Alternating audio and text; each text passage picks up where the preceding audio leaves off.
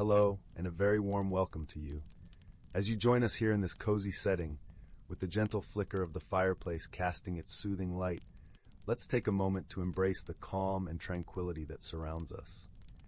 In our busy lives, it's so important to find time for relaxation and to cherish those gentle dreams that bring us peace. Wherever you are watching from tonight, know that you are part of a special space where we honor the beauty of unwinding and letting go. Relaxation truly is the key to sweet dreams, and as you settle in, I invite you to let your imagination drift away. Explore whimsical worlds and delightful fantasies that await just beyond the horizon of your thoughts. Thank you for being here with us. Let's journey together into the realms of rest and wonder. Story 1. Once upon a time, in a quaint village nestled deep within an ancient verdant forest, there lived a young girl named Willow. The village was cradled by towering trees, whose branches intertwined like ancient fingers overhead, weaving a natural canopy that filtered sunlight into dappled patterns upon the forest floor. The whispers of the wind carried secrets from long ago, rustling through leaves with a mysterious urgency. The very air seemed alive, imbued with the earthy scent of moss and pine, mingling with the crisp aroma of fallen leaves. A nearby brook babbled gently, its waters singing a soothing symphony that echoed through the woods, harmonizing with the occasional chirp of hidden woodland creatures. Though her surroundings were modest, Willow possessed a boundless imagination and an insatiable curiosity about the world beyond the trees. Her mind was a tapestry woven with dreams of far-off lands and the mysteries that lay hidden in the shadows of her beloved forest. Willow was known in the village for her bright, curious eyes that seemed to hold the very reflection of the forest itself. Her heart was as wild and free as the wind rustling through the treetops, and her soul carried the quiet strength of the ancient oaks that surrounded her home. She often felt a yearning deep within her, a whispering call to explore and uncover the stories carried by the wind. Willow cherished the simplicity of village life, yet the promise of discovery beckoned her with an irresistible allure. Life in the village was simple yet harmonious. The villagers, a close-knit group, relied on the forest for sustenance, gathering berries and herbs that grew in abundance under the watchful eye of the sun as it danced through the leaves. Willow's mother, a gentle woman with a heart as nurturing as the earth itself, would often take her daughter by the hand, leading her through the winding paths of the forest, teaching her the names of plants and the songs of birds. Her father, a skilled carpenter, crafted his creations from the very trees that surrounded them, respecting the forest's gifts and instilling in Willow a deep reverence for nature. One crisp autumn morning, as the sun filtered through the canopy, casting dappled patterns on the forest floor, Willow ventured into the woods to gather kindling. Her breath formed soft clouds in the chilly air, and the crunch of leaves underfoot accompanied her every step, the sound a rhythmic echo of nature's heartbeat. The forest was alive with color, the leaves a tapestry of golds and reds, painting the world in fiery hues. It was here, amidst this vibrant beauty, that she stumbled upon a peculiar object half buried beneath a carpet of vibrant foliage. The object was an intricately carved wooden box, its surface adorned with symbols and patterns that seemed to hum with an ancient energy. The carvings were so detailed that they seemed to tell a story of their own, of forgotten times and hidden depths. Willow's fingers traced the carvings, feeling the grooves and ridges under her fingertips, and as she did, a faint, ethereal glow emanated from within the box, casting a warm light that danced across her face. It was as if the box was alive, breathing with the pulse of the forest around it. Overcome by curiosity, she carefully lifted the lid, and to her astonishment, a tiny golden key lay nestled inside. The key shimmered with an inner light, as if it held the secrets of the forest itself, a beacon of mystery and wonder. Willow couldn't resist the temptation to discover its purpose, and as she grasped the warm metal, a shimmering portal materialized before her eyes, the air around it humming with possibility. Without a moment's hesitation, Willow stepped through the portal, leaving the familiar confines of the forest behind. She found herself in a realm unlike anything she had ever imagined, a hidden world teeming with wondrous creatures and fantastical landscapes. The sky was a canvas of swirling colors, a breathtaking tapestry of blues, pinks, and golds, and the air was filled with the sweet scent of blooming flowers and the distant roar of cascading waterfalls, a melody of nature's grandeur. As Willow wandered through this enchanted realm, she encountered a wise old oak tree named Oakley. His bark was a tapestry of time, etched with stories of ages past, and his leaves rustled with a wisdom that spoke directly to Willow's heart. With a warm, creaking voice, Oakley welcomed her and revealed that the golden key she carried was a powerful artifact that granted access to the hidden realms of nature. Oakley explained that this world was in peril, threatened by a malicious force that sought to disrupt the delicate balance of the natural order. The old oak charged Willow with a quest, to journey through the hidden realms and gather the elemental essences needed to restore harmony. His words resonated with a solemn urgency, and Willow could sense the weight of the task before her. The gravity of the mission settled over her like a cloak, yet beneath it she felt a thrill of purpose, a call to adventure that stirred the depths of her being. Her first stop was the realm of fire, a scorching land where molten rivers flowed and towering volcanoes spewed plumes of ash and smoke. The heat was intense, wrapping around her like a living entity, and the air crackled with the energy of the earth's core. Here, Willow befriended a courageous salamander named Ember, whose scales glistened like polished obsidian. Ember's fiery spirit matched the landscape, and together they navigated the treacherous terrain to retrieve the fiery essence, a pulsating ember that seemed to breathe with the earth's heartbeat. Ember, with his fiery wit and unwavering loyalty, became more than a guide. He became a friend, teaching Willow the value of resilience and the strength found in the heart of adversity. As they journeyed through the fiery realm, Ember shared tales of his own world, stories of courage and passion that ignited a new flame of understanding within Willow. Next, they ventured into the realm of water, a vast undersea kingdom where schools of vibrant fish darted among coral formations that glowed with an otherworldly light. The water enveloped Willow in a cool embrace, and the gentle ebb and flow of the tide was a lullaby that calmed her spirit. Willow forged an unexpected friendship with a playful dolphin named Splash, whose laughter echoed through the water like a joyous melody. Splash guided her through the depths of a swirling whirlpool, where the elusive water essence lay hidden, a shimmering droplet that held the essence of the seas. Splash, with his infectious laughter and boundless energy, taught Willow the beauty of joy and the importance of finding light even in the darkest depths. Together, they danced through the waters, exploring vibrant coral gardens and witnessing the grace of the ocean's creatures, each moment a lesson in harmony and freedom. As her journey continued, Willow and her new companions traversed realms of earth, air, and even the cosmic expanse, each realm more breathtaking and perilous than the last. The realm of earth was a verdant paradise, where towering mountains kissed the sky and lush valleys whispered secrets of ancient times. In the realm of air, Willow soared among the clouds, the wind weaving through her hair like a gentle caress. The cosmic expanse was a tapestry of stars and galaxies, a realm where time seemed to stand still, and the mysteries of the universe were laid bare. With every challenge they faced, their bond of friendship grew stronger, defying the expectations of their vastly different worlds.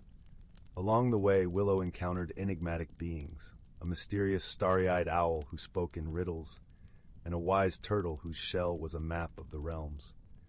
Each encounter unfurled ancient mysteries that shed light on the true nature of the threat they faced. It was a malevolent entity known as the Devourer, a force that sought to consume all life and leave the realms barren and lifeless. With each realm's essence gathered, Willow and her companions grew in strength and wisdom, their determination fueled by the knowledge that their quest was not just for the hidden realms, but for the very survival of the natural world they all called home. Willow felt a profound connection to the elements, a deep understanding that transcended words. It was as if the essences had become a part of her, each one a note in the symphony of her soul. At last they stood before the Devourer's lair, a twisted, corrupted place where darkness seemed to seep into every crevice. The air was heavy with the stench of decay, and the ground was littered with remnants of the life it had consumed. Willow felt a surge of fear. her heart pounding like a drum in her chest, but the unwavering support of her friends gave her the courage to face the ultimate challenge. In a climactic battle, Willow and her companions combined the elemental essences, unleashing a torrent of power that shattered the Devourer's grasp on the realms. The air crackled with energy, and a brilliant light enveloped them, purging the malevolent influence from the land. The Devourer's anguished roar echoed through the realms as it was banished, leaving behind a sense of peace that washed over everything like a gentle tide. As the dust settled, Willow stood in awe of the transformation around her. The hidden realms had been restored to their former glory, vibrant and teeming with life. The land was a symphony of colors and sounds, a testament to the resilience of nature. But the greatest change was within Willow herself. Her journey had transformed her from a curious young girl into a courageous guardian of nature's wonders. She felt a deep sense of fulfillment, a connection to the world that went beyond her wildest dreams. With a heavy heart, Willow bid farewell to her newfound friends, her eyes glistening with gratitude and the bittersweet ache of parting. She vowed to return one day and share the wonders she had witnessed. As she stepped back through the portal, clutching the golden key close to her heart, she knew that her life had been forever changed by the extraordinary adventure she had undertaken.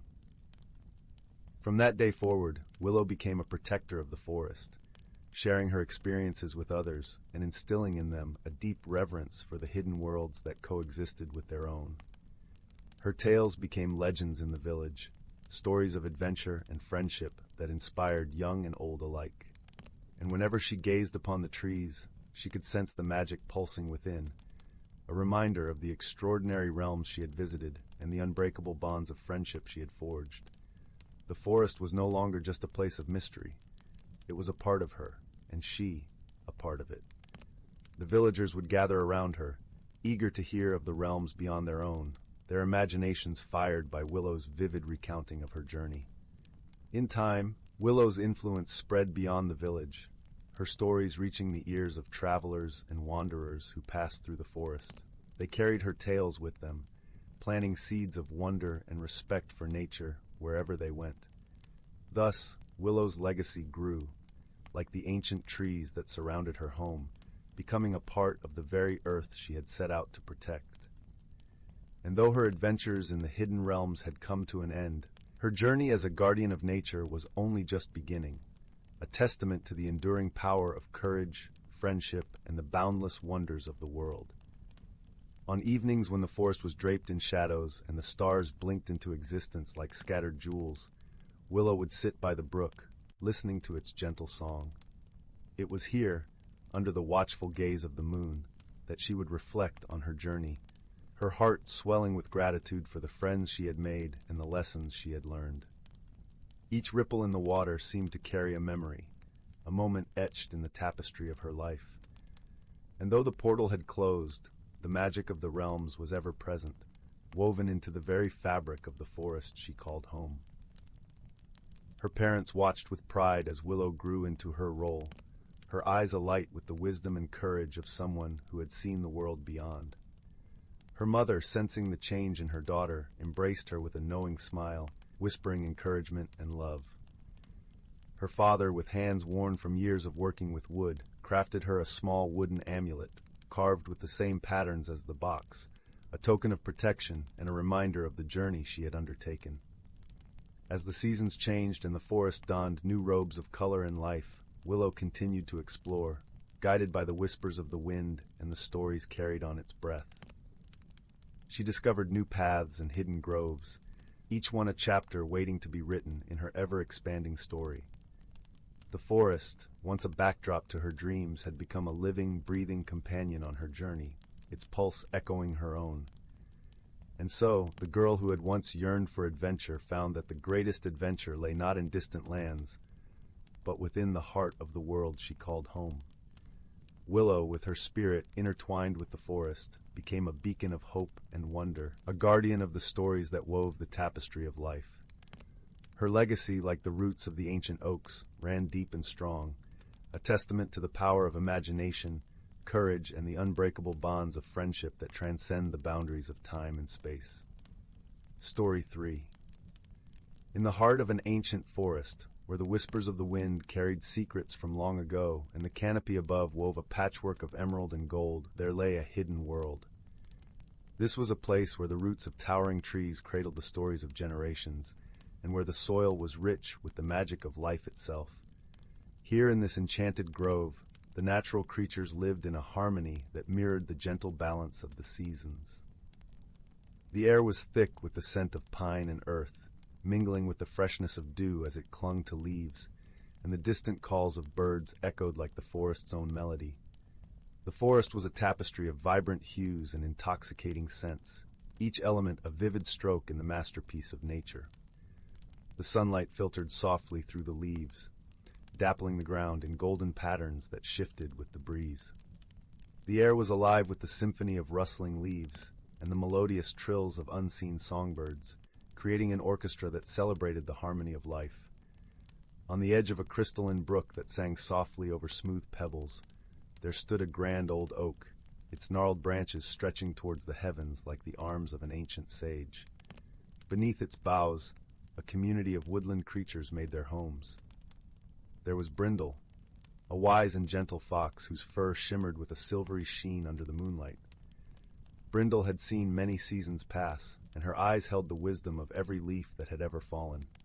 Her presence was like the soft rustle of leaves in a gentle breeze, subtle yet deeply comforting. Brindle's past was a tapestry woven with experiences that had shaped her gentle yet resolute nature. Once a spirited cub, she had roamed far beyond the forest's edges, driven by an insatiable curiosity. It was during those adventures that she discovered the delicate balance of the world, learning to listen to the whispers of the earth and the secrets carried by the wind. Nearby, nestled among the roots, lived a family of rabbits, their fur as soft as the finest moss, and eyes as bright as dew-kissed berries. The eldest of them, Thistle, was known for his kind heart and thoughtful nature. He was often seen sharing stories with the younger creatures, teaching them the ways of the forest. His voice held the warmth of a sunbeam filtering through the canopy, a beacon of light and hope. Thistle, unlike Brindle, had always been content within the boundaries of the forest. His roots ran deep, entwined with the very essence of the woodland. He found joy in nurturing the young and sharing the tales of the ancients, his heart a reservoir of wisdom and love, a guardian of the forest's legacy. The forest was no stranger to magical phenomena. Each season brought its own wonder. In spring, the air was filled with the sweet fragrance of blooming flowers, and the forest floor was a vibrant carpet of bluebells and primroses. Raindrops danced upon leaves, each one a tiny prism that refracted the light into a kaleidoscope of colors. The summer sun would filter through the canopy, casting dappled shadows that seemed to play hide-and-seek with the wind. Autumn was a symphony of rustling leaves and the rich scent of earth, while winter draped the world in a soft, silvery frost that sparkled like stars in the morning light. And with each change of season, the creatures of the forest felt the magic that tied them to the rhythms of nature, a delicate balance that kept their world in harmony. One autumn evening, as the sun dipped below the horizon and painted the sky in hues of lavender and rose, a gentle breeze carried a new scent into the forest. It was the scent of change, and it whispered softly through the branches of the ancient oak. Brindle, with her keen senses, noticed it first. She lifted her head, her ears pricked forward, and listened intently to the murmurs of the wind. "Something is different," she said to Thistle, who was nearby, nibbling on a tender shoot. "Do you feel it too?" Thistle paused, his nose twitching as he considered the air. "Yes," he replied, his voice thoughtful. "There is a new song in the wind. Perhaps it is the whisper of a story yet to unfold." As night fell, the creatures of the forest gathered beneath the oak to discuss this mysterious change. The air was cool and crisp, and the sky above was a tapestry of stars, each one twinkling with the promise of dreams. The gentle glow of fireflies danced among the leaves, casting a warm, golden light. "It is said that when the winds change, they carry with them the wisdom of our ancestors," Brindle began, her voice soft and melodic. "We must listen carefully, for there may be lessons to learn." The creatures nodded, their hearts open to the wisdom that the forest offered. They sat in a circle, their eyes reflecting the starlight, and began to share stories passed down through generations. Stories of bravery and kindness, of challenges overcome through friendship and trust. As they spoke, the wind grew stronger, swirling around them in a gentle embrace. With it came the scent of the first snow, a reminder that winter was just around the corner. The creatures knew that this was a time to prepare, to gather and store, to ensure that the harmony they cherished would endure through the colder months. Brindle, feeling the weight of her years, knew that this was also a time to pass on her wisdom to the younger creatures. She spoke of the balance of the seasons, of how each one had its own beauty and purpose. Winter may seem harsh, she said, but it is a time of rest and renewal.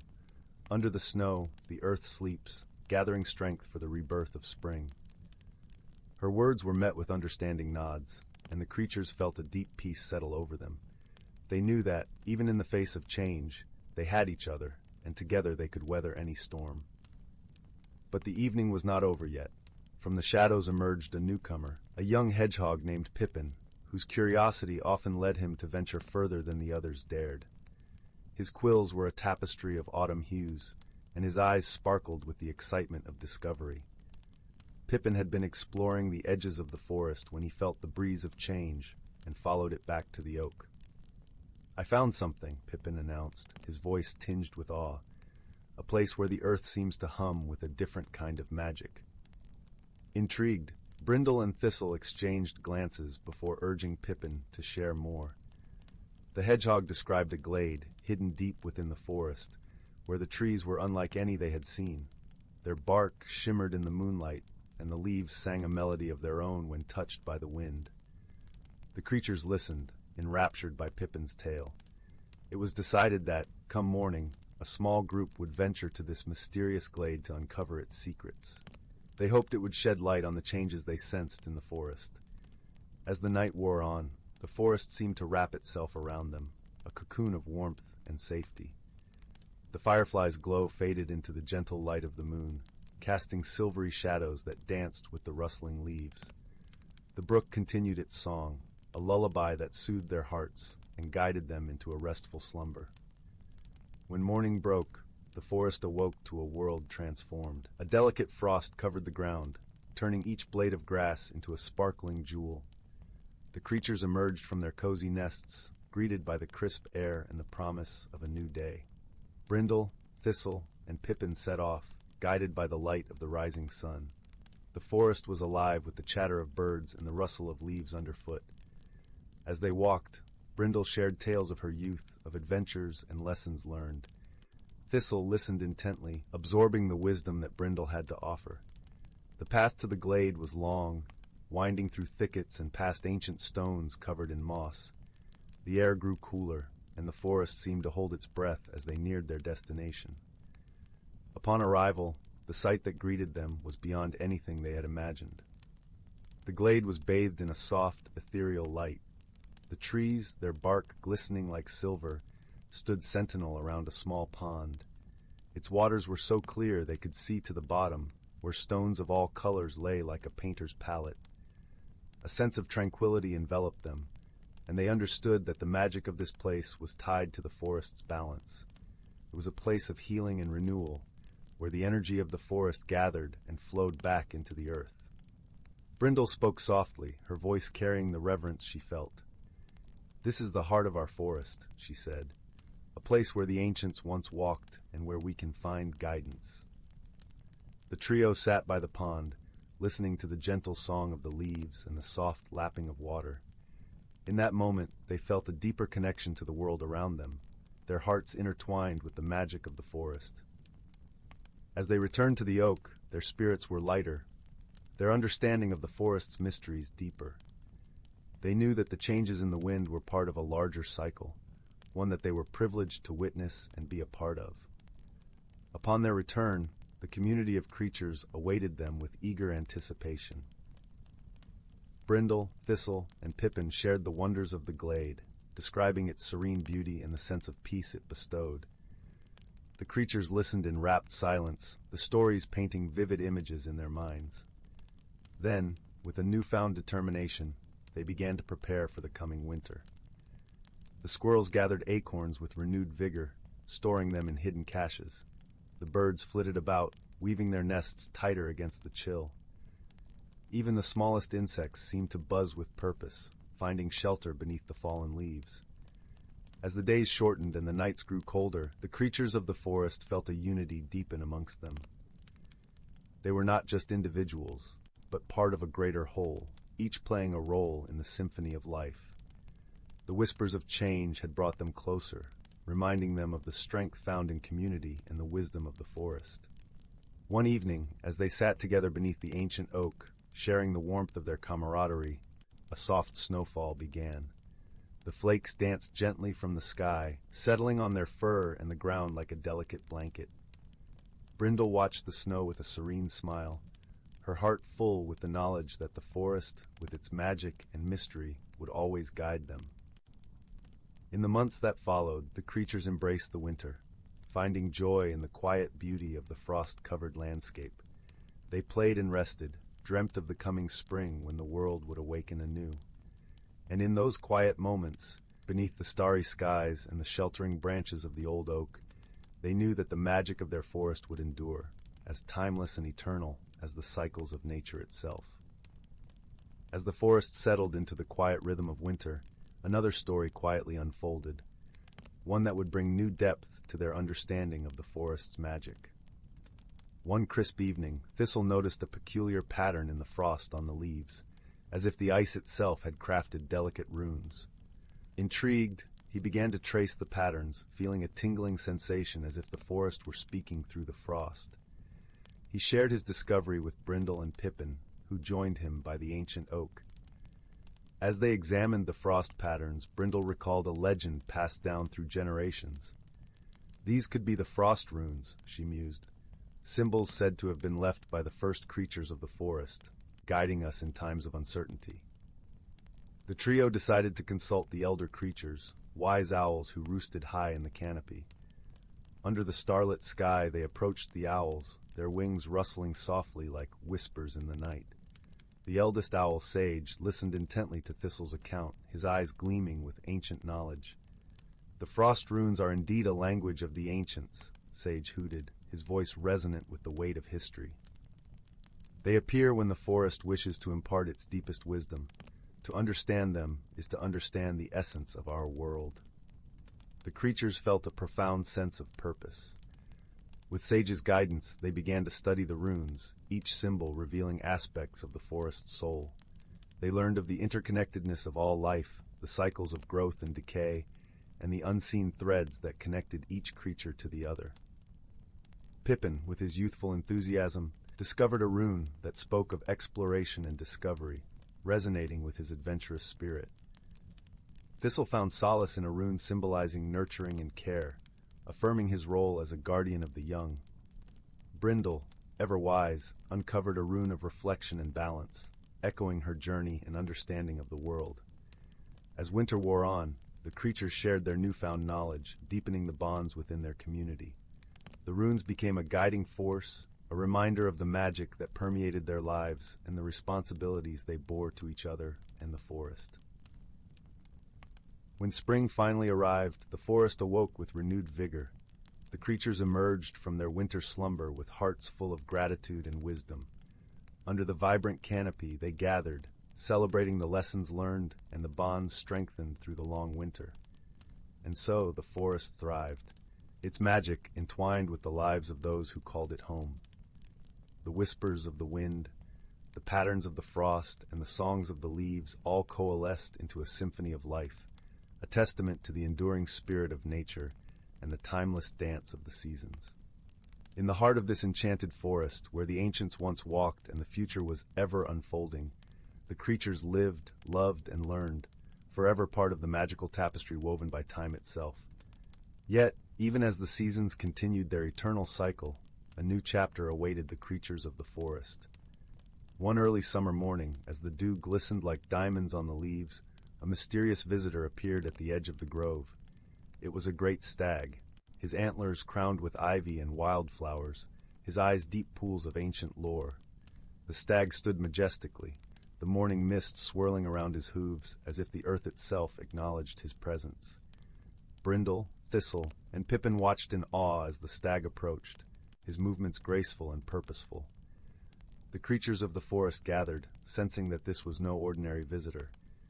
The stag spoke, his voice a resonant blend of the wind's whispers and the brook's song. "I am Eldrin, keeper of the forest's deepest secrets. I come bearing a message from the ancients, a call to awaken the hidden magic within each of you." His words resonated through the grove, igniting a spark of curiosity and wonder. Eldrin shared tales of forgotten lore, of the symbiotic relationship between the creatures in the forest, and the untapped potential that lay dormant within their hearts.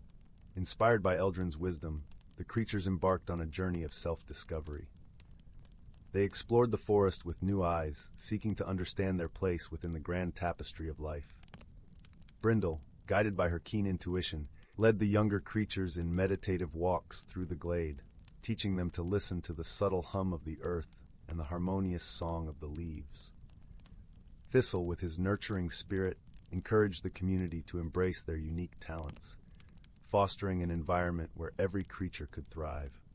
He organized gatherings where stories were shared not just of the past, but of dreams and aspirations for the future. Pippin, ever the adventurer, ventured beyond the familiar boundaries of the forest, discovering hidden nooks and crannies where magic seemed to pulse in the very air. He returned with tales of wonder, inspiring others to explore and embrace the unknown.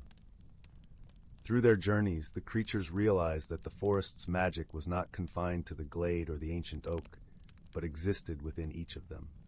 They learned to harness this inner magic, using it to enrich their lives and strengthen their bonds with one another. As the sun set on another day, casting a warm glow over the grove, the creatures gathered beneath the ancient oak, their spirits united in purpose and harmony. Eldrin stood among them, a silent guardian and guide. In the heart of the forest, where the whispers of the wind carried secrets from long ago, and the canopy above wove a patchwork of emerald and gold, a new chapter began. The creatures, guided by the wisdom of the ancients and the magic of the forest, embraced their roles as stewards of the land, ensuring that the harmony of their world would endure for generations to come. And so the forest thrived, a living testament to the power of unity, the beauty of diversity, and the enduring magic that lay within all who called it home. In the gentle rustle of leaves and the melodic trills of songbirds, the story of the forest continued, a timeless symphony of life that would echo through eternity. Story 4. Once upon a time, in the heart of a lush, whispering forest, there stood a quaint little cottage with walls woven from ivy and a roof blanketed in moss. The fragrance of the earth, rich and loamy, mingled with the crisp scent of pine needles and the delicate aroma of wildflowers that fringed the verdant paths. As the wind threaded its way through the trees, it carried with it the symphony of rustling leaves, a melody both soothing and alive, punctuated by the distant, haunting call of an owl. With the sun dipping below the horizon, the forest was bathed in a soft, golden glow, casting playful shadows that danced on the forest floor like ethereal spirits in a timeless ballet. This enchanted abode was home to Marin, a gentle soul with eyes like the forest pools, deep, reflective, and flecked with hints of emerald. Her hair, a cascade of auburn curls, flowed like the amber leaves of autumn breezes, catching the sunlight with a fiery brilliance. Marin's presence was a quiet harmony with the forest, her laughter a melody that resonated with the woodland creatures that often visited her garden. Her hands, deft and gentle, were adept at coaxing life from the soil, nurturing the vibrant garden that surrounded her home with a loving touch. Marin had always felt a profound connection to the forest, as if it were an extension of her very essence. Her days were spent tending to the vibrant garden, where wildflowers bloomed in a riot of colors, their petals glistening with morning dew, and the occasional visit from a curious bee. The garden was a tapestry of life, each plant carefully nurtured by Marin's attentive hands. She reveled in the simple pleasures of life, drawing water from the crystal-clear brook nearby and listening to the melodic songs of birds that flitted through the trees. Her evenings were often spent under the canopy of stars, her mind drifting through dreams as expansive as the sky above. Yet beneath the surface of this idyllic existence, a restlessness had begun to stir within her heart. It was as if a distant storm, initially just a soft rumble on the horizon, was slowly gaining strength. Maren found herself resistant to its approach, clinging to the predictability of her days, the familiar paths she walked, the comforting routines she had crafted over the years. She loved the feeling of moss beneath her bare feet, the way the sunlight filtered through the canopy above, casting intricate patterns on the forest floor. But there was a yearning, a whisper of something more, that began to tug at the edges of her contentment. One evening, as the sun began its descent, painting the world in shades of gold and rose, Maren sat on the worn steps of her cottage, wrestling with her thoughts. The forest around her seemed to hum with an energy she couldn't quite grasp, a vibrant pulse that matched the rhythm of her own heart. She sighed deeply, her breath visible in the cool evening air, and watched as the sky deepened into a tapestry of twilight hues. The first stars appeared, twinkling like distant candles, inviting her to ponder their ancient mysteries. As the shadows lengthened, a soft rustling drew her attention. Emerging from the tangled undergrowth, a small, luminescent creature appeared, a fox with fur that shimmered as though woven from threads of moonlight. Its eyes, intelligent and kind, met Maren's, and she felt an inexplicable calm wash over her, like the gentle embrace of a long-lost friend. "Good evening, Maren," the fox said, its voice like the gentle rustle of leaves. "I am Leora, a guardian of this forest. I have come because I sensed your heart's unease." Maren, though surprised, felt no fear. The forest had always been a place of wonders, where the ordinary and extraordinary intertwined seamlessly, and she welcomed this new one with quiet curiosity. Her heart, which had been simmering with uncertainty, now felt a soothing balm in Leora's presence. "I don't know what to do," she confessed, her voice barely a whisper above the night breeze. "I feel as though I'm being pulled towards something new, but I am afraid to let go of what I know." Leora nodded understandingly, her eyes reflecting the wisdom of ages. Change can be daunting, but it is also the path to growth. Sometimes we need a little magic to help us see the way. With a gentle wave of her paw, Leora conjured a delicate, swirling mist that settled around Maren. The mist was fragrant with the scent of jasmine and lavender, its tendrils weaving a cocoon of serenity around her. As it enveloped her, she felt a warmth spreading through her chest, a gentle reassurance that whispered of possibilities and hope. "Come," Leora beckoned, turning towards a narrow, winding path that led deeper into the heart of the forest. "Let me show you something." With curiosity overcoming her hesitation, Maren rose and followed the fox. The path was unfamiliar, its way lit by the soft glow of fireflies that danced in the cool night air. The trees seemed to lean closer, their branches forming a protective arch above her, as though the forest itself was guiding her steps. The ground was soft beneath her feet, and the air was alive with the sounds of nocturnal creatures awakening to the night. The hoot of an owl, the gentle croak of frogs, and the rustle of leaves as a breeze whispered secrets only the forest could understand.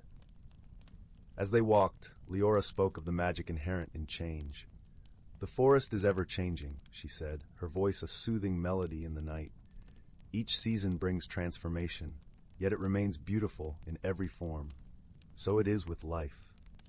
Their journey took them through a grove of ancient oak trees, their gnarled branches reaching skyward, and past a bubbling brook that sang of timeless secrets.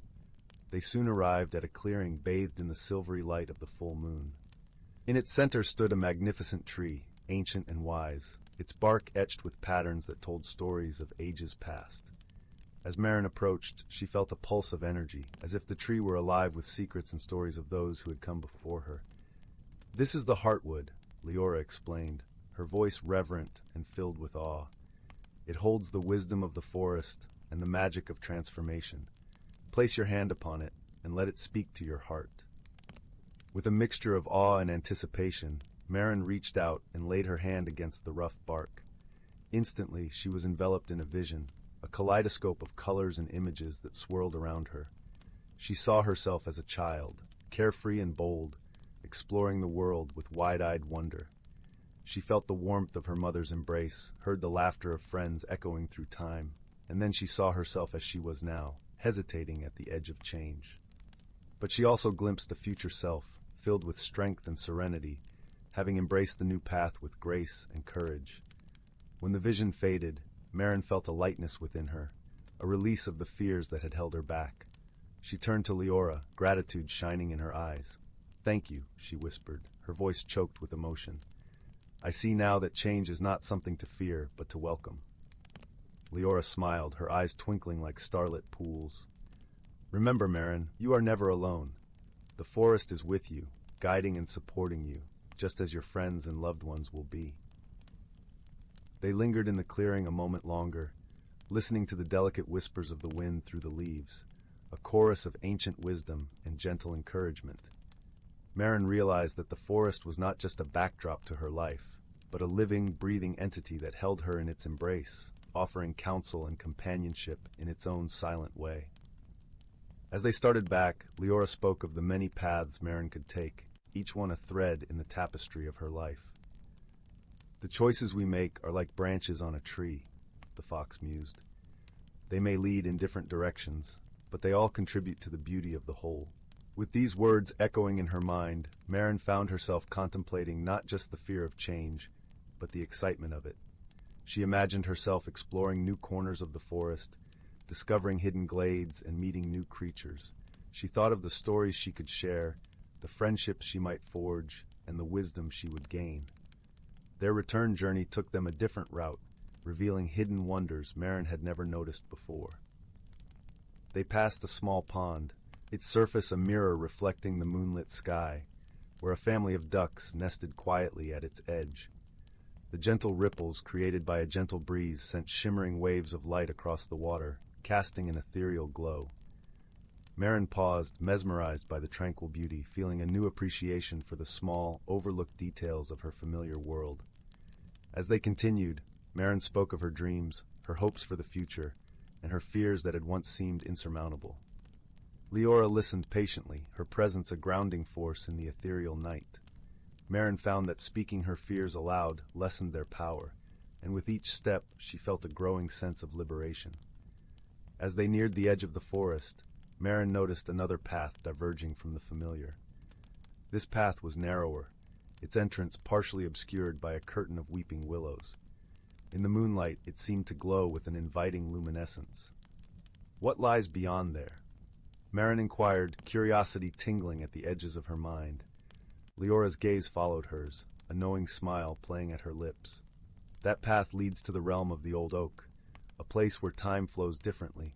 It is a world of dreams and possibilities where one can converse with the spirits of the forest." Marin felt a thrill of intrigue.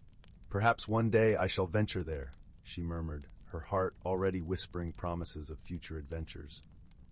Back at her cottage, Marin bid farewell to Leora, who vanished into the forest with a promise to return whenever she was needed.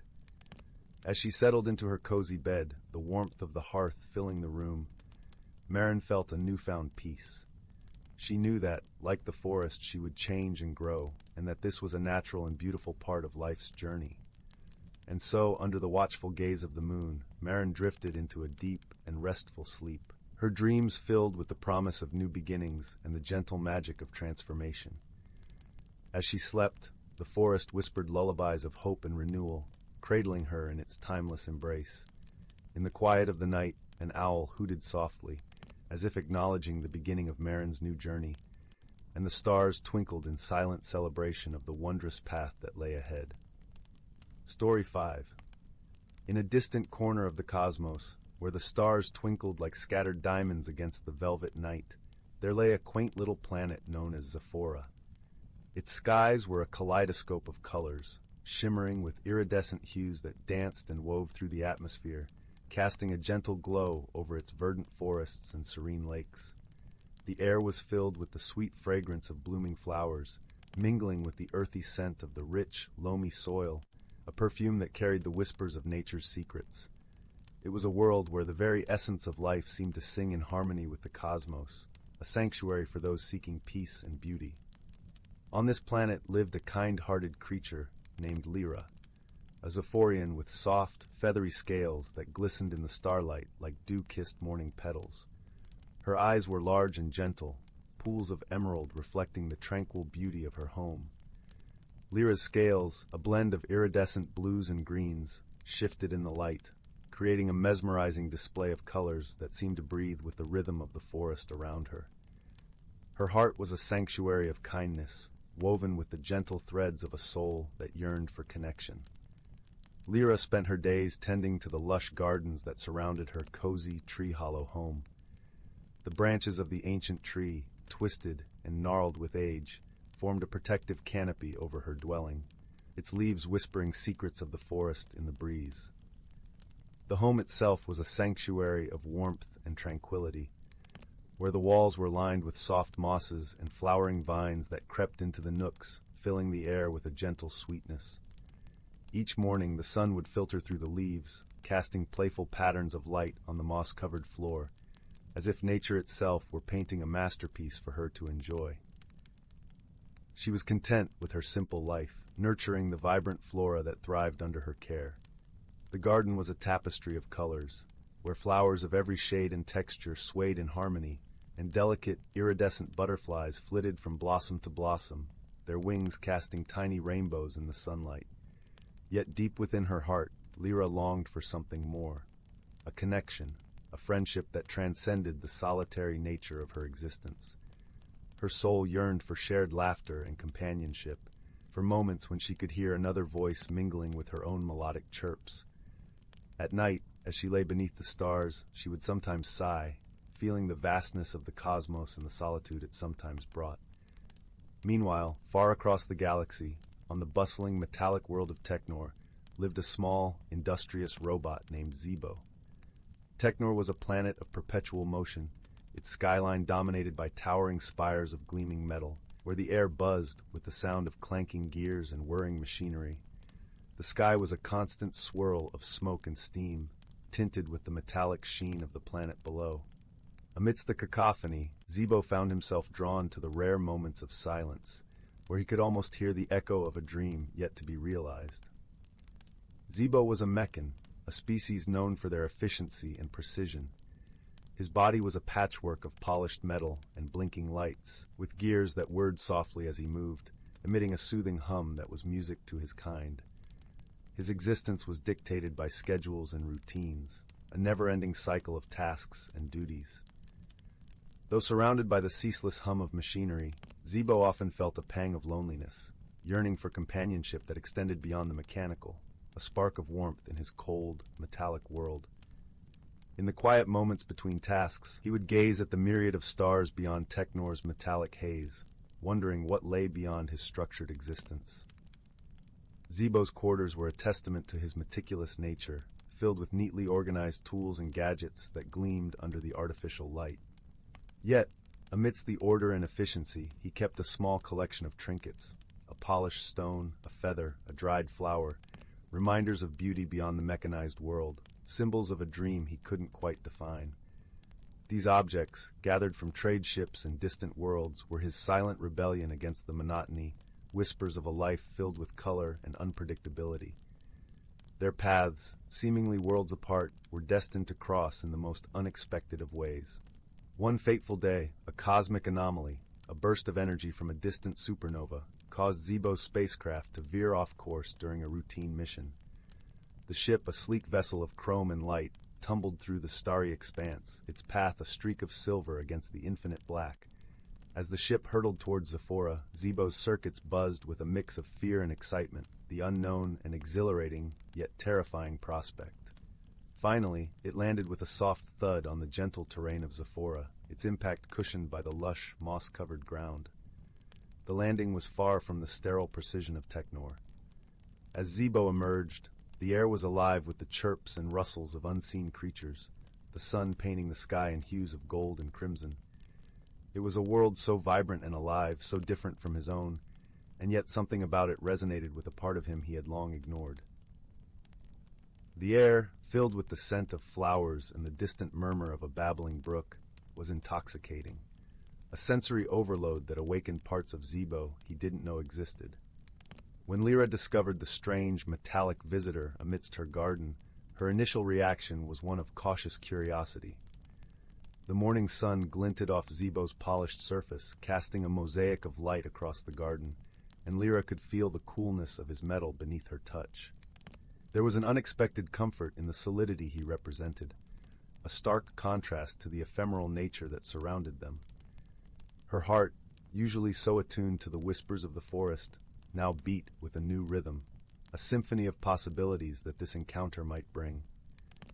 Zebo, still reeling from the unexpected journey, extended a robotic arm in a gesture of peace, his sensors whirring softly as he scanned his surroundings. Their first interaction was awkward, filled with misunderstandings as they attempted to communicate, Lyra through soft, melodic chirps, a language of nature, and Zebo with the rhythmic clicks and beeps of his kind, a language of technology. Yet in those halting exchanges there was a tentative hope, a shared recognition of their mutual loneliness. Despite their differences, a spark of understanding began to flicker between them. Lyra, with her nurturing spirit, offered Zebo a place to stay while he repaired his damaged spacecraft. In return, Zebo shared his knowledge of technology, helping Lyra enhance her garden with gentle irrigation systems and luminescent pathways that glowed like moonbeams at night, transforming the garden into a mystical wonderland that twinkled in the darkness. As the days passed, the garden became a symbol of their growing friendship, a blend of nature and technology, harmoniously intertwined. As days turned into weeks, Lyra and Zebo faced numerous challenges together. The wild weather of Zephora, with its sudden downpours and fierce winds, tested their resilience. The rain fell like sheets of silver, drumming a rhythmic beat on the leaves above, while the wind howled through the trees, a symphony of nature's power. Yet, in these moments, they found strength in each other's presence. Zebo's sturdy frame provided shelter from the storms, his metallic surface a shield against the elements, while Lyra's warmth and kindness soothed Zebo's mechanical heart, her gentle presence a balm to his solitude. They spent evenings exploring the forest, where the ground was a mosaic of fallen leaves, and the air was filled with the sounds of chirping birds and rustling branches.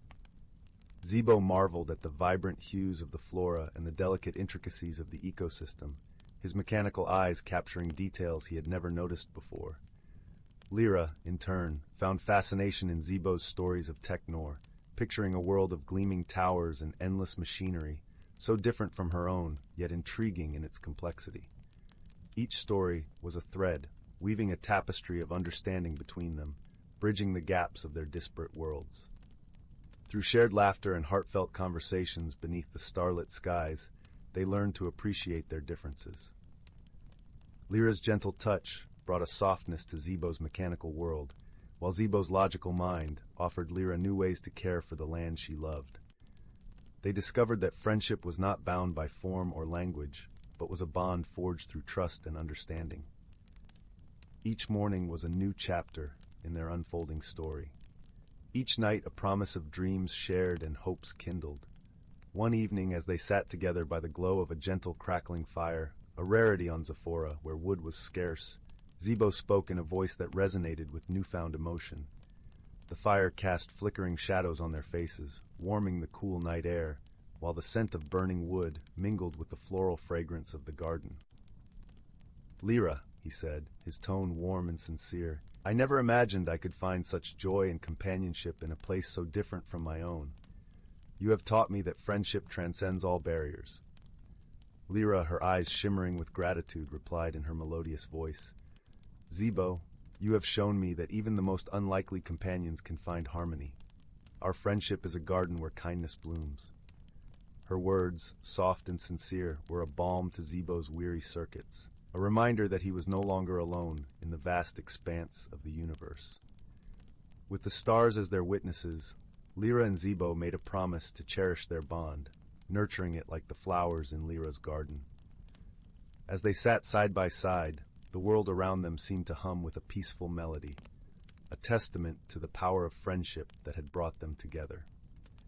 In that tranquil moment, they realized that their meeting was not a mere accident of the cosmos, but a destiny written in the stars. And so, in the heart of the cosmos, two unlikely companions discovered the true meaning of friendship, a connection that bridged the vast expanse of stars and brought warmth to their souls. In the gentle embrace of Zephora's night, they knew they had found something truly extraordinary, a friendship that would endure, shining as brightly as the stars above. And in that moment, as the universe sang its silent song, they realized that they were no longer alone, but part of a cosmic tapestry woven with threads of understanding and love. As the night deepened, they sat together, knowing that whatever the future held, they would face it together. In the months that followed, Lyra and Zebo explored more of Zephora's wonders. They ventured to the Crystal Falls, where water cascaded over a cliff of shimmering gemstones, creating rainbows in the mist. The air was filled with the soothing sound of flowing water, and Zebo's sensors recorded the patterns of light and color with childlike wonder. Lyra shared the stories of her ancestors who believed the falls held the spirit of the planet, an energy that sustained all life. Zebo, inspired by the stories, began crafting small devices that resonated with the natural frequencies of Zephora. These devices, placed around Lyra's garden, enhanced the growth of plants and attracted a myriad of creatures that filled the garden with life and song. It was as if the garden, already a paradise, had awakened to a new level of vibrancy. One day, while wandering through the whispering woods, a forest known for its ethereal beauty and the soft murmurs of its ancient trees, they encountered a group of creatures known as the sylphs. These translucent beings, with wings like gossamer, were the guardians of Zephora's secrets. Initially wary of Zebo, they soon recognized the harmony he had found with Lyra and welcomed him as a friend. The sylphs shared with Zebo and Lyra the ancient lore of Zephora, tales of cosmic energies and the balance between technology and nature. These stories, woven with the wisdom of ages, inspired Zebo to integrate more of Technor's advancements with Zephora's natural beauty. Together, they built a network of energy collectors, harnessing the power of Zephora's sun and stars, ensuring the planet's prosperity for generations to come. As Lyra and Zebo continued to blend their worlds, their friendship deepened into a bond that transcended the boundaries of their origins. Zebo's circuits, once driven by logic and routine, now pulsed with emotion and creativity. Lyra, whose heart had always been open to the wonders of her world, found new joy in the possibilities that Zebo's technology offered. Their journey was not without challenges. Technor, noticing Zebo's prolonged absence, sent emissaries to Zephora to retrieve him. These emissaries, sleek and efficient, were puzzled by the changes in Zebo. They did not understand his newfound love for Zephora and its ways. But as they spent time on the planet, they too began to see the harmony between nature and technology, and returned to Technor with tales of a world unlike any other. Inspired by these stories, Technor began to embrace change, integrating more natural elements into its cities. Gardens bloomed amidst the metal spires, and the air, once heavy with smoke, became lighter, infused with the scent of newly planted flora. Zebo's influence, though indirect, sparked a transformation that would ripple through his home world. Back on Zephora, Lyra and Zebo sat on a hill overlooking the garden that had become their sanctuary. The night sky was a canvas of stars, each one a reminder of the vastness of the universe and the serendipity that had brought them together. As they looked out over the world they had helped shape, they knew their journey was only beginning. The cosmos was vast, filled with endless possibilities, and together they would explore it all, hand in hand, heart to heart. In that moment, as the first light of dawn kissed the horizon, Lyra turned to Zebo, her voice a gentle melody. "Our friendship has changed not just our worlds, but us," she said. "Together, we are more than we could ever be apart." Zebo, his voice a soft hum filled with warmth, replied, "With you, Lyra, I have found a home, not in a place, but in a heart." And so, beneath the ever-watchful stars, Lyra and Zebo embraced their shared destiny, ready to face whatever wonders and challenges the universe had in store for them. Their friendship, a beacon of hope and unity, shone brightly, a testament to the power of connection, and the beauty of a world where differences were celebrated, and love transcended all boundaries. In the years that followed, Lyra and Zebo's bond continued to flourish, their collaboration becoming a symbol of unity between the organic and the mechanical across the galaxy. They traveled to other worlds, sharing their story and inspiring others to embrace the blend of nature and technology. Their adventures took them to planets lush with jungles, where the air was thick with humidity and the calls of exotic creatures echoed through the trees, and to barren moons, where the silence was profound and the stars seemed close enough to touch. Each place they visited added another layer to their understanding of the universe and deepened their appreciation for each other's uniqueness. They met beings of all shapes and forms, each with their own stories and challenges, and through these encounters, Lyra and Zebo learned that the essence of friendship and love was universal, transcending all barriers of form and language. Their journey was not without its trials. There were times when the vastness of the cosmos tested their resolve, when the weight of their mission felt too heavy to bear. But in those moments, they found solace in each other's presence, a reminder that they were never truly alone. Their friendship, like the stars that guided them, was a constant in the ever-changing universe. Back on Zaphora, their garden continued to thrive, a living testament to the harmony they had found. It became a place of pilgrimage for those seeking inspiration, a sanctuary where visitors could witness the beauty of coexistence between technology and nature. Lyra and Zebo's story became legend, a tale passed down through generations, a beacon of hope for a future where differences were celebrated and unity was cherished. As the years turned into decades, Lyra and Zebo remained as close as ever, their friendship enduring through the passage of time. They grew older together, their bond deepening with each shared experience and memory. And in the quiet moments, when the universe seemed to hold its breath, they would sit together under the stars, content in the knowledge that they had found something truly extraordinary. And so, in the heart of the cosmos, their story continued. A tale of friendship and love that would echo through the ages. A reminder that even the most unlikely companions could find harmony and joy in each other's presence. Together, they faced the unknown with courage and hope, their hearts united in a bond that transcended the boundaries of space and time. And as they looked to the stars, they knew that their journey was far from over, that the universe still held many wonders and adventures in store for them, and that whatever the future held, they would face it together, hand in hand, heart to heart. Story 6.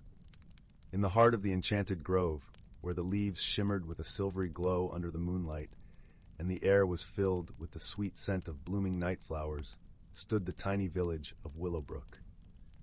The village was a haven for both humans and magical creatures, living in harmony beneath the watchful eyes of the towering ancient oaks. Cobblestone paths wound through the village like ribbons, leading to homes with thatched roofs and chimneys that whispered tendrils of smoke into the starlit sky. One crisp autumn evening, as the sun dipped below the horizon, painting the clouds in hues of pink and gold, a peculiar happening stirred the village. The villagers had gathered in the town square for the annual Harvest Glow Festival, a cherished event where lanterns crafted from the finest glass were lit to illuminate the night with a gentle, warm radiance. However, as the last lantern was lit, a gentle gust of wind swept through, dimming their glow until they flickered out entirely, leaving the village in unexpected darkness. Muriel, a young and inquisitive girl with hair the color of chestnuts and eyes that sparkled like the morning dew, was among the crowd. She had always been fascinated by the mysteries of the world and was known for her keen sense of observation. Muriel's curiosity was piqued. She had always been drawn to the magical nuances of Willow, and this strange occurrence was no exception. As the villagers murmured in confusion, an elder named Thistle, who had lived in the village longer than anyone could remember, stepped forward. His voice, though soft, commanded attention. "Do not fear, dear friends," he assured, his eyes twinkling with wisdom. "This is not the work of malevolent forces. The lanterns have simply lost their glow, a puzzle that we must solve." Muriel felt a gentle tug on her sleeve. She turned to see Pip, a small, plump squirrel with a bushy tail and eyes that glimmered with mischief. Pip was her closest friend and confidant, a creature of the forest with a heart as large as his appetite for acorns. "I have a feeling the answer lies deeper within the grove," Pip suggested, his voice a soft whisper, carried by the night breeze. "Shall we explore?" Together, Muriel and Pip ventured away from the square, their path lit only by the silvery moonlight filtering through the canopy above. The forest was alive with the gentle rustle of leaves and the distant song of crickets. The air was cool and crisp, carrying the earthy scent of moss and damp wood. As they walked, Muriel noticed something peculiar. The trees, usually vibrant with magic, seemed to be dimmed, their glow subdued. It was as if the entire grove was holding its breath, waiting for something to change. Muriel paused, her mind racing with thoughts and possibilities. "Pip, do you see that?" she asked, pointing to a glimmering light that appeared to be floating among the trees, just out of reach. Pip nodded, his eyes wide with curiosity. "It's as if the light is playing hide-and-seek with us," he replied, his voice tinged with playful excitement. They followed the light deeper into the grove, where the trees grew taller and the air was filled with the sweet scent of honeysuckle. The light danced ahead of them, leading them to a clearing where a gentle stream babbled over smooth stones, its surface reflecting the stars above like 1,000 tiny lanterns. In the center of the clearing stood a magnificent willow tree, its branches cascading down like a waterfall of leaves. Beneath the willow, the source of the mysterious light was revealed. A cluster of glowberries, known for their luminescent properties, lay scattered on the ground, their usual vibrant shine dimmed to a mere flicker. "This must be it," Muriel whispered, kneeling down to inspect the berries. "But why have they lost their glow?" As they pondered, a soft voice spoke from the shadows of the willow. "The answer is within the soil, young ones." Startled, Muriel and Pip looked up to see an elder creature emerge from the shadows. It was a wise old tortoise named Eldrin, whose shell was adorned with the symbols of the forest, etched over countless years. His eyes held the wisdom of the ages, and his presence exuded a calming aura. "The soil here is tired," Eldrin explained in a voice that was both gentle and profound. "It has given so much of its magic to the grove, and now it needs to rest and renew." Muriel listened intently, her mind absorbing Eldrin's words. "Is there a way to help the soil regain its strength?" she asked, her voice filled with hope and determination. Eldrin nodded slowly. "Yes, there is a way. The soil needs the essence of the forest's heart, a special blend of fallen leaves, morning dew, and the first rays of dawn's light. With these, the soil can rejuvenate and the glow will return." Muriel and Pip exchanged a determined look. They knew what they had to do. With Eldrin's guidance, they set out to gather the ingredients needed to restore the soil's magic. They worked through the night, collecting fallen leaves that crunched underfoot like whispers of the past, catching droplets of dew that glistened on the leaves, and waiting patiently for the first light of dawn to touch the forest floor. As the sun rose, casting a golden hue over the grove, Muriel sprinkled the gathered elements over the soil beneath the willow. Slowly, the ground began to shimmer, the glowberries regaining their vibrant light. The grove seemed to sigh in relief, the trees once again dancing with the magic of life. With the glowberries restored, Muriel and Pip returned to the village, where the lanterns once again shone brightly in the square. The villagers rejoiced, their hearts warmed by the rekindled glow. Thistle, with a twinkle in his eye, congratulated Muriel and Pip on their success. "You have shown us all the power of observation and the importance of nurturing our world," he said, his voice filled with pride. As the festival continued into the night, the village basked in the gentle glow of the lanterns, a reminder of the harmony and magic that bound them together. Muriel and Pip, content with their adventure, sat beneath the stars, their hearts full of warmth and friendship. And so, in the village of Willowbrook, where magic and nature danced together under the moonlit sky, the strange occurrence was resolved, leaving behind a lesson in caring for the world around them, a lesson that would be cherished for generations to come. Story 7. Once upon a time, in a cozy little town nestled between rolling hills, there lived a young girl named Willow. Her eyes sparkled with curiosity, and her heart yearned for adventure beyond the boundaries of her quaint village. One crisp autumn evening, as Willow sat by the crackling fireplace, her grandmother presented her with an old, tarnished locket. "This locket has been in our family for generations," she said, her voice tinged with mystery. "It holds a secret that will unlock a world of wonder, but only for those with a pure heart and an open mind." Willow's fingers traced the intricate etchings on the locket's surface, and as she did, a faint glow emanated from within. Suddenly, the room around her faded, and she found herself transported to an enchanted forest, where the trees whispered secrets and the very air hummed with magic. As Willow wandered through the twisting paths, she encountered a wise old owl perched on a gnarled branch. "Welcome, dear child," the owl hooted. "This forest is a sanctuary for lost dreams and forgotten tales. The locket you wear is the key to unlocking its mysteries." Willow listened in awe as the owl explained that each object in the forest held a story waiting to be discovered. A rusty old key could open the door to a forgotten kingdom. A tattered book might contain the wisdom of ancient sages, and a simple acorn could grow into a towering tree of knowledge. With the owl as her guide, Willow embarked on a journey through the enchanted forest, meeting a cast of quirky and delightful characters along the way. There was Bramble, a mischievous hedgehog with a penchant for riddles, and Ripple, a gentle stream that flowed with the wisdom of ages. As Willow explored, she faced challenges that tested her courage and compassion. In one instance, she encountered a group of squabbling forest creatures, each convinced that their way was the only right way. It was only by listening to their stories and finding common ground that Willow was able to resolve the conflict and restore harmony. Through her adventures, Willow learned that true magic lay not in the objects themselves, but in the stories they held and the lessons they taught. She discovered the power of empathy, the importance of understanding different perspectives, and the strength that comes from facing fears with an open heart. As the seasons changed and the forest transformed, Willow's own journey mirrored the cycles of nature. She grew from a wide-eyed child into a young woman of wisdom and grace, her eyes shining with the knowledge she had gained.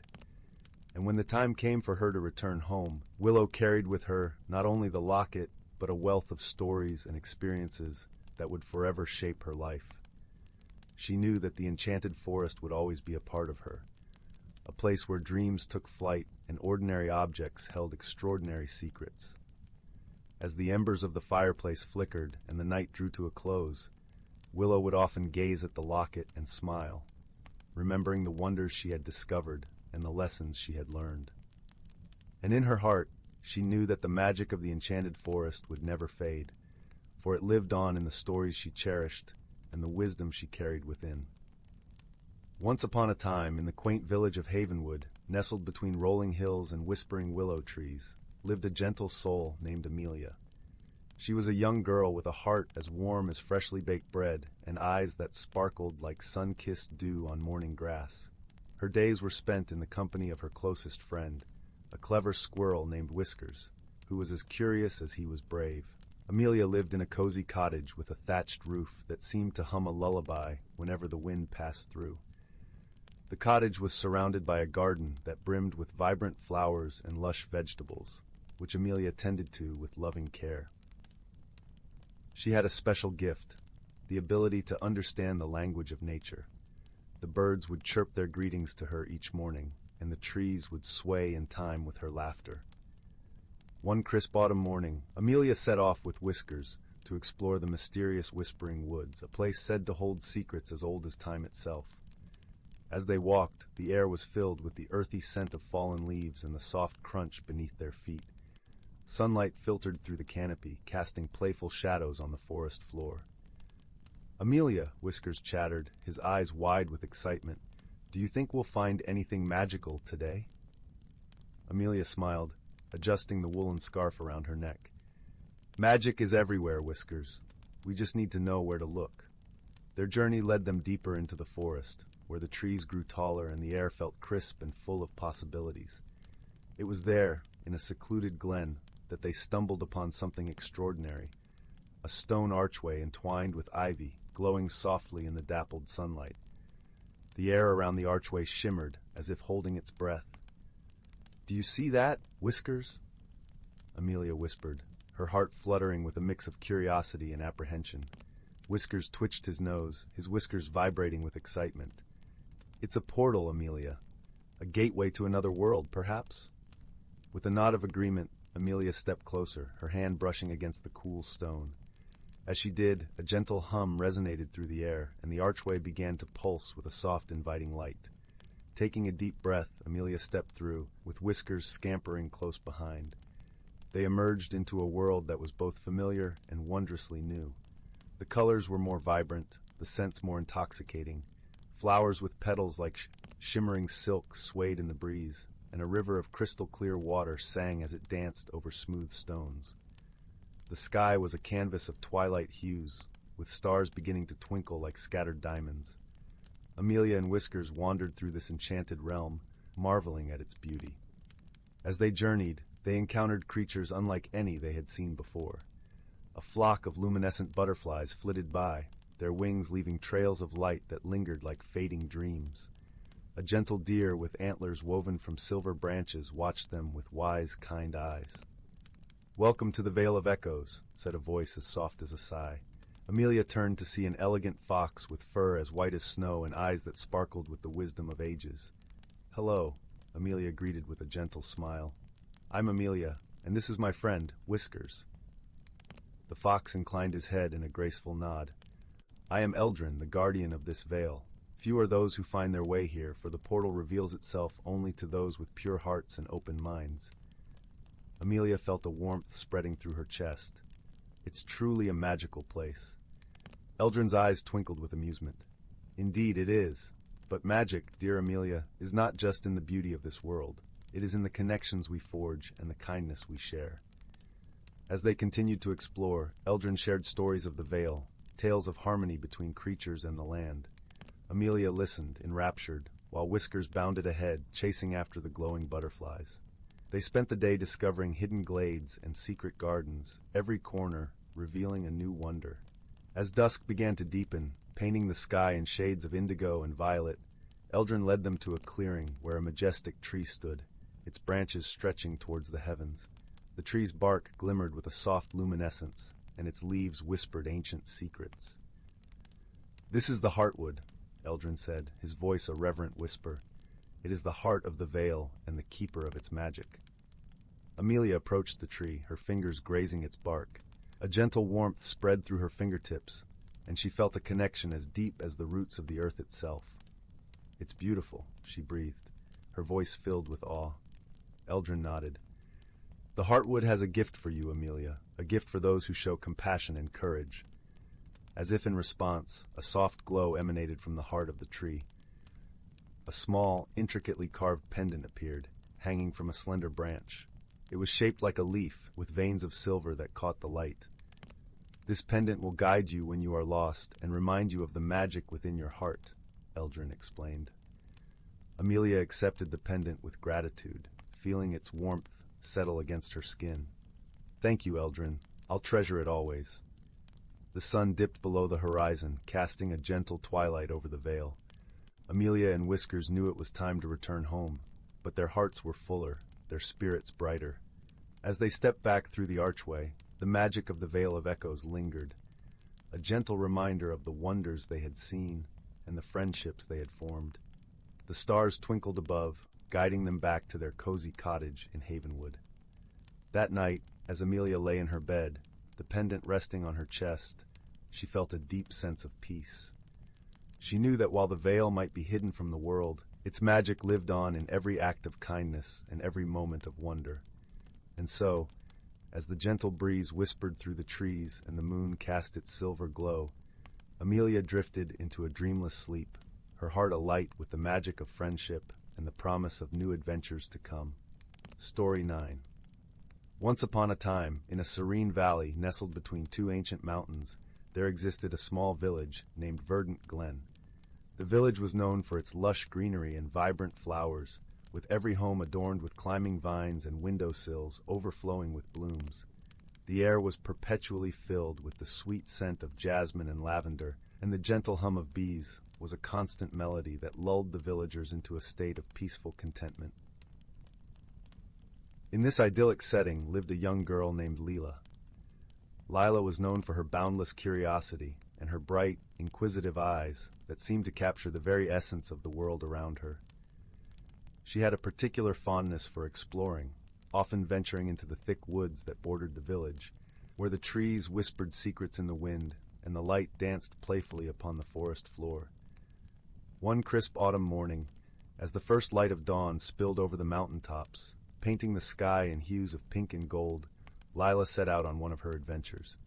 She wrapped herself in a woolen shawl, its soft fibers a comforting shield against the cool morning air, and set forth into the woods. Her path was lined with the fiery reds and oranges of fallen leaves. which crunched delightfully underfoot. As she wandered deeper into the forest, Lila stumbled upon a peculiar sight, a shimmering, translucent veil that seemed to hang in the air, suspended between two ancient oak trees. The veil shimmered with an ethereal light, casting gentle rainbows on the forest floor. Intrigued, Lila approached and, with a mixture of trepidation and excitement, reached out to touch it. The moment her fingers brushed against the veil, a gentle warmth enveloped her, and the world around her seemed to shift. The forest grew quiet, the sounds of the village faded, and she found herself standing in a place unlike any she had ever seen.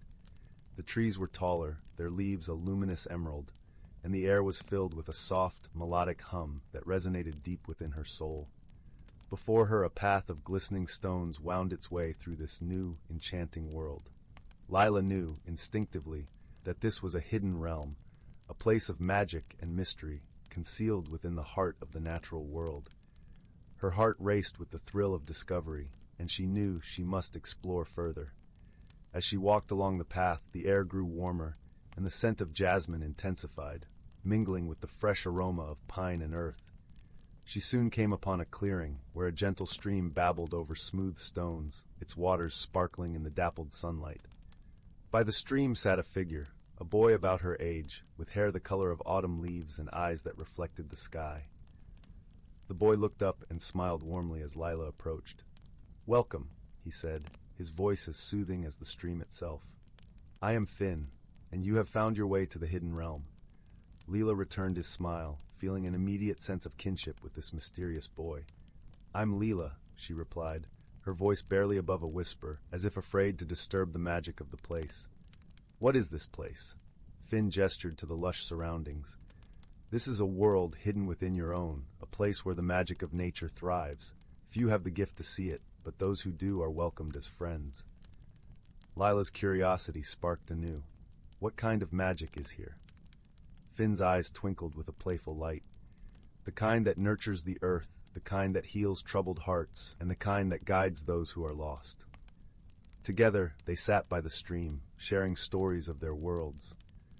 Finn spoke of the creatures that roamed the hidden realm, of the gentle giants that tended the forests, and the singing birds that painted the sky with their melodies.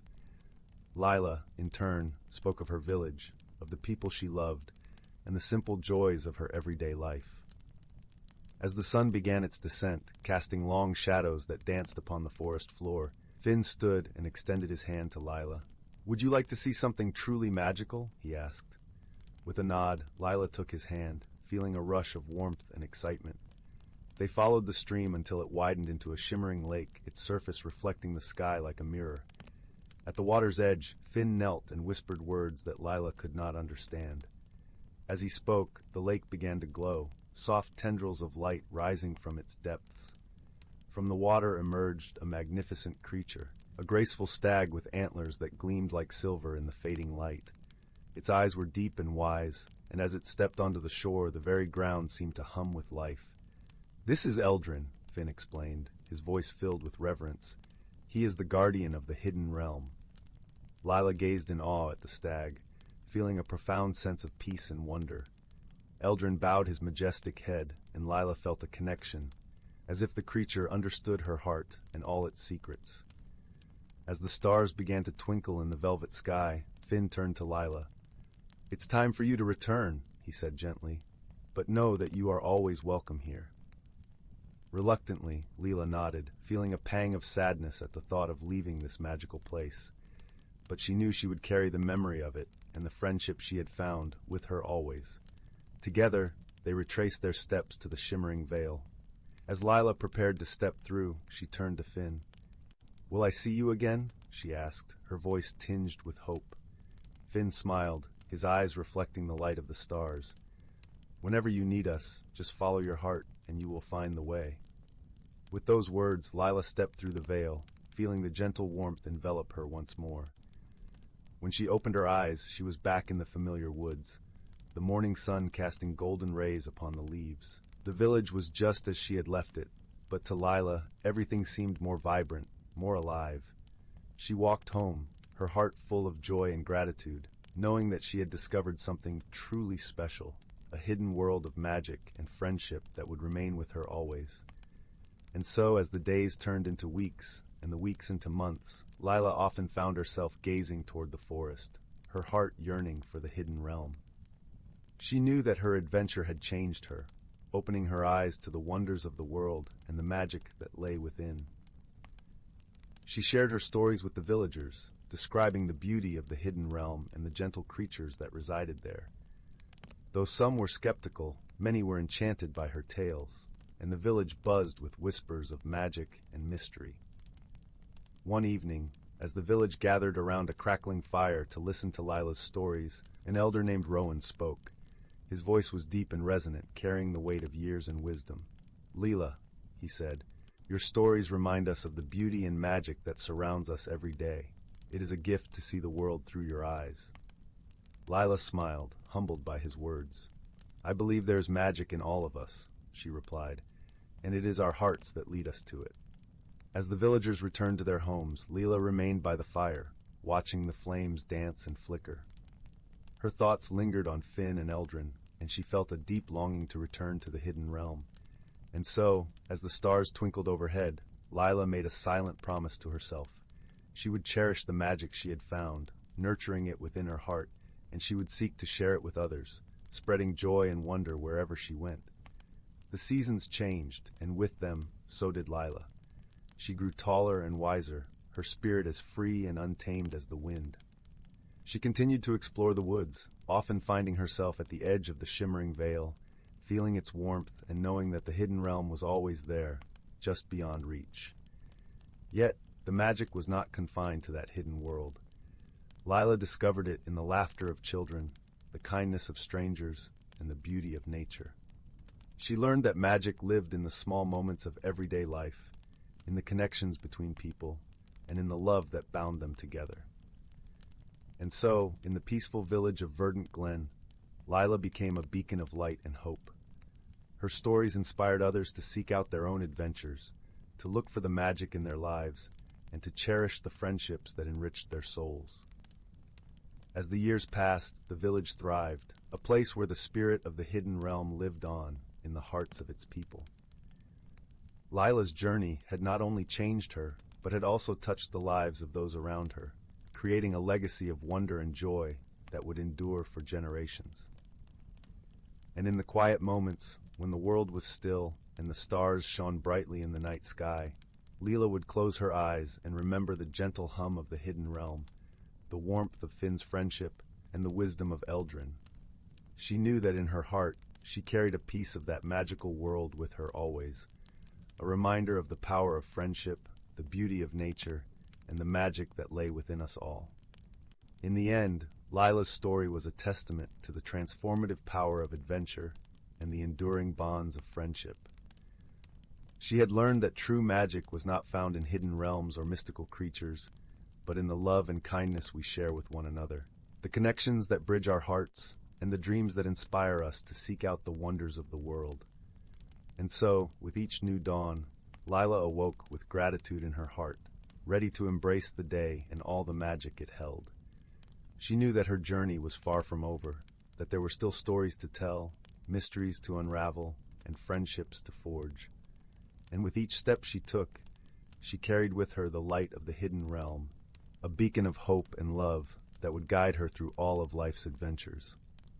Story 10. In the gentle glow of a distant galaxy, where stars twinkled like scattered diamonds across the velvet expanse of space, there was a small, unassuming planet named Thalora. This planet, nestled within the nebula of whispers, was known for its serene landscapes and the harmonious hum that resonated through its lavender skies. It was here, amidst the rustling fields of silver grass and the whispering winds, that an unexpected journey of friendship began. On Thalora lived a creature named Leora. Leora belonged to a species known as the Lumini, known for their delicate, translucent wings and their ability to communicate through soft, glowing pulses of light. Leora was gentle and curious, often found exploring the shimmering lakes that dotted the planet, her wings casting gentle rainbows on the water's surface. From a distant planet called Zorantis, a starkly different world, came a being known as Rax. Zorantis was a land of granite mountains and fierce storms, Its inhabitants, the Stormwalkers, were resilient and sturdy, their skin like polished stone and eyes like orbs of lightning. Rax, with his formidable appearance and booming voice, was on a mission to explore the nebula of whispers, driven by an insatiable curiosity and a heart much softer than his exterior suggested. Their meeting was as unexpected as it was serendipitous. Leora, fluttering by the edge of a glistening lake, was entranced by the sight of a peculiar craft descending from the sky. It landed with a gentle thud among the swaying grasses, its metallic surface gleaming in the Thaloran sunlight. Out stepped Rax, his imposing figure silhouetted against the morning light, causing Leora to instinctively retreat into the safety of the tall grasses. Their first encounter was marked by misunderstanding. Leora, hidden among the grasses, observed Rax with both fascination and fear. Her wings pulsed with soft hues of caution, a language Rax could not understand. To him, the lights were a dazzling display of beauty, yet he could not decipher their meaning. He approached with curiosity, but Leora mistook his bold steps for aggression, and her wings flickered wildly in alarm. "Please do not fear," Rax's voice rumbled, though it trembled slightly with the hope of not being alone in this vast universe. "I mean no harm." Though his words were deep and resonant, Leora felt the warmth behind them. Slowly she emerged from her hiding, her wings now a gentle glow of tentative trust. With a soft hum, she approached, her eyes meeting his. In this moment, a silent understanding began to form. Rax, realizing the language of the Lumini was one of light, began to speak more with his actions than his words. He sat by the lake, his movements slow and gentle, mirroring the serenity of the world around him. As days turned to nights, and nights back to days, Leora and Rax began to forge a bond that transcended their differences. They shared stories of their worlds. Leora spoke of the gentle breezes that carried her across Thalora, while Rax described the powerful storms that shaped the landscape of Zorantis. Through these tales, they found common ground in their love for their homes and their desire to learn and grow. One morning, as the twin suns of Thalora rose, painting the sky in hues of pink and gold, a challenge presented itself. A sudden storm, unusual for the tranquil planet, rolled in from the horizon. The winds howled, and the once gentle lake began to churn with an unexpected fury. Rax, drawing from his experience with storms, stood firm and calm. He gently guided Leora to a nearby cave, offering shelter from the tempest. "Stay close," he rumbled softly, his voice a reassuring anchor amidst the chaos. Inside the cave, safe from the storm's reach, Leora's wings glowed a soft, grateful light. "Thank you," she pulsed, her eyes reflecting the warmth she felt. In that moment, Leora realized that strength did not always roar like a tempest. Sometimes it whispered like the gentle rustle of leaves.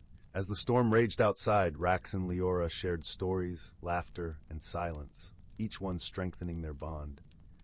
They discovered that while they hailed from different worlds, their hearts beat with the same rhythm of kindness and understanding. When the skies cleared and the sun once again kissed the land with its warmth, Leora and Rax emerged from the cave. The world around them gleamed fresh and renewed, much like their friendship. Hand in hand, wing and stone, they ventured back to the lake's edge, knowing that they had found something precious in each other. Through shared challenges and mutual support, Leora and Rax learned the true essence of friendship. It was not defined by similarities in appearance or language, but by the willingness to understand, to be patient, and to stand by each other through the storms of life. As the twin suns set, casting long shadows across the land, Leora nestled beside Rax, her wings a gentle glow of contentment. Rax, with a soft rumble, spoke, "Thank you for showing me your world, and for teaching me that even the fiercest storms can lead to the brightest of friendships."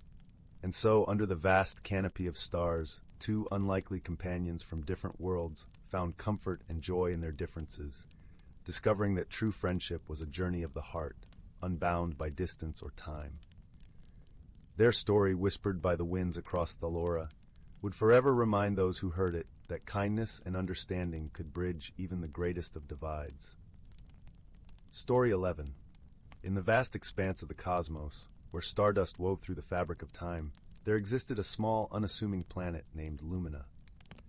On this planet, with its shimmering lavender skies and fields of soft, bioluminescent grasses, lived a gentle creature named Lyra. Lyra was a Lumian, a being of ethereal light and grace, whose very essence seemed to pulse with the rhythm of the stars above. Lyra spent her days tending to the Glimmer Grove, a lush forest where each tree sang a different melody when the wind rustled its leaves. She loved the grove dearly, for it was a place where all of Lumina's creatures felt safe and cherished, nestled in the warm embrace of the planet's gentle heart. One serene evening, as Lyra sat by a babbling brook that wound through the grove, she noticed a peculiar sight in the sky. A fiery streak cut through the heavens, descending rapidly toward the ground.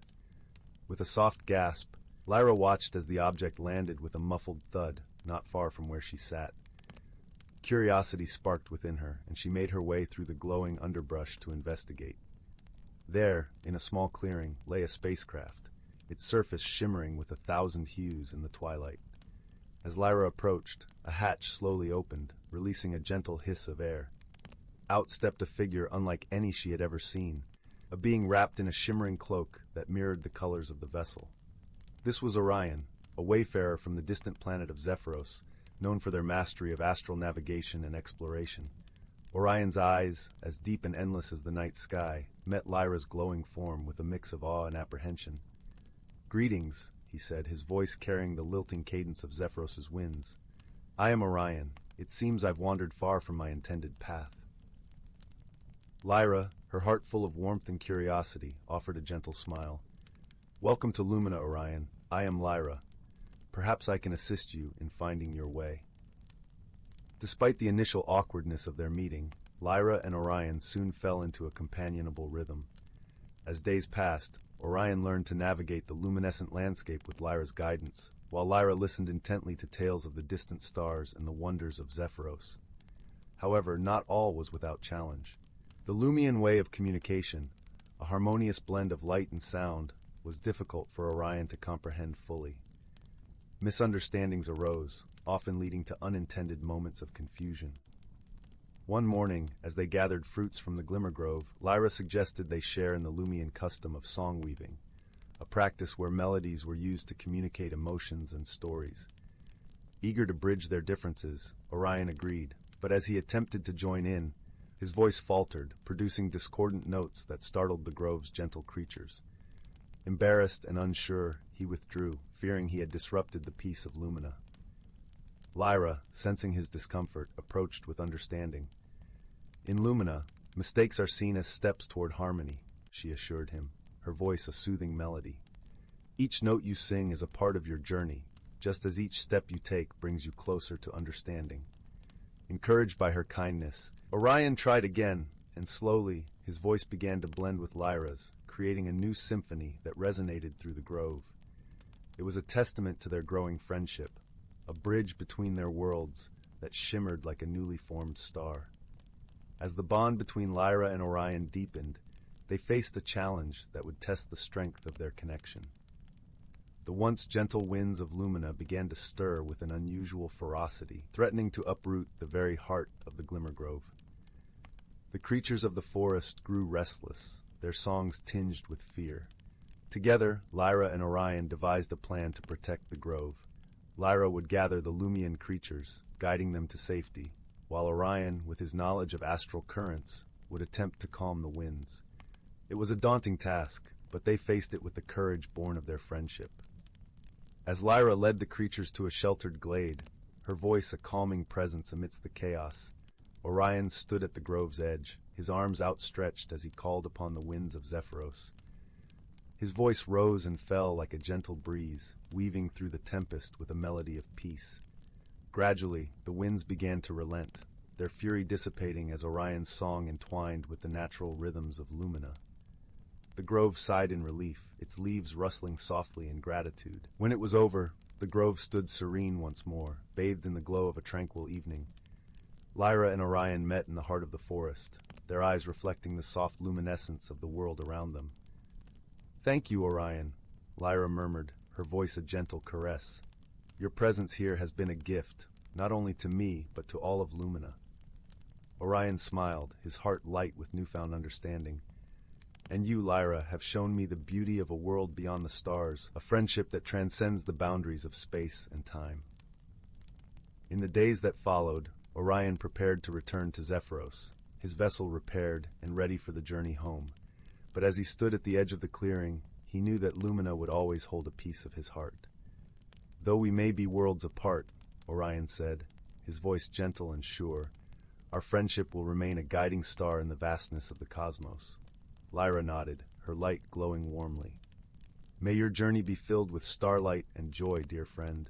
And remember, the Glimmer Grove will always welcome you back." With a final shared smile, Orion stepped into his spacecraft, the hatch closing softly behind him. As the vessel rose into the sky, Lyra watched, her heart full of the light of friendship and the promise of future reunions. And so, amidst the whispering leaves and the gentle song of the wind, Lyra and Orion discovered the true meaning of friendship, a bond woven of trust, understanding, and the shared challenges that had brought them closer together.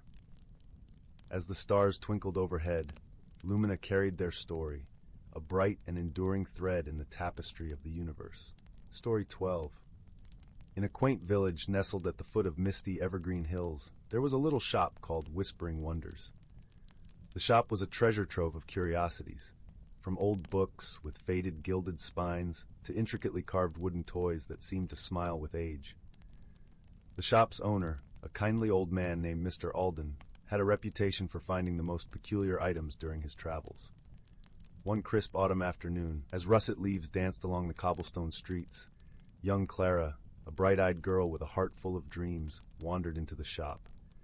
The air inside was warm and smelled of cedar and cinnamon, wrapping around her like a comforting hug.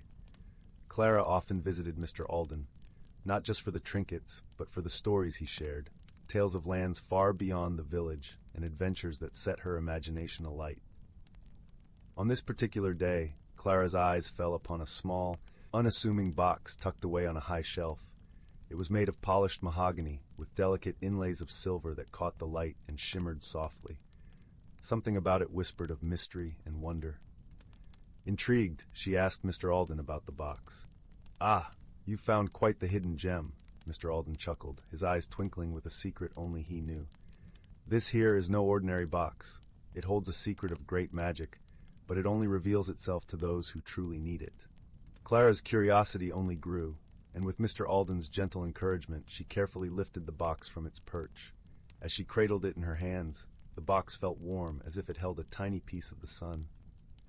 That night, as the moon cast a silvery glow across her room, Clara sat cross-legged on her bed, the box before her. She hesitated for a moment, then opened the lid. To her surprise, it contained nothing but a small round stone, smooth and cool to the touch. Disappointed but still intrigued, she placed the stone on her bedside table and drifted into a peaceful sleep. The next morning, Clara awoke to find the stone glowing with a soft, gentle light. As she reached for it, the light seemed to pulse with a rhythm that matched her heartbeat. A curious warmth spread through her fingers and settled in her chest, filling her with a sense of calm and courage she hadn't known before. Determined to uncover the stone's secret, Clara set off on a journey to the Whispering Woods, a place of age-old secrets and ancient wisdom. The path was lined with trees whose leaves whispered in the wind, sharing stories of the past. As she walked, Clara felt the stone in her pocket grow warmer, guiding her steps. Along the way, she met a jovial squirrel named Pip, who offered to accompany her.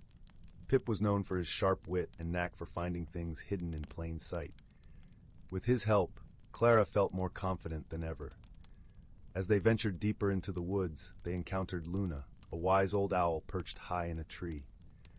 Luna's eyes gleamed with knowledge, and her voice was as soothing as the rustle of leaves.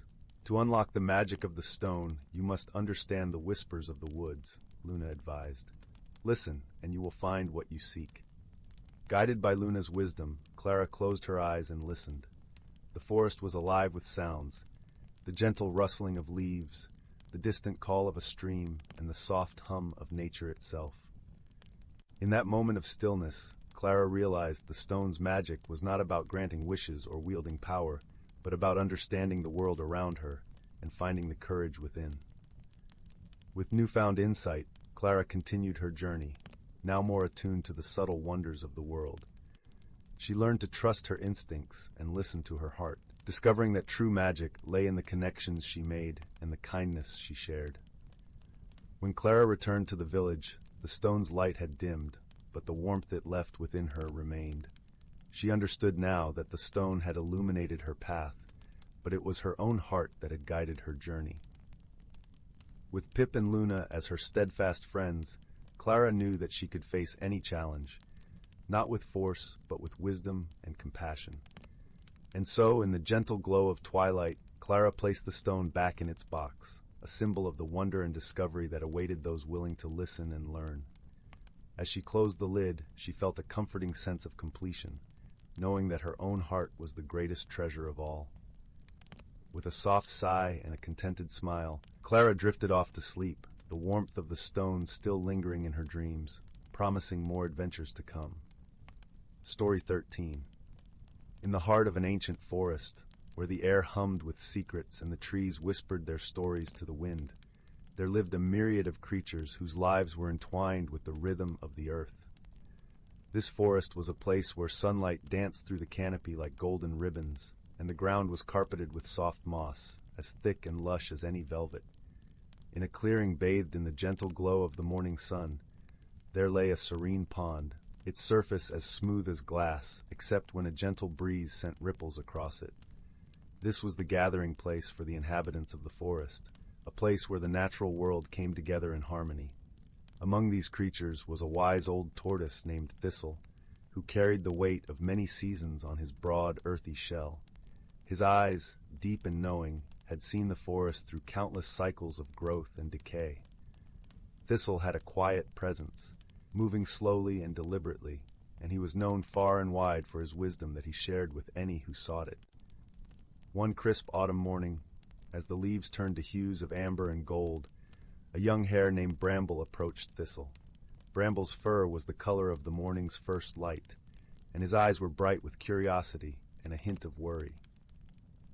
"Thistle," Bramble began, his voice gentle as the rustling leaves, "the winds have changed, and the air feels different. I sense a shift in our forest. What does it mean?" Thistle regarded Bramble with a thoughtful gaze, his ancient eyes reflecting the dappled sunlight. "The winds, dear Bramble," he replied, his voice as soothing as a lullaby, "carry messages from the heart of the earth. They speak of seasons turning, of balance, and the ever-flowing passage of time." "But something feels amiss," Bramble persisted, his little heart fluttering with apprehension. "The songs of the birds are quieter, and even the river seems to murmur in a different tongue." Thistle nodded slowly, understanding the hare's concern. "Change is upon us, young friend, but fear not. The forest has its way of finding balance. We must seek counsel with the Wind Whisperer, who knows the secrets of the sky." The Wind Whisperer was a mythical presence in the forest, a spirit that danced with the breeze and spoke the language of the elements.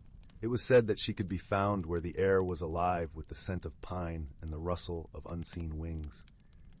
Together, Thistle and Bramble set off on a journey through the forest, each step accompanied by the soft crunch of fallen leaves underfoot.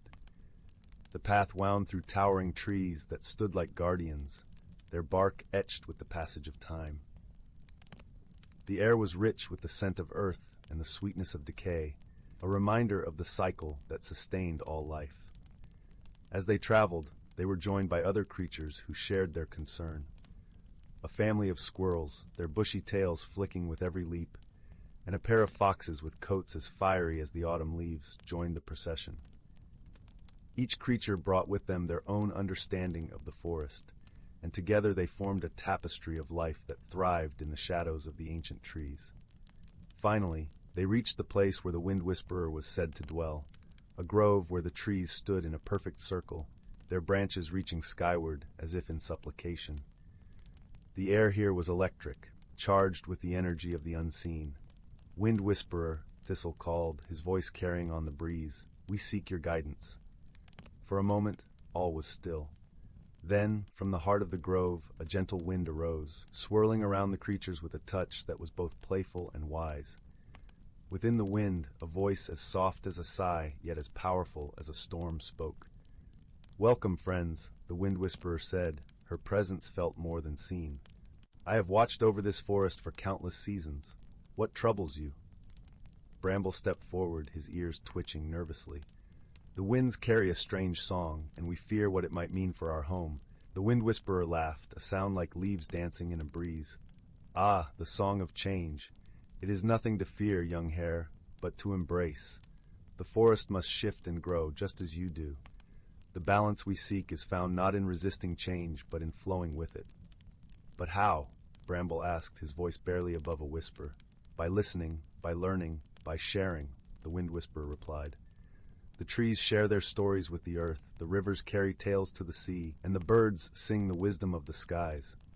Each of you holds a piece of the whole, and together you create harmony. Thistle nodded, understanding the truth in her words. We must trust in the forest's wisdom, just as it trusts in us. With their hearts lighter and their spirits renewed, the creatures returned to their homes, each carrying the wisdom of the wind whisperer. Bramble learned to listen not just with his ears, but with his heart, understanding the subtle messages woven into the song of the wind. As the seasons turned, the forest flourished, its creatures thriving in the dance of light and shadow, sun and rain. The balance was restored, not through resistance, but through acceptance and unity. And so, under the watchful eyes of the ancient trees and the whispering winds, the forest continued to tell its story, a tale of harmony, of change, and of the gentle, enduring wisdom that bound all its inhabitants together. And as the stars began to twinkle in the velvet sky, the forest settled into a peaceful slumber, cradled in the arms of the earth it cherished. Story 14. In the heart of the whispering woods, where the trees murmured ancient secrets and the air glowed with a soft luminescence, nestled the quaint village of Pine Brook. The villagers, known for their hospitality and gentle nature, lived harmoniously with the land and its magical creatures. The cobblestone paths wound through cottages adorned with flowering vines, and the aroma of freshly baked bread wafted through the air, mingling with the earthy scent of pine needles.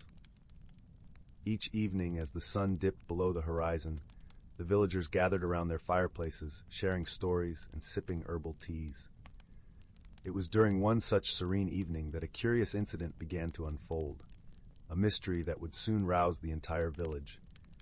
It started with a peculiar phenomenon, the village's beloved moonflower, a plant known for its luminous blossoms that unfurled only under the moon's glow, had begun to bloom at midday. The villagers, puzzled by this anomaly, whispered among themselves as they watched the flowers stretch open in the sunlight, their silvery petals shimmering like tiny mirrors. Among the villagers was a young girl named Arya, known for her keen observation and gentle spirit. With her emerald eyes and an inquisitive mind, she often wandered the woods, befriending the creatures that dwelled there. She visited the moonflower each night to admire its beauty and listen to its soft, melodic hum, a sound that soothed the soul and brought sweet dreams. Concerned by the moonflower's unusual behavior, Arya decided to seek the counsel of the wise and ancient owl, Eldrin, who resided in the towering oak at the forest's edge. Eldrin, with his feathers as white as snow and eyes as deep as twilight, was a trusted advisor to all who sought his wisdom. "Dear Eldrin," Arya began, standing beneath the oak's gnarled branches. "The moonflower blooms under the sun, and its song is silent. What could be the cause of such a change?" Eldrin ruffled his feathers thoughtfully and blinked slowly, his voice a gentle rumble. "Ah, young Arya, the moonflower's song is a reflection of harmony.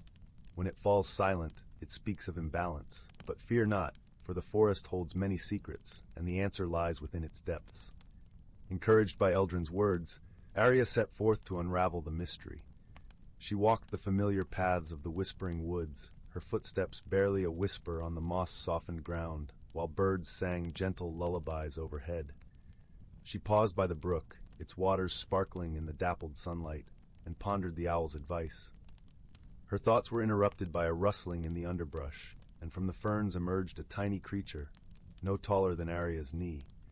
It was a fae with wings like stained glass and a mischievous twinkle in its eyes. The fae introduced itself as Pippin and offered its assistance in solving the mystery. Together, Arya and Pippin ventured deeper into the forest, guided by the fae's instinct and the girl's intuition. They encountered a family of gentle deer who spoke of the moonflower's magic and the need for balance between moonlight and sunlight. The deer suggested they visit the enchanted glade, a place where the forest's magic converged. As they approached the glade, Arya noticed the air shimmered with a soft, iridescent light, and the trees seemed to hum with a quiet melody. At the center of the glade stood an ancient stone circle, its surface etched with runes that glowed faintly. Pippin fluttered to a stop beside one of the stones and inspected the markings closely. "The stones have shifted," Pippin remarked, tracing a finger along the rune's surface. "Their alignment is altered, and with it, the balance of magic." Arya knelt beside Pippin and studied the stones. She recalled how the villagers would occasionally gather in the glade to celebrate the changing seasons, and how the stones served as a calendar of sorts, aligning with the stars and the moon.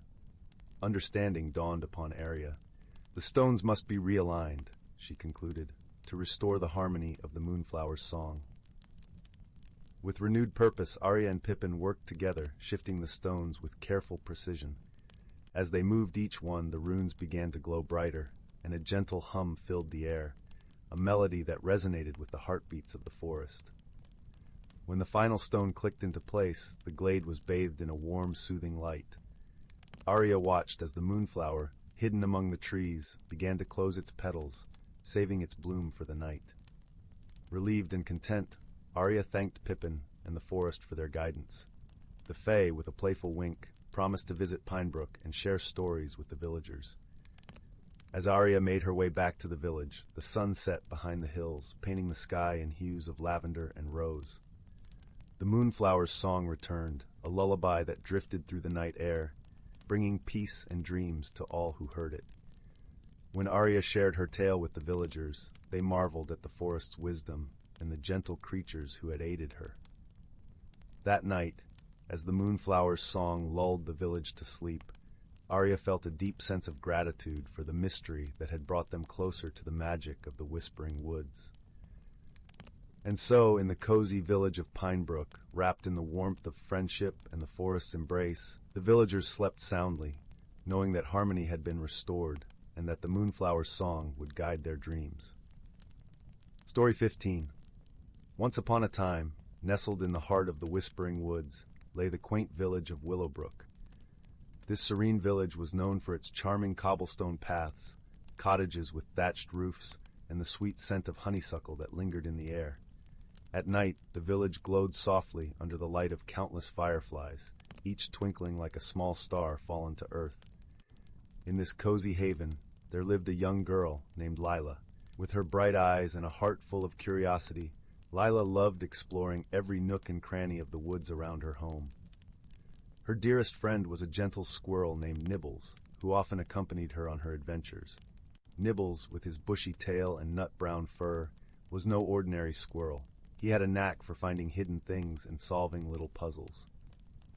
One evening, as the golden hues of sunset painted the sky, Lila and Nibbles noticed something peculiar while walking along the edge of the forest.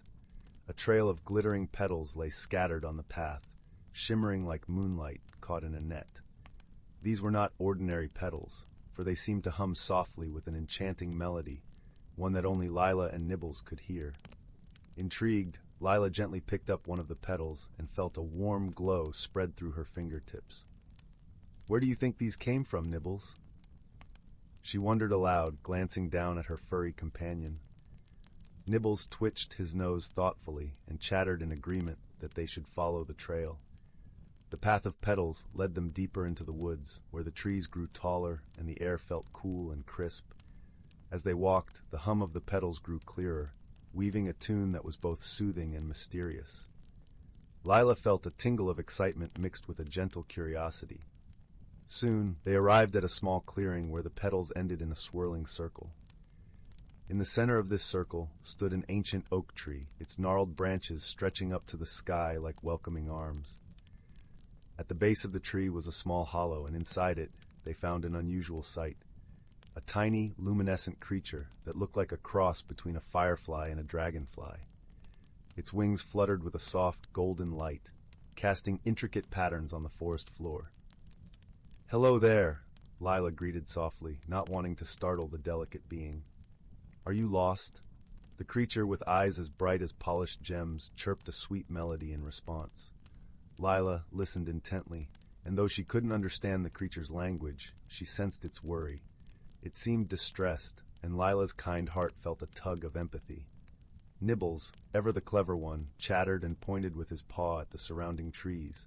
Lila noticed that the bark on the trees bore strange swirling patterns that matched the hum of the petals. It was as if the forest was speaking, trying to convey something important. Suddenly a gentle voice filled the air, resonating from the ancient oak itself. "Young one," the voice said, soothing as the rustle of leaves in a summer breeze. "This little creature is a whisperling, a guardian of the forest's secrets. It has lost its way and needs your help to return to the heart of the woods." Lila looked around, awed that the forest was speaking to her. "How can we help?" she asked, eager to assist. "The whisperling's path is intertwined with the song of the woods," the oak explained. "To guide it home, you must follow the song and listen with your heart." Lila nodded, feeling a sense of purpose. She knelt beside the whisperling, its light casting a warm glow on her face, and gently cupped her hands around it. Together with Nibbles, they began to hum softly, echoing the melody of the petals. As they hummed, the forest seemed to come alive. The trees swayed gently to the rhythm of their song, and the path ahead began to shimmer with a soft, golden light, leading them onward. They followed this luminous trail deeper into the woods, the whisperling nestled safely in Lila's hands. The song of the forest grew richer, filled with the harmonious notes of birds, the rustle of leaves, and the distant babbling of a brook. Lila and Nibbles kept their pace steady, their hearts in tune with the magical melody. Finally, they arrived at a hidden glade, where the trees formed a natural cathedral, their branches arching high above like the vaulted ceiling of a grand hall. At the center of this sacred space lay a shimmering pool, its surface as smooth as glass and reflecting the stars that were just beginning to twinkle in the evening sky. The whisperling chirped joyfully, its light pulsating with happiness. Lila carefully set it down on the edge of the pool, and they watched as it danced across the water, leaving ripples of golden light in its wake. The pool responded with a gentle glow, welcoming the whisperling back to its home. "Thank you, kind friends," the forest's voice whispered once more, filled with warmth and gratitude. "Your kindness and willingness to listen have restored the balance of the woods." Lila smiled, feeling a deep sense of peace and fulfillment. She and Nibbles watched as the whisperling dipped beneath the water, its light mingling with the stars above, and the glade filled with a tranquil silence. As they made their way back to Willow Brook, guided by the soft glow of fireflies, Lila reflected on their adventure. She realized that sometimes the smallest creatures and the quietest voices hold the most profound wisdom. By listening with her heart, she had helped restore harmony to the whispering woods.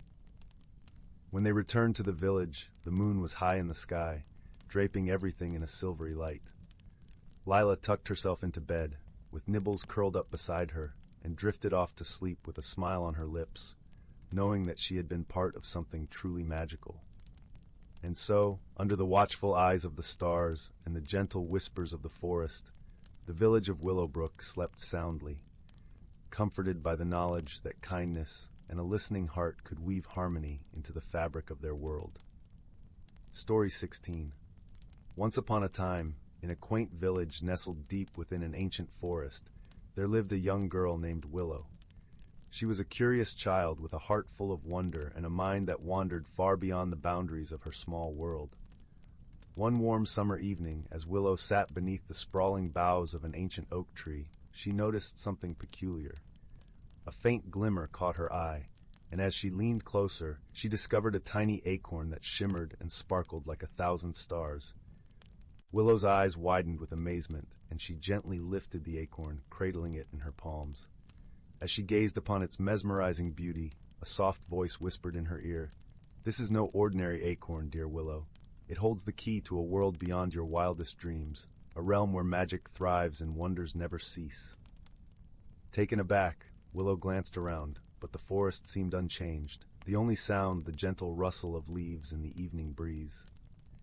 Curiosity overcame her initial surprise, and she knew she had to unravel the mystery of this enchanted acorn. That night, Willow placed the acorn beneath her pillow, and as she drifted off to sleep, she found herself transported to a realm unlike anything she had ever imagined. Lush meadows stretched as far as the eye could see, blanketed in a tapestry of vibrant wildflowers that danced in the warm breeze. Crystalline streams trickled through the emerald valleys, and towering mountains painted the horizon with their majestic peaks. As Willow explored this wondrous land, she encountered extraordinary creatures, fairies with wings like gossamer, pixies that glowed like fireflies, and talking animals that welcomed her with warm smiles. They spoke of a great tree, the heart of this magical realm, and how its roots stretched deep into the earth, connecting all living things. Entranced by the beauty and magic surrounding her, Willow embarked on a journey to find this legendary tree. Along the way, she encountered challenges that tested her courage and resilience, but with the help of her newfound friends, she persevered. One such friend was a wise old owl named Horace, who guided Willow through the treacherous Shadowwood, a forest shrouded in darkness and filled with twisted, gnarled trees that seemed to watch her every move. It was here that Willow learned the value of trust and the power of friendship, for without Horace's guidance, she might have become lost forever in the eerie labyrinth of tangled branches. As they emerged from the Shadowwood, Willow and Horace found themselves in a hidden valley, where a magnificent tree towered above all else. Its branches stretched high into the sky, adorned with vibrant blossoms that seemed to shimmer with an ethereal glow. At the base of this mighty tree, a crystal-clear pool shimmered, reflecting the stars that danced overhead. Willow approached the pool with reverence, and as she gazed into its depths, she saw visions of her own world, her village, and the oak tree where she had found the enchanted acorn. In that moment, she realized that this magical realm was a reflection of her own world, a hidden dimension that existed in harmony with the natural environment she had always known. As the sun rose over the horizon, Willow awoke in her bed, the acorn still nestled beneath her pillow. But her journey had changed her in ways she could never have imagined. She now understood that magic was not confined to distant realms, but thrived within the very fabric of the world around her, waiting to be discovered by those with open hearts and curious minds. From that day forward, Willow's eyes were opened to the wonders that surrounded her. She saw the magic in the way the sunlight danced through the trees, in the way wildflowers bloomed after a gentle rain, and in the way the stars twinkled overhead like a million tiny lanterns. And whenever she felt the weight of the world upon her shoulders, Willow would reach into her pocket and touch the enchanted acorn, a reminder of the incredible journey she had taken and the transformative power of friendship, courage, and wonder. For Willow had discovered that true magic lies not in the extraordinary or the fantastical, but in the simple act of embracing the beauty and mystery that surrounds us every day, if only we open our hearts and minds to it. Story 17. In a quaint little village nestled between rolling hills and surrounded by whispering forests, there lived a gentle soul named Pippin. Pippin was known far and wide for his remarkable curiosity and tender heart. He spent his days tending to his garden, where flowers of every hue danced in the breeze, their petals as soft as a rabbit's fur, and their fragrance as sweet as honey. One crisp autumn morning, as golden leaves fluttered down like tiny sunlit lanterns, Pippin discovered something peculiar in his garden. Buried beneath the soft earth was a small, ornate box, covered in intricate carvings of vines and stars. It was unlike anything he had ever seen before. As he held it in his hands, he could feel a gentle warmth emanating from within. Pippin's heart fluttered with excitement and curiosity, and he carefully opened the box. Inside, to his amazement, was a shimmering key. It glowed with a soft, ethereal light, casting a warm glow on Pippin's face. He felt a strange but comforting sensation, as though the key was whispering secrets of the universe just for him to hear. Intrigued by the key's allure, Pippin decided to seek the wisdom of the village elder, a kind and wise woman named Mabel. Mabel had eyes like pools of calm water and a voice as soothing as a lullaby. She welcomed Pippin into her cozy cottage, where the scent of freshly baked bread and herbs filled the air, wrapping around him like a soft blanket. Mabel examined the key with great interest, her fingers tracing its luminous edges. "This," she said, her voice gentle yet filled with wonder, "is a key to the door of dreams. It is said to lead to a world where the impossible becomes possible, a realm of magic and discovery. Pippin's eyes widened with astonishment. "But how do I find this door?" he asked, his voice tinged with both eagerness and apprehension. Mabel smiled warmly. "The door will reveal itself when your heart is ready, dear Pippin. You must embark on a journey, not just through the world, but within yourself. Listen to the whispers of the wind, follow the guidance of your heart, and seek the company of those who can help you along the way." With Mabel's words echoing in his mind, Pippin set out on his journey. The sun rose high in the sky, casting a golden glow over the fields and forests as he ventured forth. The path was winding and unfamiliar, but Pippin felt a sense of calm purpose guiding his steps. Along the way, Pippin met several companions who would aid him on his quest. First, there was Thistle, a sprightly fox with fur as red as autumn leaves and eyes that twinkled with mischief. Thistle had an uncanny knack for finding hidden paths and shortcuts, leading Pippin through the forest with playful leaps and bounds. Next, they encountered Lark, a wise old owl with feathers like moonlight and a voice as deep as the night sky. Lark perched on Pippin's shoulder, offering sage advice and stories of the world beyond. "Remember, Pippin," Lark would say, "the greatest journeys are not those that change the world, but those that change the traveler." As the days turned into weeks, the trio journeyed through lush meadows and enchanted glades, each step bringing them closer to the unknown. They faced challenges that tested their patience and resolve, riddles posed by ancient trees and rivers that seemed to flow backward. But with Thistle's ingenuity and Lark's wisdom, they overcame each obstacle with grace and understanding. One evening, as the stars began to twinkle in the velvety sky, Pippin felt a soft tug at his heart.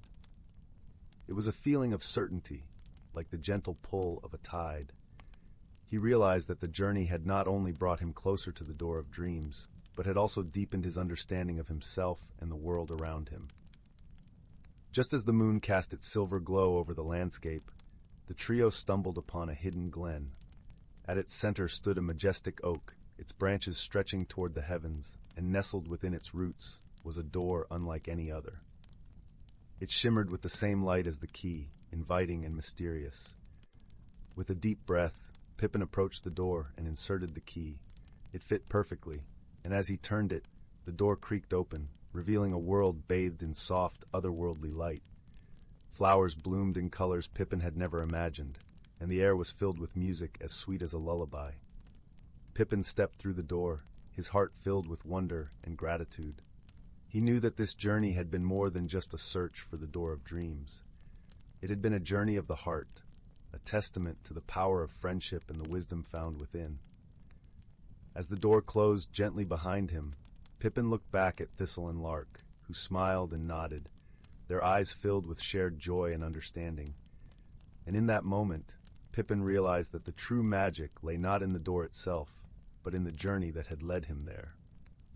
And so, under the watchful gaze of the stars, Pippin embraced the beauty of the world beyond the door, his heart forever touched by the wonders he had discovered, both within and around him.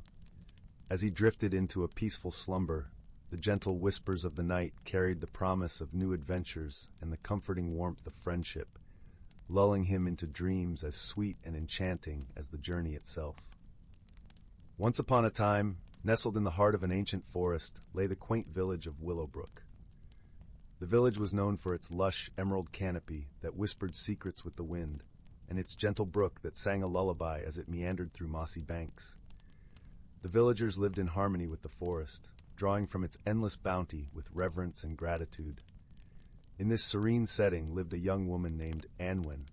Anwen had a heart as pure as the morning dew that adorned the leaves, but she often found herself burdened by the weight of change. The seasons shifted with a graceful ease around her, yet Anwen felt rooted, unable to sway with the winds of time like the trees she so admired. Anwen spent her days tending to the village apothecary, a task she took great pride in. She knew the healing properties of every herb and flower, and her teas and tinctures were renowned throughout Willowbrook for their soothing effects. But despite her skill and the gratitude of her neighbors, Anwen felt an unyielding restlessness in her heart, a yearning for something she couldn't quite name. One crisp autumn afternoon, as the leaves turned to gold and rust, Anwen decided to take a walk deeper into the forest than she had ever ventured before. She hoped that the quiet hum of the trees might offer her some clarity. The forest floor was a carpet of crunching leaves, and the air was scented with the earthy aroma of damp wood and distant pine. As she walked, she hummed a melody that her grandmother used to sing, a song that seemed to blend seamlessly with the rustling symphony of the forest. As Anwen wandered further, she came upon a clearing she had never seen before. In the center stood a tree more magnificent than any she had ever encountered. Its trunk was wide and gnarled, with branches that reached skyward, adorned with leaves that shimmered like silver in the dappled sunlight. Entranced, Anwen approached the tree, feeling an inexplicable pull towards it. Upon closer inspection, she noticed a door carved into the bark, delicate and inviting. Hesitant yet curious, Anwen reached out and gently pushed the door open. Inside was a cozy, circular room filled with the warm glow of candlelight and the comforting scent of lavender. Shelves lined the walls, cradling jars of dried herbs and stacks of well-loved books. Sitting at a small, round table was an elderly woman with a wise smile and eyes that twinkled with mischief. Her hair was a cascade of silver curls, and she wore a gown that seemed woven from the very essence of the forest. "Welcome, dear child," the woman greeted, her voice as soothing as a lullaby. "I've been expecting you." Anwen, though surprised, felt an immediate sense of peace in the woman's presence. "Who are you?" she asked softly. "I am known by many names," the woman replied with a gentle laugh, "but you may call me Celine.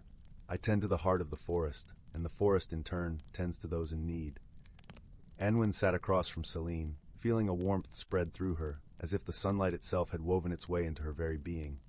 "I feel lost," she admitted. "Everything around me changes so effortlessly, yet I seem to struggle with every shift." Celine nodded, her eyes compassionate. "Change is the essence of life, my dear. Like the forest, we are meant to grow and evolve, but that does not mean the journey is without its challenges."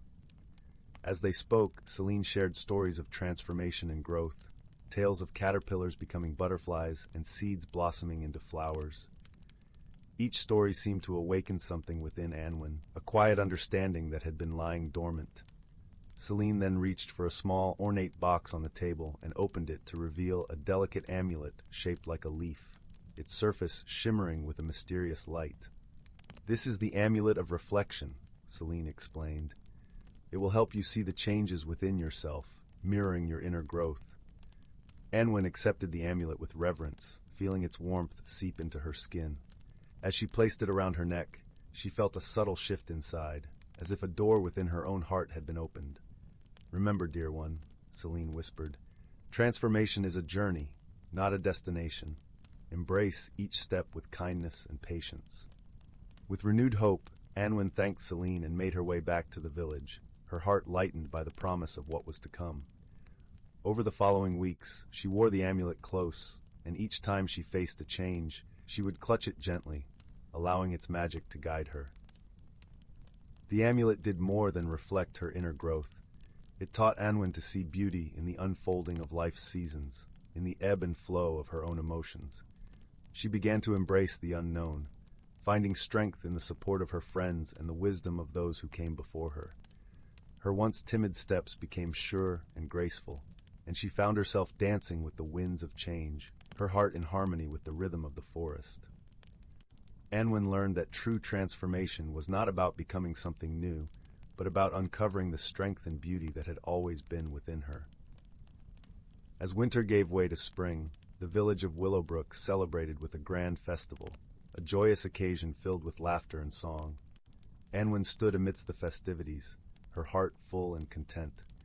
She no longer feared change, for she had discovered the magic within her, a magic that was as ancient and enduring as the forest itself. And from that day forward, whenever she felt the tendrils of doubt creeping in, she would visit the clearing and find comfort in the presence of the wise woman who had helped her see the truth of her own heart. Thus, in the gentle embrace of the forest, Anwen found her peace, a testament to the power of personal discovery and the endless magic that lies within. And so, under a sky dusted with stars, the village of Willow continued to thrive, a place place where the beauty of transformation was celebrated, and where every heart beat in time with the eternal song of the earth. Story 19. In the verdant heart of a whispering wood, where sunlight danced through a canopy of emerald leaves, and the air was perfumed with the scent of pine and earth, there lived a gentle soul named Leora. Leora, with her fiery auburn hair and eyes as deep and mysterious as the forest itself, was known for her kindness and her affinity with the woodland creatures. Yet, despite the serenity of her surroundings, Leora found herself at odds with the winds of change that swept through her life. Leora lived in a quaint, ivy-covered cottage at the edge of the forest.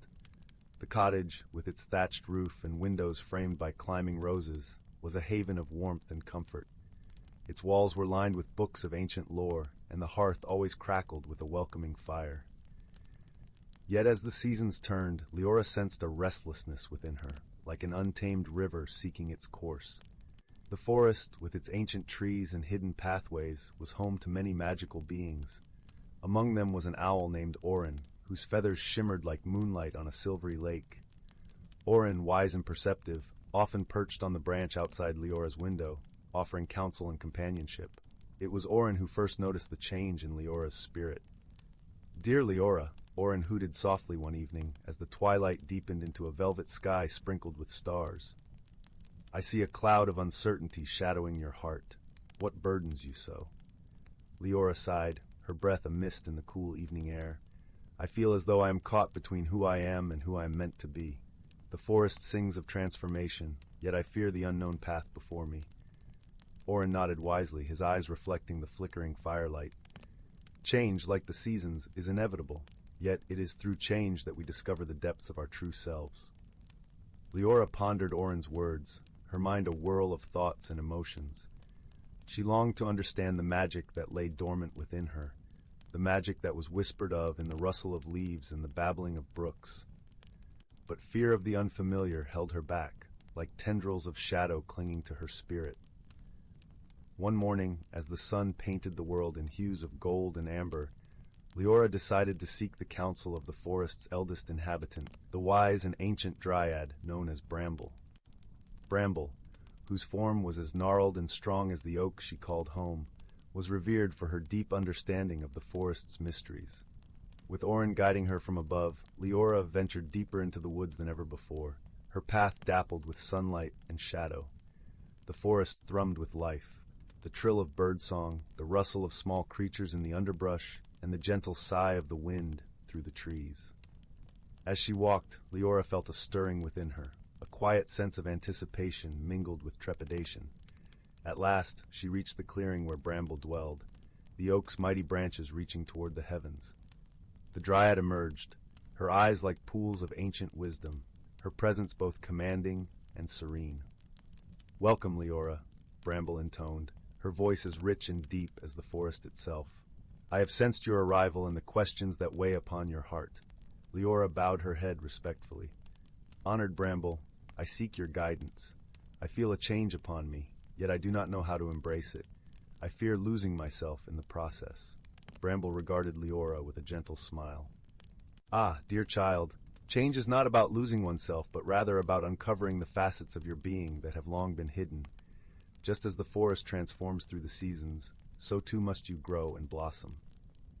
With a graceful gesture, Bramble beckoned Leora to sit beside her, where the soft moss cushioned the earth. "Close your eyes and listen to the whispers of the forest," she instructed. "Let its magic guide you." Leora did as she was told, allowing her senses to open to the symphony around her. The forest's melody was a tapestry of sound and sensation, each note a thread of magic weaving through her soul. As she listened, she felt a warmth spreading from her heart, unfurling like the petals of a flower touched by the sun. In that moment of stillness, a vision unfolded before her closed eyes. She saw herself as a tree, her roots entwined with the rich soil, her branches reaching skyward, embracing both light and shadow. She felt the strength of the earth coursing through her, the promise of growth and renewal. When Leora opened her eyes, the world seemed brighter, more vibrant. She turned to Bramble, a newfound clarity in her gaze. "I understand now. Change is not to be feared, but to be embraced with an open heart." Bramble nodded, her eyes twinkling with approval. You have taken the first step on your journey of transformation. Trust in yourself and the magic that surrounds you. You are never alone, for the forest and its creatures will always be by your side. With gratitude swelling in her heart, Leora thanked Bramble and made her way back to her cottage, Orin gliding silently overhead. As she walked, she noticed the subtle ways in which the forest mirrored her own growth. The tender shoots pushing through the earth, the buds unfurling into leaves, the bird building its nest high in the branches. In the days that followed, Leora embraced her transformation with courage and grace. She ventured into new areas of the forest, learning from its myriad wonders. She discovered hidden springs, where the water sang of ancient secrets, and meadows where wildflowers bloomed in a riot of color. With each new experience, she felt herself growing stronger, more attuned to the magic within and around her. Her friends in the forest noticed the change as well. The foxes and deer greeted her with newfound respect, sensing the quiet power that now radiated from her. Even the wind seemed to whisper her name with a gentle reverence. One evening, as the sun dipped below the horizon and painted the sky in shades of rose and lavender, Orin joined Leora by the fire in her cottage. The owl's eyes gleamed with approval as he settled on the windowsill. "You have come far, Leora," he observed, his voice warm with pride. "Your journey of transformation is a testament to the beauty of embracing change." Leora smiled, her heart light with joy. "I have learned that true growth comes not from resisting change, but from welcoming it with an open heart. Through this journey, I have discovered parts of myself I never knew existed." Orin nodded sagely. "Indeed, and in doing so, you have inspired those around you to embark on their own journeys of self-discovery." As the night deepened and the stars twinkled like diamonds in the velvet sky, Leora felt a profound sense of peace settle over her. She knew that while her journey was far from over, she was equipped with the wisdom and courage to face whatever lay ahead. And so, in the heart of the Whispering Woods, Leora continued her journey of magical transformation, her spirit forever intertwined with the beauty and wonder of the forest. With each step she took, she carried the lessons of growth and change, knowing that she was never truly alone. The forest, with its timeless magic and gentle whispers, would always be her guide and her home. Story 20. In a quaint village nestled between the gentle slopes of evergreen hills and the shimmering expanse of a lavender-hued lake, there lived a young woman named Talia. Known for her golden hair that cascaded like sunlight and her eyes the color of the forest canopy, Talia was beloved by all for her kindness and gentle spirit. Yet, she carried a secret burden, a deep-seated fear of change that held her back from embracing the world beyond the familiar village streets. Every morning, as the sun painted the sky with strokes of rose and amber, Talia would walk to the edge of the lake, her heart stirring with dreams that seemed just out of reach. She longed to explore the world, but the thought of leaving her cozy life filled her with unease. The lake, with its mystical aura, seemed to whisper promises of adventures untold, but Talia would always turn back before the whispers could turn into action. One crisp autumn day, as leaves danced in swirling gusts of cinnamon-scented air, Talia met an unusual friend by the water's edge. A small, radiant bird with feathers glistening in hues of emerald and gold perched on a gnarled willow branch, singing a melody so hauntingly beautiful that it seemed to echo from the depths of Talia's own heart. Intrigued, Talia approached, and to her astonishment, the bird spoke.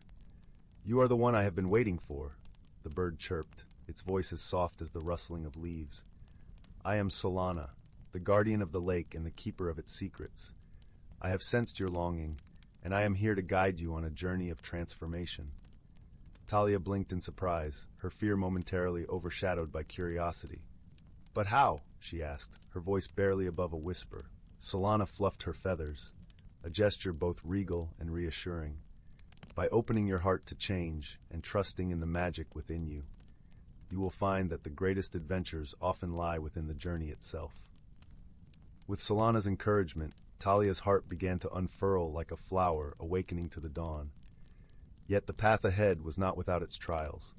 Under the bird's tutelage, Talia embarked on a series of enchanting tasks designed to mirror her inner growth. Each task was a step towards embracing the unknown, a lesson in letting go of fear and welcoming transformation.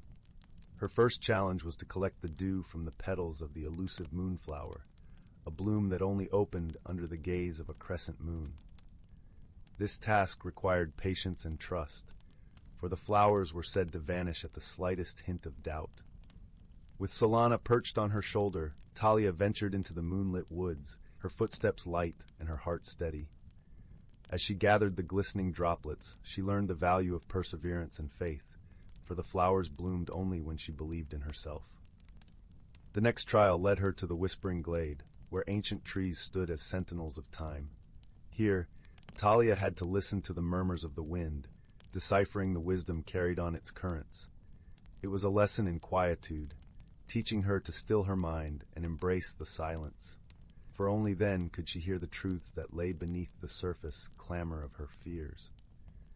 Throughout these challenges, Talia was never alone. The villagers, noticing her newfound determination, rallied around her with warmth and encouragement. Old Marin, the village weaver, gifted her a cloak woven with threads of starlight, symbolizing protection and hope on her journey. Young John, with a laugh like bubbling brooks, shared stories of his own adventures, reminding her that every step, no matter how small, was a part of a grand tapestry of life. With each completed task, Talia felt a change within her, a gentle shift like the turning of seasons. She discovered strength she never knew she possessed, a quiet courage that grew with every challenge faced. Yet the most profound transformation came not from the tasks themselves, but from the realization that change was not an enemy to be feared, but a friend to be embraced. The final task awaited at the heart of the lake, where the water turned into a mirror under the starlit sky. Solana led Talia to a small boat crafted from cedar and moonbeams, instructing her to paddle to the center and gaze into the depths. As Talia peered into the water, she saw not her reflection but a tapestry of her life, the past, the present, and the shimmering possibilities of the future. In that moment, Talia understood that the journey was not about reaching a destination, but about the transformation that happened along the way. The lake, with its magical depths, reflected the growth in her heart, the courage that now flowed as freely as the waters around her. She realized that the magic lay not in the tasks or even in Solana's guidance, but within herself, the true source of her transformation. With newfound clarity, Talia returned to the village, her heart light with the wisdom she had gained. The villagers welcomed her with open arms, celebrating not just her return, but the person she had become. Talia's journey had touched them all, a testament to the power of change and the beauty of embracing one's true self. As the seasons turned and the village basked in the glow of Talia's newfound radiance, Solana visited her one last time. "You have learned well," the bird said, her voice filled with pride and fondness. "Remember, the journey of transformation is a lifelong adventure. Embrace it with an open heart, and you will forever find magic in the world around you." With those parting words, Solana soared into the sky, a streak of emerald and gold against the backdrop of the setting sun, leaving Talia with a heart full of gratitude and a spirit ready to embrace whatever lay ahead. And so, in the tranquil embrace of her beloved village, Talia continued to grow, nurtured by the love and support of her friends and the gentle guidance of the magical lake. She had discovered the secret to overcoming fear and embracing change, and in doing so, found the magic within herself, a magic that would guide her through all the seasons of her life. Story 21. In the heart of an ancient forest, where the towering pines whispered secrets to the wind and the sun-dappled ferns painted the earth in shades of emerald, there lay a hidden world teeming with the secret lives of natural creatures. This was a place where the boundaries between reality and magic blurred, where the air was rich with the scent of pine needles and the gentle murmur of a brook sang a lullaby to the leaves. As the first golden rays of dawn pierced the morning mist, a gentle rustle stirred in the underbrush. Out from the dewy moss emerged a small creature, a squirrel with fur as soft as the autumn leaves and eyes that sparkled like morning dew. His name was Tumble, and he was known throughout the forest for his inquisitive nature and gentle heart. Tumble stretched his tiny limbs, his whiskers twitching as he breathed in the crisp morning air. Today was a special day, for the forest was awakening to the whispers of change. It was the day when the guardians of seasons would gather to weave their magic, ensuring the balance and harmony of nature were preserved. The guardians were a council of wise and ancient beings, each embodying a facet of the natural world. There was Aurora, the spirit of spring, who painted the world in blossoms and renewed life. Solstice, the guardian of summer, radiated warmth and light, nurturing the forest in its fullest bloom. Harvest, the caretaker of autumn, scattered golden leaves and rich harvests upon the earth, while Frost, the keeper of winter, cloaked the world in a serene blanket of snow. Tumble scampered through the forest, his paws barely making a sound on the soft earth. The air was alive with the sound of birdsong, each note a vibrant tapestry of life.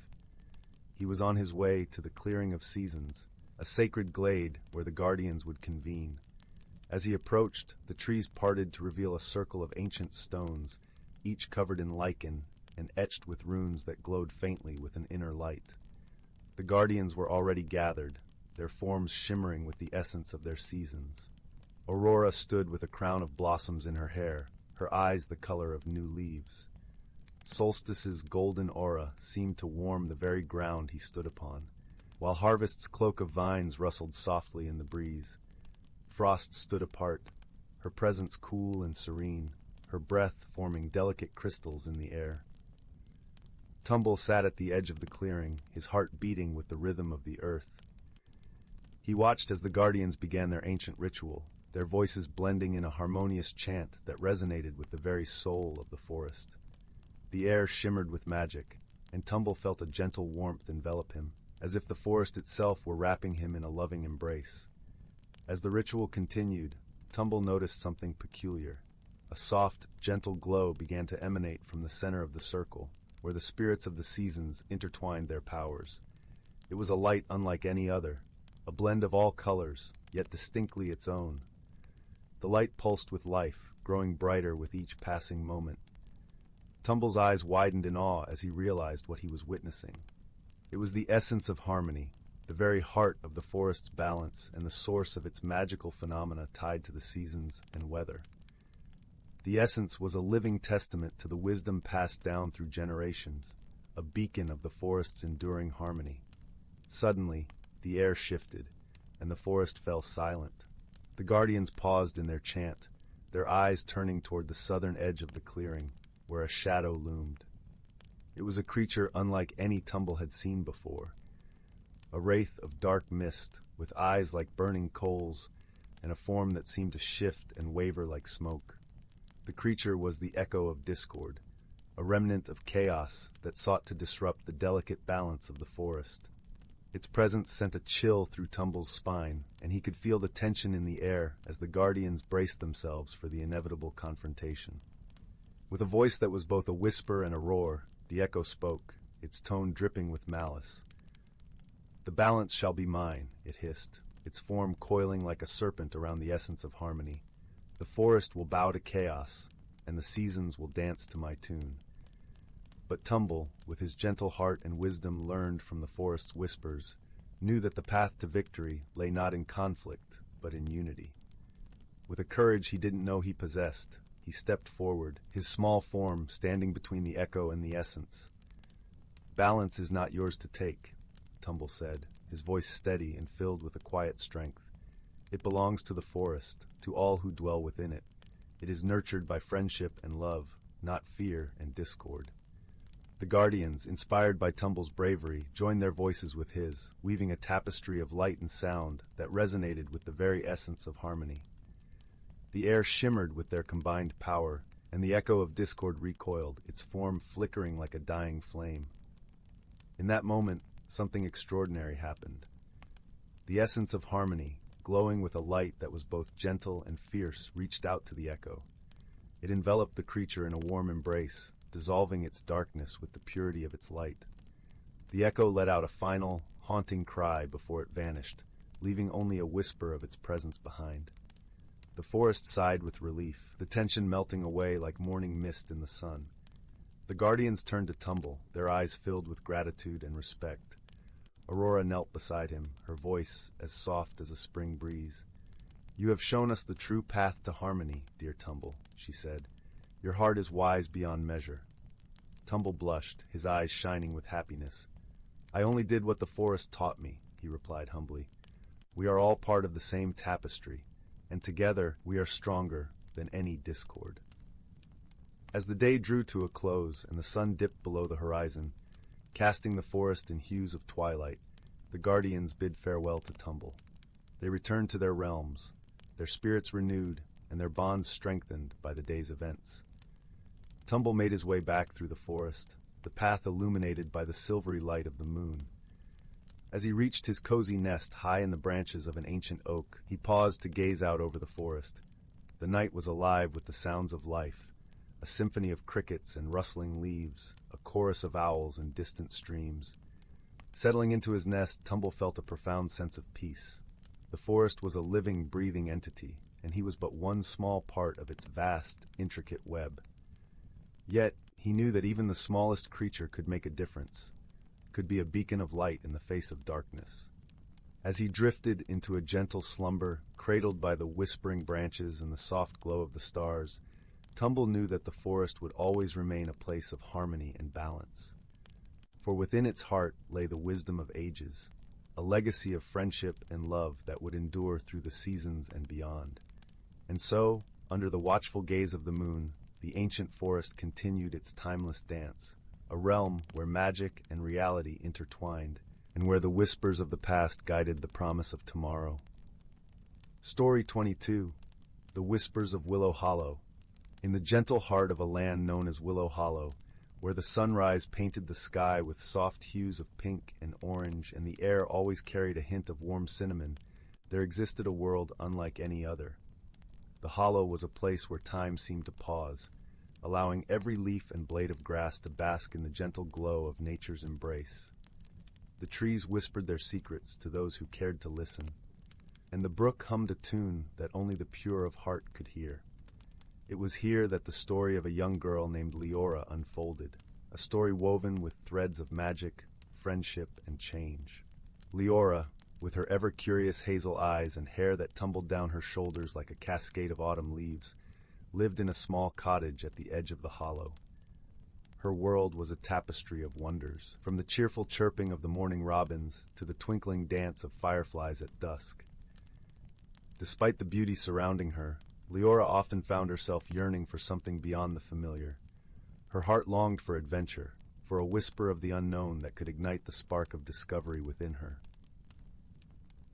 One particularly serene evening, as the sun dipped below the horizon, casting long shadows across the forest floor, Leora set out on her usual wanderings. She meandered through the woods, her feet crunching on the carpet of fallen leaves, until she reached the edge of Willow Hollow. There, hidden amidst a thicket of ancient willows, she discovered something extraordinary. A large, intricately carved stone, its surface etched with strange symbols that seemed to shimmer in the twilight. Drawn to the stone as if by an invisible thread, Leora reached out and touched its cool surface. In that instant, the world around her transformed. The air shimmered with a soft luminescence, and the forest seemed to breathe with a life of its own. The leaves rustled with a gentle urgency, and a warm breeze caressed her cheek, carrying with it a voice as soft as the sigh of the wind.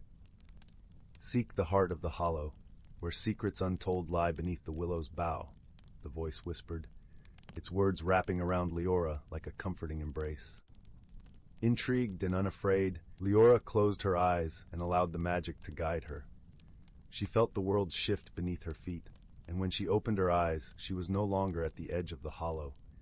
Instead, she found herself standing in a meadow bathed in moonlight, where wildflowers danced in the gentle breeze and the scent of honeysuckle lingered in the air. In the center of the meadow stood a majestic willow tree, its branches swaying gracefully, casting dappled shadows on the ground. Leora approached the tree with reverence, her heart beating in time with the rhythm of the earth. As she drew nearer, she noticed a small opening at the base of the tree, just large enough for her to crawl through. With a sense of wonder and anticipation, Leora knelt down and entered the hollow within the willow. Inside, she found herself in a cavernous chamber, its walls alive with a soft, ethereal glow.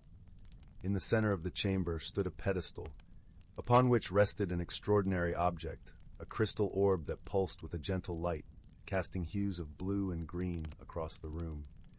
As Leora reached out to touch the orb, she felt a warmth spread through her fingers and up her arm, filling her with a sense of peace and belonging.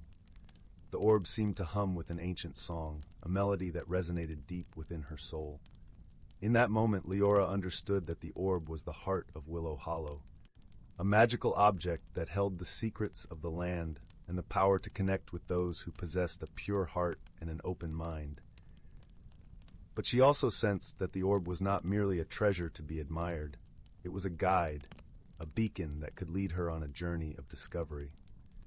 With the orb in her hands, Leora felt a gentle tug, as if it were urging her to venture further, to explore the hidden realms of Willow Hollow and unravel the mysteries that lay within.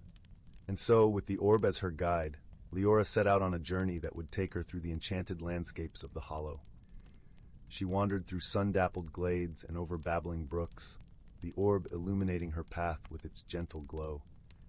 Along the way, she encountered creatures both wondrous and wise, a family of foxes with eyes that sparkled like stars, a wise old owl who shared stories of ancient times, and a playful otter who led her to hidden pools of crystal-clear water. Each encounter was a lesson, a chance to learn and grow. The foxes taught her the value of family and the strength that comes from unity. The owl imparted wisdom, reminding her that the past holds the keys to understanding the present.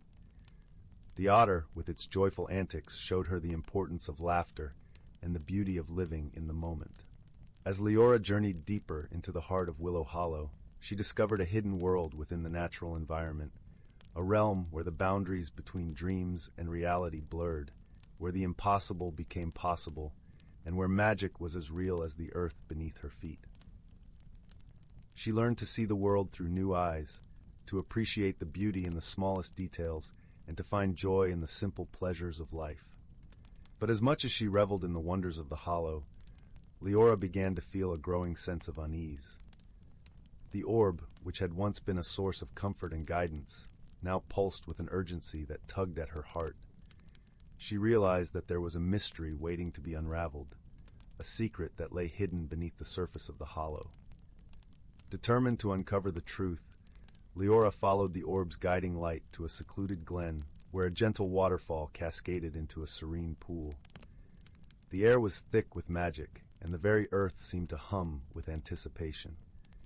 As she approached the water's edge, she noticed a series of stepping stones leading across the pool to a small island in the center.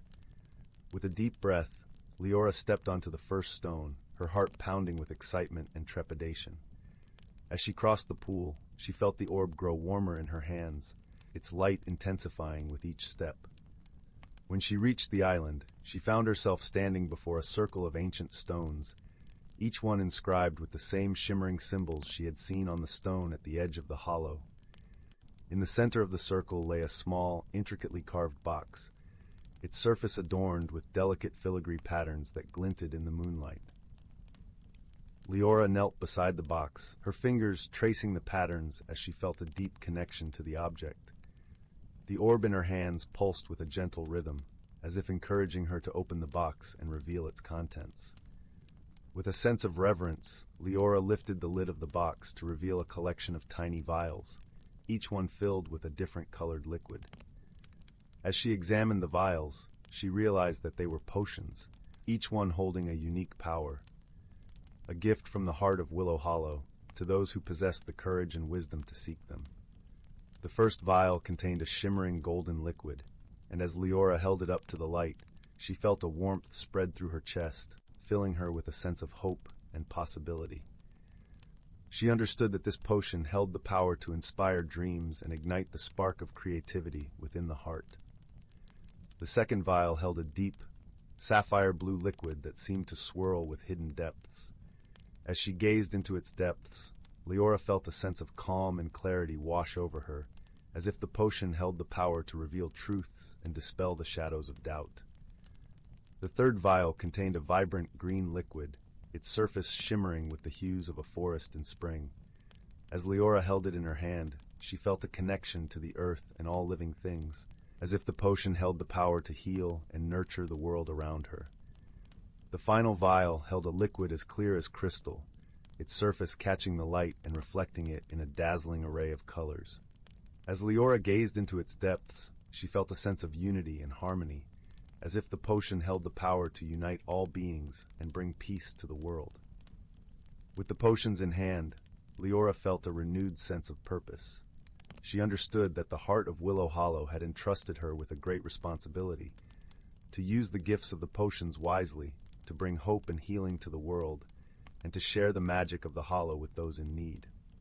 As she made her way back through the enchanted landscapes of Willow Hollow, Leora felt a change within herself, a transformation that had taken place over the course of her journey.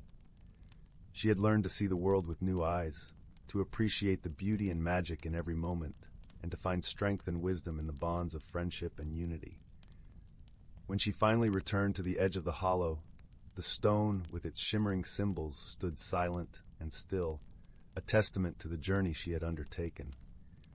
Leora placed the orb beside the stone, allowing its gentle light to merge with the magic of the land, a symbol of the harmony she had found within herself and the world around her.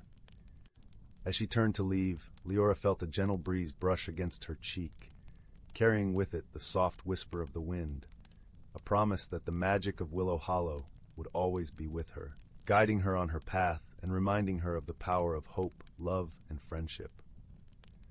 And so, with the heart of the hollow woven into her being, Leora returned to her cottage at the edge of the forest. She carried with her the lessons of her journey, ready to face the world with a renewed spirit and a heart full of magic. As she lay down to rest, cradled by the gentle embrace of the hollow, she knew that she would always be connected to the land and its wonders, a part of a story that was ever unfolding, a story of transformation, friendship, and the enduring magic of the natural world. And in the quiet stillness of the night, the world of Willow Hollow continued to whisper its secrets to those who dared to listen, a testament to the beauty and wonder that lay just beyond the edge of the known, waiting to be discovered by those with the courage to seek it. Story 23. In the heart of the Whispering Wood, where the ancient trees stood like gentle giants and the ground was carpeted with moss as soft as velvet, there lay a secret known to only a few. This was no ordinary forest. It was a place where the boundaries between the everyday and the magical blurred, like the edge of a dream. Here, nestled among the roots of the oldest oak, was a doorway that glimmered subtly in the dappling sunlight, a hidden world waiting to be discovered. One crisp autumn morning, a young girl named Lila found herself wandering deeper into the wood than she ever had before. She was a curious soul, her heart as open as the sky, and her spirit tuned to the wild melodies of the forest. Her auburn hair danced in the breeze as she followed the playful chatter of a squirrel, which darted up the path ahead of her, its bushy tail flicking like a beacon. Lila's feet made no sound on the forest floor, cushioned by fallen leaves that whispered secrets of seasons past. She paused now and then to marvel at the delicate mushrooms that clustered like tiny umbrellas, or to breathe in the earthy scent of the pine needles. It was as though the forest itself was alive with stories, each tree and stone a keeper of ancient tales. As she wandered, Lila noticed a peculiar shimmer at the base of a grand oak tree, its bark rugged and etched with age. There, nestled among the roots, was a small, ornate door. It was carved with intricate patterns of leaves and vines, and a soft golden light seemed to seep from its edges. Lila felt a gentle tug at her heart, a whisper of invitation. With a cautious yet eager hand, she reached out to touch the door. It was warm under her fingers, and as she traced the delicate carvings, the door swung open silently, revealing a tunnel of light. Lila hesitated only for a moment before stepping through, her heart pounding with a blend of excitement and wonder. On the other side, Lila found herself in a world that seemed both familiar and fantastical. The forest was transformed. The trees were taller, their leaves shimmering with colors she had never seen, emeralds, sapphires, and rubies. The air was filled with the sweet scent of blooming flowers, and a gentle melody drifted through the trees, as if the wind itself was singing. Lila's eyes widened in amazement as she realized she was not alone. All around her, creatures of every kind went about their lives. There were foxes with coats that sparkled like morning dew, rabbits that bounded with laughter in their steps, and birds whose songs wove a tapestry of sound. Among them, standing with a regal grace, was a stag with antlers that glowed softly, like branches dipped in starlight. "Welcome, Lila," the stag spoke, his voice as deep and soothing as the forest itself. "I am Eldrin, guardian of this hidden realm. We have been expecting you." "Expecting me?" Lila echoed, her voice a mix of awe and curiosity. "But how did you know I was coming?" "The forest knows many things," Eldrin replied with a gentle smile. "It listens and watches. It knew of your kind heart and your love for its secrets." Lila felt a warmth spread through her, a sense of belonging that she had never felt before. She knew she was meant to be here, in this enchanted world. "What is this place?" she asked, her eyes wide as she took in the beauty around her. "This is the Heartwood," Eldrin explained, "a world woven into the fabric of your own, hidden from those who cannot see beyond the ordinary. It is a sanctuary for magic and mystery, a place where the natural and the mystical dance in harmony." As Eldrin spoke, Lila noticed a small, glowing object nestled in the grass at her feet. It was a stone, not much larger than her hand, but it pulsed with a gentle light. She knelt to pick it up, feeling a tingle of energy through her fingertips. "What is this?" she asked, holding the stone up to Eldrin. "That," Eldrin said with a nod, "is a moonstone. It holds the power of dreams and the light of the moon. It is both a gift and a responsibility." Lila turned the stone over in her hand, entranced by its glow. "But what do I do with it?" "You must embark on a journey," Eldrin replied, his gaze steady and kind. "The moonstone will guide you, but you must learn to listen to its whispers. It will teach you the language of the forest and the wisdom of the heart." A mixture of excitement and trepidation filled Lila. She had always dreamed of adventure, but this felt so much more real and daunting. Yet, as she looked into Eldrin's wise eyes, she knew she could trust him. With the moonstone safely tucked into her pocket, Lila set off through the Heartwood, her senses alive with the wonders around her. She felt the earth beneath her feet, the cool breeze on her skin, and the soft glow of the moonstone, which seemed to pulse in time with her heartbeat.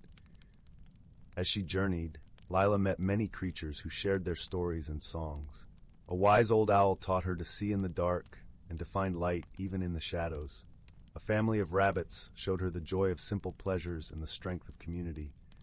And a playful fox with eyes like embers taught her to trust her instincts and to find courage in unexpected places. Each encounter brought Lila new insights and deeper understanding. She learned that the moonstone's light grew brightest when she acted with kindness and when her heart was open to the world around her. It was a gentle reminder that the magic she sought was within her all along.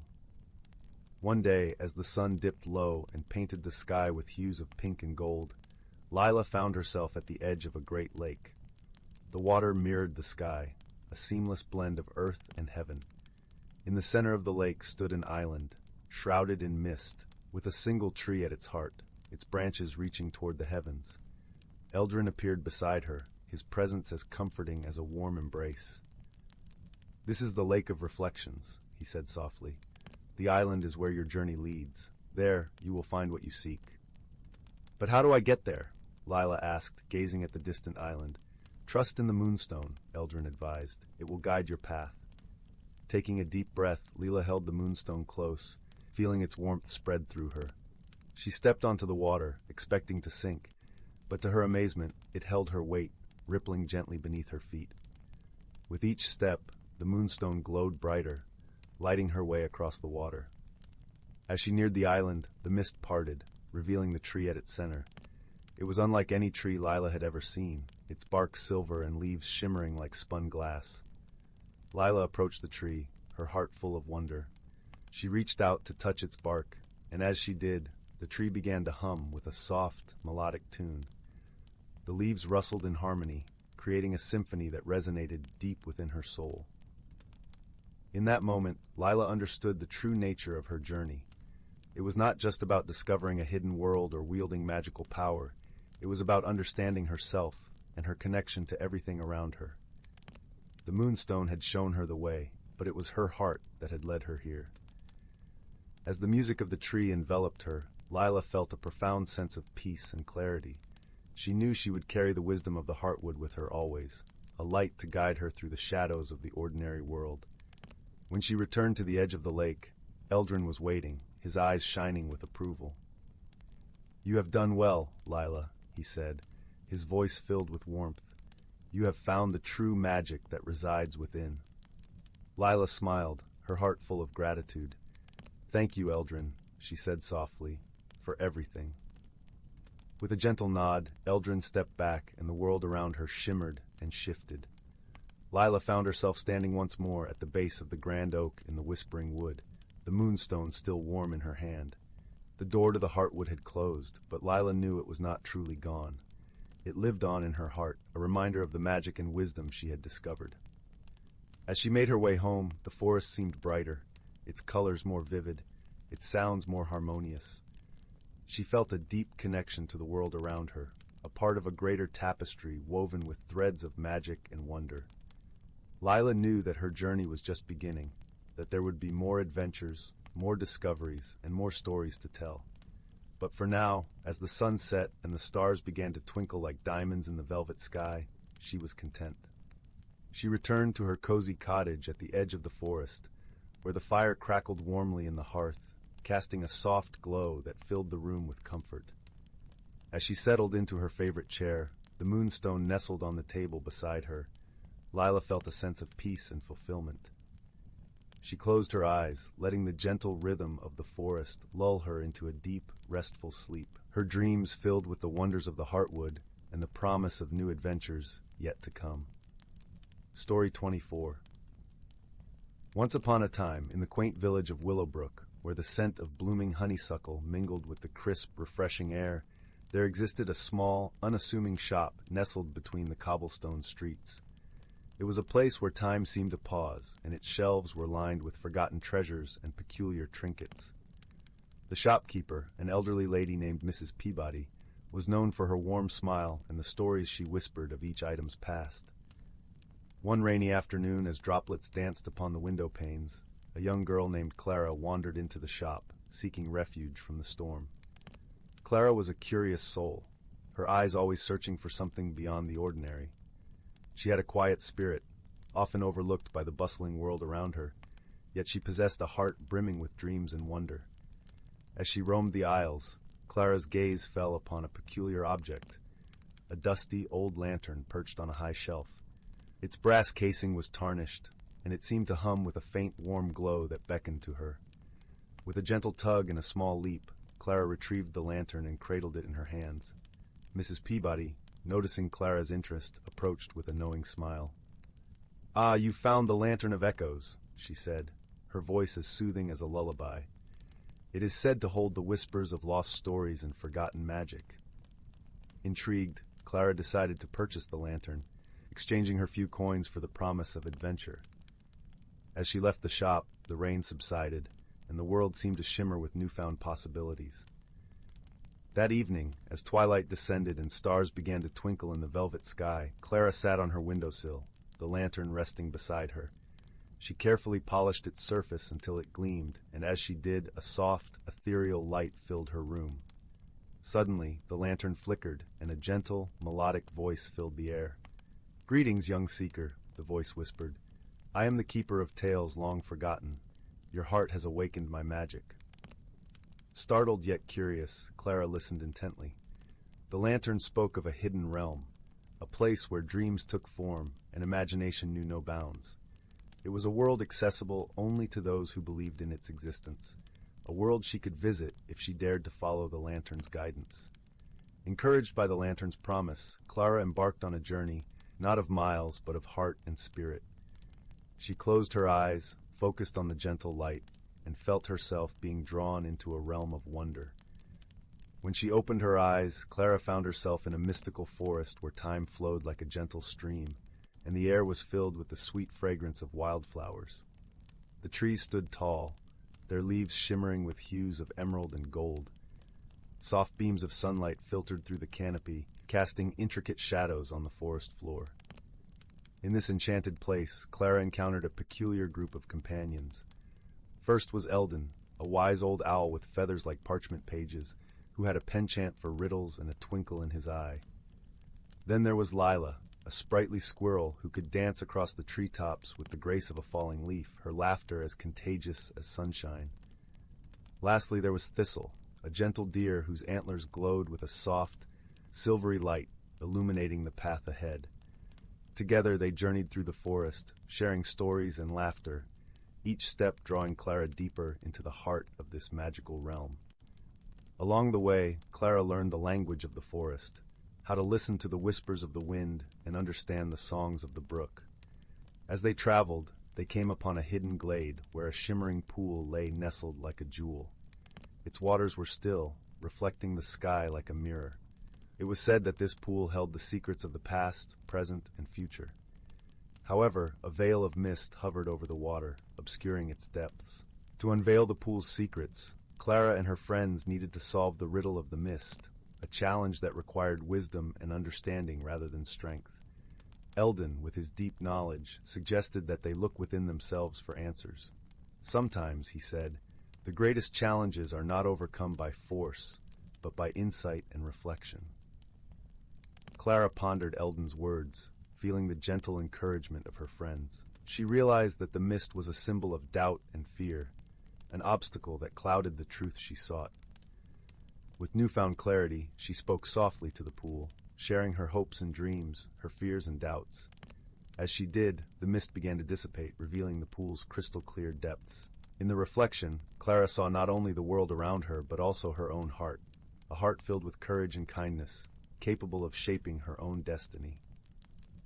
With the mist gone, the secrets of the pool were revealed, and Clara's heart swelled with a sense of wonder and possibility.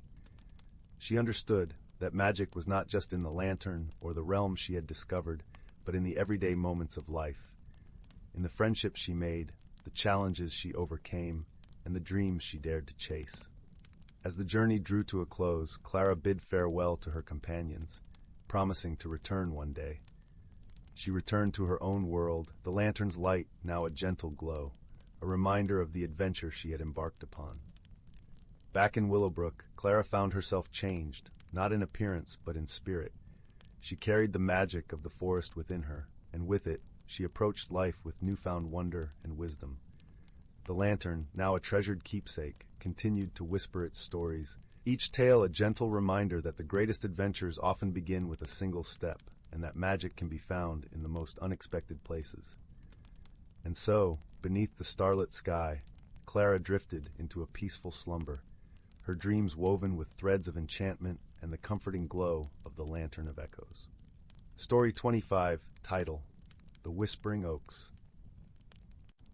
In the heart of an ancient forest, where the sunlight filtered gently through the thick canopy of leaves, there lay a village named Elderglen, known far and wide for its remarkable tranquility.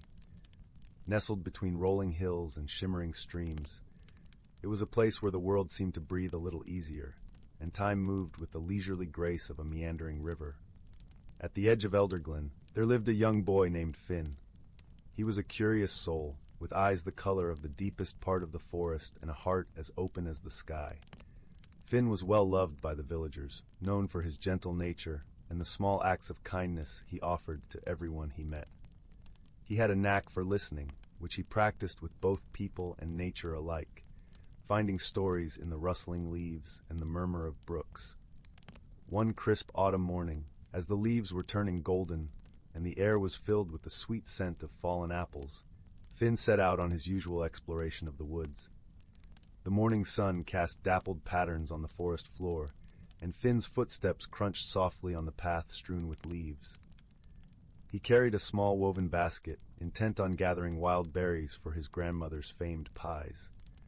As he wandered deeper into the forest, Finn's eyes caught sight of something peculiar. At the base of a towering oak tree, older and more majestic than any he had seen, there was a faint glow emanating from its roots. Curiosity piqued. Finn knelt down and brushed away the leaves to reveal a small, intricately carved wooden box. It was the kind of craftsmanship that spoke of ancient hands and forgotten times, etched with swirling patterns that seemed to dance in the dappled light. Finn's heart thudded with excitement and a hint of trepidation. He hesitated for a moment, then carefully opened the box.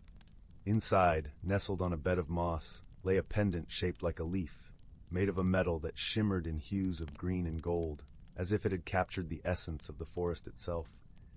As Finn touched it, he felt a warmth spread through his fingers, and a soft whisper filled his mind. Words that were not words, a language older than any he knew. With the pendant now around his neck, Finn felt a strange sense of connection to the forest, as if he could sense the very heartbeat of the earth. He could feel the gentle pulse of life around him, the birds singing their songs, the trees creaking with the wind, and the soft scuttling of creatures in the underbrush. It was as if he had been given ears to hear the secret language of the woods. That evening, as the sky turned a rich tapestry of purples and pinks, Finn shared his discovery with his grandmother, a wise woman who had lived in Elderglen all her life. She listened intently, her gaze thoughtful and kind. "The pendant you found," she began, "is known as the Heart of the Forest. It is a rare and magical artifact, said to be a gift from the spirit of the forest itself. It chooses a bearer once in a generation, someone who can listen and understand the whispers of nature." Finn was awed by this revelation, yet he felt a weight of responsibility settle on his shoulders.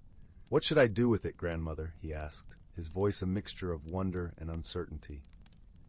"Listen, my dear Finn," she replied, her eyes shining with encouragement.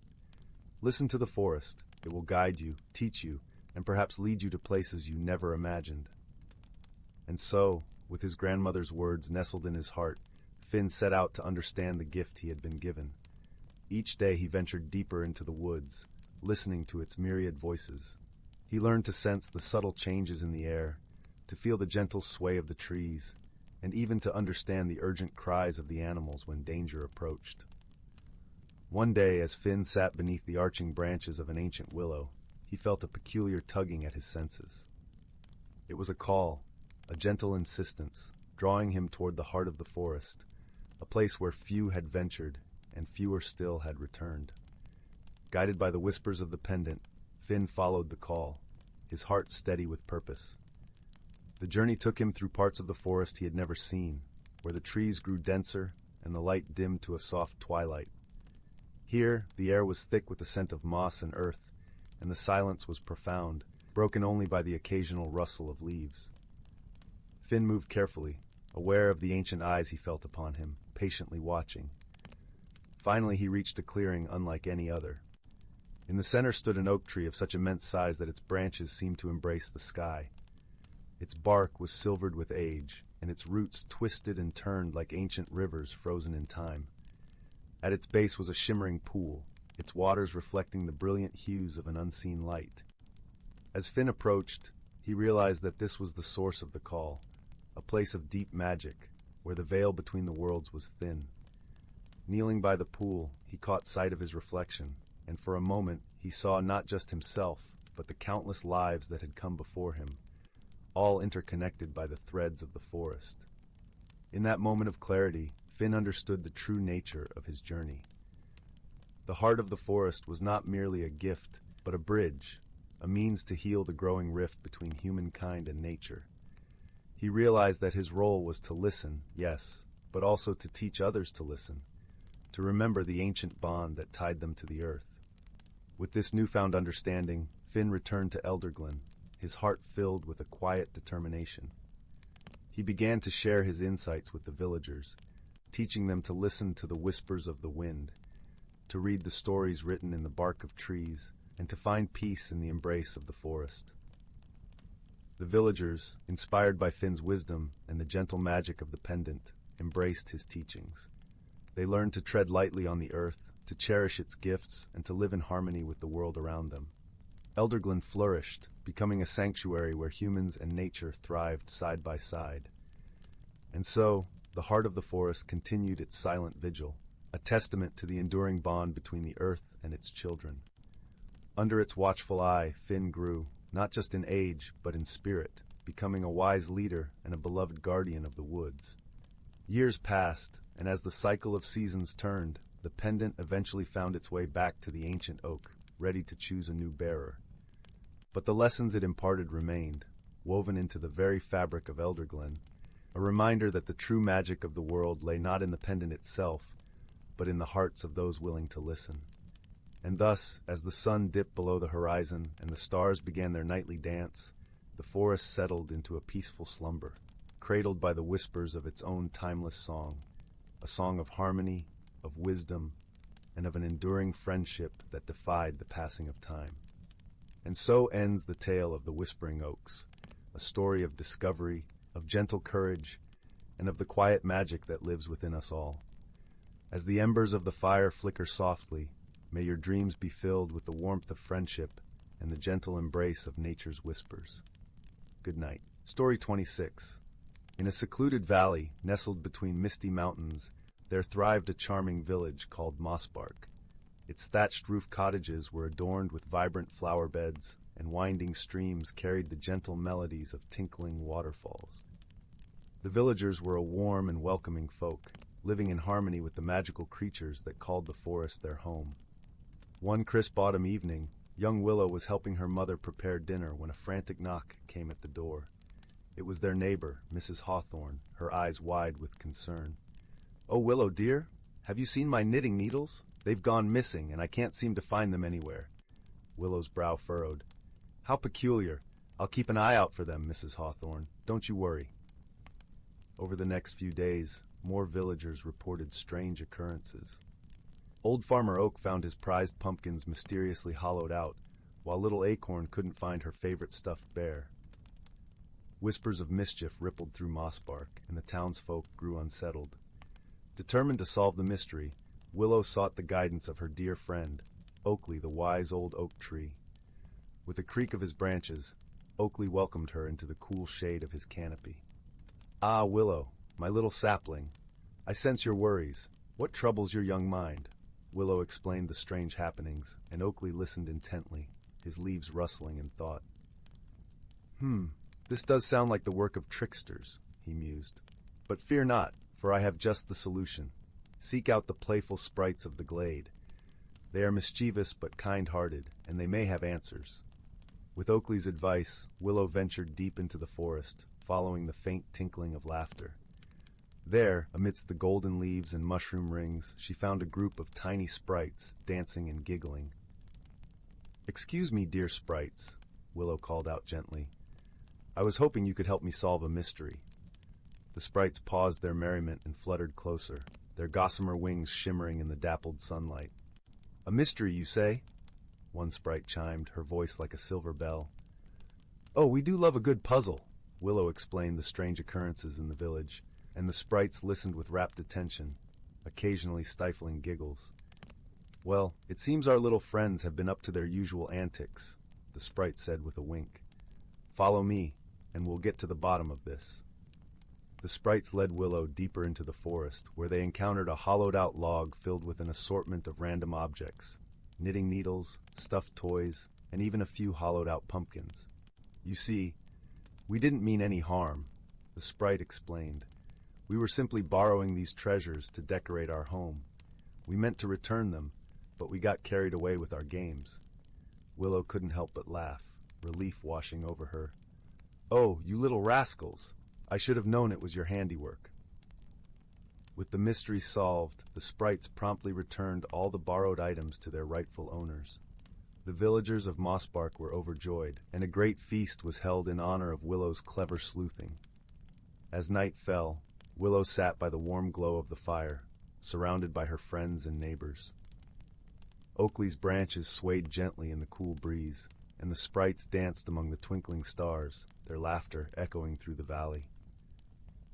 From that day on, the villagers of Mossbark learned to embrace the harmless mischief of the forest sprites, for it added a touch of wonder and delight to their cozy, magical world. Story 27, title, The Whispering Woods. In a quaint village nestled at the foot of the evergreen mountains, where the air was perpetually tinged with the scent of pine and wildflowers, there lived a young boy named Finn. Finn was a curious child, with eyes the color of sunlit honey and a heart that thumped with the rhythm of adventure. Though his days were filled with chores and helping his father in the cobbler's shop, his nights were reserved for stories, tales of old, whispered by the firelight, which spoke of hidden worlds and magical creatures. The village, though small, was surrounded by an expansive forest known simply as the Whispering Woods.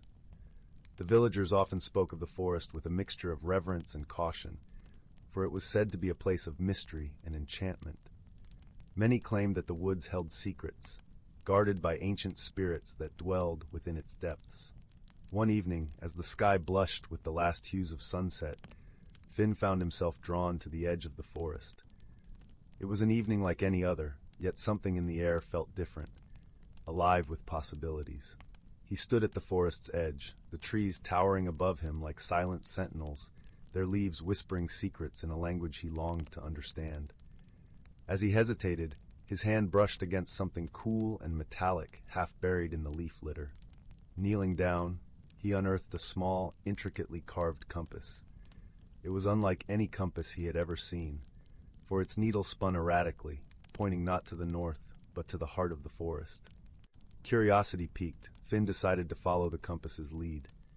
With each step, the forest seemed to change around him, the air growing sweeter, filled with the scent of blooming jasmine and the distant sound of tinkling bells. The path was dappled with moonlight filtering through the canopy, casting a silvery glow that guided his way.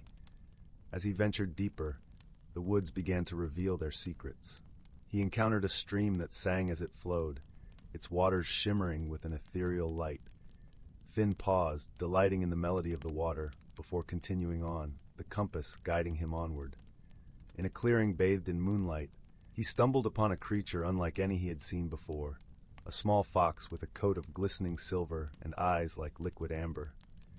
The fox regarded him with an intelligence that seemed almost human, and without a word, it beckoned him to follow. Together, they journeyed further into the woods, the fox leading him to a place where the trees parted to reveal a hidden glen. In the center of the glen stood an ancient tree, its branches stretching toward the sky like the arms of a gentle giant. At its base lay a shimmering pond, its surface as smooth as glass, reflecting the stars above. The fox approached the pond and looked back at Finn, its gaze both inviting and reassuring. Trusting his new companion, Finn knelt beside the water, peering into its depths. As he gazed, the surface began to ripple, revealing scenes of places he had never seen, yet felt inexplicably familiar. He saw villages filled with vibrant colors, people laughing and dancing, and a sky filled with blazing stars. The fox touched its nose to Finn's hand, and in that moment, he understood. The compass, the fox, and the glen were all part of a world hidden within his own, a world that existed in harmony with his, yet remained unseen by most. Over the days that followed, Finn returned to the glen with the fox, exploring the wonders of this hidden world. He learned the language of the trees, the songs of the streams, and the stories of the stars. The fox became his constant companion, guiding him through the mysteries of the forest and teaching him the wisdom of the natural world. Through these journeys, Finn discovered a deep connection to the forest and its inhabitants. He learned to listen to the whispers of the wind, to see the beauty in every leaf, and to appreciate the delicate balance of life that existed all around him. One day, as they sat beneath the ancient tree, the fox looked at Finn with a seriousness that belied its gentle nature. It was time, the fox seemed to say, for Finn to return to his own world, to share the knowledge and wonder he had discovered. Reluctant but understanding, Finn nodded. He knew that the magic of the forest was not meant to be kept hidden, but shared with those willing to listen and learn. With a final look at the glen, he followed the fox back through the forest, the compass guiding him once more.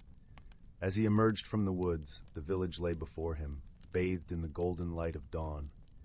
Finn knew he had changed, but he also knew that the wonder of the forest was now a part of him, a treasure he would carry with him always. In the days that followed, Finn shared his stories with the villagers, painting pictures with his words that brought the magic of the Whispering Woods to life. Though some listened with skepticism, many found themselves drawn in, their hearts opening to the possibilities of the world around them. And so, the forest remained, its secrets safe yet shared, a place of enchantment and wonder for those who dared to dream. Finn, the boy with the honey-colored eyes, had become a bridge between worlds, his heart forever attuned to the whispers of the woods.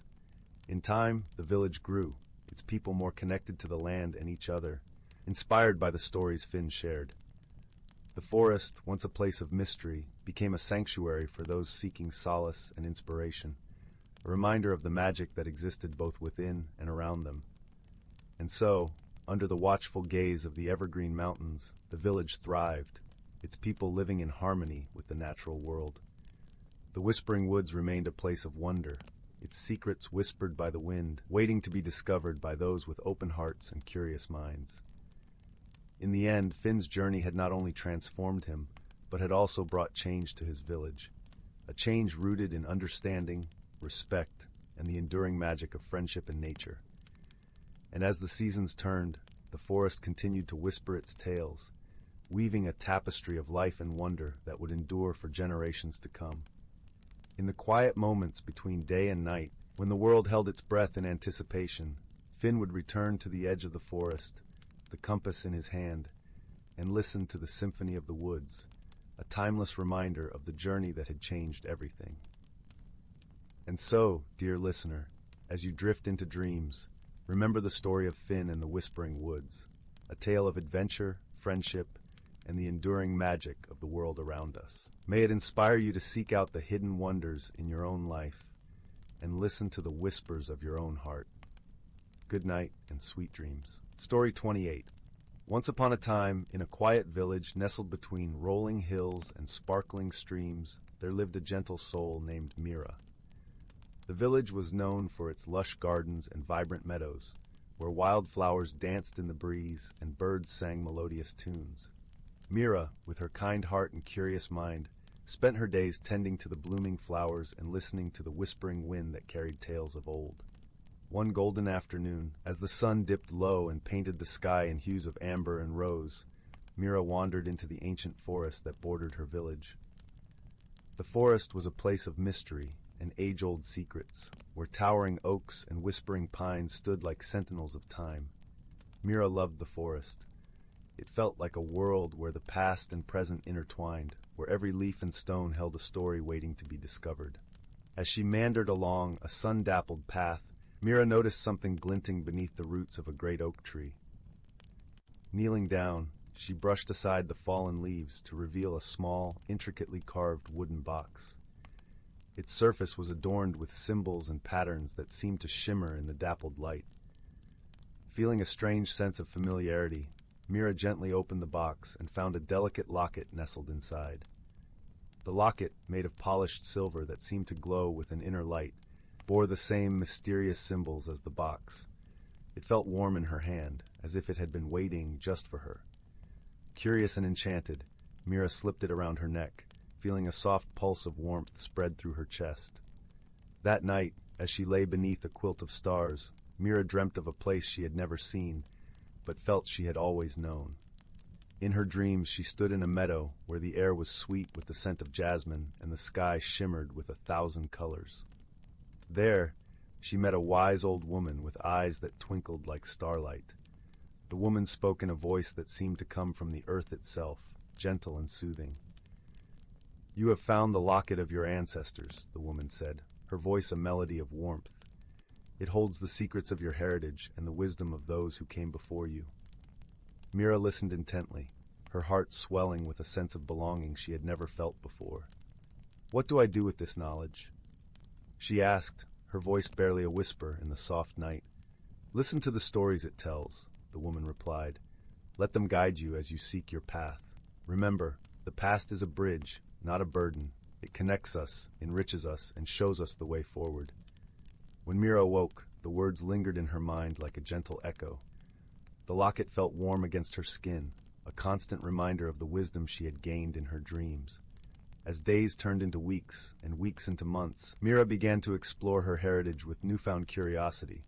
She visited the elders of the village, who shared tales of her ancestors, stories filled with courage, kindness, and the magic of the natural world.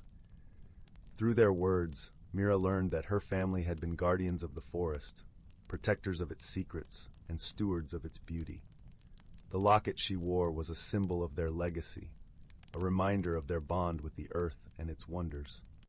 With each story, Mira felt more connected to her roots, to the tapestry of history that wove her existence into the world around her. One crisp autumn morning, as leaves swirled in spirals of gold and crimson, Mira decided to return to the meadow from her dreams. She followed the winding forest paths until she reached a clearing bathed in soft sunlight. The meadow was just as she had seen it in her dreams, a place of serene beauty where time seemed to pause and breathe. Standing there, Mira felt the presence of her ancestors all around her, a circle of spirit and memory. She closed her eyes and listened to the gentle rustle of leaves, the distant call of a lark, and the soft murmur of the stream nearby. The world seemed to speak to her, its voice a harmonious blend of past and present. In that moment, Mira understood the true legacy of her heritage. It was not just about history or tradition, but about the love and wisdom passed down through generations. It was about finding strength in one's roots and embracing the journey of self-discovery. With this understanding, Mira felt a deep peace settle within her, a sense of belonging that was both profound and comforting. From that day forward, Mira carried the lessons of her ancestors with her, sharing their stories and their love for the land with all who would listen. She became a bridge between the past and the present, a living testament to the enduring power of heritage and the magic of knowing where one comes from. And so, in the heart of the tranquil village, beneath the watchful gaze of ancient trees and endless skies, Mira thrived. She flourished like the wildflowers in her beloved meadows, her spirit as bright and enduring as the locket that glowed softly against her heart. And in the gentle embrace of her world, she found a home that was both timeless and beautiful, just as her ancestors had dreamed it would be. Story 29, title, The Whispering Willow. In the heart of the tranquil village of Eldergrove, nestled between the edges of a lush, verdant forest and the gentle curves of a meandering river, there stood an ancient willow tree. This willow was unlike any other, for it held within its gnarled branches and cascading leaves a secret world, one that only the pure of heart could discover. Among the villagers, there was a legend that spoke of a magical object hidden within the tree, a pendant said to grant its possessor the ability to understand the whispers of nature itself. As the sun dipped below the horizon, painting the sky in hues of lavender and rose, the village began to settle for the night. Warm light spilled from cottage windows, and the comforting aroma of baking bread wafted through the cool evening air. It was in this serene setting that young Leona lived.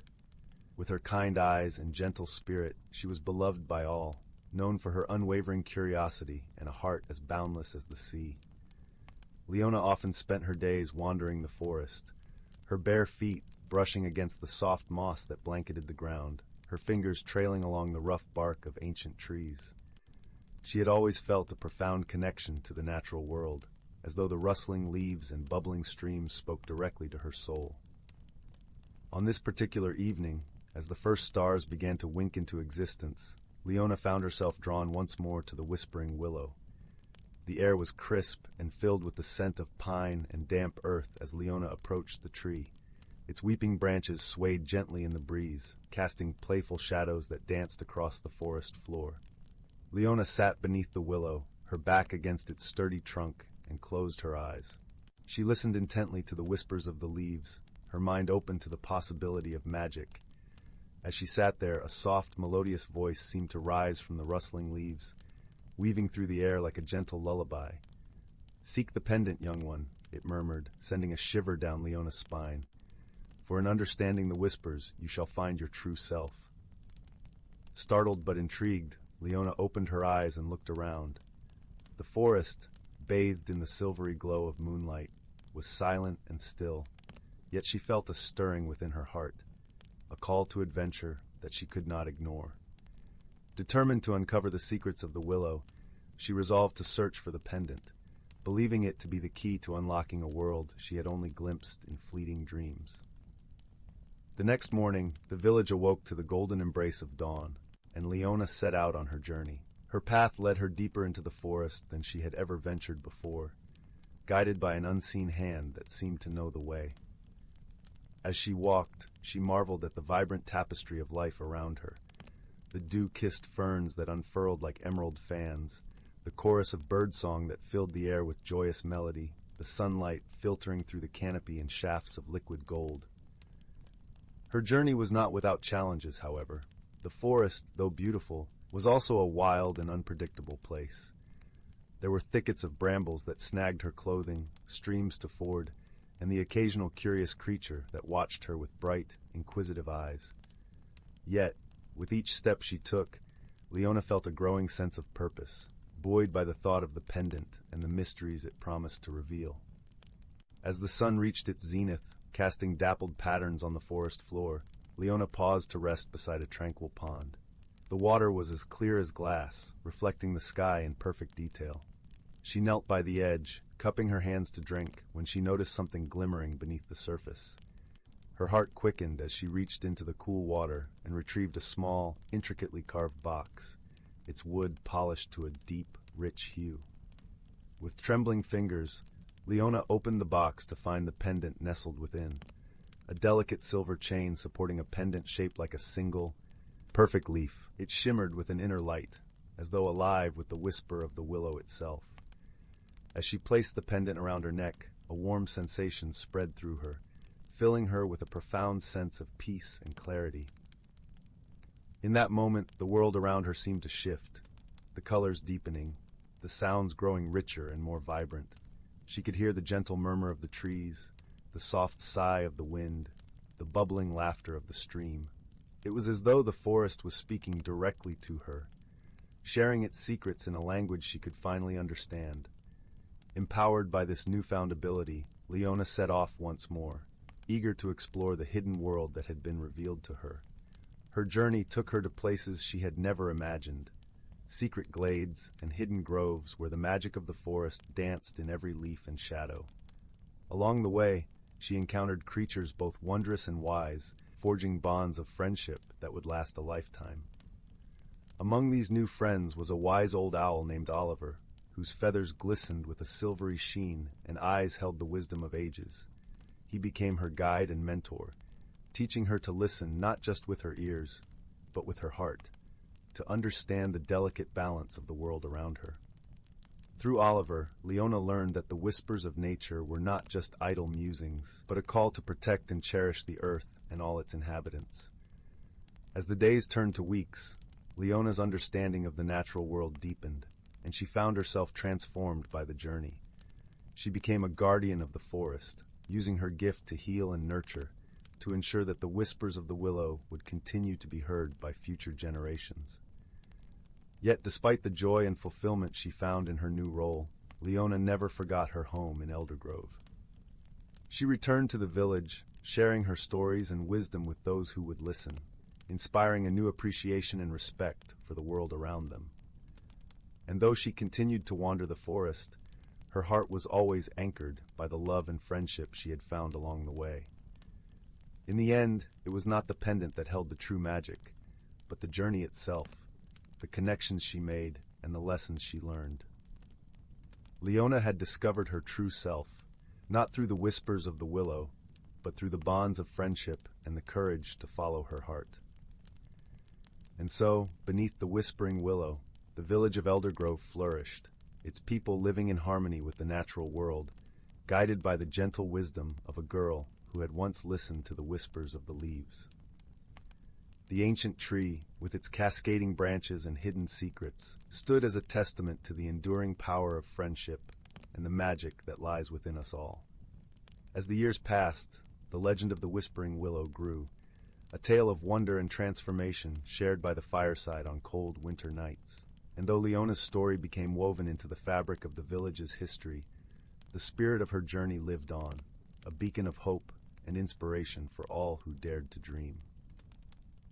In the quiet moments of twilight, when the world seemed to hold its breath, the willow would whisper once more, its voice a gentle reminder that magic is all around us, waiting to be discovered by those with the heart to seek it.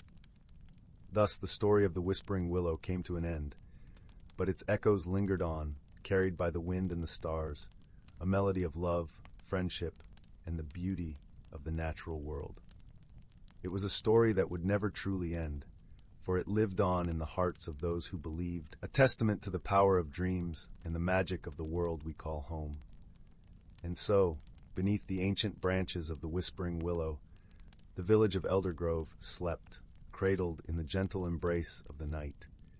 Its dreams filled with the promise of new adventures and the enduring magic of a world that whispered its secrets to those who dared to listen. Story 30. In a quaint village nestled between rolling hills and the whispering embrace of an ancient forest, there lay a small, unassuming cobblestone cottage. Its thatched roof was mossy and green, and from its chimney, a wisp of smoke curled lazily into the sky, suggesting the warmth of a crackling fire within. This was the home of a gentle-hearted girl named Lila, who possessed a curious mind and a heart as open as the meadow where she loved to roam. Lila lived with her grandmother, a kindly woman whose hair was silver like moonlight and whose eyes twinkled with secrets of the ages. Every evening by the fireplace, her grandmother would tell tales of wondrous lands and hidden magic, filling Lila's dreams with possibility. One misty morning, as the sun peeked through the clouds and painted the world in soft hues of gold and pink, Lila decided to explore the attic, a place she had seldom ventured. The air was filled with the scent of cedarwood and old parchment. As she moved through the space, her fingers brushed against forgotten treasures and relics from bygone days. It was there, in the corner draped in shadows, that she discovered an old, dust-covered mirror, framed with intricate carvings of vines and stars. Intrigued, Lila wiped the glass clean with the hem of her dress, revealing her reflection. But to her astonishment, the mirror did not merely reflect the attic around her. Instead, it shimmered and glowed, offering glimpses of other places, a lush forest where fireflies danced like tiny lanterns, a glistening lake under the full moon, and a cozy little village bustling with laughter. At first, Lila thought it a trick of the light, but as she gazed deeper, she realized that this mirror was no ordinary object.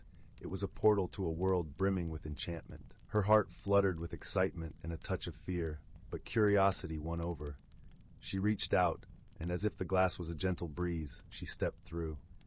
On the other side, Lila found herself standing at the edge of the very forest she had seen in the mirror. The air was fragrant with the scent of pine and wildflowers, and the soft rustle of leaves whispered secrets only the trees knew. She was not alone for long. A small, wise owl named Orin fluttered down from the branches to greet her, his eyes as round and bright as the moon. "Welcome, dear traveler," Orin hooted softly. "You have found the looking glass of lore, a gateway for those with open hearts and curious spirits." Lila, though a bit startled, felt comforted by Orin's gentle presence. "What lies in this world?" she asked, her voice filled with wonder. "A place where kindness and wisdom are treasured above all," Orin replied, spreading his wings wide. "But beware, for challenges here require not the strength of arms, but the courage of the heart and the clarity of the mind." With Orin as her guide, Lila embarked on a journey through this magical realm. They wandered through fields of shimmering grasses, where the wind sang a sweet melody, and over bridges woven from vines that swayed like gentle lullabies. Along the way, they met other creatures, an amiable fox named Finn with a tail as bushy as a cloud, and a cheerful rabbit named Nia, whose laughter was as bright as sunshine. Each companion, with their own quirks and charms, joined Lila, offering companionship and advice. They soon came upon a challenge, a vast enchanted garden, where the flowers whispered riddles that must be solved to pass through. The first riddle came from a rose as red as a summer sunset. "I speak without a mouth and hear without ears. I have no body, but I come alive with wind. What am I?" Lila pondered this, feeling the gentle breeze on her skin. "An echo," she answered, recalling the way voices bounced off the hills back home. The rose nodded, its petals shimmering with approval. As the group moved deeper into the garden, a sunflower, tall and golden, posed the next question. "I am taken from a mine and shut up in a wooden case, from which I am never released, and yet I am used by almost every person. What am I?" Finn twitched his ears thoughtfully, and with a spark of memory, Lila replied, "A pencil lead." The sunflower bowed its head, and the path opened further. At last, a delicate lily, pure and white, spoke softly. "I can fly without wings. I can cry without eyes. Wherever I go, darkness flies." "What am I?" Nia, who had been listening intently, whispered excitedly, "A cloud." With this final answer, the garden bloomed brighter than ever, and the path ahead was clear. As they continued, Lila felt a warmth in her heart. a realization that the true magic lay not just in the wonders she had seen, but in the friendship and wisdom shared along the way. Her journey through the magical realm taught her that life was not about rushing to the end, but about savoring every step and the company along the way. It was a lesson of patience, understanding, and connection. When it was time to return, Oren led Lila back to the shimmering mirror. She stepped through with a heart full of gratitude, carrying with her the lessons and friendships she had found. Back in the attic, the mirror resumed its quiet slumber, reflecting only Lila's smiling face. She knew she could visit again, but for now, she was content with the world around her, which seemed a bit more magical than before. As the sun set and the stars began to twinkle in the night sky, Lila sat by the fireplace with her grandmother, ready to share her story. The warmth of the fire and the comfort of her grandmother's presence wrapped around her like a cozy blanket. She realized that true magic was not just in the extraordinary, but in the love and wisdom shared with those she held dear. And so, in the quiet of the evening, as the village drifted into dreams, Lila's heart was at peace, knowing she was part of a world filled with wonder, both seen and unseen. Story 31. In the heart of a serene village, nestled between lush emerald hills and a sparkling azure lake, there lived a young woman named Amara. Her days were filled with the comforting routines of village life, tending to the vibrant gardens, weaving stories with the elders under the shade of ancient trees, and dancing to the soft melody of the wind that whispered through golden fields. Amara had always felt a peculiar longing, a gentle tug at her heartstrings, as though a part of her was woven into the very fabric of the land she called home. Her grandmother, wise and gentle, often spoke of their ancestors with a reverent gleam in her eyes, recounting tales of courage, wisdom, and the mystical bond between their people and the earth. One crisp autumn evening, as the sky blushed with hues of orange and pink, Amara sat with her grandmother by the fireplace. The flames danced merrily, casting flickering shadows that seemed to echo the stories of old. Her grandmother reached for a small, intricately carved wooden box that had always rested on the mantelpiece, its surface polished smooth by the touch of many hands over the years. "This," her grandmother began softly, "is a legacy, a piece of our past that holds the key to understanding who we are." With a gentle click, she opened the box to reveal a necklace, a simple yet exquisite pendant shaped like a leaf, with delicate veins of gold threading through the emerald stone that glimmered like the forest at dawn. "This pendant was crafted long ago by the first of our line," her grandmother continued, her voice a soothing lullaby. "It is said to hold the spirit of the forest and the wisdom of our ancestors. It is time for you to discover its secrets, Amara." With a mixture of awe and curiosity, Amara carefully lifted the pendant from its resting place. As she did, a soft warmth spread through her fingers, as if the pendant was sharing a secret only she could understand. Her grandmother's eyes twinkled knowingly. "To truly understand our heritage, you must journey to the heart of the forest, where the ancient oak stands." The next morning, with the pendant resting gently against her heart, Amara set out towards the forest. The path was lined with wildflowers that danced in the morning breeze, their delicate scents weaving a tapestry of memories and possibilities. Birds sang sweetly from the treetops, their melodies guiding her deeper into the verdant embrace of nature. As she approached the ancient oak, its gnarled branches stretching skyward like welcoming arms, Amara felt an inexplicable sense of belonging. She settled beneath its vast canopy, the ground soft and cool beneath her.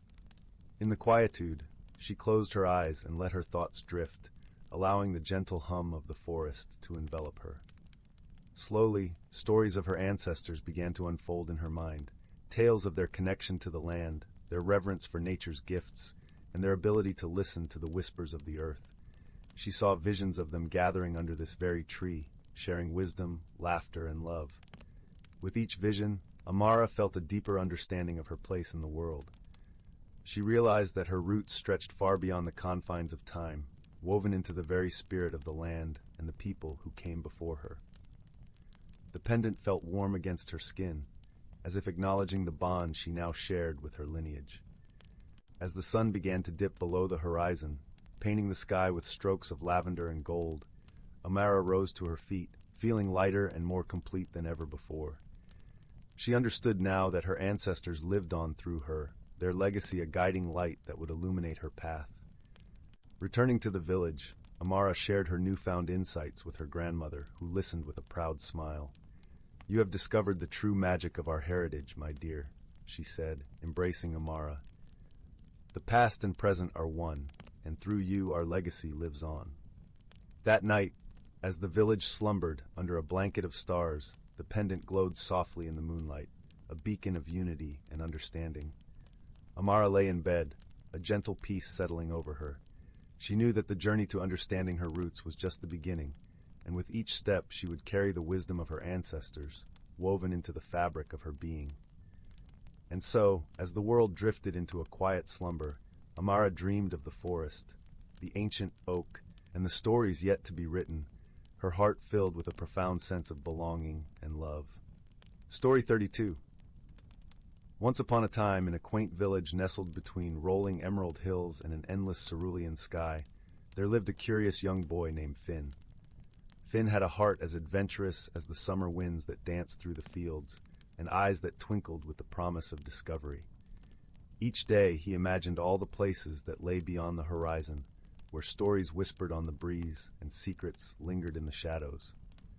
One golden afternoon, when the sun hung like a lazy marigold in the sky, Finn stumbled upon an old, winding path at the edge of the forest. It was a path he had never seen before, hidden beneath a carpet of soft moss and dotted with dainty wildflowers that swayed like tiny dancers. The air was filled with the sweet scent of pine and the gentle rustling of leaves, as if inviting him to embark on a new adventure. With a heart full of excitement and a small satchel slung over his shoulder, Finn stepped onto the path. The forest welcomed him with open arms, its canopy filtering the sunlight into a kaleidoscope of green and gold. As he walked, the world around him seemed to hum with life. Birds chirped cheerful tunes, and squirrels skittered playfully among the branches. The path soon led Finn to a clearing unlike any he had ever seen. At its center stood a grand ancient tree, its trunk wide and gnarled, with roots that twisted like the veins of the earth. The tree shimmered with an ethereal glow, its leaves a dazzling mix of silver and jade that tinkled like 1,000 tiny bells in the breeze. Finn approached the tree with a sense of awe, his fingers brushing the rough bark that felt warm under his touch. As he circled the tree, he discovered a small door-like opening at its base, just large enough for a child to squeeze through. With a deep breath, he crouched down and crawled inside, his heart pounding with the thrill of the unknown. On the other side, Finn found himself in a world that felt both magical and familiar. The sky was a deeper shade of blue, the grass a more vibrant green, and the air carried a melody of its own, a soft, lilting tune that seemed to welcome him. Here, the trees were alive with whispers and laughter, as if the forest itself were sharing secrets. As Finn wandered through this enchanted land, he encountered a delightful array of creatures. First, a family of fluttering lumalites, tiny beings with wings like stained glass that glowed in the twilight. They flitted around him, leaving trails of light that shimmered like stars around his head. Finn giggled as they led him further into the forest, their presence warm and friendly. Next, he met a gentle gossamer fox, with fur as soft as clouds and eyes as bright as amber. The fox sat serenely by a babbling brook, its tail curled neatly around its paws. When it saw Finn, it gave a nod of acknowledgement, as if it had been expecting him. Finn felt a sense of companionship in the fox's gaze, a silent promise of guidance through this wondrous place. Together, they journeyed deeper into the heart of the forest, where they stumbled upon a peculiar sight, a circle of mushrooms that glowed with a soft, inviting light. Finn and the gossamer fox stepped into the ring, and immediately, the world around them began to change. The ground beneath their feet hummed with energy, and the air was filled with the sound of distant laughter and music. From the shadows emerged the forest guardians, whimsical creatures with bodies woven from vines and leaves, and eyes that sparkled like dew in the morning sun. They danced gracefully within the circle, inviting Finn to join them. With a laugh, Finn took their hands, twirling and spinning until he could no longer tell where the earth ended and the sky began. As the dance came to a gentle stop, one of the guardians, with a voice like rustling leaves, spoke to Finn. "You have a heart full of wonder and courage, young explorer. Remember, the unknown is not to be feared but embraced, for it is in the unknown that we find our true selves." Finn nodded, feeling the truth of the guardian's words settle in his heart like a warm, comforting glow. He thanked the guardians for their wisdom and promised to carry it with him always. As the sky began to blush with the colors of dusk, Finn knew it was time to return home. The gossamer fox led him back to the ancient tree, its silver leaves now shimmering under the soft light of the evening stars. With a final nod of farewell, the fox watched as Finn crawled back through the tree's opening.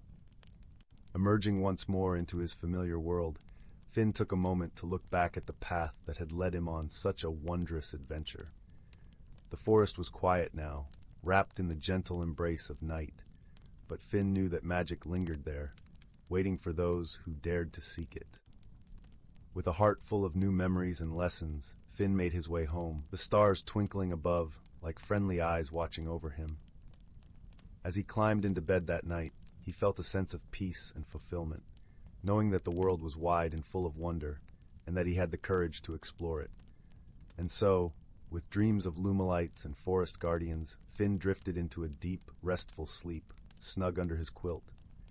The moon shone brightly through his window, a gentle guardian of the night, as if whispering to him that the world was indeed a magical place, just waiting to be discovered. Story 33. Once upon a time, nestled in a tranquil valley, surrounded by gentle hills and whispering forests, lay the quaint village of Woodhaven. The village was known for its patchwork fields of lavender and daisies, which painted the air with a soothing fragrance that mingled with the sweet scent of pine from the surrounding woods. At the heart of Woodhaven stood an ancient oak, its branches spreading wide like the welcoming arms of an old friend, under which villagers often gathered to share stories and dreams. In this serene hamlet lived a young woman named Leora, whose heart was as gentle as the morning dew that kissed the petals of the village flower beds. Leora had long, auburn hair that tumbled like an autumn waterfall, and eyes that mirrored the tranquil blues of the sky. Yet despite the serenity of her surroundings, Leora found herself struggling with an inner restlessness. She felt tethered by the routines of village life, yearning for something she could not quite name. Every day, Leora would visit the edge of the Whispering Woods, a mystical forest that shimmered with an ethereal glow at dusk. The villagers spoke of the woods with both reverence and caution, for it was said that the forest was alive with magic, and only those who truly listened could hear its secrets. Leora felt an unspoken connection with the forest, as if it held the answers to the questions that churned in her heart. One breezy afternoon, as golden leaves danced in the wind, Leora sat beneath the ancient oak, her thoughts drifting like the soft clouds above. Her dear friend, Fen, joined her, carrying a basket of warm, freshly baked bread. Fen was a gentle soul, with a hearty laugh that could warm even the coldest winter day. He placed the basket between them and broke a loaf, the crust crackling softly, releasing a comforting aroma into the crisp air. "You seem lost in thought, Leora," Fen remarked, offering her a piece of bread. "What troubles your heart today?"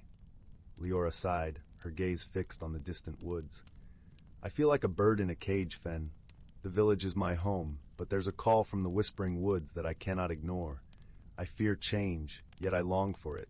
Fen nodded, understanding reflected in his warm brown eyes. "Perhaps the woods hold the answers you seek. Sometimes, to find ourselves, we must first lose our way." Encouraged by Fen's words, Leora decided to venture deeper into the Whispering Woods. As twilight descended, she stepped into the forest, her feet crunching softly on the carpet of fallen leaves. The air was cool and filled with the symphony of rustling branches and distant bird songs. As she walked, the path seemed to shimmer, guiding her deeper into the heart of the woods. Soon, Leora found herself in a clearing, bathed in the silvery light of the moon. In the center stood a small, sparkling pool, its surface like a mirror reflecting the starry sky. It was said that this pool, known as the Mirror of Transformation, held the power to reveal one's true self. Kneeling beside the pool, Leora peered into its depths. As she gazed upon her reflection, the water began to ripple and the image shifted. She saw herself not as the uncertain young woman she felt, but as a confident figure surrounded by a glowing aura of warmth and light. Her reflection smiled serenely, a silent promise of who she could become. At that moment, a gentle voice floated on the breeze, as soft as a lullaby. To change is to grow, dear one. Do not fear the path unknown, for it is where your true self awaits. Leora closed her eyes, letting the voice wash over her, and felt a warmth blossom in her chest, a seed of courage unfurling its first tender leaves. She realized that the change she feared was not something to be conquered, but embraced. It was a journey, not a destination. As she opened her eyes, a soft rustling in the bushes caught her attention. From the shadows emerged a small, luminescent creature, its body aglow with a gentle light. It was a wisp, a guardian of the forest, known to guide those who sought wisdom. The wisp hovered before her, its light pulsing like a heartbeat. "I am here to help you, Leora," it whispered, its voice like the rustle of leaves. "The forest has chosen you, for your heart is open and ready to grow." With newfound resolve, Leora followed the wisp as it led her through the forest. She learned to listen to the forest's whispers, understanding the language of the trees and the songs of the streams. Each step she took, she felt more connected to the world around her and to the person she was becoming. Days turned into nights, and Leora's journey through the whispering woods continued. She met other magical creatures, each teaching her lessons of patience, kindness, and the beauty of embracing one's true nature. The forest became her teacher, and she, its eager student. One evening, as the sun dipped below the horizon, painting the sky with hues of lavender and rose, Leora returned to the village. She felt transformed, her heart light with the wisdom she had gained. Her friends and family gathered around, sensing the change in her. Fen, his eyes twinkling with pride, asked, "What did the forest teach you, Leora?" She smiled, her voice steady and clear. "I learned that change is not something to fear but to welcome. It is through change that we discover the depths of our own strength and the beauty of who we truly are." The villagers listened, their hearts touched by her journey. Leora had not only found herself, but had also become a beacon of hope and courage for those around her. And so, under the watchful branches of the ancient oak, surrounded by the warmth of friends and family, Leora embraced the beauty of transformation. The Whispering Woods had taught her that true magic lies in the courage to embrace change and the wisdom to walk one's own path. As the stars twinkled above, the village of Woodhaven settled into a peaceful slumber, cradled by the gentle arms of the forest and the promise of new beginnings. And Leora, with a heart full of dreams and a spirit alight with hope, knew that her journey of discovery had only just begun. Story 34. Once upon a dreamy twilight, as the forest awoke to the first whispers of nightfall, a young rabbit found herself lost amidst the twisting roots and fern-laden trails. Soft breezes carried the earthy scent of decaying leaves and the faint sweetness of wildflowers, while the canopy above danced with the flickering gold of the fading sun. Little Rosemary shivered, her velvet ears straining to catch any friendly sounds beyond the murmurs of the trees. That's when she heard it, a lilting melody, almost imperceptible, weaving between the branches like slivers of sunlight. She followed the ethereal tune deeper into the emerald shadows.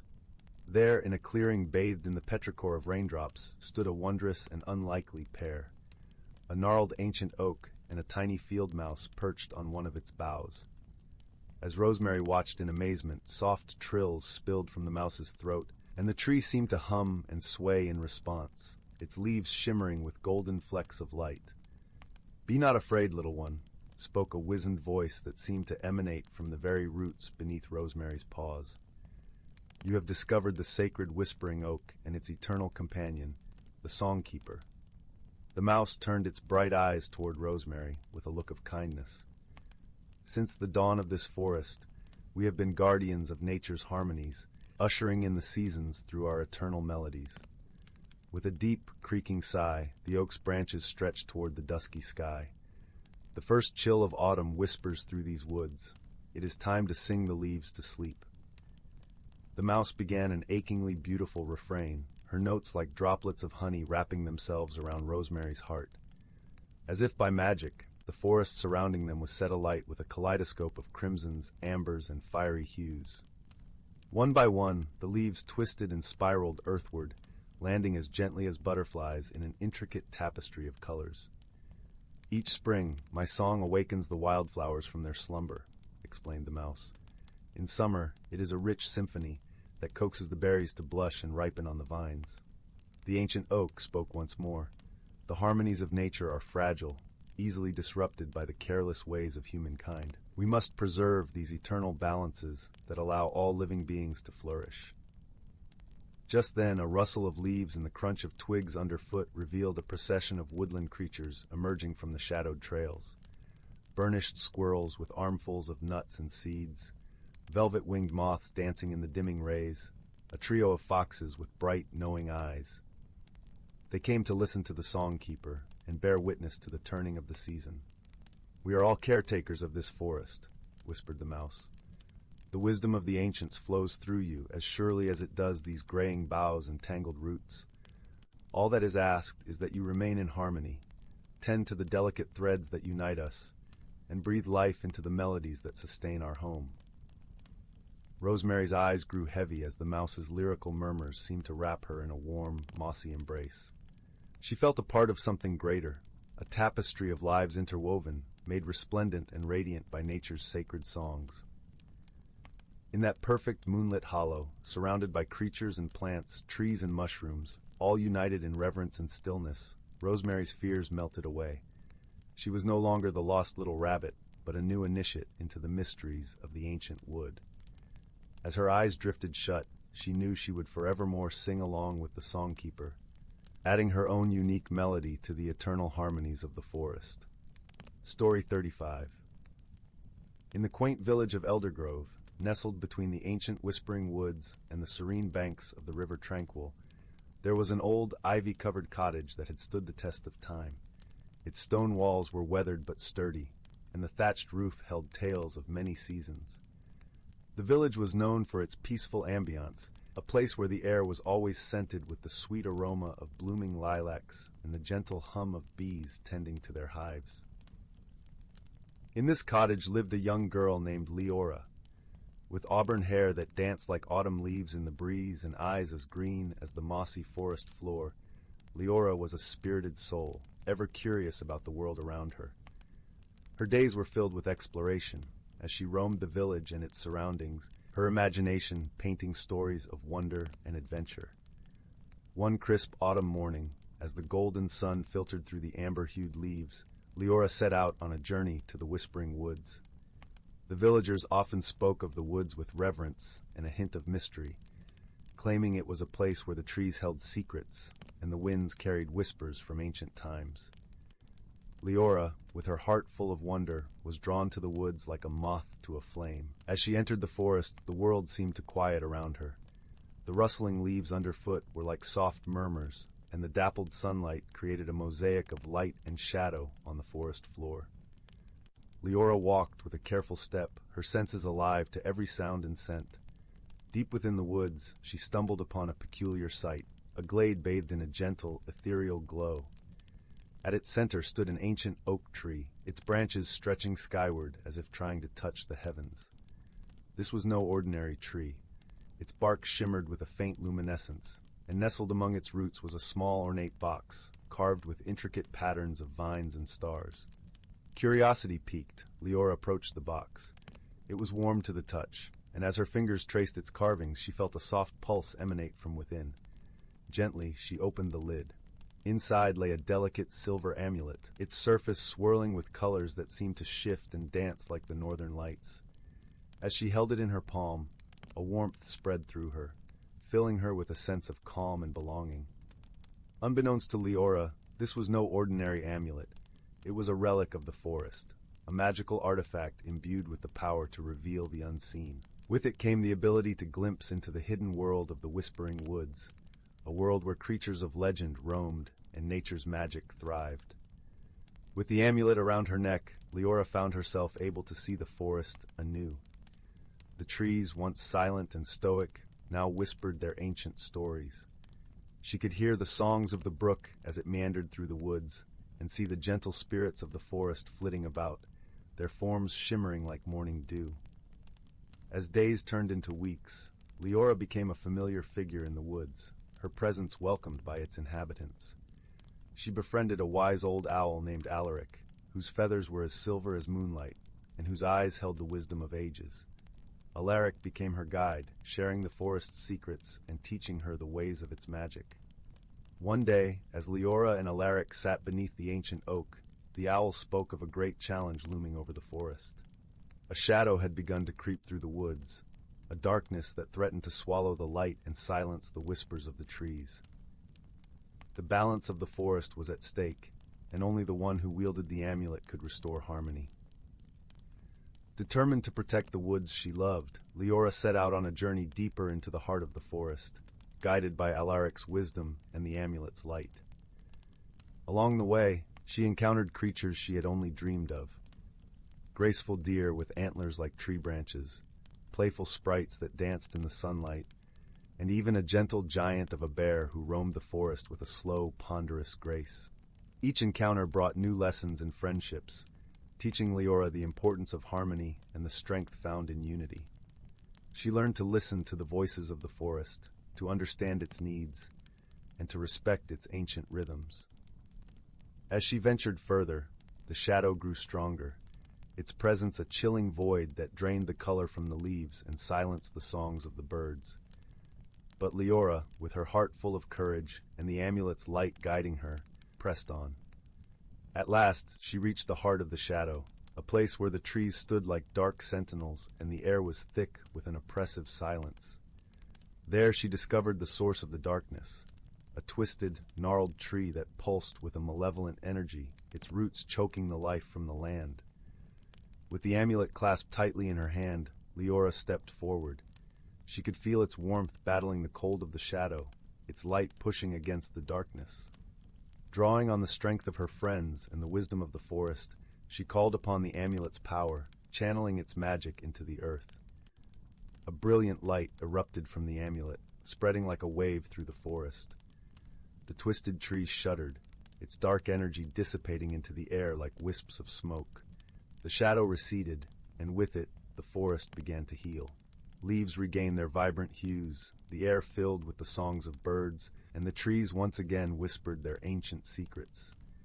Exhausted but triumphant, Leora returned to the glade, the amulet still aglow with its gentle light. She had restored balance to the forest, not through force, but through friendship, wisdom, and the understanding that all things were connected. As she sat beneath the ancient oak, Alaric perched beside her, she realized the true magic of the amulet was not in its ability to reveal the unseen, but in its power to open her heart to the beauty and wisdom of the world.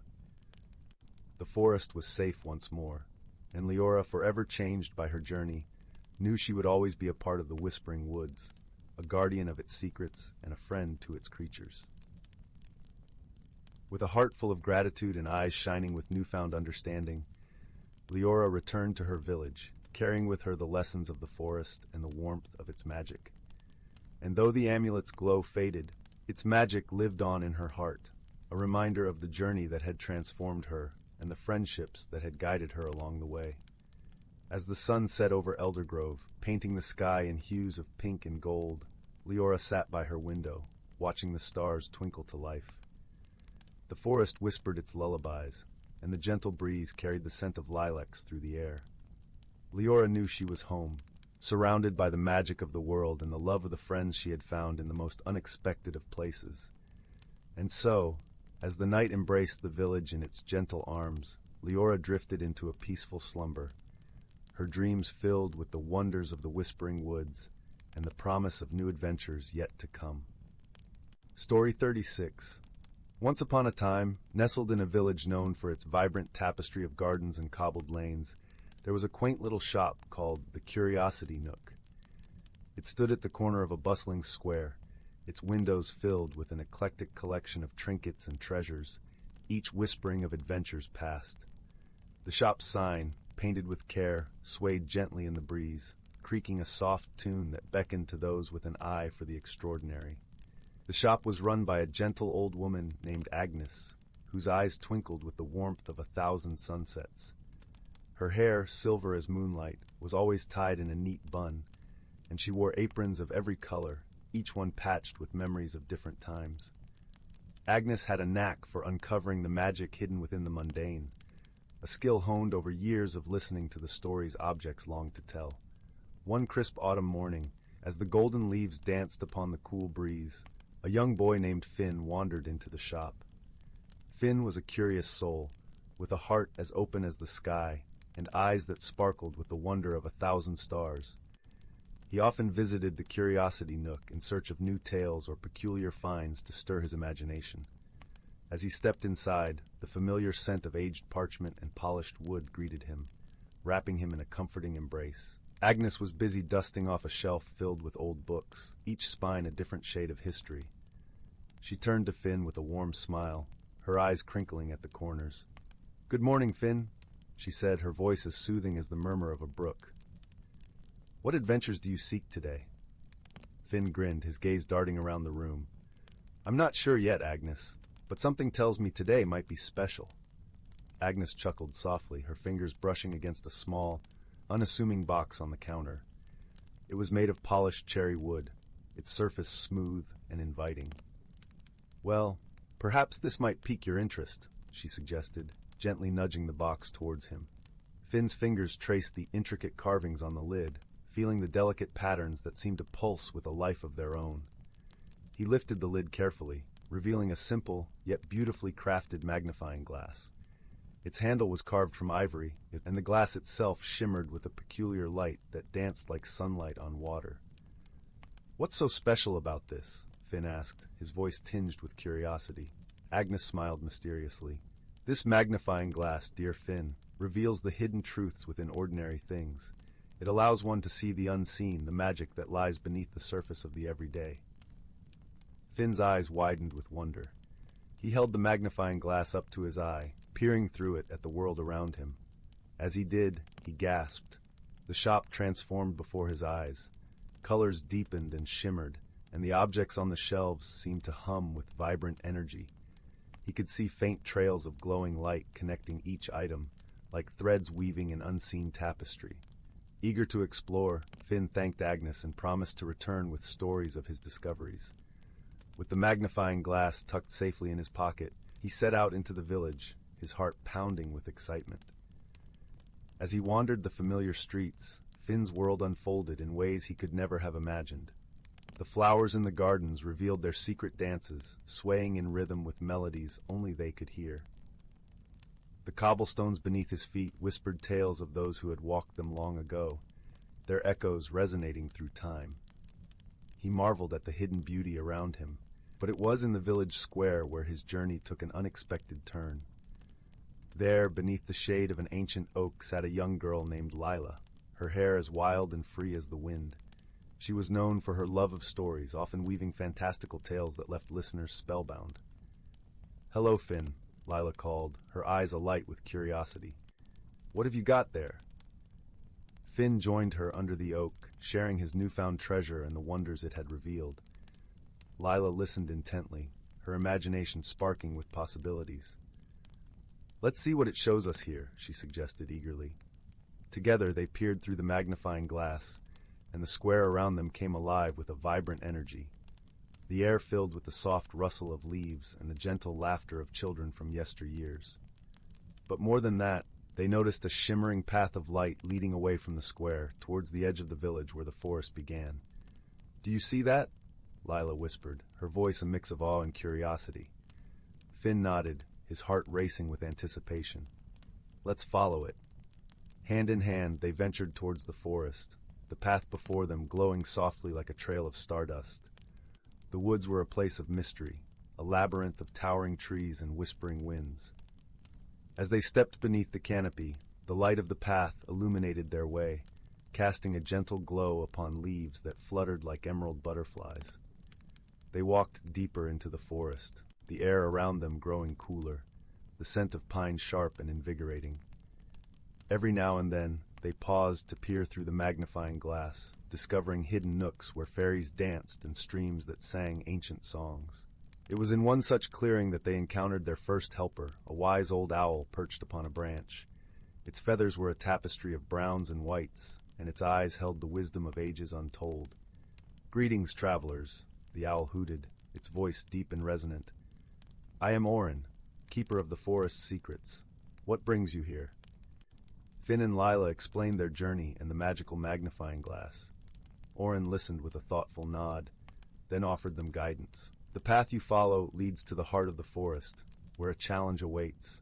But remember, the true magic lies not in seeing, but in understanding."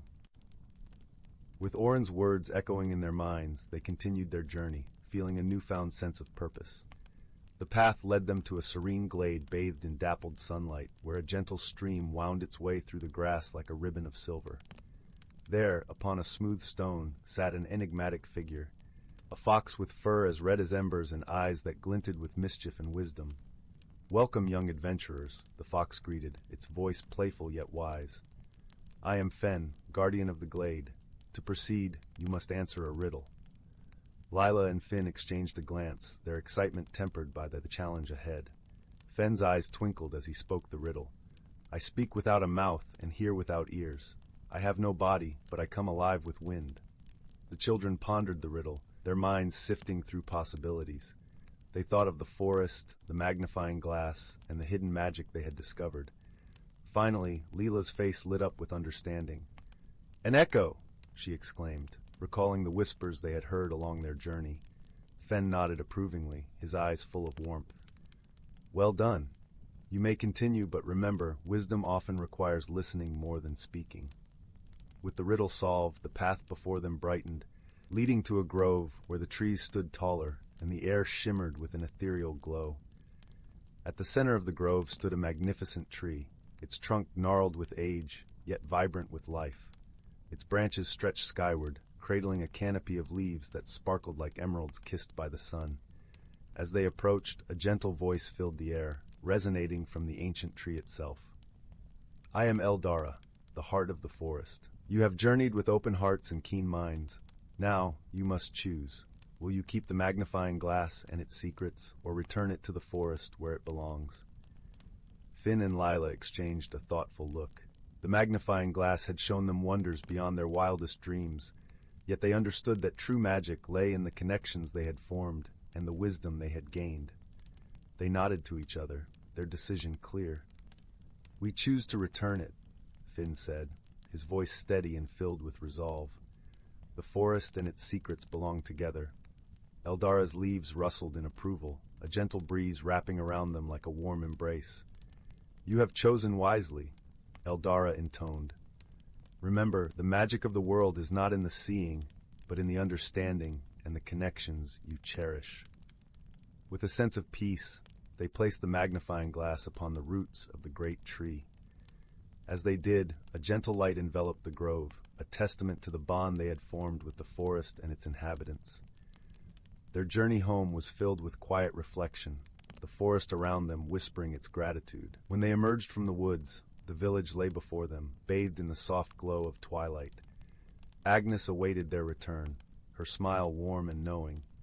As they recounted their adventure, she listened with a heart full of pride and understanding. "You have both grown," she said softly. "The world is richer for the kindness and wisdom you carry." As the evening settled into night, Finn and Lila parted ways, their hearts full of the magic they had discovered and the friendships they had forged. They knew that while the magnifying glass had been a catalyst for their adventure, the true treasure lay in the journey itself and the wisdom they had gained. And so, under a blanket of stars, the village slept, cradled by the gentle hum of the world and the promise of new adventures yet to come. And in the cozy warmth of their homes, Finn and Lila dreamed of forests and glades, of wise owls and playful foxes, and the magic that lay within the heart of all things. The end. In a quaint village cradled by rolling hills and whispering forests, there lived a gentle-hearted boy named Finn. The villagers knew Finn for his vivid imagination and kindness that touched everyone he met. His days were spent wandering the lush meadows, conversing with the swaying wildflowers, and listening to the symphonic rustle of leaves. Yet, Finn longed for something more, something hidden within the folds of the natural world that surrounded him. One crisp autumn morning, when the sun was a gentle golden orb peeking through the gauzy mist, Finn set out on another of his meandering walks. The air was filled with the sweet aroma of dew-kissed earth and the faint hint of ripened apples from the nearby orchards. As Finn strolled along a winding path that wove through the forest, his eyes caught a glimmer of something unusual, nestled beneath a canopy of vibrant orange and red leaves. Intrigued, Finn approached the source of the glimmer, a small, intricately carved box made from a wood darker than any he had seen before. The box was adorned with delicate silver patterns that seemed to dance and shift in the dappled sunlight. As he picked it up, he felt a peculiar warmth radiating from it, a warmth that seeped into his palms and spread through his being. With a soft click, the box opened to reveal a shimmering stone, unlike any Finn had ever encountered. It was a swirling mix of blues and greens, reminiscent of the ocean's depths, and it vibrated with a gentle hum that was both soothing and invigorating. As Finn held the stone, he felt a flutter of energy, a sensation as if the world around him was subtly shifting, waiting to reveal its secrets. Unbeknownst to Finn, this was the fabled Stone of Whispers, an object of ancient magic said to connect the bearer to the hidden realms within nature. Legends spoke of those rare souls who could hear the voices of the unseen, those who could wander between worlds. Finn, with his open heart and boundless curiosity, was destined to become one of them. As the days passed, Finn discovered that the stone allowed him to perceive the secret world that thrummed beneath the surface. He began to hear the murmurings of the trees, the laughter of the streams, and the songs of the stars. But most wondrous of all was the hidden world of the little folk, magical beings who dwelled in the forest's heart, invisible to ordinary eyes. Finn's newfound ability did not go unnoticed by the little folk, particularly by a sprightly creature named Nissa. Nissa was a guardian of the forest, known for her playful spirit and her deep love for all living things. She was intrigued by Finn's gentle nature and the kindness that seemed to glow from within him. She decided to reveal herself to Finn, sensing that he could be a bridge between their worlds. One evening, as the sky blushed with the hues of twilight, Finn sat beneath his favorite oak tree, the stone nestled in his palm. The air was alive with the scent of wild honeysuckle, and the gentle breeze carried with it a symphony of crickets. Suddenly, a soft giggle echoed through the clearing, and Finn saw a flicker of light dance among the shadows. "Hello, Finn," a voice chimed as light footsteps approached. Nissa emerged, her form shimmering with the iridescence of dragonfly wings. She was small, only about the height of Finn's knee, with hair that cascaded like golden silk and eyes as bright as emeralds. Finn's eyes widened, not with fear, but with awe and wonder. "Hello," he replied, his voice a whisper filled with excitement. "Who are you?" "I am Nissa," she said with a smile that was as warm as the sun's embrace. "I am a friend of the forest, and I have been watching you. You have the Stone of Whispers, a gift not granted to many." Finn nodded, still marveling at her presence. "It's beautiful," he said, holding up the stone. "I didn't know such magic existed." "Magic is everywhere," Nissa replied, her voice like the tinkling of bells. "You just have to know where to look. Would you like to see more of our world?" Finn's heart soared at the offer. "Oh, yes, please." And so began Finn's journey into the hidden world. Nissa guided him through the forest where the trees whispered ancient tales and the flowers sang in vibrant colors. Finn learned to dance with the fireflies and listen to the stories of the wind. He met other creatures of the little folk, wise elders, mischievous sprites, and gentle healers, each with their own magic and wisdom. Through his adventures, Finn discovered that the little folk were facing a great challenge. The heart of the forest, a majestic tree known as the Elder Heart, was losing its light. Without the Elder Heart, the balance of the natural world would be disrupted, affecting both the little folk and the villagers who lived nearby. The cause of this ailment was a mystery, and the little folk did not know how to restore the Elder Heart's vitality. Finn, feeling a deep bond with this magical world, wanted to help. He remembered his grandmother's tales of the old sage Orin, who lived at the edge of the village, known for his knowledge of the arcane and the natural world. Finn believed that Orin might hold the key to saving the Elder Heart. With Nissa by his side, Finn set out on a journey to find the sage. The path was long and winding, taking them through breathtaking landscapes painted with autumn's brush. The air was crisp and filled with the scent of pine, and the earthy musk of fallen leaves. As they traveled, Nisa and Finn shared stories and laughter, their friendship growing stronger with each step. When they finally reached Oren's cottage, they found it nestled in a grove of ancient oaks, the air humming with the vibrant energy of life. Oren was a kindly old man with eyes that sparkled with the wisdom of ages. He welcomed Finn and Nisa with a gentle smile, offering them a seat by the hearth where a fire crackled warmly.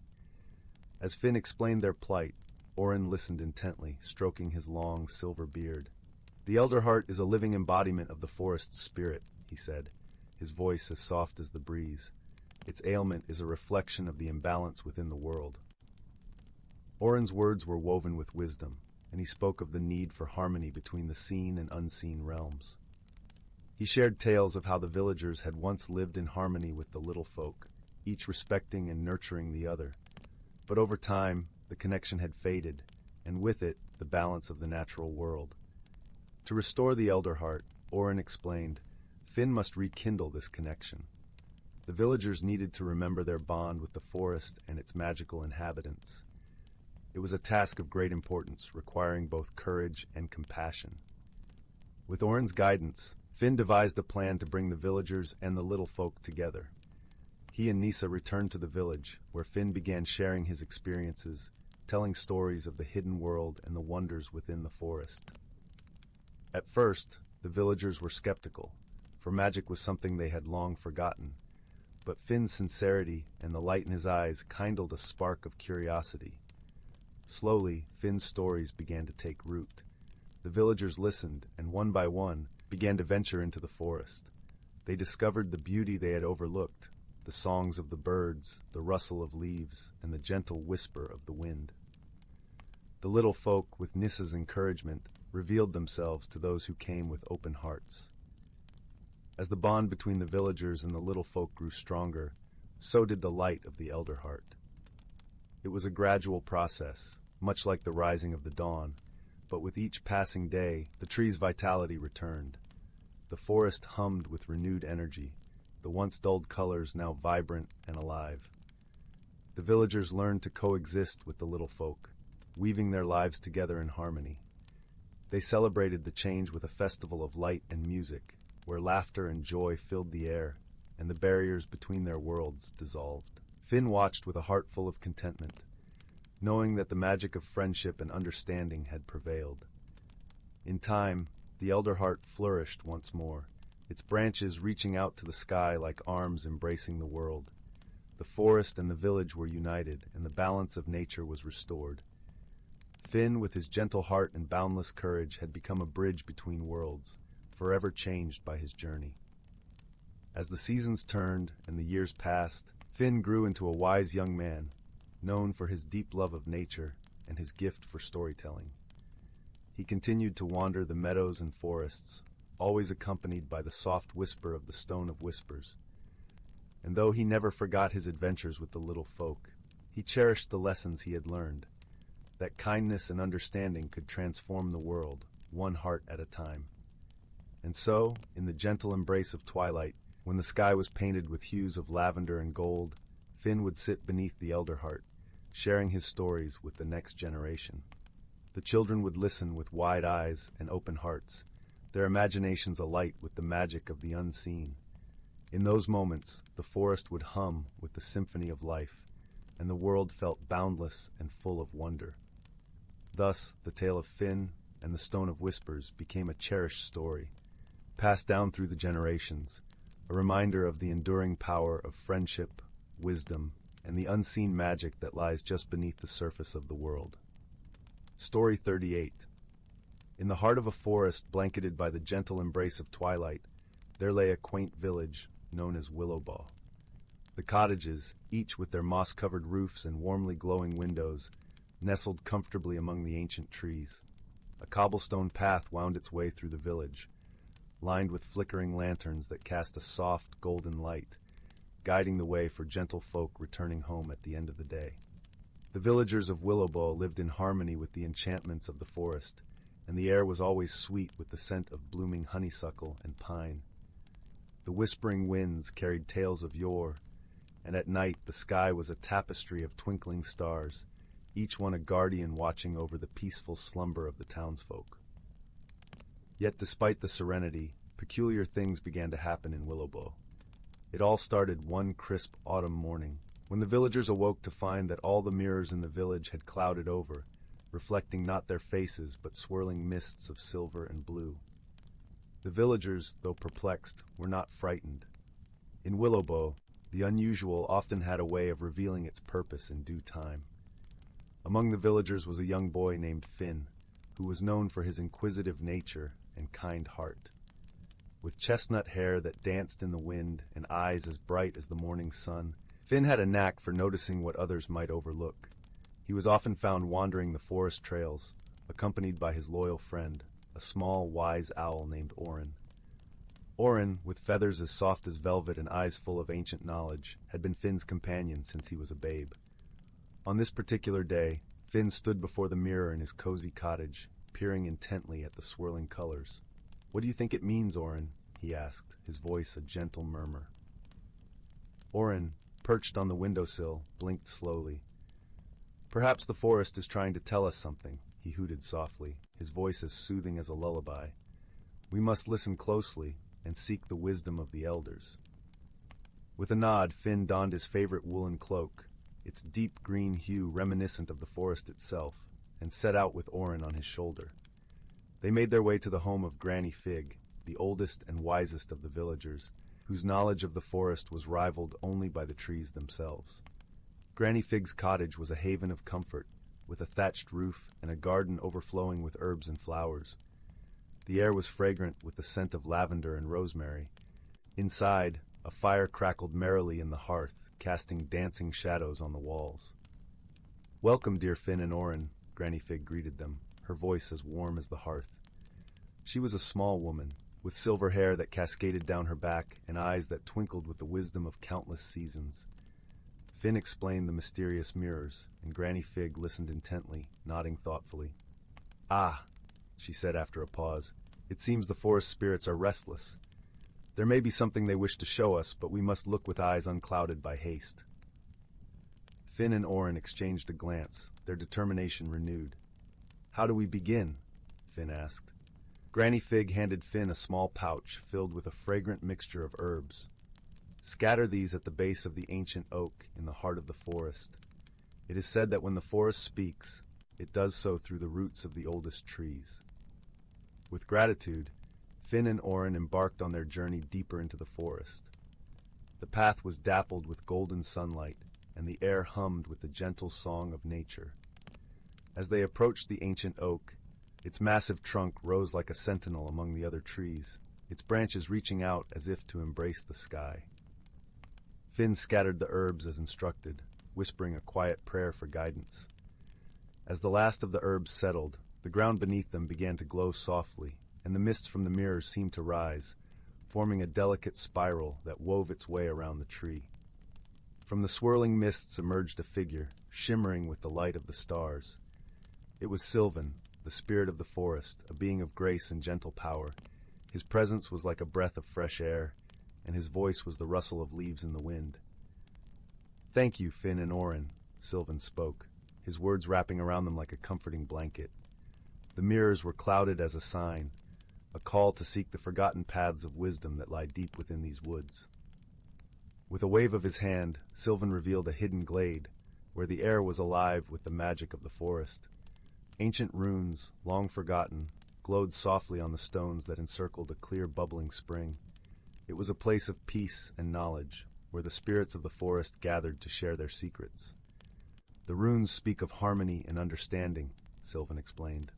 "The mirrors reflected the need for us all to remember the bond between the villagers and the forest, a bond that must be cherished and renewed." Finn, with Orin by his side, listened with a heart open to the whispers of the forest. In that moment, he understood the importance of nurturing the connection between the village and the natural world that cradled them. With a gentle smile, Sylvan gifted Finn a small, smooth stone inscribed with a rune of unity. "Take this as a reminder, dear Finn. Share its message with your people, and let the whispers of the forest guide you always." As the mists began to disperse and Sylvan's form faded back into the ethereal, Finn felt a warmth within him, a lightness of spirit that he knew would guide him home. With Orin nestled close, they made their way back to Willow, where the villagers awaited their return. Gathering in the village square, beneath the canopy of stars, Finn shared the tale of the forest's message. As he held up the stone, the mirrors cleared, their surfaces reflecting once more the faces of the villagers, now touched with a deeper understanding and unity. From that day forward, the people of Willow tended the forest with even greater care, honoring the ancient bond that tied their lives to the rhythms of nature. And in return, the forest flourished, a living testament to the harmony of friendship and wisdom. And so, under the watchful gaze of the stars, the village of Willow slumbered peacefully, enveloped in the gentle magic of the world around them, a haven of dreams and the promise of a new dawn. Story 39. In the heart of a serene, sprawling forest, where the emerald canopy whispered secrets to the breeze, there lay a village unlike any other. This was no ordinary village. It was a hidden realm where the boundary between reality and magic blurred like the early morning mist. The village, known as Willowbrook, nestled in a valley surrounded by towering oaks and lush ferns, was a haven of enchantment and quiet wonder. The villagers of Willowbrook were gentle folk, living in harmony with the creatures of the forest. They shared their days with the rustling leaves and the melodious songs of the birds. But what truly set Willowbrook apart was a gift each villager inherited, the ability to communicate with the natural world in a way that was both profound and comforting. They did not control nature. Rather, they listened to it, learned from it, and lived alongside it as equals. In this village of magic and tranquility lived a young boy named Finn. Finn was known for his bright, inquisitive eyes that sparkled like the stars reflected on a still pond. He had a heart as wide as the sky, filled with dreams of adventure and discovery.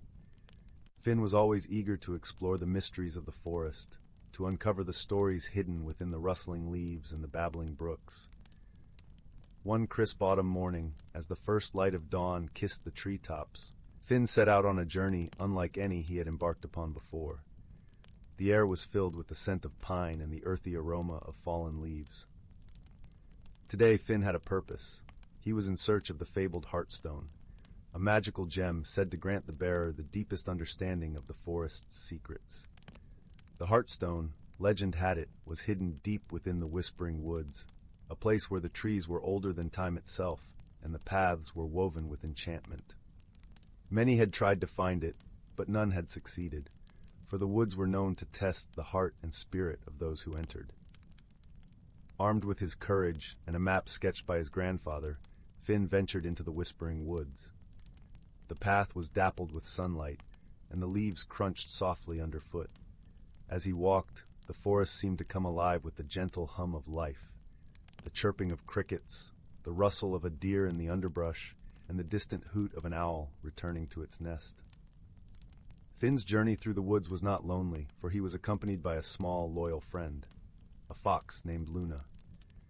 Luna had fur as soft and bright as moonlight, and eyes that gleamed with intelligence and mischief. She trotted beside Finn, occasionally darting ahead to chase a fluttering leaf or a curious shadow. Together, they ventured deeper into the heart of the Whispering Woods. The air grew cooler, and the trees grew taller, their branches interlocking like the fingers of old friends.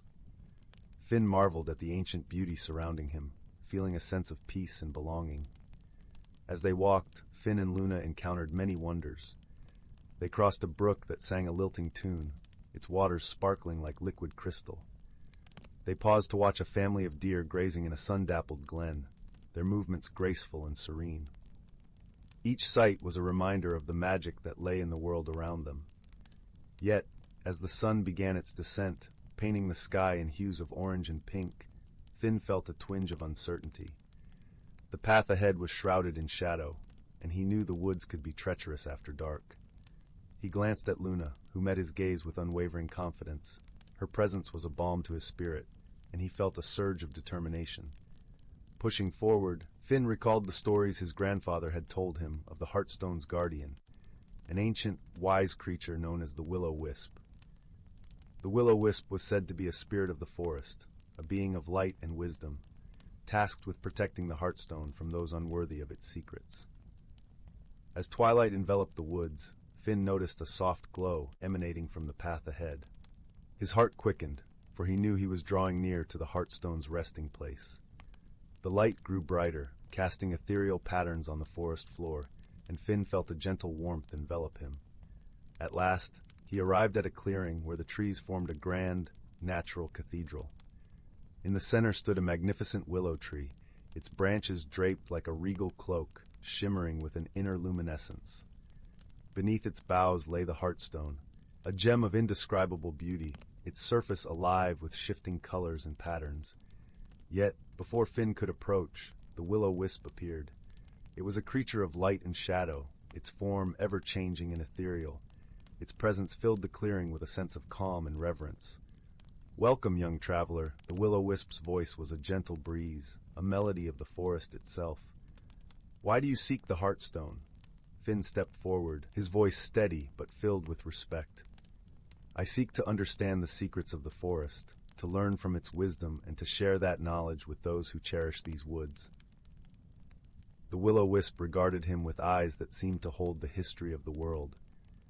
"And what would you do with such knowledge?" Finn paused, reflecting on his journey. "I would use it to help others see the beauty and magic that surrounds us, to protect and preserve the harmony of our world." The will-o'-wisp nodded, its light flickering like a candle in the breeze. "Your heart is true, young one. You seek not for power, but for understanding and kindness. The Heartstone is yours to hold, but remember, its true gift is not in the secrets it reveals, but in the journey you have undertaken to find it." With those words, the will-o'-wisp faded into the twilight, leaving Finn and Luna alone in the clearing. Finn approached the Heartstone, feeling its warmth radiate through him. He did not take it, for he understood now that its true value lay not in possession, but in the wisdom it symbolized. As the first stars appeared in the night sky, Finn and Luna turned to make their way back home. The path seemed brighter now, illuminated by the knowledge and friendship they had gained. Finn felt changed, his heart lighter, and his spirit enriched by the journey. Returning to Willowbrook, Finn shared his adventure with the villagers, who listened with wide eyes and open hearts. They too felt the magic of the forest through his words, and together they vowed to cherish and protect the wonder that surrounded them. And so, under the starlit sky, the village of Willowbrook slept peacefully, nestled in the embrace of the forest. The Heartstone remained in its place, a beacon of wisdom and harmony, waiting for the next seeker who would come with an open heart and a pure spirit. Finn lay in his bed, Luna curled up beside him, and as sleep gently claimed him, he dreamed of the whispering woods and the endless mysteries that awaited those willing to listen. In the quiet of the night, the forest sang its lullaby, a promise of new adventures and the eternal bond between nature and those who cherished its gifts. And thus, the story of Finn and his quest for the Heartstone became a cherished tale in Willowbrook, a reminder of the magic that lay in every heart and the beauty of a world embraced with love and understanding. Story 40. In the tranquil village of Willowbrook, nestled among rolling hills and lush meadows, there was an air of enchantment that whispered through the trees and danced with the morning mists. Willowbrook was a place where magic was as much a part of life as the gentle breeze or the babbling brook that wound through its heart. The villagers lived in quaint cottages with thatched roofs, their gardens blooming with flowers that shimmered in the sunlight. At the edge of the village, where the forest began to thicken into a rich tapestry of ancient trees, there stood a small cottage belonging to a kindly old woman named Agnes. Agnes was known far and wide for her wisdom and gentle nature. Her garden was a marvel, filled not only with vibrant blossoms but also with herbs and plants of curious properties. She was often visited by villagers seeking remedies or advice, and she never turned anyone away. One crisp autumn morning, as the leaves turned to shades of gold and crimson, the village awoke to a curious discovery. Overnight, delicate silver webs had appeared, woven intricately between the trees and the eaves of the cottages. They glistened like stardust in the early light, captivating the villagers with their beauty. But what was most peculiar was the fact that no one had ever seen such webs before. nor the mysterious creatures that might have spun them. Agnes, intrigued by the phenomenon, invited the villagers to gather in her garden to discuss the strange occurrence. As they sipped warm cups of spiced apple cider, they shared their thoughts and observations. Some speculated that the webs were the work of enchanted spiders, while others mused that perhaps a new magical creature had made its home in the village. Among those gathered was a young girl named Lila, who was known for her keen sense of curiosity and her ability to notice things that others might overlook. Lila was especially fascinated by the webs and had spent the morning examining them closely. As she listened to the villagers, an idea began to form in her mind. "Perhaps we can learn more by observing the webs at night," Lila suggested, her eyes bright with excitement. "If we watch closely, we might catch a glimpse of whatever is creating them." Agnes nodded thoughtfully. "A splendid idea, Lila. We shall gather again tonight and see what secrets the webs might reveal." As the sun dipped below the horizon, casting a warm glow across the village, the villagers assembled once more in Agnes's garden. The air was crisp and carried the scent of wood smoke and fallen leaves. Wrapped in cozy shawls and blankets, they settled in to wait and watch. As the stars began to twinkle in the velvet sky, a soft rustling sound broke the stillness. From the shadows of the forest, a gentle glow emerged, illuminating a group of tiny ethereal creatures.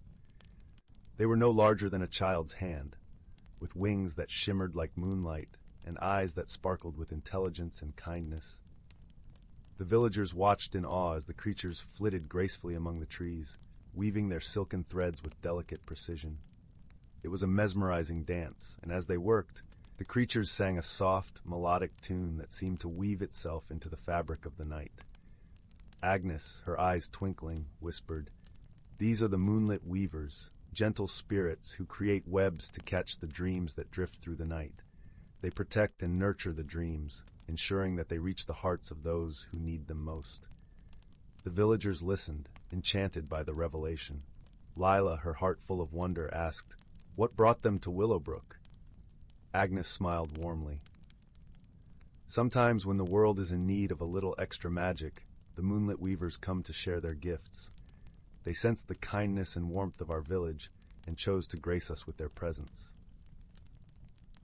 With this understanding, the villagers felt a deep sense of gratitude for the moonlit weavers. They realized that the webs were not a mystery to be solved, but a gift to be cherished. And so they embraced the presence of these magical creatures, knowing that their dreams would be gently guided and protected. As the villagers returned to their homes, lulled by the soothing melody of the moonlit weavers, they carried with them a newfound appreciation for the magic that surrounded them. The webs continued to appear each night, a shimmering testament to the quiet wonders of the world.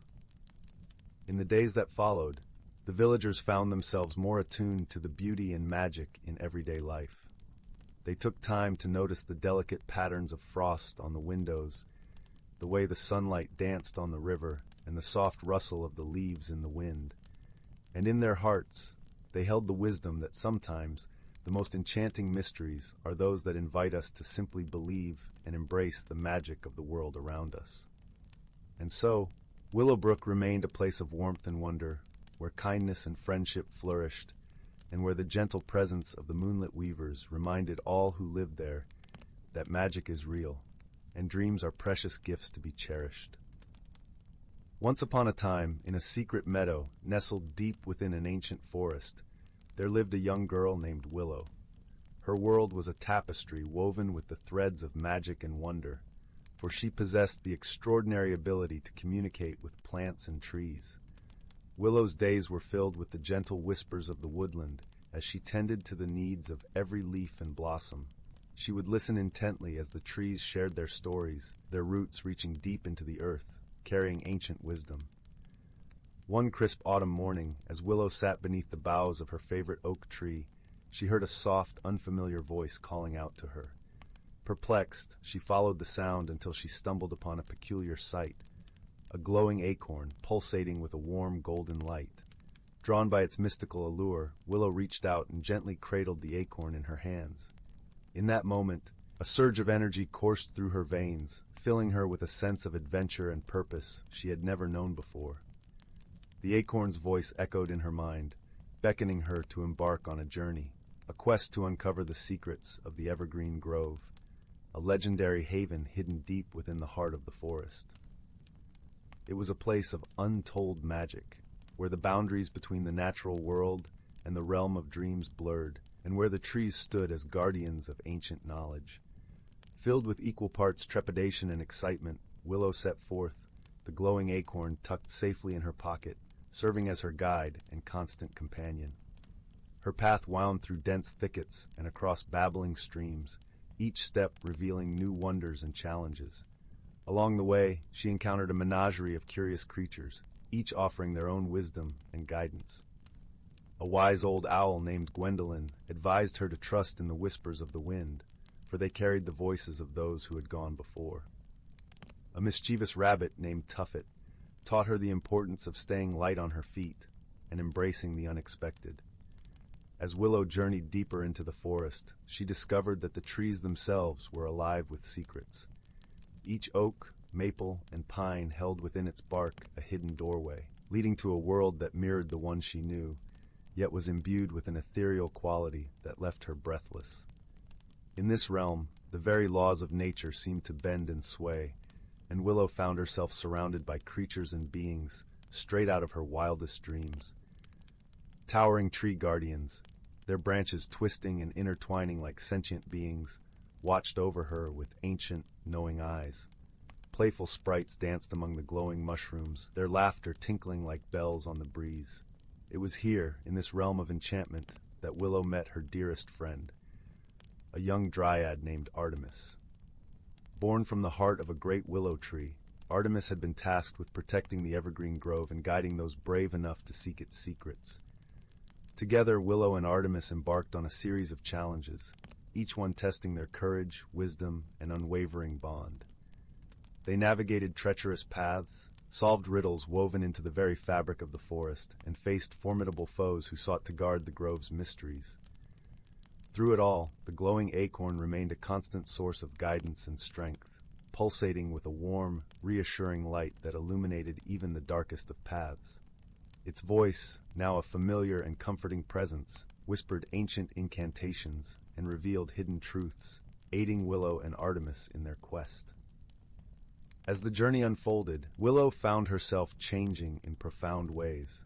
The girl who had once been content to tend to the needs of her small corner of the forest now burned with a thirst for knowledge and a desire to unlock the secrets of the natural world.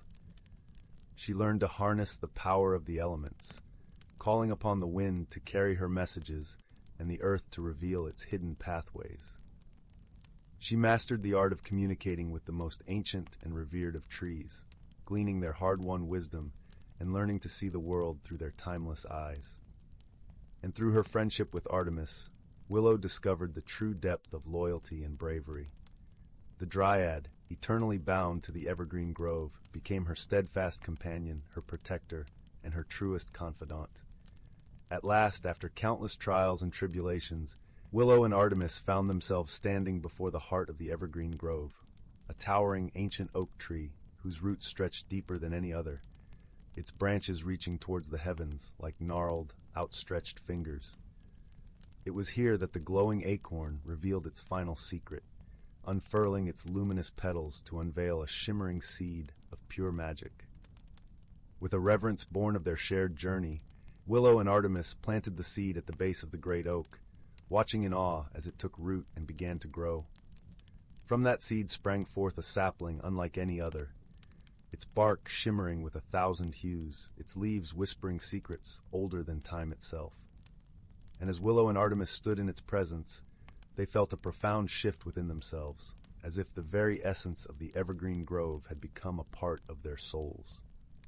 In that moment, Willow understood that her journey had been one of transformation, a path that had led her from the innocence of childhood to the wisdom of one who walks among the ancient guardians of the forest.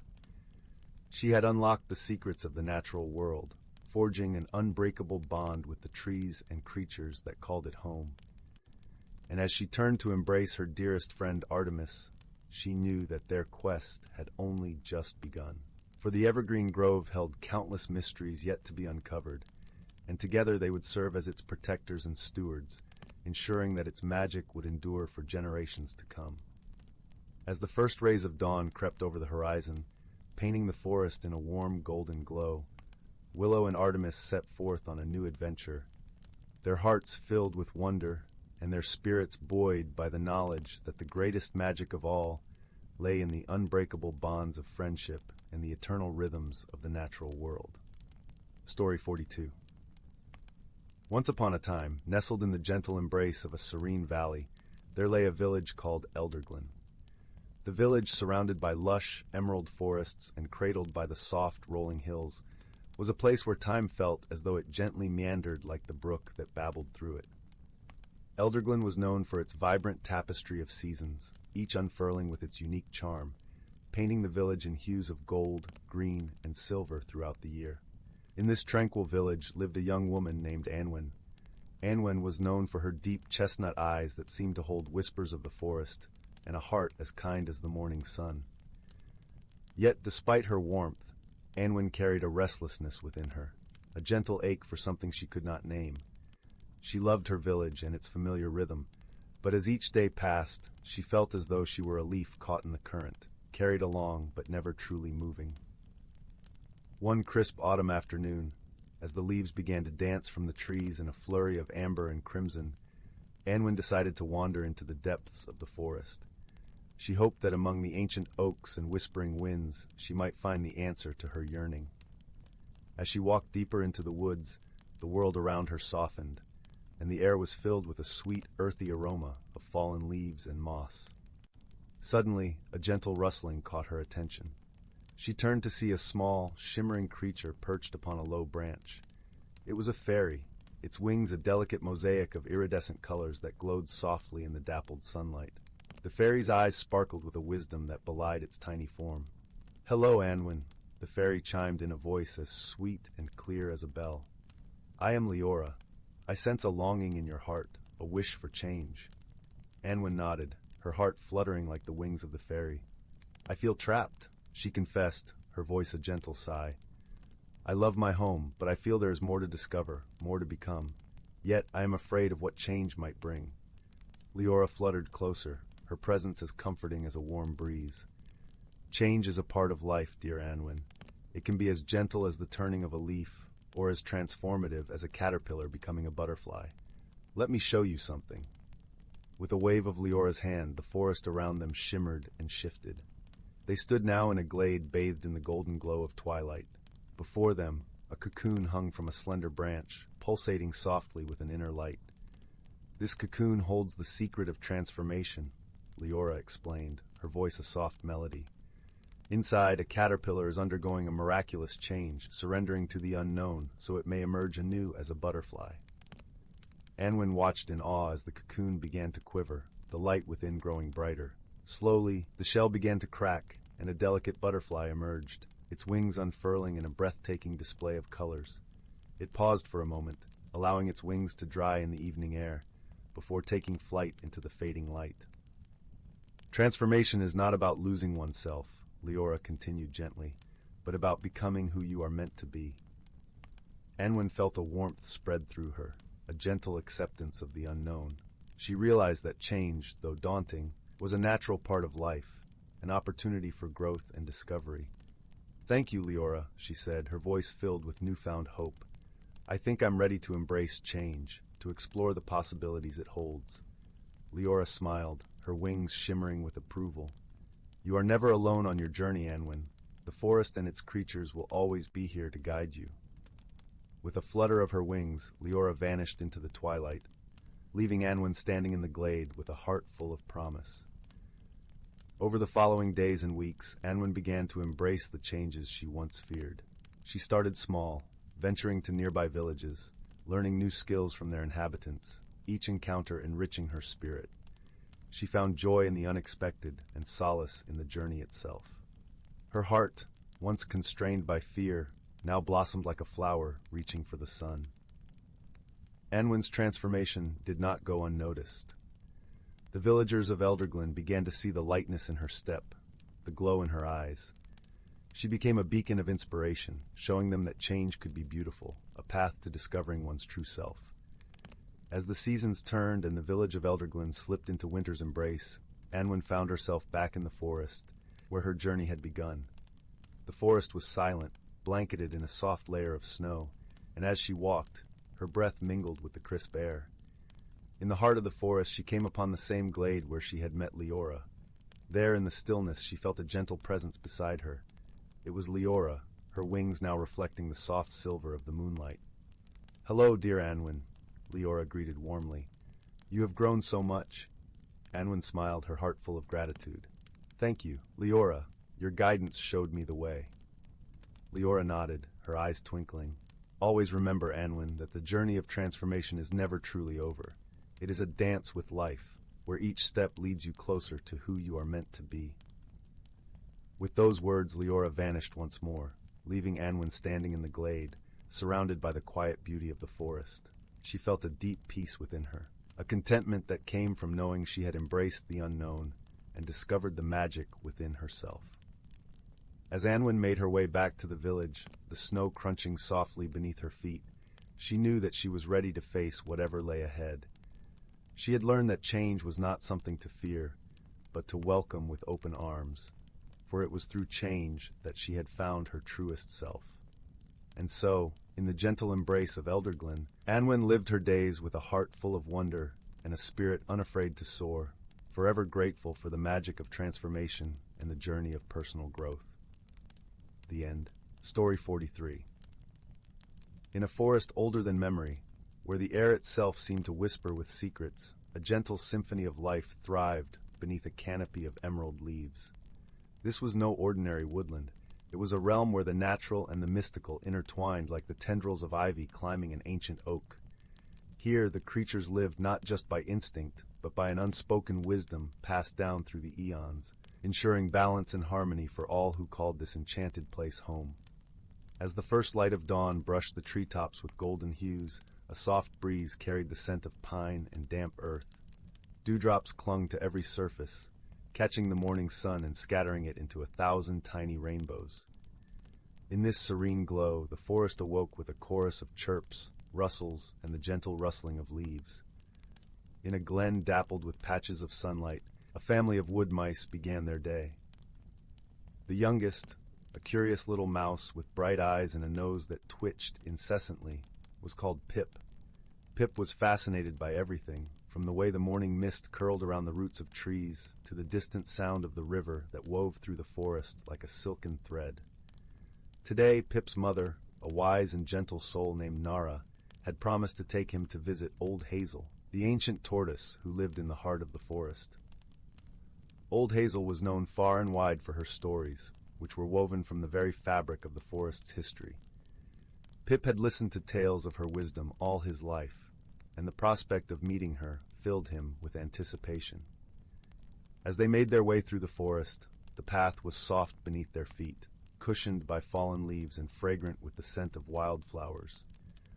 The forest was a living tapestry, each thread a vibrant hue, the deep green of ferns unfurling, the bright splash of a red fox darting through the underbrush, and the vivid blue of a jay perched high in the branches, its song like liquid silver. At length, mother and son arrived at a clearing where the sun poured down in a warm cascade. There, nestled among a circle of ancient stones, sat Old Hazel. Her shell was a mosaic of greens and browns, and as she lifted her head to greet her visitors, her eyes shone with wisdom and kindness. "Welcome, Nara and young Pip," Hazel greeted them, her voice as soothing as a lullaby. "I see the forest has dressed in its finest for your visit."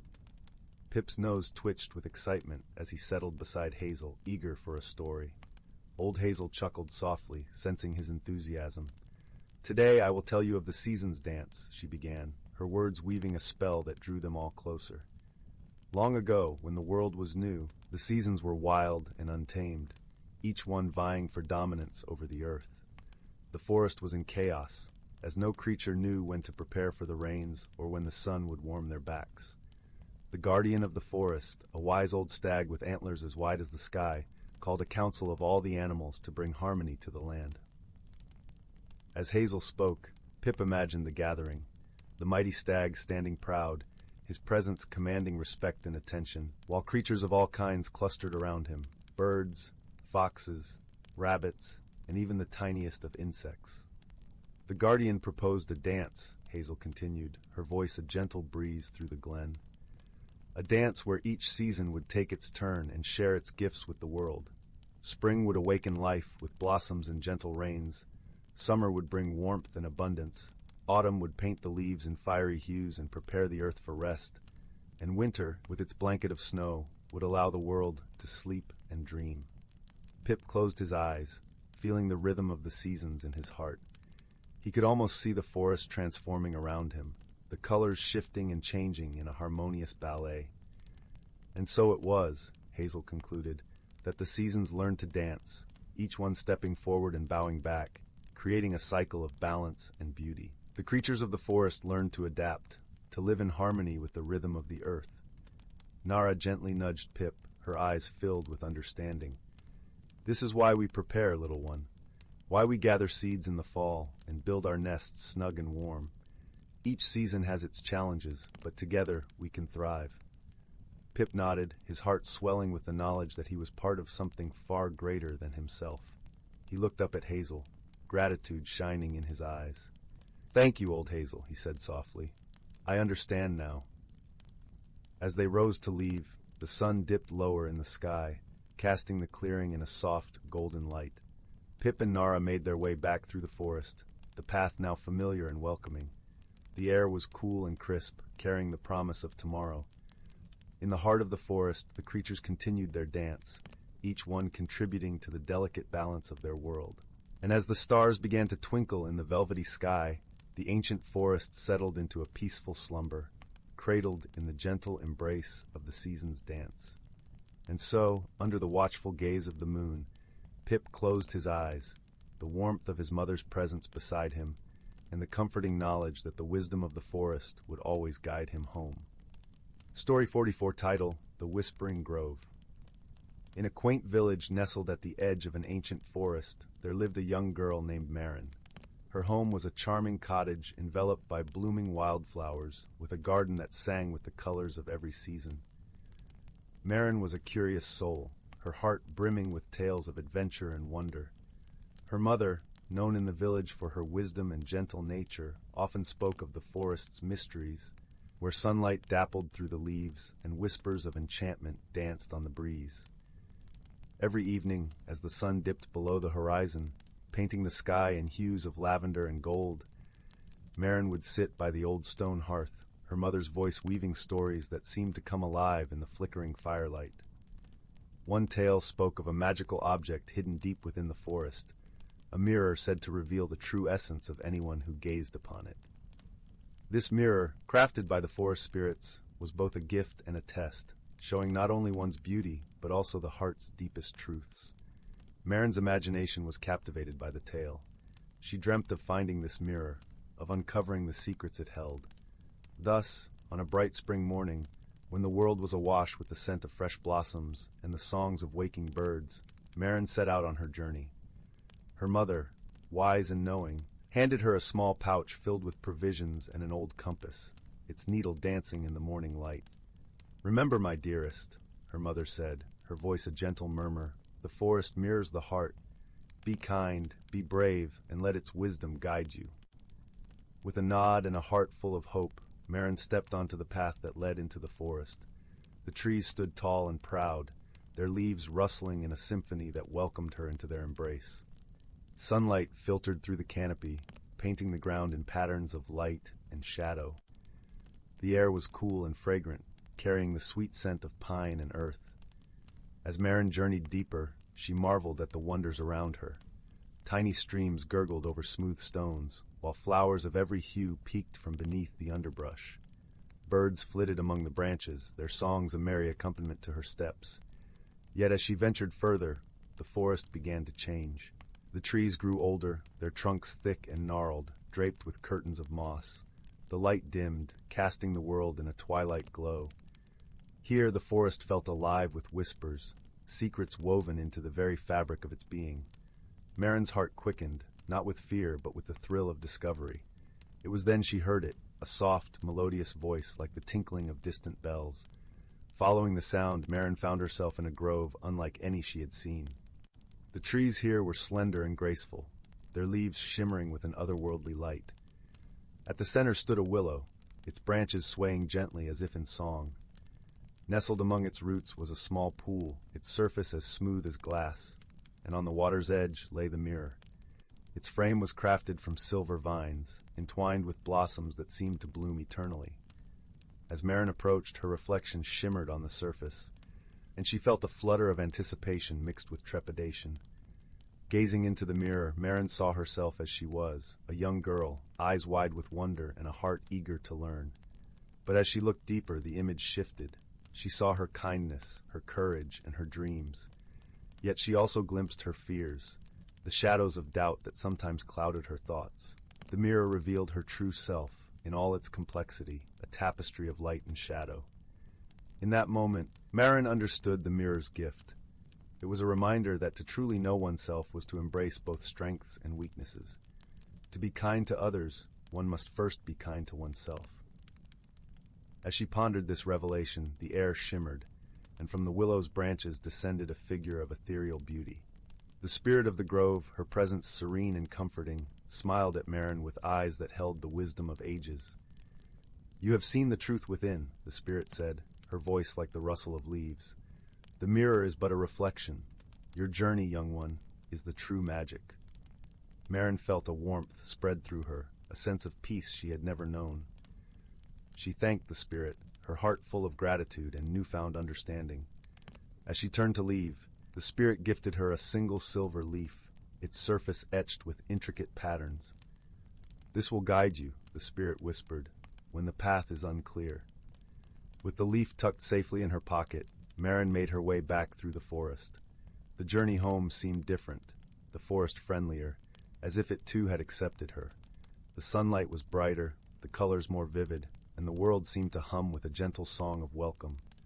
When Marin returned to the village, her mother awaited her by the garden gate, a soft smile on her lips.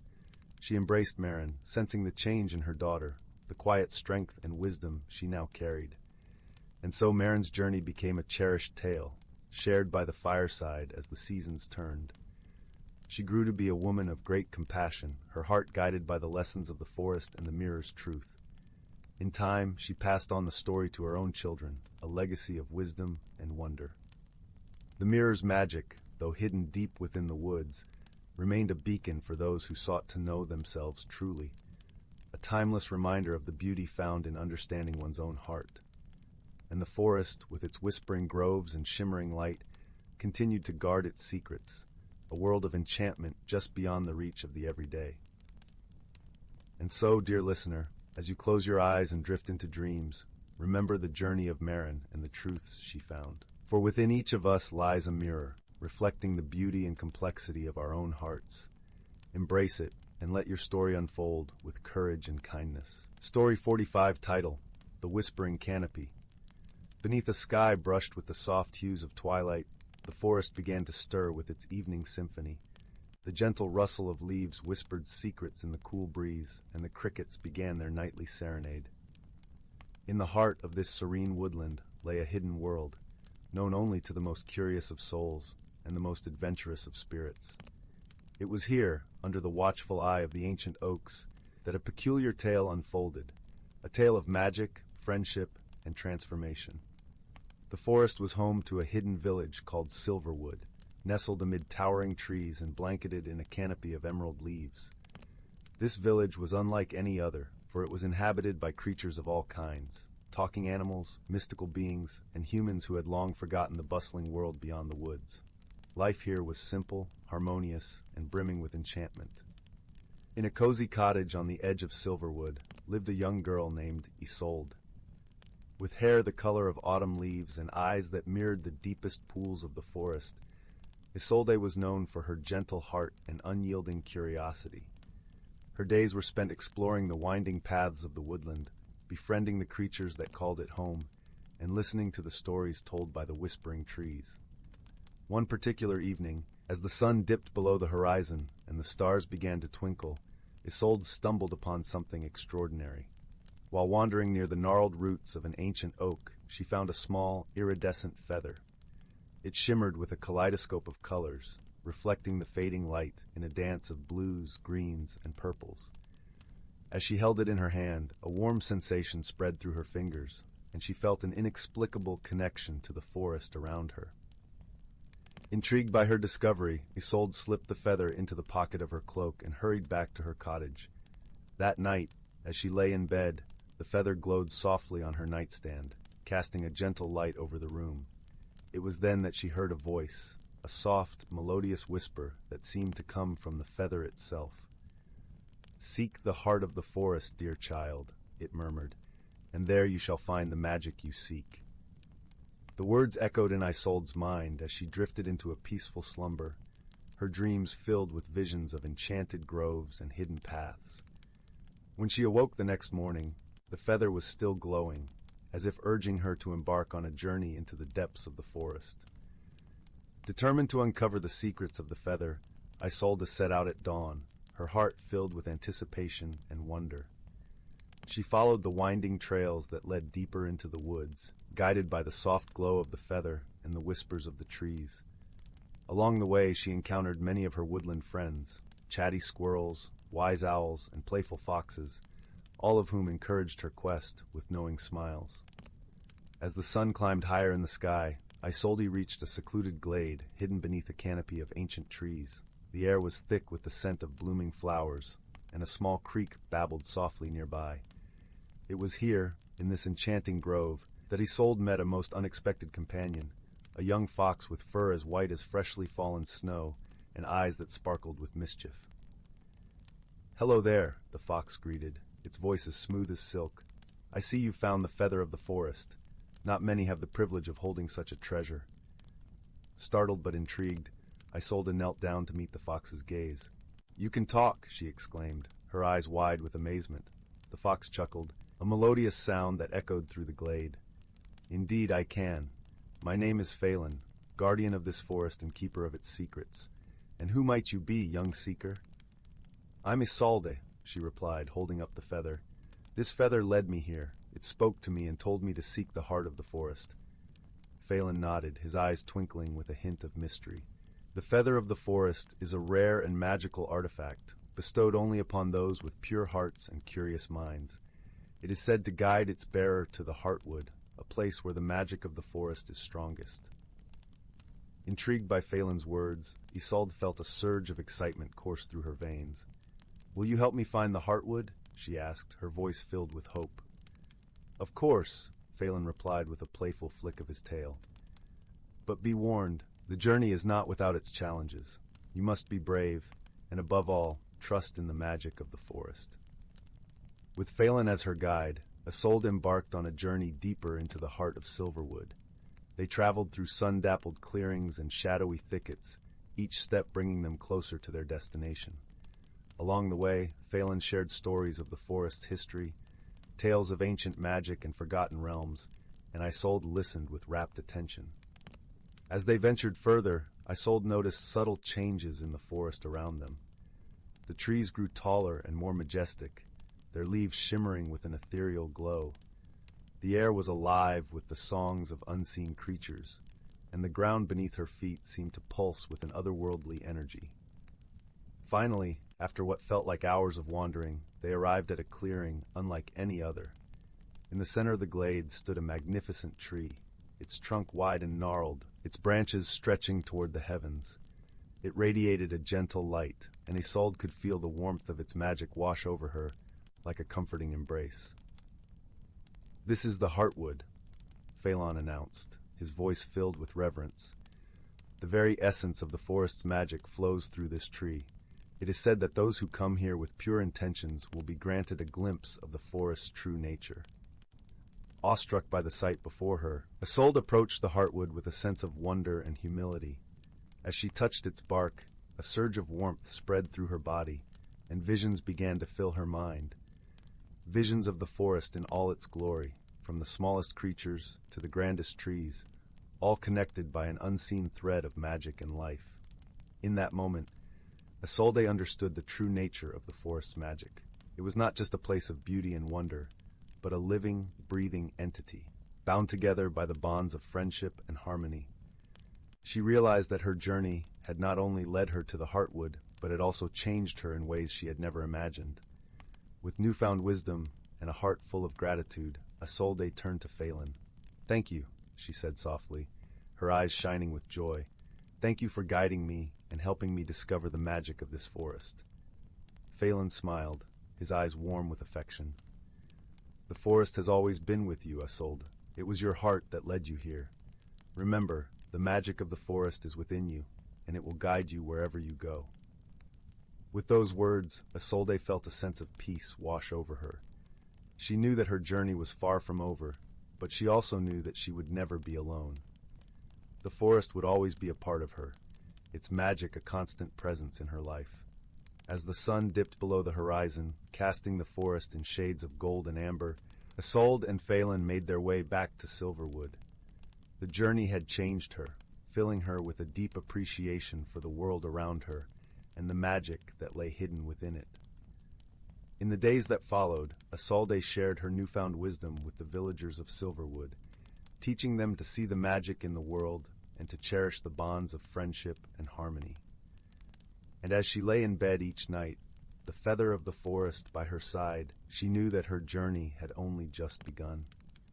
For the magic of the forest was not just a destination, but a way of life, a reminder that with an open heart and a curious mind, anything was possible. And so, under the watchful gaze of the whispering trees and the twinkling stars, Isolde's story became a part of the forest's timeless tapestry, a tale of enchantment, friendship, and transformation that would be whispered by the leaves for generations to come. Story 46.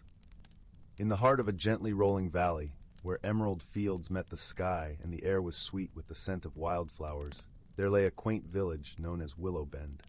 The village was nestled beside a meandering brook, its waters whispering secrets of the past to those who cared to listen. In this idyllic place lived a young woman named Marin, known for her cautious heart and love of routine. Marin had always found comfort in the predictable rhythm of her days, tending to her garden, painting the soft hues of dawn and dusk, and weaving baskets of willow reeds by the brook. Yet deep within her there was a stirring, a gentle yearning for change that both frightened and intrigued her. One crisp autumn morning, as the mist lingered like a soft veil over the fields, Marin ventured into the forest at the edge of the village. The forest was a place of mystery, where ancient trees stood like wise sentinels, their leaves whispering tales of magic and transformation. As she walked deeper into the woods, the air shimmered with a golden light, and the path ahead seemed to beckon her forward. As Marin wandered, she stumbled upon a clearing where an enchanting tree stood, its bark glittering like silver. Hanging from its branches were shimmering cocoons, delicate and translucent. Marin felt a pull towards the tree, and as she reached out to touch one of the cocoons, a gentle voice filled the air. "Welcome, dear Marin," the voice murmured, as soft as the rustling leaves. "I am Solana, the keeper of seasons. You stand at the threshold of change." Startled, Marin looked around for the source of the voice. There, beneath the tree, appeared Solana, a figure cloaked in robes that seemed woven from sunlight and shadow. Her eyes held the warmth of 1,000 sunsets, and her presence was as soothing as a lullaby. "I sense the restlessness in your heart," Solana continued, "yet fear holds you back. Transformation can be daunting, but it is also wondrous." Marin hesitated, her voice barely a whisper. "I'm afraid of what I might lose, of the unknown that change brings." Solana smiled gently. "Growth is not about losing oneself, but discovering the hidden facets of your spirit. Let the magic of this forest guide you, and you will find the courage within." Over the following days, Marin returned to the forest, drawn by a curiosity she could no longer ignore. She watched as the cocoons slowly unfurled, revealing exquisite creatures, ethereal butterflies with wings that sparkled like morning dew. Each transformation was unique, a testament to the beauty of change. In her visits, Marin met other forest dwellers, a wise old owl named Cedric, whose eyes gleamed with ancient knowledge, and a playful fox named Lila, whose laughter was like the tinkling of bells. They became her companions, sharing stories and wisdom, encouraging her to embrace her own transformation. Cedric, with his deep, resounding voice, spoke of the cycles of life and the strength found in embracing each season. Just as the leaves must fall to make way for new growth, so too must we let go of what no longer serves us, he advised. Lila, with her boundless energy and bright spirit, taught Marin to find joy in the unexpected. Dance with the wind and let your heart lead the way, she would say, her eyes twinkling with mischief. Guided by her newfound friends and the magic of the forest, Marin began to explore the depths of her own potential. She experimented with new colors in her paintings, capturing the vibrancy of the world around her, and crafted baskets that told stories of transformation and hope. One evening, as the sun dipped below the horizon, painting the sky in hues of lavender and rose, Marin sat beneath the shimmering tree. She closed her eyes, feeling the gentle breeze caress her face, and allowed herself to dream of all she could become. In that quiet moment, she understood that change was not something to be feared, but embraced. It was a journey of self-discovery, a dance of light and shadow that revealed the true essence of her being. As the seasons passed, Marin blossomed, much like the butterflies that had once captivated her. She found strength in her vulnerability and joy in the unpredictability of life. The villagers of Willowbend noticed the change in her, drawn to the warmth and wisdom that now radiated from her. And so, Marin's journey of transformation became a beacon of inspiration to others. A reminder that within each of us lies the power to embrace change and discover the beauty of our own souls. In the gentle embrace of Willowbend, where the brook sang its timeless song and the forest whispered secrets of magic, Marin found her true self, a testament to the wondrous journey of personal growth and the magic of transformation. Story 47, title, The Whispering Grove. In a village nestled at the edge of an ancient forest, where the air was perpetually sweet with the scent of pine and wildflowers, there lived a young girl named Leora. Her days were filled with simplicity and joy, for she found endless wonder in the woods that stretched far beyond the reaches of her village. Her home was a small stone cottage, perched on the gentle rise of a hill, with ivy creeping lovingly up its walls, and a garden that hummed with the buzz of bees and the flutter of butterflies. Leora's most cherished possession was a locket, given to her by her grandmother. It was a delicate thing, made of silver and etched with intricate designs that seemed to dance in the light. Inside, it held a tiny piece of crystal, translucent and shimmering with an inner glow. Her grandmother had told her it was a special locket, one that held the power to reveal truths and guide those who listened carefully. One crisp autumn morning, as the leaves formed a vibrant carpet of red and gold, Leora decided to venture deeper into the forest than ever before. The air was cool and crisp, the kind that nipped at her cheeks and left her breath visible in soft clouds. She wrapped her scarf tighter and set off, the locket warm against her chest. As she walked, the forest seemed to come alive around her. The trees whispered secrets to one another, their branches swaying gently despite the absence of wind. Birds flitted from bough to bough, their songs weaving a melody that seemed to harmonize with the rustling leaves. Leora felt a sense of peace wash over her, as though she were part of something vast and ancient. Her footsteps took her to a part of the forest she had never seen before. A secluded grove encircled by towering oaks whose roots twisted together like the fingers of old friends. In the center of the grove was a small, tranquil pond. Its surface was as smooth as glass, reflecting the sky above with such clarity that it seemed a window into another world. Drawn by an inexplicable pull, Leora approached the pond. As she knelt at its edge, the locket around her neck began to glow softly, casting a gentle light upon the water. She leaned closer, and to her amazement, the surface of the pond rippled and shimmered, revealing images that danced and shifted like scenes from a dream. The first image was of a young deer, its eyes wide with curiosity, standing at the edge of a meadow bathed in sunlight. Then came the image of a fox, its fur a fiery red, darting playfully through the underbrush. A family of rabbits appeared next, nestled close together, their ears twitching in perfect harmony. Each scene was more vivid than the last, painted with colors that seemed drawn from the very essence of the forest. Leora watched, entranced, until the images faded and the pond returned to its tranquil state. She sat back on her heels, her mind awash with wonder and questions. What had she seen, and why had the locket guided her here? As if in answer, a soft voice broke the silence. "You have seen the heart of the forest," it said, gentle as a breeze. Leora turned, her eyes wide, and found herself face to face with an old woman. Her hair was silver as moonlight, and her eyes held the depth of centuries, twinkling with warmth and wisdom. "Who are you?" Leora asked, though she felt no fear, only a deep sense of calm. "I am the keeper of the grove," the woman replied, her voice like the rustle of leaves. "It is my duty to tend to the heart of the forest and to help those who seek its truths." Leora nodded, her curiosity piqued. "What truths does the forest hold?" "The forest knows many things," the keeper said, her gaze steady. "It knows the cycles of life and death, the dance of seasons, and the balance of all living things. But most importantly, it knows the truth of oneself." Leora pondered this, her heart filled with questions she couldn't quite put into words. "How can I learn these truths?" she asked at last. The keeper smiled, her eyes crinkling at the corners. "You must listen, child. Listen with your heart, and the forest will speak." With that, the old woman stepped back, her form dissolving into the dappled shadows until she was gone. Leora sat in silence, her senses heightened and alive.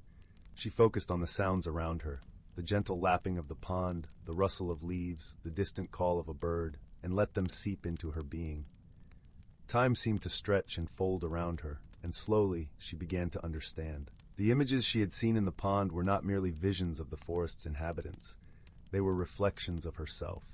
The curiosity of the deer, the playfulness of the fox, the harmony of the rabbits, they were aspects of her own spirit, echoing back from the heart of the forest.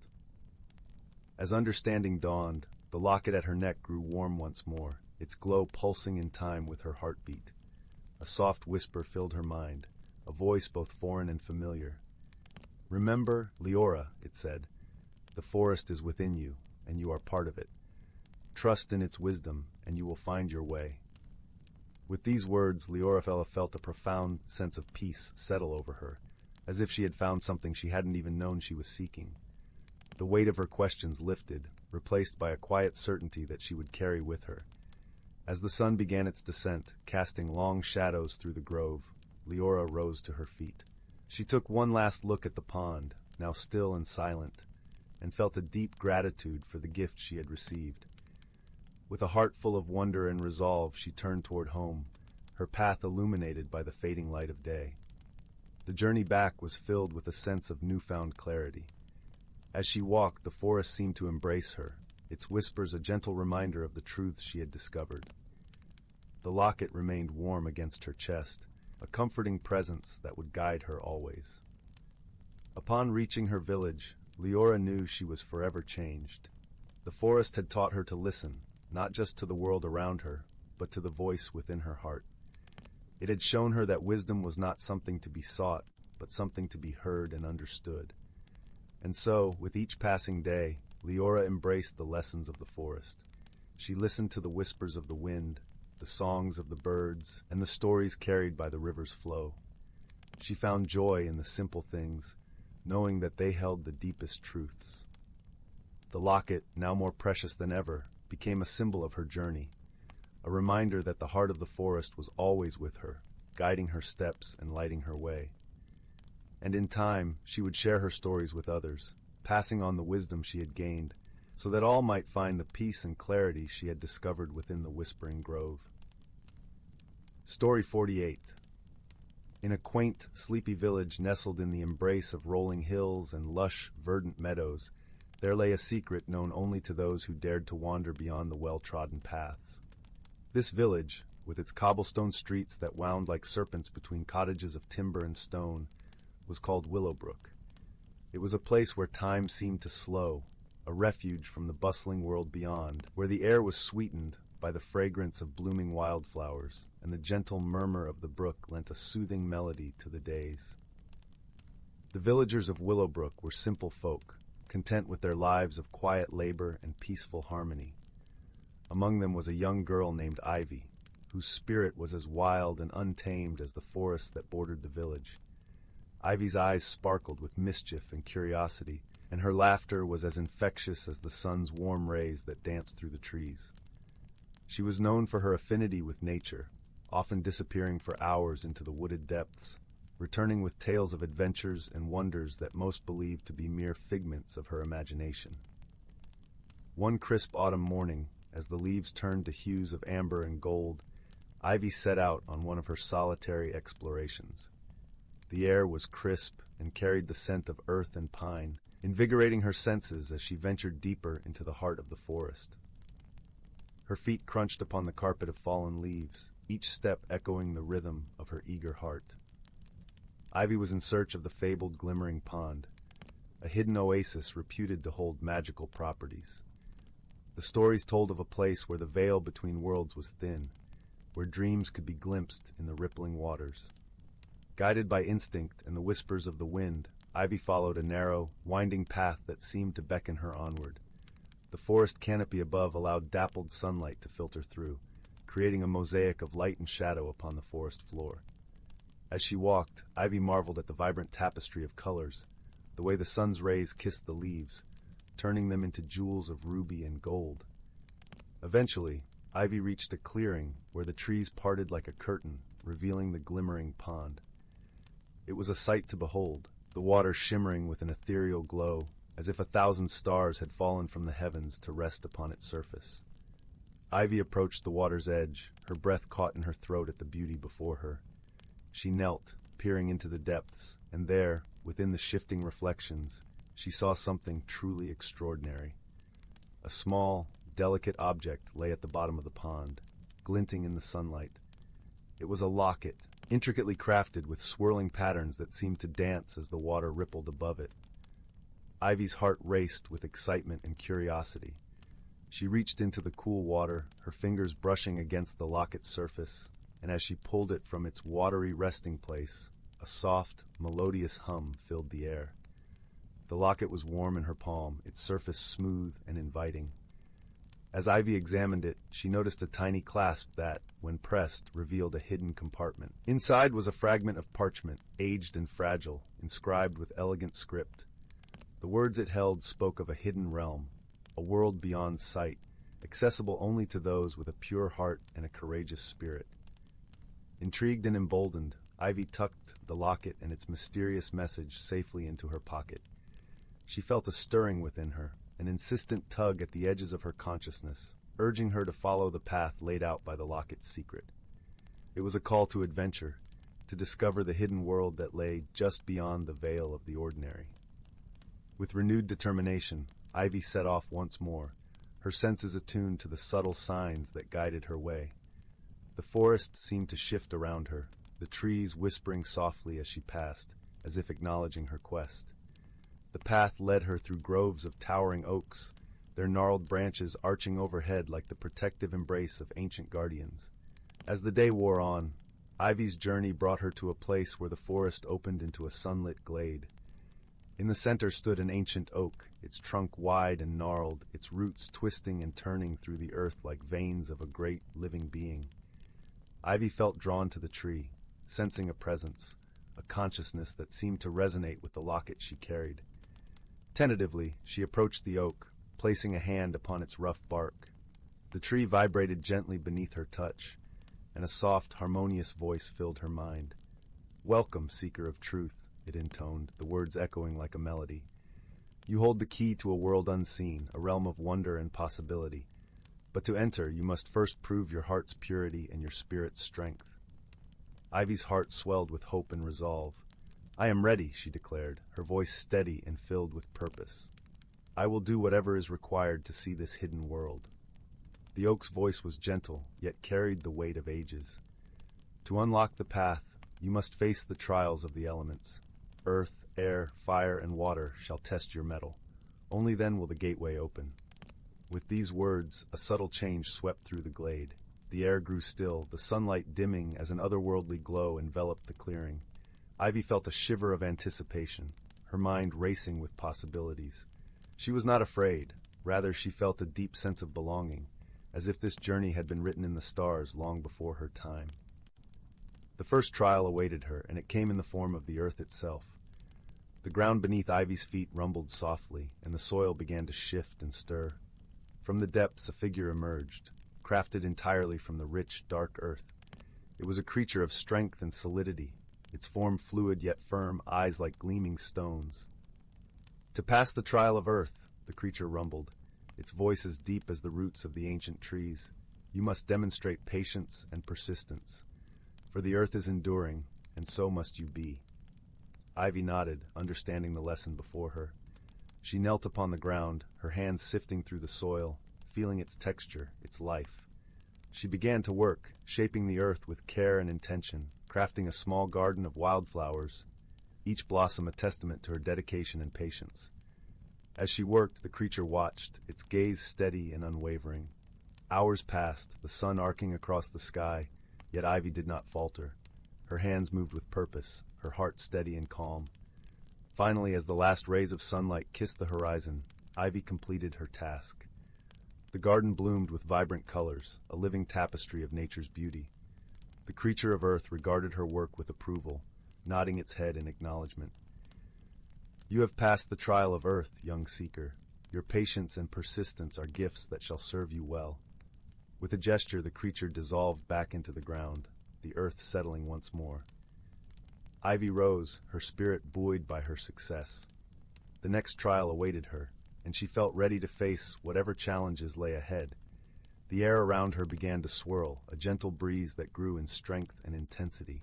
From the currents emerged a figure of air, translucent and ethereal, its form shifting and flowing like a dance. It regarded Ivy with eyes as clear as the sky, its presence light and airy. "To pass the trial of air," the being spoke, its voice a soft whisper carried on the wind, "you must embrace flexibility and adaptability. For the air is ever-changing, and so must you be." Ivy understood the lesson, nodding with determination. She closed her eyes, allowing herself to be carried by the wind, her body moving with grace and fluidity. She danced through the glade, her movements guided by the unseen currents, her spirit free and unburdened. The being of air watched her with approval, its form swirling in harmony with her dance. Ivy felt a sense of liberation, a lightness of being that filled her with joy. She moved without thought, her actions a pure expression of the moment. As the dance came to an end, the being of air nodded, its form dissipating into the breeze. "You have passed the trial of air, young seeker. Your flexibility and adaptability are gifts that shall carry you forward." Ivy felt a deep sense of gratitude, her heart swelling with confidence and hope. 2 trials remained, and she knew she was ready. The next trial came in the form of fire. The air grew warm, the scent of smoke and ash filling the glade. From the flames emerged a figure of fire, its form radiant and fierce, eyes like glowing embers. "To pass the trial of fire," the being spoke, its voice a crackling flame, "you must demonstrate courage and passion. For the fire is bold, and so must you be." Ivy understood the lesson, her heart ablaze with determination. She approached the figure, feeling the heat upon her skin, the challenge before her. With a deep breath, she summoned her courage, stepping into the heart of the fire. The flames danced around her, yet Ivy stood unafraid, her spirit unwavering. She embraced the heat, the intensity of the moment, allowing her passion to ignite her soul. The fire responded, swirling around her like a living entity, its warmth a comforting embrace. The being of fire regarded her with approval, its form flickering with satisfaction. "You have passed the trial of fire, young seeker. Your courage and passion are gifts that shall illuminate your path." With a final flicker, the being of fire vanished, leaving Ivy standing strong and resolute. Only one trial remained, and she felt ready to face it. The final trial was that of water. A gentle rain began to fall, the droplets cool and refreshing upon Ivy's skin. From the water emerged a figure of liquid grace, its form fluid and serene, eyes like tranquil pools. "To pass the trial of water," the being spoke, its voice a melodic ripple, "you must embody calmness and intuition. For the water is reflective, and so must you be." Ivy understood the lesson, her heart serene and centered. She approached the figure, feeling the water's cool touch, the challenge before her. With a deep breath, she allowed herself to become one with the water, her thoughts still and clear. The being of water watched her with approval, its form flowing in harmony with her spirit. Ivy felt a deep sense of peace, a quiet strength that filled her with wisdom. She moved with grace, her actions a pure reflection of her inner calm. As the trial came to an end, The being of water nodded, its form dissolving into the rain. You have passed the trial of water, young seeker. Your calmness and intuition are gifts that shall guide you always. With the completion of the trials, the glade shimmered with an otherworldly light, the air alive with magic. The ancient oak spoke once more, its voice filled with warmth and pride. You have proven yourself worthy, seeker of truth. The gateway to the hidden world is open to you. Ivy felt a thrill of excitement, her heart soaring with anticipation. She stepped forward, the locket in her hand glowing with an inner light. As she approached the tree, a portal of shimmering energy appeared, its surface like a pool of liquid starlight. With a deep breath, Ivy stepped through the portal, leaving the world of the ordinary behind. She emerged into a realm of breathtaking beauty, a landscape of wonder and possibility. The air was alive with the song of nature, the colors vibrant and vivid, as if the world itself had come to life. Ivy felt a deep sense of belonging, her spirit resonating with the magic of this hidden world. She knew that she was home, that her journey had led her to a place where dreams were real and the impossible was possible. As she explored this new world, Ivy discovered creatures of all shapes and sizes, each with their own unique magic and charm. She forged friendships with beings of light and shadow, learning their stories and sharing her own. Together, they embarked on adventures, solving mysteries and overcoming challenges with wisdom and kindness. Through her experiences, Ivy grew and changed, her heart and mind expanding with each new discovery. She learned the value of patience and persistence, the power of flexibility and adaptability. She embraced her courage and passion, finding strength in her calmness and intuition. In time, Ivy became a guardian of the hidden world, a protector of its secrets and wonders. She guided others who sought the magic beyond the veil, sharing her knowledge and wisdom with those who were ready to listen. And so, Ivy's story became a tale of transformation and growth, a journey of discovery and wonder that inspired all who heard it.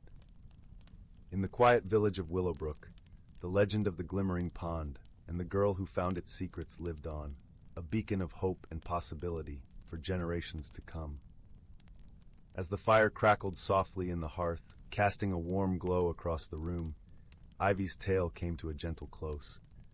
The listeners, young and old alike, felt the magic of her journey in their hearts, a reminder that the world was full of hidden wonders, just waiting to be discovered. And as they drifted into slumber, the embers of the fire whispered a promise of dreams filled with adventure, friendship, and the enduring power of a courageous heart. Story 49. In a small, secluded village nestled between rolling hills and whispering forests, there lived a gentle-hearted young woman named Leora. The village of Elderglen was a place where time seemed to trickle as softly as the streams that wound through the verdant meadows. Each morning the sun would rise over the emerald canopy, casting a golden glow upon the cobblestone pathways and quaint timber-framed cottages that lined the village square. Leora was known for her bright eyes and her curious nature, but she had always found comfort in the familiar rhythm of her life. She loved tending to her garden, where flowers bloomed in a riot of colors, their petals soft as velvet under her fingertips. But lately, a restlessness had stirred within her, like leaves rustling in a gentle breeze, and she found herself yearning for something more, though she knew not what. One afternoon, as the sun began to dip below the horizon, painting the sky in hues of rose and lavender, Leora sat by the edge of the forest.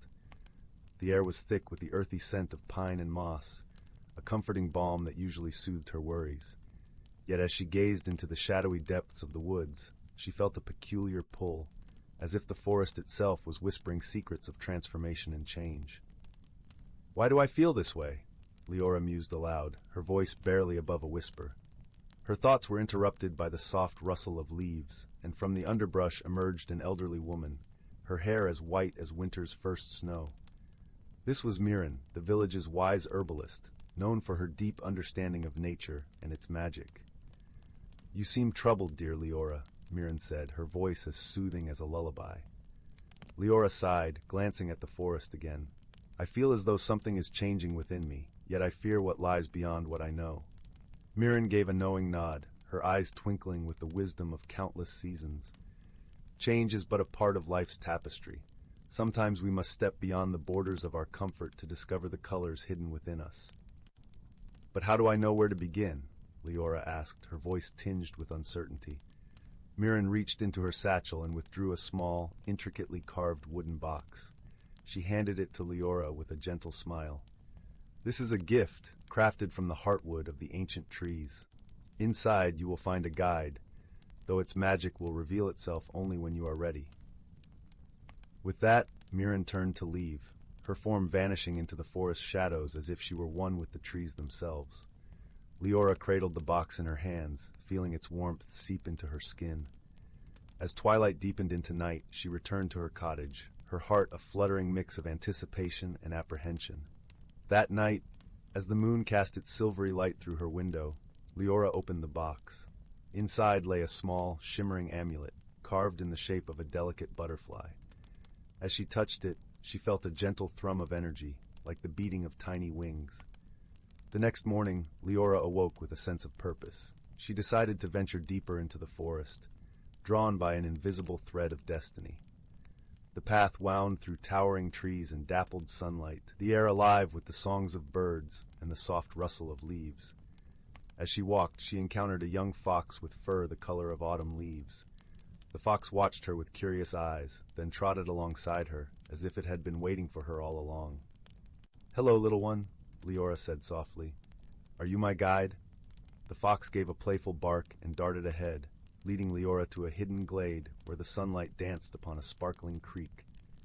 The water was so clear that it seemed to capture the sky itself, reflecting the clouds in its rippling surface. Leora knelt by the creek, the cool water brushing her hands. As she gazed into its depths, the amulet around her neck began to glow softly, casting a gentle light that shimmered like the stars. In that moment, Leora understood that change was not something to be feared, but embraced. Just as the fox had led her to this place of beauty and peace, so too would her inner journey lead her to discover the hidden wonders within herself. As days turned into weeks, Leora returned to the forest often, each visit unveiling a new facet of her heart. She learned to listen to the whispers of the wind, to see the world through the eyes of the fox, and to feel the pulse of life in every leaf and stone. Through her journey, she discovered the strength and wisdom that had always resided within her, waiting to be awakened. The amulet's glow became a constant companion, a reminder of the magic that lay in embracing the unknown. Her transformation did not go unnoticed. The villagers of Elderglen saw the change in Leora, her eyes alight with newfound joy and confidence. She shared her stories with them, weaving tales of the forest's magic and the beauty of personal discovery. In time, others began to follow in Leora's footsteps, seeking their own paths of growth and transformation. The village, once content in its familiarity, blossomed into a place of shared dreams and endless possibilities. And so Leora's journey came full circle. She found her place within the tapestry of life, her heart a vibrant blend of courage and wonder. The forest remained her sanctuary, a living testament to the magic that resides within us all. As the seasons turned, Leora continued to walk the paths of the forest, her spirit intertwined with the land itself. She knew that change was not an end, but a beginning, a journey towards becoming who she was meant to be. And with each step, she found peace in the knowledge that she was never alone, her path illuminated by the gentle glow of the butterfly amulet, a symbol of her magical transformation. And in the quiet of the night, as the stars twinkled above, Leora would sit by the hearth of her cottage, the warmth of the fire a mirror to the warmth in her heart. She would close her eyes, listening to the symphony of the forest, a melody that sang of hope, growth, and the beauty of embracing change. Story 50. The Whispering Woods. In the heart of the quaint village of Eldergrove, where the leaves of the ancient oaks whispered secrets to the wind, nestled a small cottage with ivy-clad walls and a chimney that puffed gentle wisps of smoke. Inside this cozy abode lived a young girl named Lila, whose heart was as warm as the hearth that crackled in her living room. She spent her days tending to her garden and caring for the animals that roamed freely in her backyard. But it was the nights that held her deepest wonder, for they were filled with stories, stories her grandmother would share by the fire's glow. One such night, As the stars twinkled like scattered diamonds across the velvet sky, Lila's grandmother shared a tale that would set Lila on an unexpected journey. In the heart of the whispering woods, her grandmother began, her voice a soft melody. There lies a hidden world, a place where magic hums like a gentle breeze through the trees. But beware, my dear, for it is also a place where the shadows of the past linger. Curiosity bloomed in Lila's heart like the morning glories that climbed the trellis outside her window. And so, with a heart full of wonder and a mind brimming with questions, she decided that she must find this hidden world. Little did she know that her journey would lead her to the very edges of her imagination and beyond. The next morning, as the sun's golden rays painted the sky, Lila packed a small satchel with essentials: a loaf of bread, some cheese, a flask of water, and, most importantly, her grandmother's heirloom compass, said to always point toward one's heart's true desire. With her satchel slung over her shoulder and a cloak wrapped snugly around her, she set off toward the whispering woods. As she stepped into the forest, the world around her seemed to change. The air was cooler, filled with the earthy scent of moss and the sweet aroma of wildflowers. Sunlight filtered through the canopy, casting dappled shadows on the forest floor. Birds chirped melodiously, their songs weaving a symphony of serenity that set Lila's heart at ease. Walking deeper into the woods, Lila marveled at the towering trees, their trunks thick and gnarled, telling tales of centuries gone by. She followed the compass, its needle spinning until it settled, pointing her deeper into the forest. The path was winding, leading her past babbling brooks and clusters of vibrant mushrooms that glowed faintly in the dim light. As she ventured further, Lila began to notice subtle changes in the forest. The trees seemed to lean in closer, their leaves rustling with secrets. She could hear a faint whispering, a gentle murmur that seemed to call her name. It was as if the forest itself was alive, welcoming her into its embrace. After what felt like hours, Lila came upon a clearing. In the center stood a magnificent oak tree, its branches sprawling like the arms of a guardian. Beneath its boughs, the air shimmered with a soft, golden light. Lila approached the tree, her heart pounding with anticipation.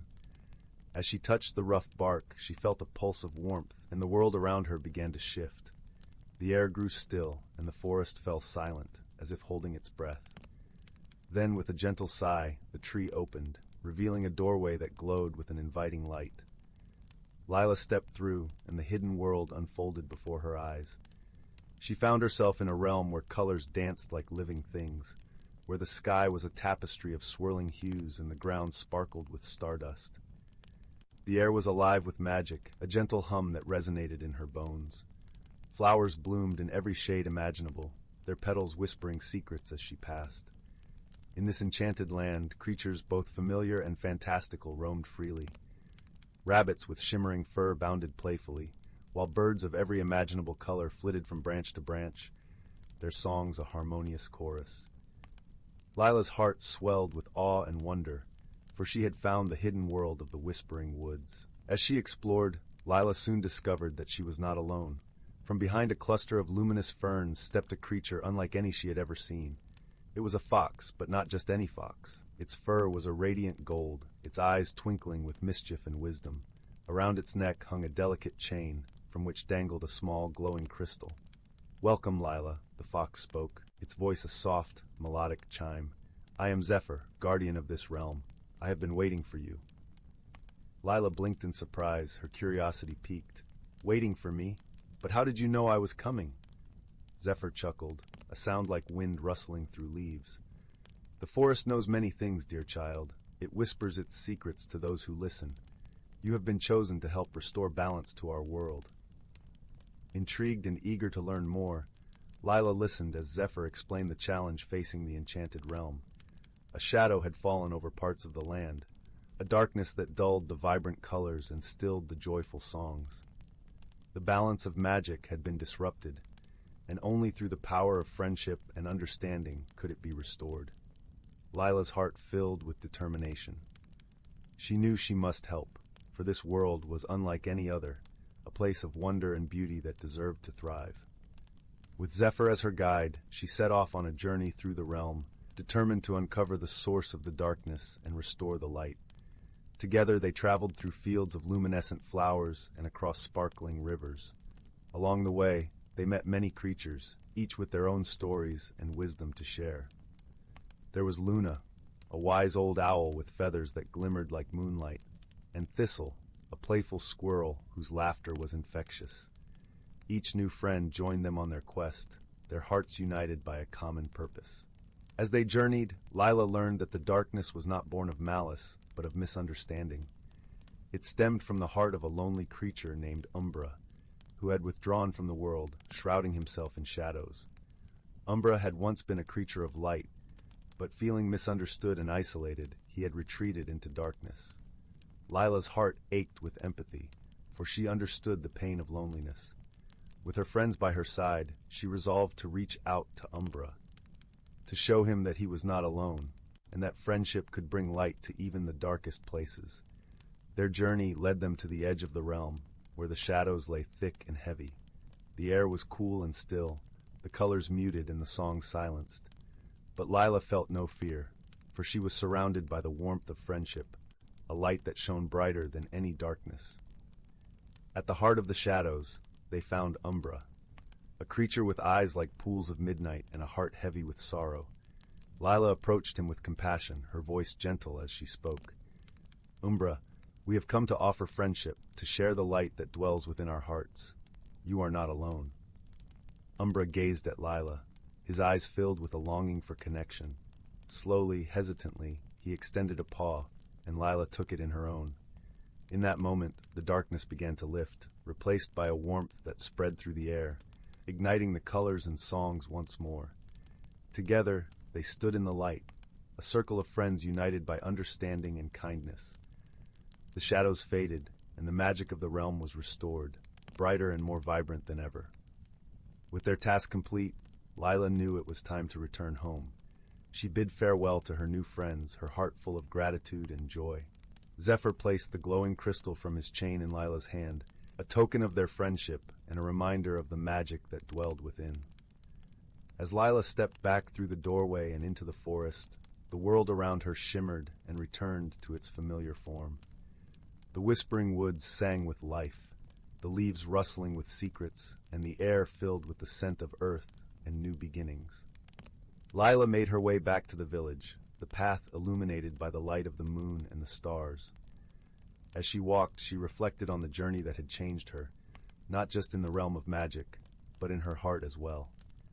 She had learned that true magic lay in the bonds we forge, the kindness we share, and the light that resides within us all. When she returned to her cozy cottage, her grandmother awaited her by the hearth, a knowing smile on her lips. Lila shared her tale, her voice filled with wonder and awe. As she spoke, the fire crackled warmly, casting a golden glow that wrapped around them like an embrace. And so, as the night deepened and the stars watched over the sleeping village, Lila drifted into a peaceful slumber, her dreams filled with colors and laughter and the gentle whisper of the woods. In the days that followed, Lila carried the magic of her journey with her, a light that shone brightly in her eyes and warmed her heart. She tended to her garden with renewed joy, her fingers gently coaxing life from the soil. Her animals thrived under her care, their eyes reflecting the kindness that flowed from her.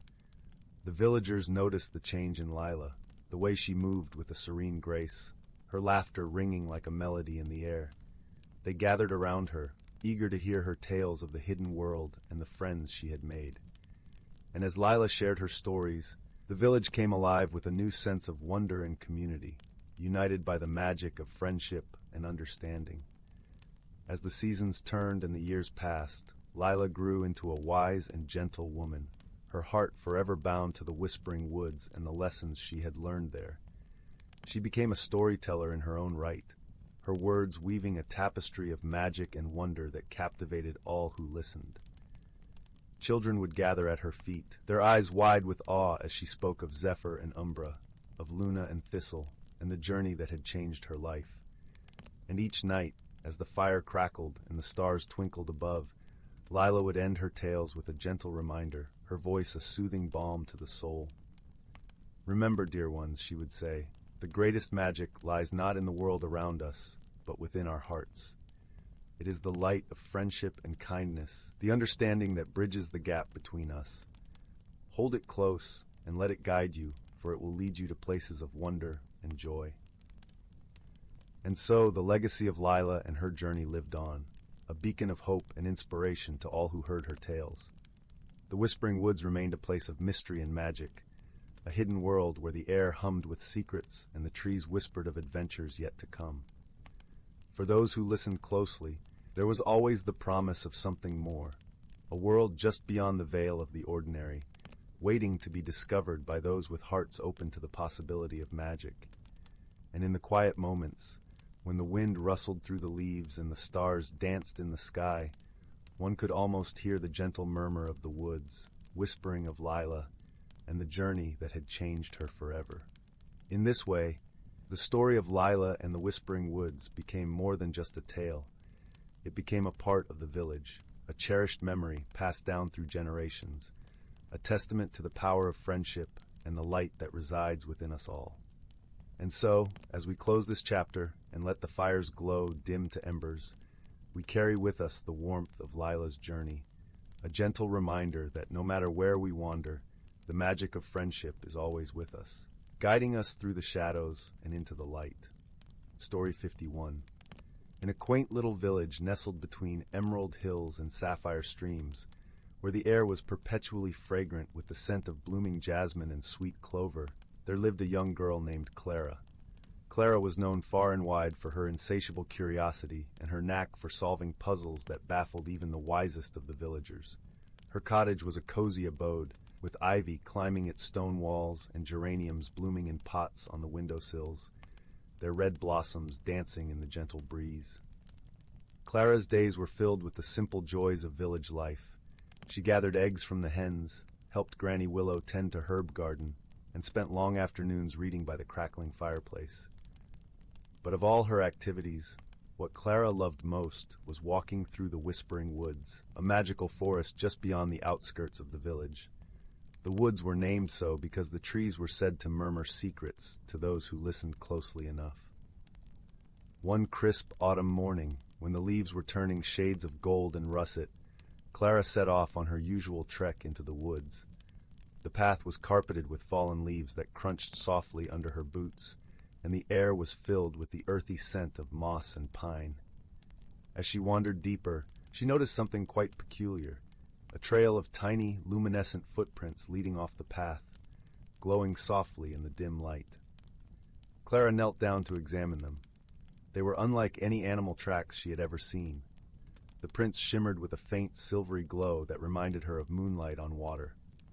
Intrigued, she decided to follow the mysterious trail, which wound its way through thickets of ferns and beneath arcing boughs of ancient oaks. The trail led her to a small clearing she had never seen before. In the center stood a large, gnarled oak tree with a hollow trunk. Nestled within this hollow was a peculiar sight, a small, iridescent creature with wings that sparkled like dew-dropped spiderwebs in the morning sun. It was a wispwing, a gentle magical creature known for its wisdom and kindness. The wispwing looked at Clara with eyes as bright as polished opals, and spoke in a voice that was soft yet carried the weight of ancient knowledge. "Young seeker of truths," it began, "these woods are restless, for something has disturbed the balance of magic. Can you help us find what causes this unease?" Clara's heart fluttered with excitement and a sense of purpose. "Of course," she replied earnestly, "but how will I know what to look for?" "The signs are subtle," the wispwing explained. "Listen to the whispers of the trees, watch the dance of the fireflies, and trust in the guidance of the forest. You will know when you see it." With a gentle nod of farewell, the wispwing took flight, leaving a trail of shimmering dust in its wake.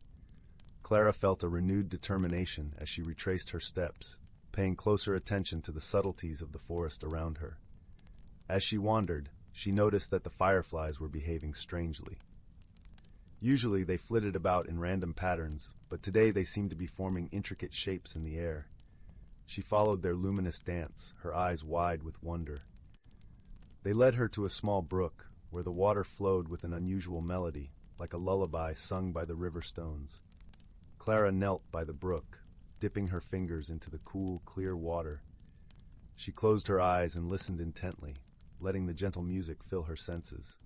Suddenly, she heard a soft, melodic voice singing in harmony with the brook. She opened her eyes and saw a tiny figure perched upon a smooth stone, a water nymph with hair like cascading silk and eyes that sparkled with the colors of the ocean. "Greetings, Clara," the nymph said, her voice as soothing as the water itself. "The forest tells me you are seeking the source of its disturbance." Clara nodded. "Yes, I am.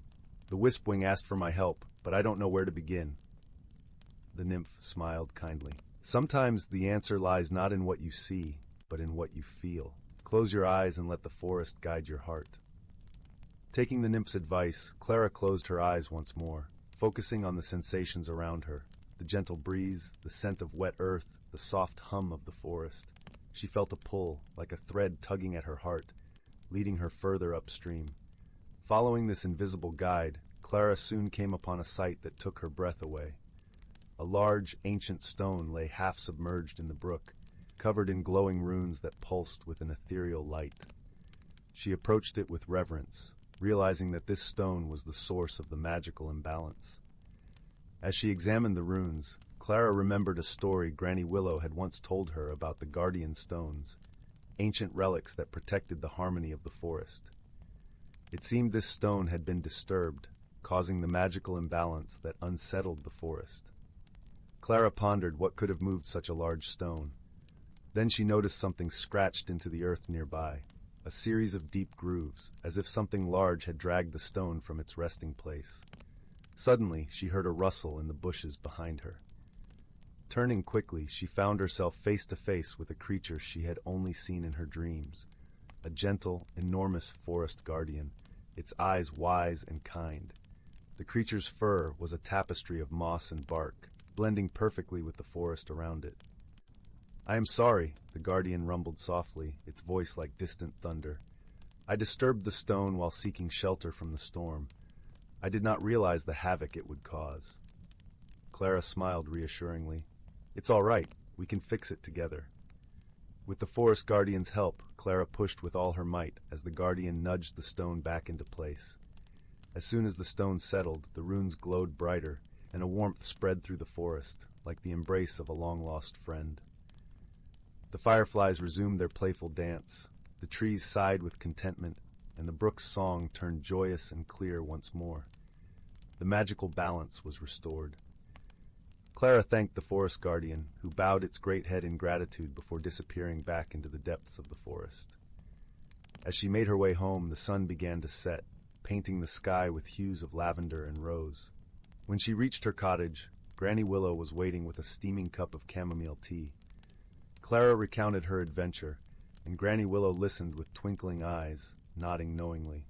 That night, as Clara lay in bed, the soothing sounds of the forest lulled her to sleep. She knew that the magic of the Whispering Woods was safe once more, and she felt a deep sense of peace, knowing she had played a part in its protection.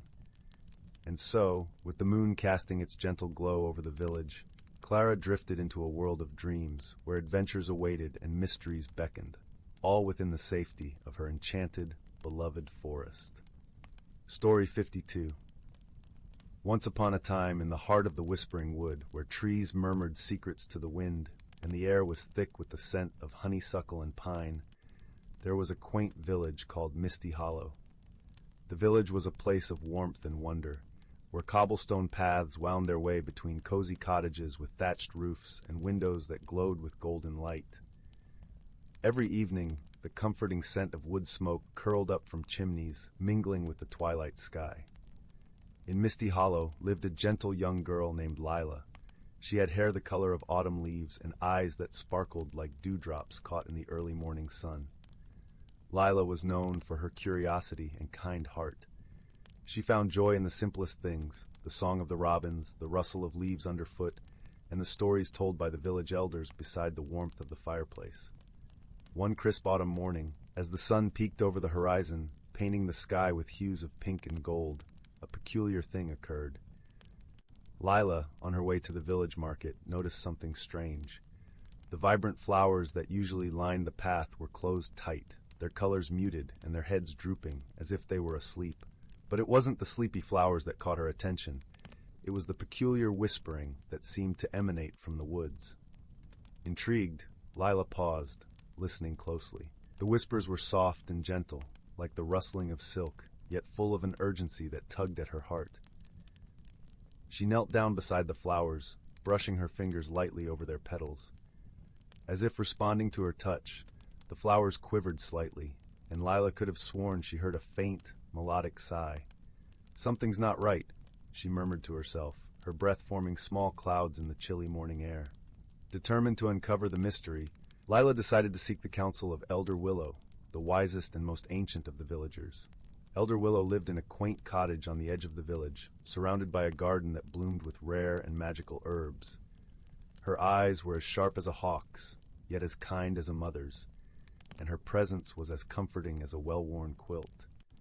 "Ah, Lila, my dear," Elder Willow greeted her warmly as Lila entered, the aroma of spiced tea filling the air. "What brings you to my door so early?" Lila explained the peculiar whispers and the slumbering flowers, her voice filled with wonder and a hint of concern. Elder Willow listened intently, nodding slowly. "The whispering wood has its secrets," she mused, her voice as soft as the rustle of leaves. "It could be that the woods are trying to tell us something." She led Lila to her garden, where the plants seemed to sway in time with the rhythm of the earth. "We must listen with our hearts, my dear," Elder Willow advised, "and perhaps the creatures of the woods can offer us their wisdom." With Elder Willow's guidance, Lila set off towards the heart of the Whispering Wood, a place where sunlight danced through the canopy, and the ground was carpeted with moss as soft as a kitten's fur. The air was filled with the sweet, earthy scent of fallen leaves and the distant melody of a hidden brook. As she ventured deeper, Lila found herself in a glade bathed in dappled sunlight. Here, she encountered a family of lumina moths, their wings shimmering with a gentle, ethereal glow. The lumina moths were known for their wisdom and their ability to communicate through the soft luminescence of their wings. "Greetings, young Lila," the eldest moth whispered, its voice as delicate as a summer breeze. "We have awaited your arrival." Lila, filled with awe, watched as the moths danced in the air, their wings painting patterns of light. "Can you help me understand the whispers?" she asked, her voice barely above a whisper.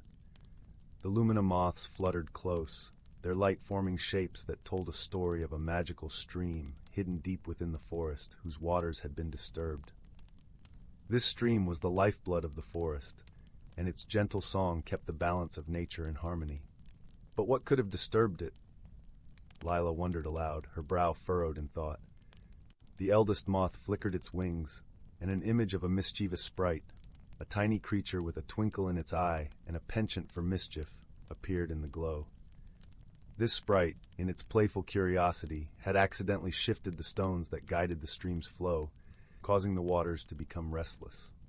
Understanding dawned upon Lila. "We must restore the stream," she said with determination, her heart swelling with a sense of purpose.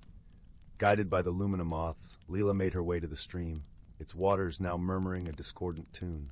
The sprite, upon seeing Lila, darted about nervously, its tiny wings beating a frantic rhythm.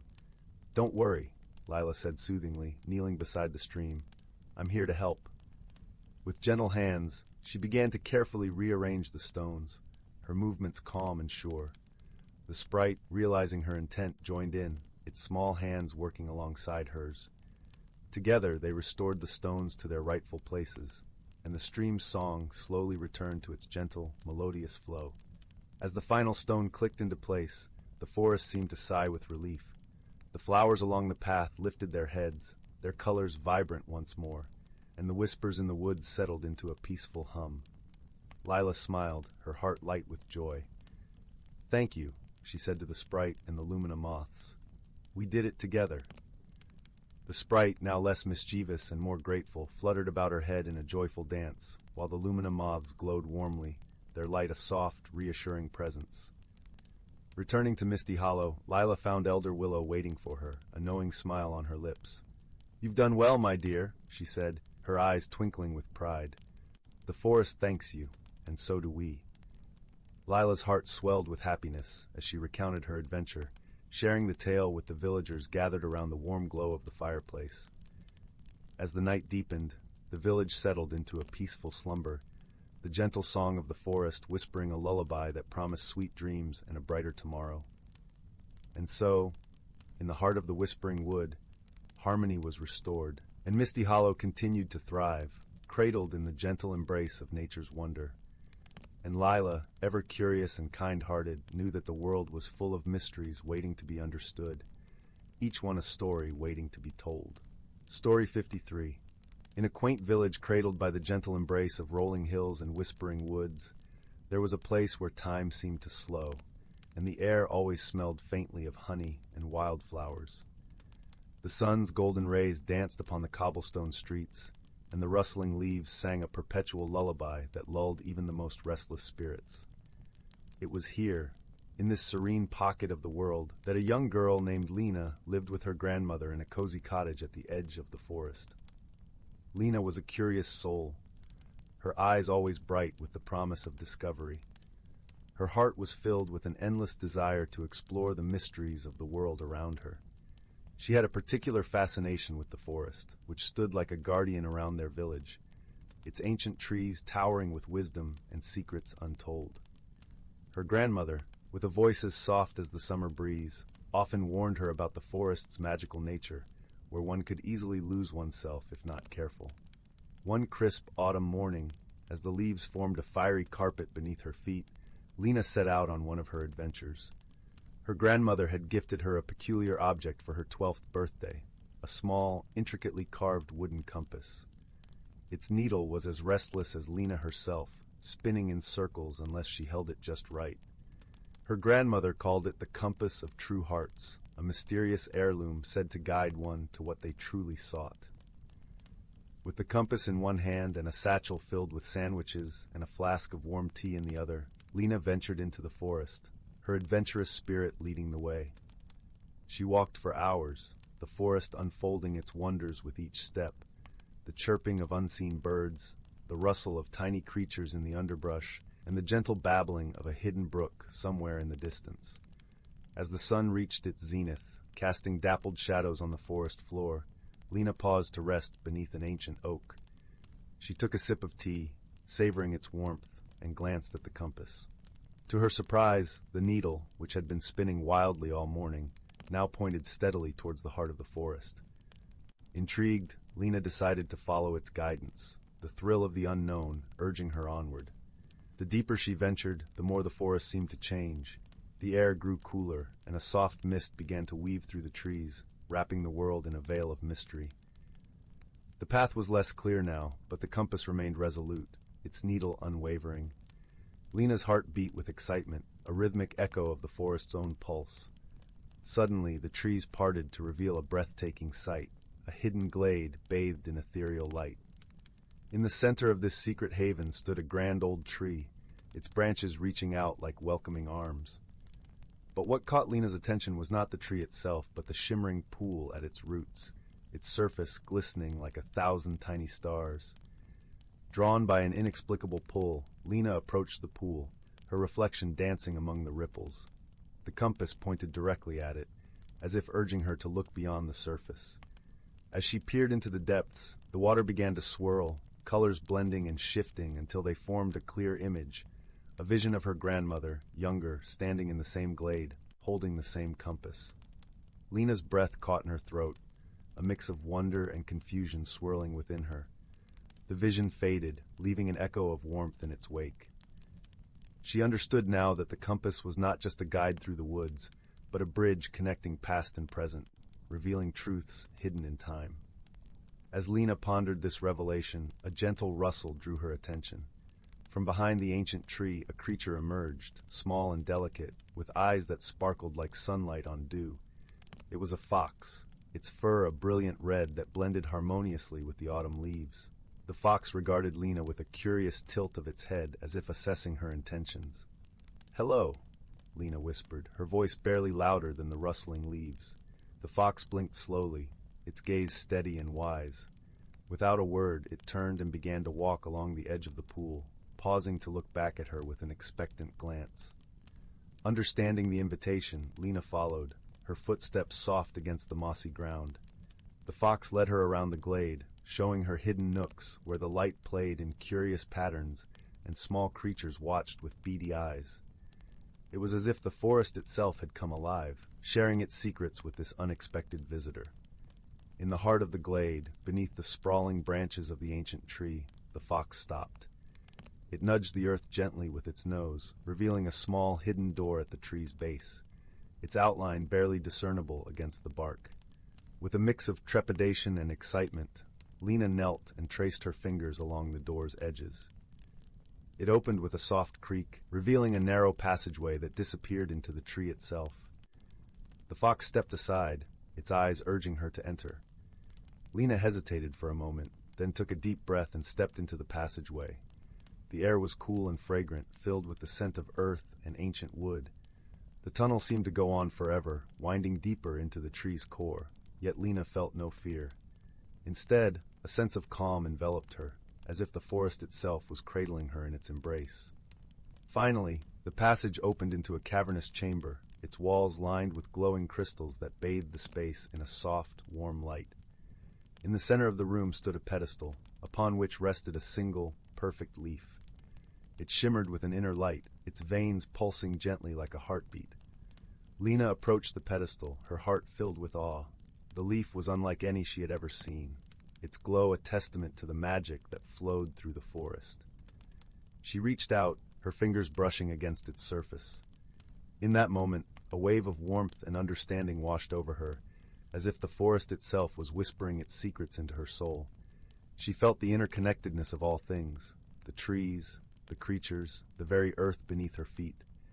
It was a feeling of unity, of belonging to something greater than herself. And with that understanding came a deep sense of peace, a knowledge that she was exactly where she was meant to be. As she stood there, bathed in the leaf's gentle glow, Lena realized the true purpose of her journey. The compass had not led her to a tangible treasure, but to a deeper understanding of herself and the world around her. It was a lesson in wisdom, in seeing beyond the surface to the heart of things. With a grateful heart, Lena tucked the leaf into her satchel, knowing it was both a keepsake and a promise, a reminder of the magic that lived within her and in the world. She turned to leave, the path through the tree now clear and inviting. The fox was waiting for her at the entrance, its eyes full of a gentle wisdom that mirrored the forest's own. Lena knelt and placed a hand on its head, feeling the warmth of its fur beneath her palm. "Thank you," she whispered, her voice a soft echo in the stillness. The fox nodded, its eyes shining with understanding, before it turned and disappeared into the forest. Lena watched it go, a sense of companionship lingering in its wake. As she made her way back through the forest, the compass guiding her steps, Lena felt a change within her, a newfound sense of purpose and clarity. The journey had transformed her, revealing the strength and wisdom that lay within her heart. When she emerged from the forest, the village was bathed in the soft light of evening, the sun painting the sky in hues of pink and gold. Her grandmother was waiting at the cottage door, her eyes alight with love and understanding. Lena ran to her, embracing her tightly. "I found it, grandmother," she said, her voice filled with joy and wonder. Her grandmother smiled, her eyes twinkling like the stars that were beginning to appear in the twilight sky. "I knew you would, my dear. The forest has a way of showing us what we most need to see." Together, they watched as the stars came out, their light a promise of the magic and mystery that lay just beyond the horizon. And as they stood there, hand in hand, Lena knew that she was exactly where she was meant to be, surrounded by love, guided by wisdom, and forever connected to the heart of the forest. The tale of Lena and her journey would be told for generations, a story of personal transformation and growth, a reminder of the magic that lies within us all, waiting to be discovered. And as the village settled into the gentle embrace of night, the forest whispered its eternal lullaby, a song of peace and wonder that cradled the world in its timeless arms. Story 54. Once upon a time in the quaint village of Stone Hollow, nestled between rolling hills and whispering woods, there lived a young girl named Clara. Clara had a heart as gentle as the summer breeze, and eyes that twinkled like the stars that blanketed the night sky. Though Stone Hollow was small and unassuming, it held a secret that few knew, a secret hidden in the heart of the forest, waiting for the right soul to discover it. Clara loved exploring the woods just beyond her backyard. The forest was her sanctuary, where she could listen to the songs of the birds and watch the squirrels play their endless games of chase. One day, while wandering deeper into the woods than she had ever dared before, Clara stumbled upon a peculiar sight. A small, ornate teapot nestled among the roots of a towering oak tree. The teapot shimmered oddly in the dappled sunlight, its surface etched with swirling patterns that seemed to dance when Clara looked too closely. Curiosity piqued. Clara reached out and lifted the teapot, feeling a warmth seep into her palms. She felt a gentle pulse, as if the teapot had a heartbeat of its own. As she brushed off the leaves and dirt, a soft, comforting voice seemed to whisper in the breeze. To brew a cup is to begin a journey. Startled yet intrigued, Clara carefully took the teapot home. That evening, as twilight draped the village in its velvety embrace, Clara decided to brew a pot of tea.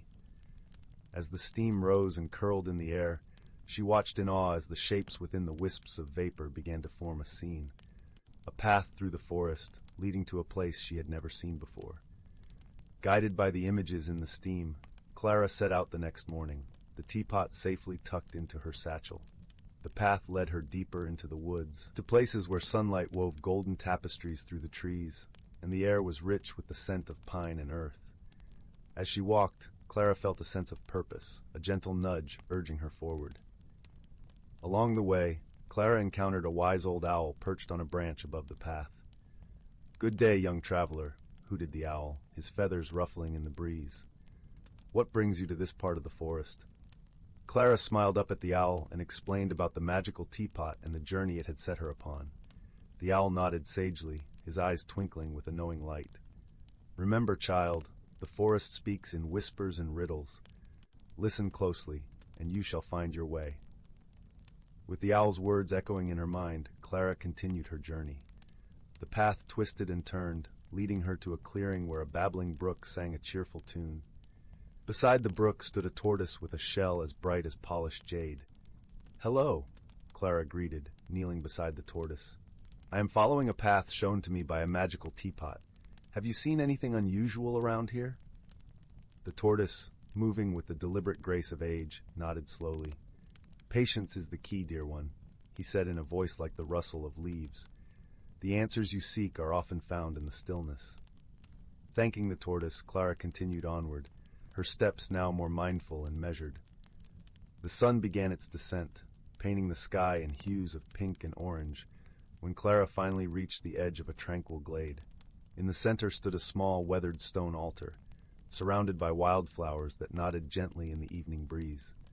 As Clara approached, the teapot in her satchel began to glow softly, casting a warm light over the glade.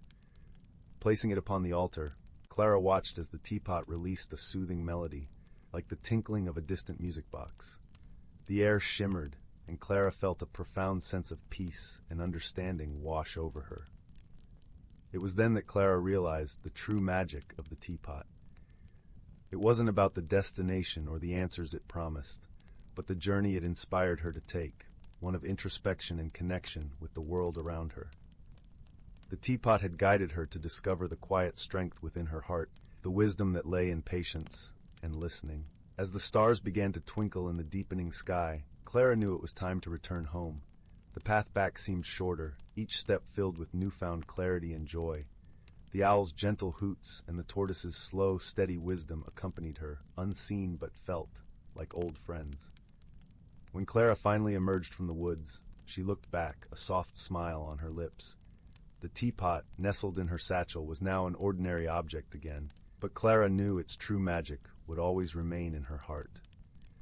And so, as the village of Stone Hollow settled into the quiet of the night, Clara fell asleep with a heart full of wonder and contentment, ready for whatever new journeys tomorrow might bring. Story 55. In a cozy woodland cottage, nestled beside a sparkling stream, lived Arya, a young girl with a heart full of dreams. She loved nothing more than spending her days wandering through the enchanted forest, where every tree seemed to whisper secrets of wonder. One crisp autumn morning, Arya ventured deep into the woods, her steps crunching through fallen leaves. As she rounded a mossy bend, she stumbled upon a peculiar sight, a tiny glowing seed, nestled in a bed of ferns. Overcome with curiosity, she gently scooped it up, cradling it in her palms. At her tender touch, the seed began to stir, unfurling delicate petals of shimmering light. Arya gasped in amazement as a miniature fairy emerged, her wings a kaleidoscope of iridescent hues. "Greetings, young one," the fairy spoke in a voice like tinkling bells. "I am Lumina, a guardian of the forest's magic. That wondrous seed you found is a vessel of transformation, and you have been chosen to nurture its growth." Arya's eyes widened with equal parts excitement and trepidation. "But how? I'm just a simple girl. What if I fail?" Lumina smiled warmly. "Within you lies a wellspring of untapped potential, waiting to blossom. All you need is courage and an open heart." With those words, the fairy bestowed upon Arya a shimmering pouch filled with stardust. "Sprinkle this dust upon the seed each night, and watch as it flourishes, mirroring your own inner growth."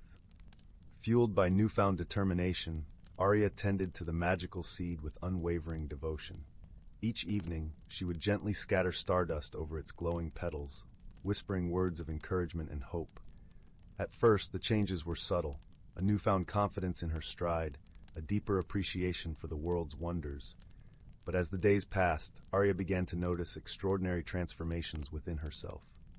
Her once timid spirit blossomed into a wellspring of resilience and courage. She faced challenges head-on, drawing strength from the seed's radiant glow. Whenever doubt crept in, the gentle fairy Lumina would appear, offering sage advice and reminding Arya of her inner magic. In the heart of the forest, Arya found solace in the company of her dear friends. The wise old oak who shared ancient tales, the playful brook that danced with silvery laughter, and the radiant wildflowers that bloomed in her footsteps. They celebrated her growth, cheering her on with their unwavering support. As the seasons changed, the once tiny seed flourished into a magnificent tree, its branches reaching towards the heavens like tender embraces. And with each passing year, Arya's spirit grew in tandem, blossoming into a young woman of unshakable strength, compassion, and wonder. On the eve of her 18th birthday, Lumina appeared once more, her ethereal form aglow with pride. "Behold, dear Arya, the stunning tree you have nurtured, a reflection of the beautiful soul that has blossomed within you." Arya gazed upon the majestic tree in awe, her heart swelling with gratitude. "Thank you, dear Lumina, for entrusting me with this precious gift. Through nurturing its growth, I have discovered the true magic within, the courage to embrace change, the resilience to weather life's storms, and the wisdom to find beauty in life's simplest moments." As the first stars winked into the twilight sky, Arya knelt beside the tree's mighty roots, whispering a heartfelt promise to forever cherish the lessons it had taught her. For in that enchanted forest, she had uncovered the greatest magic of all, the power to transform, to grow, and to embrace the wondrous journey of life with an open heart. Story 56. Once upon a time, in a forest where the trees stretched their branches towards the heavens and the earth hummed with ancient melodies, there lived a community of woodland creatures unlike any other. These were no ordinary animals, for they possessed a unique connection to the rhythms of nature and the magical forces that governed the changing seasons. As the first rays of dawn peeked through the canopy, the forest came alive with a symphony of chirps, rustles, and gentle murmurs. The wise old oak tree, whose roots ran deep into the earth, whispered secrets to those who listened closely. "Pay heed, my friends," it would creak, "for the ways of the forest are ever-changing, and only those who walk in harmony with nature can truly thrive." One such creature was Willow, a sprightly squirrel with a bushy tail and bright, inquisitive eyes. She scampered from branch to branch, gathering nuts and berries for the long winter ahead. But Willow was no ordinary squirrel. She possessed a special gift, inherited from her ancestors, that allowed her to sense the ebb and flow of the forest's magic.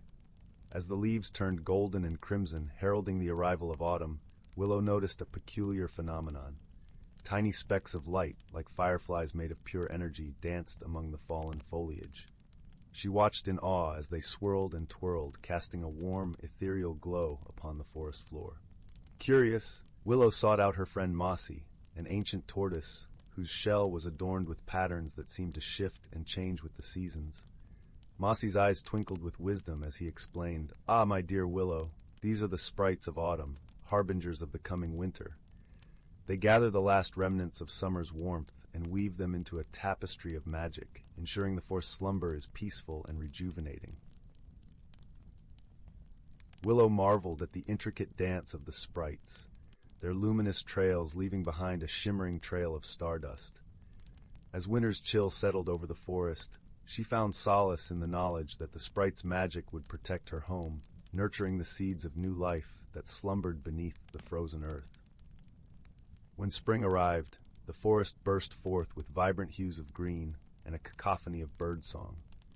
Willow witnessed the emergence of the rain sprites, tiny droplets that seemed to defy gravity as they swirled and pirouetted through the air.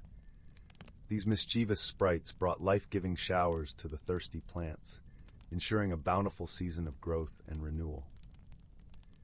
As the cycles of nature continued, Willow learned from her elders about the wind sprites that carried seeds to new lands, the sun sprites that coaxed the first buds to unfurl, and the frost sprites that painted the world in crystalline splendor. Each season brought its own magic, and each creature played a vital role in maintaining the delicate balance of the forest. Through her experiences, Willow came to understand that true wisdom lay in embracing the ever-changing rhythms of nature. She shared her knowledge with the younger generation, teaching them to respect the forest's mysteries and to walk in harmony with the magical forces that sustained their home. And so, the hidden lives of the woodland creatures continued, intertwined with the ebb and flow of the seasons and the ancient magic that flowed through the very veins of the forest. Their stories, whispered among the rustling leaves and babbling brooks, served as a reminder that true harmony comes from embracing the wonders of nature and the wisdom passed down through generations. Story 57. In the heart of the ancient forest, where sunlight dappled through the thick canopy of towering oak and spruce, lay a small clearing that few eyes had ever seen. It was a place where the ground was carpeted in soft moss that felt like velvet underfoot, and the air carried the sweet, earthy scent of damp leaves and pine. In this secluded sanctuary, the creatures of the forest lived their hidden lives in a delicate balance of harmony and wonder. Birds with plumage as radiant as the sunset flitted from branch to branch, their songs weaving a gentle tapestry of sound that mingled with the whispering breeze.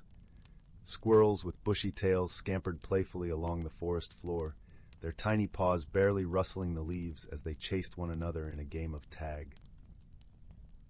At the center of this natural haven stood an ancient tree, its trunk so wide that it would take a dozen children holding hands to encircle it. Its gnarled branches reached skyward, as if in perpetual conversation with the stars. This venerable giant, known simply as the elder tree, was the heart of the forest's wisdom, its roots spreading like a vast network of knowledge beneath the ground.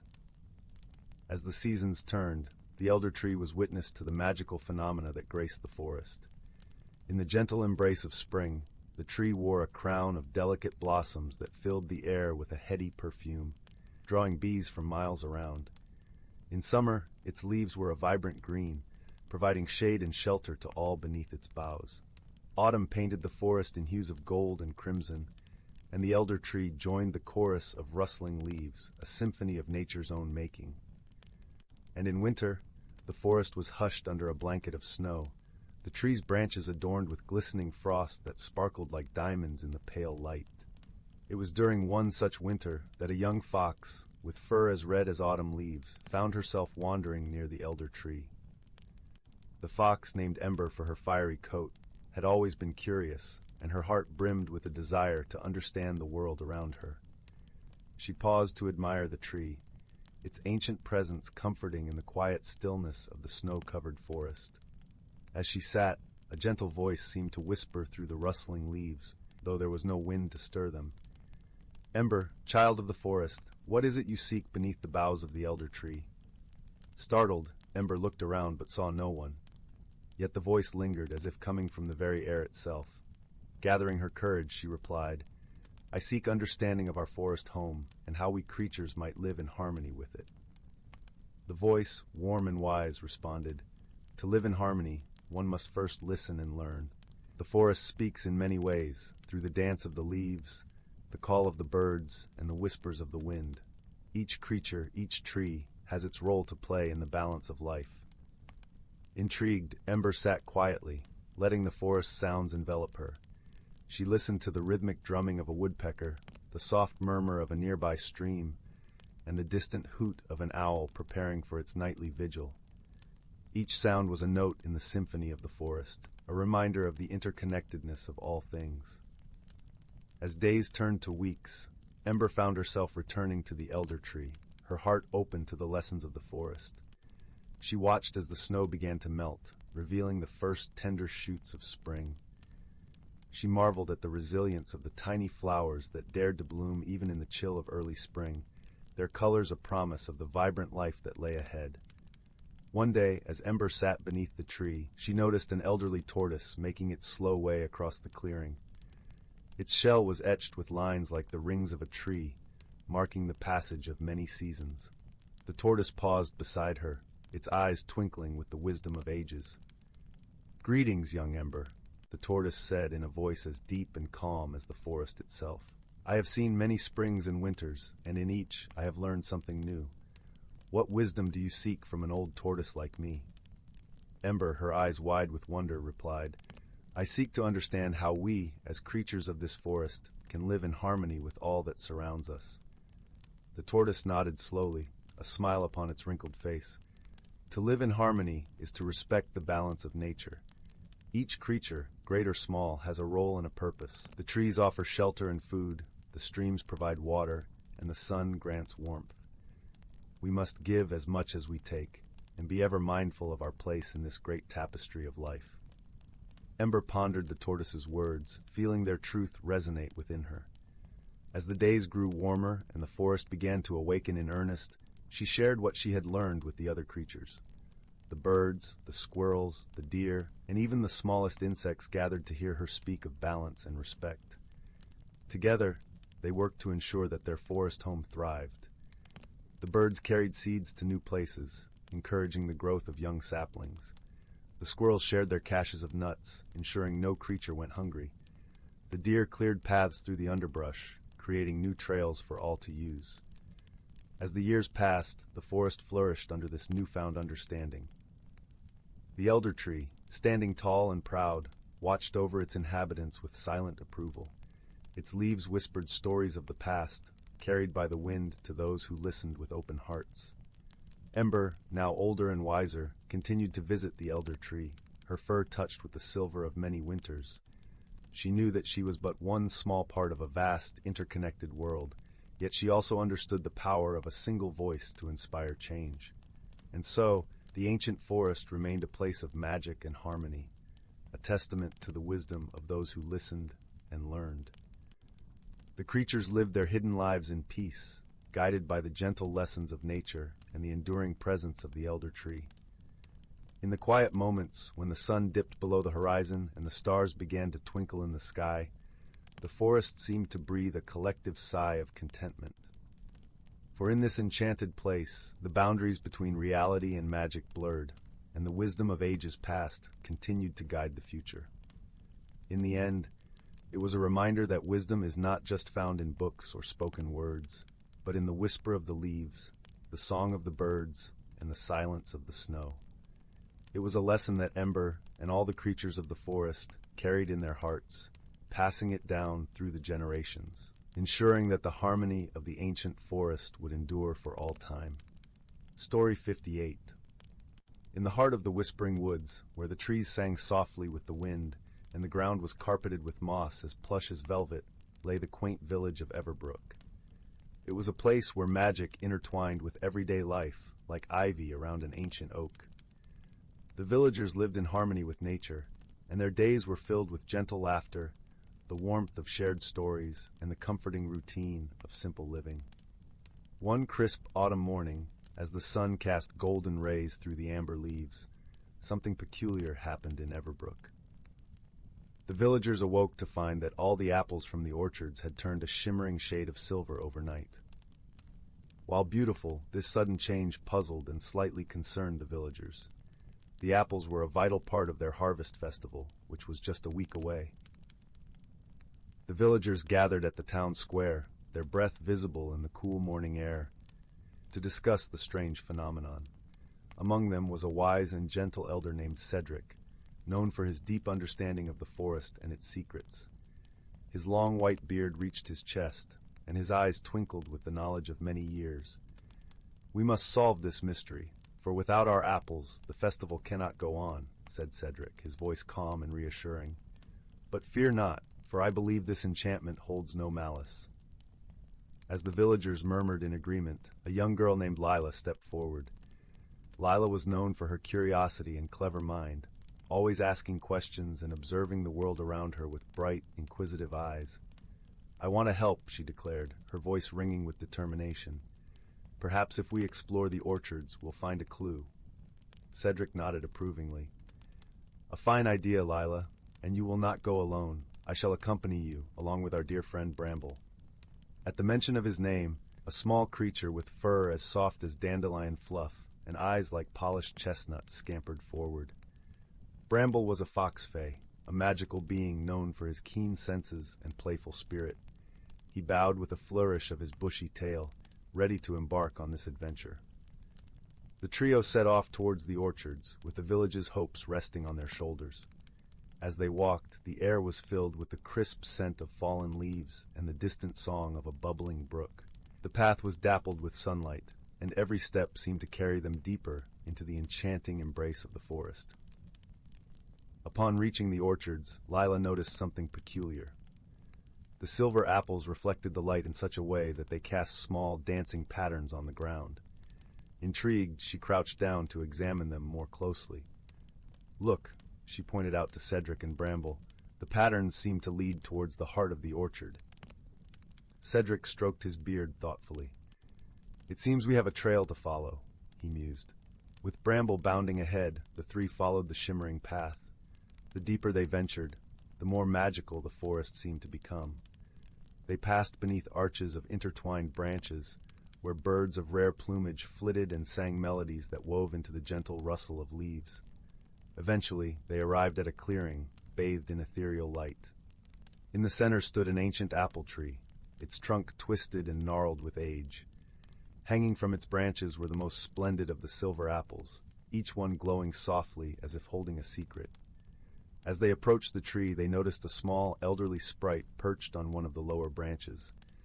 Her skin was a delicate shade of green, and her hair cascaded like silver threads. She looked at them with a serene smile, her presence exuding warmth and wisdom. "Greetings, travelers," she spoke in a voice that was like the tinkling of crystal chimes. "I am Silva, guardian of this orchard. I sense you seek the truth behind the silver apples." Lila nodded eagerly. "Yes, we do. Our village depends on the apples for our festival, and we wish to understand what has happened." Silva chuckled softly. "Fear not, dear ones. The silver is a gift, not a curse. I have watched over this orchard for centuries, and I wish to bestow upon your village a reminder of nature's wonder." Cedric listened intently, his eyes filled with understanding. "A reminder, you say?" "Indeed," Silva continued, her voice like a gentle breeze. "In these times it is easy to forget the magic that surrounds us. The silver is but a reflection of the beauty and abundance that nature provides. Once the festival is over, the apples will return to their natural hue, leaving behind only the memory of their splendor." Lila's face lit up with relief and gratitude. "Thank you, Silva. We'll make sure to share this story with the village, so everyone understands the gift we've been given." Bramble chirped happily, his tail flicking with excitement at the thought of the festival filled with silver apples. With their hearts light and their mystery solved, Lila, Cedric, and Bramble made their way back to Everbrook. The villagers welcomed them with anxious faces, which soon turned to smiles as Lila recounted their adventure and the wisdom shared by Silva.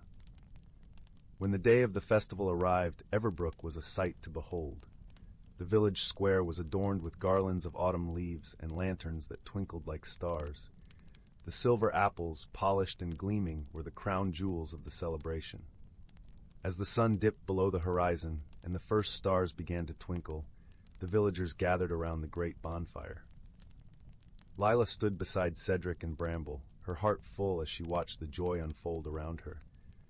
And so, under a sky dusted with silver and gold, the village of Everbrook celebrated not just their harvest, but the magic of the world around them. It was a night of friendship and gratitude, a night where the whispers of the woods mingled with laughter, and the gentle glow of the silver apples was a reminder of the enchantment that lay in the simplest of wonders. As the embers of the bonfire glowed softly and the villagers made their way home, a sense of peace and contentment settled over Everbrook. The mystery of the silver apples had brought them closer together, leaving each heart richer for the experience. And so, as the night deepened and the forest whispered its lullaby, the village slept soundly, cradled in the warmth of friendship and the gentle embrace of the magical world they called home. Story 59. Once upon a time, in the heart of a sun-dappled forest where the trees were adorned with leaves of shimmering gold and silver, there was a small village called Whimsywood. The village was unlike any other, for it was home to a delightful assembly of creatures, each with their own quirky charm and magical abilities. At the center of Whimsywood was a cozy little cottage made entirely of gingerbread bricks and candy cane beams. This was the home of a peculiar gnome named Pippin Twinkletoes. Pippin was known far and wide for his extraordinary talent. He could make the sweetest, most delectable treats just by humming a merry tune. His cheerful humming filled the air with the scent of cinnamon and chocolate, drawing smiles from all who heard it. Living next door to Pippin was a whimsical fairy named Lullabelle Sparklewing, whose wings glistened with all the colors of the rainbow. Lullabelle had the unique gift of storytelling. She could bring her tales to life, and her stories were so vivid that listeners could almost see the characters and places she described. One bright morning, as the first rays of sunlight danced through the forest, a curious thing happened. The gentle breeze that usually carried Pippin's melodies suddenly stopped, and with it, the sweet aroma of his magical treats vanished. The villagers soon discovered that something peculiar had happened to the enchanted well at the edge of the village. This well was the source of all magic in Whimsywood, and without it the village would lose its charm and wonder. Pippin and Lullabelle decided to team up to solve this magical problem. They gathered their closest friends, Oliver Tumblesocks, a jovial hedgehog with a penchant for rolling into a ball and bouncing around, and Maple Paws, a wise old squirrel who could decipher ancient runes and symbols hidden in the bark of the oldest trees. Together, they set off on an adventure to discover why the well had stopped working its magic. As they made their way through the forest, they encountered a series of delightful challenges. First, they had to cross the River of Giggling Ripples, whose waters tickled anyone who tried to wade through it. Oliver, being the bouncy hedgehog he was, rolled from stone to stone, his giggles echoing through the trees, until the others followed his lead, laughing all the way across. Next, they reached the enchanted meadow, where flowers sang in harmony with the wind. Here they met a troop of mischievous butterflies who loved to play tricks. Lullabelle, with her storytelling magic, spun a tale so captivating that the butterflies were entranced and promised to guide them safely to the well. Finally, the friends arrived at the well, only to find it covered with a thick blanket of forget-me-not vines. Maple Paws examined the vines carefully, deciphering the symbols etched into their leaves. These vines are enchanted with a spell of forgetfulness, she deduced. We must remind the well of its purpose. Pippin, inspired by Maple's words, began to hum a new, joyful tune. As he hummed, Lullabelle wove a story of Whimsywood's history, of laughter, friendship, and the magic that bound them all. The melody and story danced together in the air, and the vines started to shimmer and glow. Slowly, they unraveled from the well, releasing a cascade of sparkling water that carried the sweet scent of hope and happiness. With the magic restored, the well bubbled with newfound energy, and the village of Whimsywood returned to its enchanting state. The villagers celebrated with a grand feast, where Pippin's treats and Lullabelle's stories filled everyone's hearts with joy. From that day on, the friends knew that by combining their unique talents and working together, they could overcome any challenge. And so, Whimsywood thrived, a testament to the power of creativity, friendship, and a little bit of magic. As the stars twinkled above and the forest settled into a gentle hush, Pippin, Lullabelle, Oliver, and Maple sat together by the well, basking in the warmth of their friendship. And so, in the heart of the forest, where dreams were spun and laughter echoed, they drifted into a night of happy, whimsical dreams. Story 60. In the heart of the whispering woods, where the trees danced with the gentle breeze and the air was filled with the sweet scent of blooming wildflowers, there lived a young woman named Leora. She resided in a quaint, ivy-covered cottage nestled at the edge of the woods, a place where the sun's rays wove through the leaves to create an ever-changing tapestry of light and shadow on the forest floor. Leora was known for her kind heart and gentle spirit, always ready to lend a helping hand to the creatures of the forest or share a warm smile with her neighbors. Yet, despite her outward serenity, Leora was troubled by a deep-seated fear of change. She clung to the familiar rhythms of her life, finding comfort in the predictable cycle of the seasons and the steady companionship of her woodland friends. One crisp autumn morning, as the leaves blushed crimson and gold, Leora awoke to find a peculiar letter slipped beneath her door. The envelope was embossed with silver vines and sealed with a wax stamp depicting an intricate mandala. Curiosity fluttered in her chest like a butterfly as she broke the seal and unfolded the letter. Dear Leora, it began in elegant looping script. The time has come for you to embark on a journey of self-discovery. Await the first snowfall and follow the path revealed to you. Trust in yourself and the magic of the forest. Leora's heart quickened with a mixture of excitement and trepidation. She had always heard whispers of the forest's magic, a subtle power that nurtured and transformed all who dared to seek it. Yet, the thought of venturing into the unknown filled her with unease. Days turned into weeks, and Leora's anticipation grew as the air turned crisp and the ground frosted over. On the night of the first snowfall, she stood at her window and watched as soft flakes drifted down like stars from the heavens, covering the world in a gentle, silvery blanket.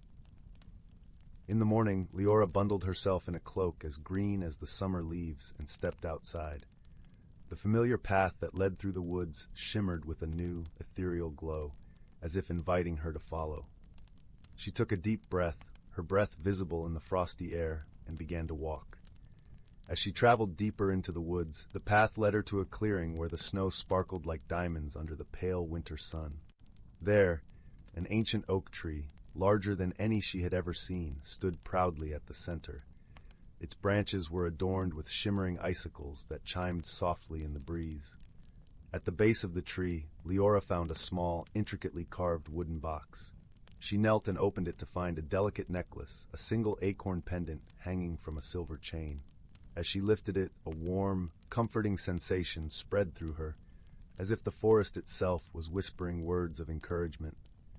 Leora fastened the necklace around her neck, and in that moment she felt a subtle shift within her, a gentle unfurling of something new. The wind rustled through the branches, carrying with it the soft laughter of the trees, and Leora understood that the magic of the necklace was tied to her own blossoming courage. As she continued her journey through the forest, she encountered a wise old owl named Eldrin perched high on a branch. His eyes, as deep and knowing as the night sky, regarded her with kindness. "Welcome, Leora," Eldrin hooted softly. "The forest has awaited your arrival. Change is afoot, both within and around you." Leora nodded, her heart swelling with gratitude for the owl's gentle guidance. "I am afraid," she admitted, her voice barely above a whisper, "but I feel something awakening inside me." "Fear is but a shadow, my dear," Eldrin replied. "Let the light of your inner strength guide you, for it is through facing our fears that we truly grow." With Eldrin's words echoing in her heart, Leora ventured onward, the forest unfolding its secrets as she went. She met a family of playful foxes who showed her the joy of embracing the unexpected, and a wise tortoise who taught her the value of patience and perseverance. Each encounter left Leora feeling lighter, as if the burdens she carried were slowly melting away, replaced by a newfound sense of wonder and possibility. One evening, as the sun dipped below the horizon and the sky blazed with hues of pink and gold, Leora found herself standing before a serene, moonlit pond. The surface of the water was as smooth as glass, reflecting the canopy of stars above. Leora knelt by the water's edge and gazed into her own reflection. She saw not the timid girl who had feared change, but a woman blossoming with newfound strength and courage. Her eyes sparkled with the magic of the forest, and her heart beat with the rhythm of the earth beneath her feet. As she sat in quiet contemplation, a gentle voice spoke from the shadows. It was the spirit of the forest, a presence as ancient and wise as time itself. "Leora," the voice murmured, "you have embraced the magic within you. You are a part of this forest, as it is a part of you. Remember, true growth comes from within, and with it the ability to transform the world around you." A sense of peace washed over Leora, and she closed her eyes, feeling the warmth of the forest's embrace. In that moment, she understood that change was not something to fear, but a beautiful, natural part of life. With the dawn of a new day, Leora returned to her cottage, her heart filled with gratitude for the journey she had undertaken.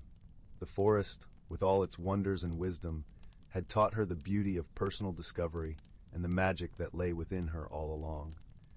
And so, as the seasons turned and the world shifted around her, Leora continued to grow and change, embracing each new experience with an open heart and a spirit as free as the wind. The Whispering Woods, with its timeless magic and gentle guidance, remained a place of comfort and inspiration, a reminder that true transformation comes from within, and that the beauty of life lies in its ever-changing nature. And so, by the light of the moon and the warmth of the sun, Leora lived each day with a newfound sense of wonder, her heart forever entwined with the magic of the forest. Story 61, The Whispering Wood and the Journey of the Silver Acorn. In the small, sun-dappled village of Willow Brook, nestled between rolling hills and the edge of an ancient forest, there lived a boy named Finn. Every morning the village awoke to the harmonious chorus of the forest's birds, and every evening it was lulled to sleep by the gentle rustling of leaves. The villagers often spoke of the Whispering Wood, a place where the trees were old and wise, and where the wind carried secrets that only the keenest ears could hear. Finn was a curious soul, his heart drawn to the mysteries that lay beyond the familiar paths of his village. He was a child of the woods, spending his days exploring its hidden nooks and crannies, and his nights dreaming of its secret wonders. His best friend was a squirrel named Tansy, whose fur was the color of autumn leaves. Tansy had a knack for finding the best acorns, and was always ready to accompany Finn on his adventures. One crisp autumn morning, as the first light of dawn filtered through the canopy of golden leaves, Finn and Tansy set out on a new adventure. The air was filled with the rich scent of earth and fallen leaves, and the forest floor was a tapestry of reds, oranges, and browns. Finn had heard whispers among the villagers about a hidden glade deep within the Whispering Wood, a place where magic was said to linger, and where wishes could be granted if one was pure of heart. With Tansy perched on his shoulder, Finn followed a narrow path that twisted and turned, leading them deeper into the heart of the wood. The trees grew taller and more ancient-looking as they ventured further, their gnarled branches forming an intricate lattice overhead. Sunlight streamed through in delicate patterns, creating a dance of light and shadow on the forest floor. After walking for what felt like hours, they arrived at a clearing encircled by towering oaks and elms. In the center stood a single tree, larger and older than any Finn had ever seen. Its bark was a silvery gray, and its leaves shimmered with a faint, ethereal glow. Beneath this majestic tree lay a peculiar acorn, unlike any Finn had ever encountered. It was silver, its surface smooth and cool to the touch. Tansy chittered excitedly, his tiny paws pointing at the acorn. "This must be it, Finn, the magical acorn of the Whispering Wood." Finn knelt down, carefully picking up the acorn. As he held it in his hand, he felt a gentle warmth spread through his fingers, and a soft, melodic hum filled the air. It was as though the acorn was alive, whispering secrets of the forest and promises of adventure. "What do you think it does?" Finn asked, his voice barely above a whisper, as if speaking too loudly might shatter the magic. "I'm not sure," Tansy replied, his eyes wide with wonder. "But I think it's meant for you, Finn. Perhaps it's the key to the journey you've always dreamed of." As they pondered the acorn's purpose, the wind picked up, swirling around them with a playful energy. Finn felt a tug at his heart, a gentle urging to follow where the wind led. With Tansy by his side, Finn stepped forward, the silver acorn safely tucked in his pocket. The path ahead was unfamiliar, but it was lined with flowers that seemed to bloom in their presence, their petals a vibrant array of colors. Birds flitted from branch to branch, their songs weaving a symphony that guided Finn and Tansy onward. As they walked, the forest began to change. The trees grew even taller, their trunks wider and more imposing. The air was filled with a soft luminescence, and the forest floor seemed to glow with an inner light. Finn and Tansy soon realized they had entered a hidden world within the forest, a place untouched by time, where magic was woven into the very fabric of existence. It was here that they encountered the first of many wonders. A brook babbled merrily, its water sparkling like liquid crystal. As Finn knelt to drink, he discovered that the water tasted sweeter than any he had ever known, quenching not just his thirst, but filling him with a sense of peace and contentment. "Finn, look!" Tansy exclaimed, his eyes fixed on a patch of nearby moss. The moss was vibrant green, but more astonishing were the tiny creatures that danced upon it, sprite-like beings with wings that shimmered like the morning dew. They giggled and twirled, leaving trails of light in their wake. "They're beautiful," Finn breathed, watching the sprites with awe. "I've never seen anything like them." The sprites, noticing their audience, paused in their dance and flitted over to Finn and Tansy. One of the sprites, her wings a brilliant azure, hovered close to Finn's face, her expression curious and kind. "Welcome, traveler," she chimed, her voice like the tinkling of bells. "You hold the silver acorn, a gift of the forest. It is a token of the wood's trust and a guide for your journey." Finn nodded, feeling the weight of the acorn in his pocket. "But what is my journey? Where should I go?" The sprite smiled, her eyes twinkling with ancient wisdom.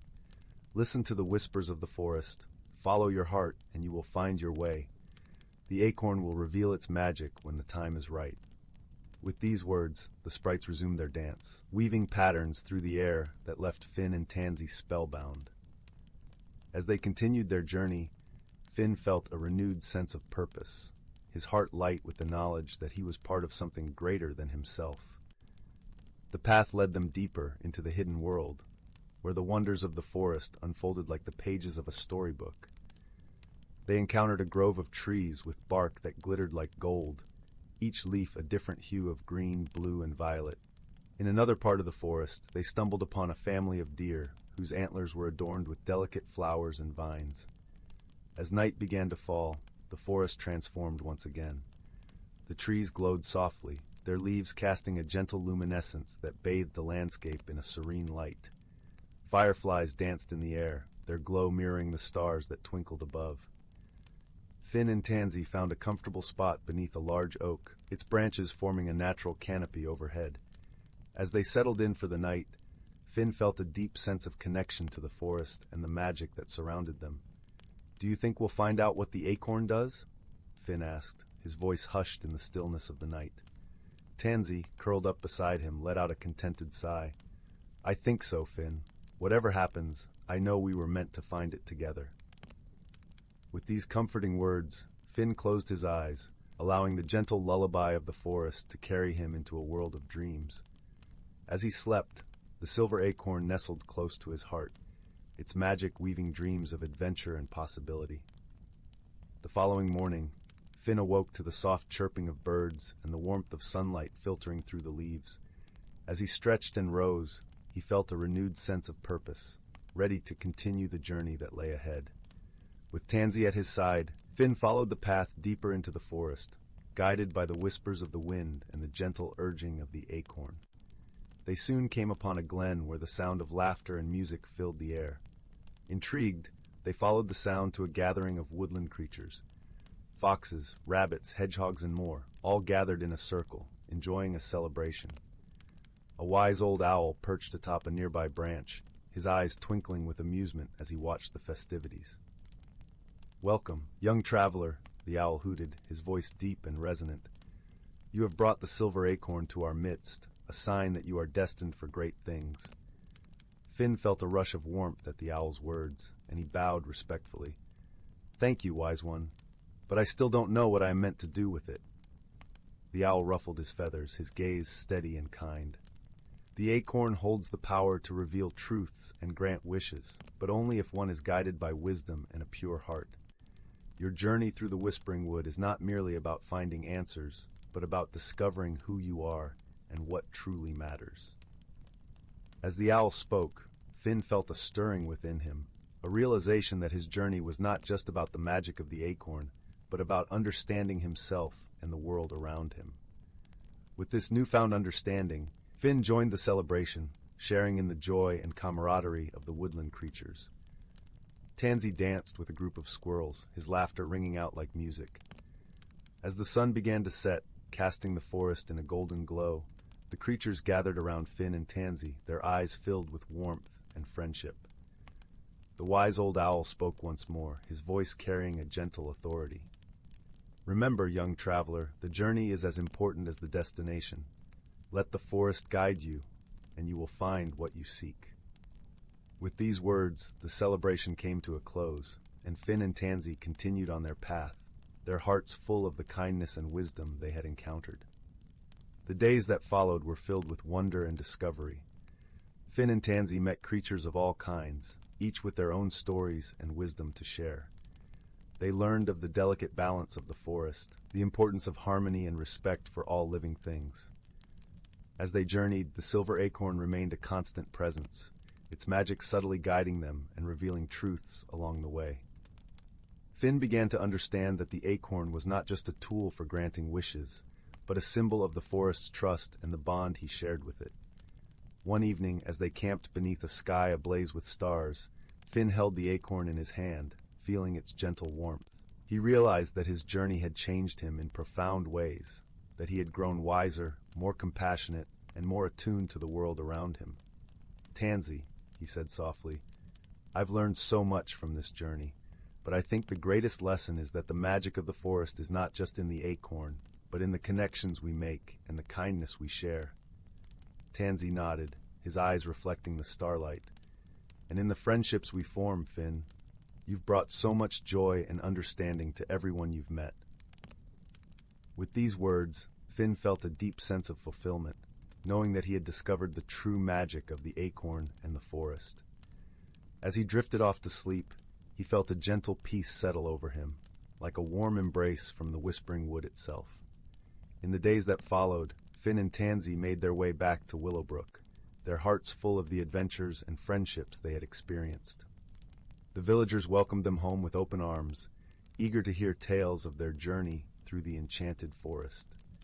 As Finn shared his stories, he realized that the magic of the Whispering Wood had become a part of him, a guiding light that would forever shape his life. The silver acorn, its purpose fulfilled, was returned to the forest, a testament to the bond between Finn and the magical world he had come to know. And so, in the heart of the Whispering Wood, where the trees whispered secrets and the wind carried songs of old, Finn and Tansy's journey came to a gentle close. The forest, ever watchful and wise, continued to weave its magic, nurturing those who journeyed with open hearts and kind spirits. As the sun set over Willow, casting the village in a warm golden glow, Finn knew that the forest would always be a part of him, a place of wonder and discovery, where the magic of friendship and the wisdom of the earth came together in perfect harmony. And as he lay in his bed, the comforting sounds of the forest lulling him to sleep, Finn dreamed of the adventures yet to come, knowing that the Whispering Wood would always be there, whispering its secrets and guiding him on his path. In the stillness of the night, the ancient trees swayed gently in the breeze, their leaves rustling softly like a lullaby. The stars twinkled above, a canopy of light, and the forest embraced all who dwelled within its bounds with a gentle, timeless love. Story 62, The Whispering Grove. Once upon a time, nestled in the gentle folds of the misty valley, lay a village where the air smelled of lavender and honey. This village, seemingly ordinary, was bordered by a dense forest known far and wide as the Whispering Grove. Its name came from the soft, musical murmurs that floated through the trees, especially on moonlit nights. The grove held secrets that only the wisest and kindest could hear, or so the elders said. In this village lived a boy named Finn. Finn was known for his boundless curiosity and a heart as warm as a summer's day. His mother often said that he had the gift of seeing the world not just as it was, but as it could be. Though young, Finn spent his days dreaming of adventures far beyond the rolling hills and the whispering trees. One crisp autumn morning, as the sun cast golden light through a veil of mist, Finn discovered a peculiar object while wandering near the edge of the forest. It was a small, opalescent stone, nestled snugly in the roots of an ancient oak. As he picked it up, he felt a gentle warmth spread through his fingers, and a soft glow emanated from the stone, as if it held within it the light of 1,000 dawns. Curious about his find, Finn decided to show the stone to his closest friend, a gentle but brave girl named Lyra. Her eyes, the color of the deep sea, sparkled with curiosity as she examined the stone. "This is no ordinary stone," she whispered, her voice a blend of awe and excitement.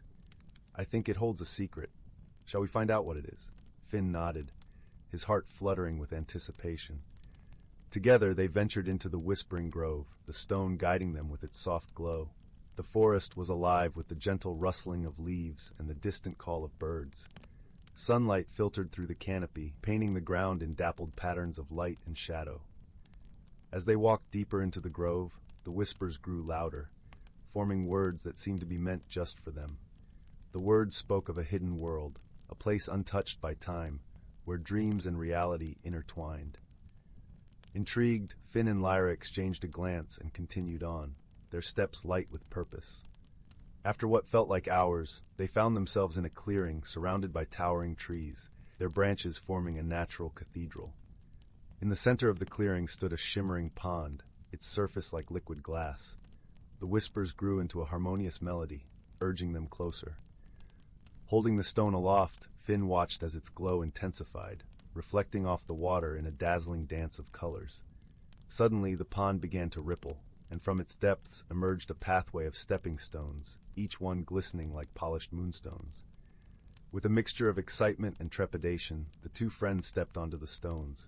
As they moved, the world around them shifted, the air shimmering with magic. The grove, once familiar, transformed into a vibrant tapestry of colors and sounds, a hidden world revealed. They found themselves in a place where the sky was a brilliant mosaic of hues, and the trees sang with voices that echoed both joy and wisdom.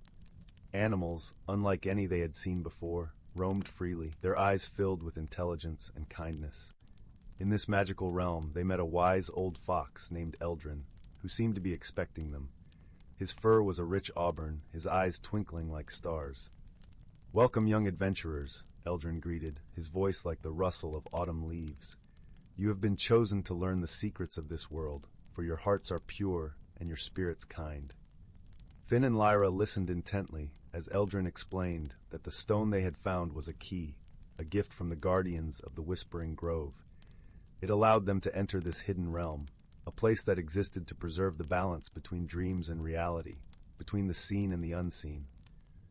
"But with this gift comes a responsibility," Eldrin continued, his tone gentle yet firm. "You must learn the ways of this world, understand its harmony, and carry its wisdom back to your own, for the balance of your village and the grove depends on it."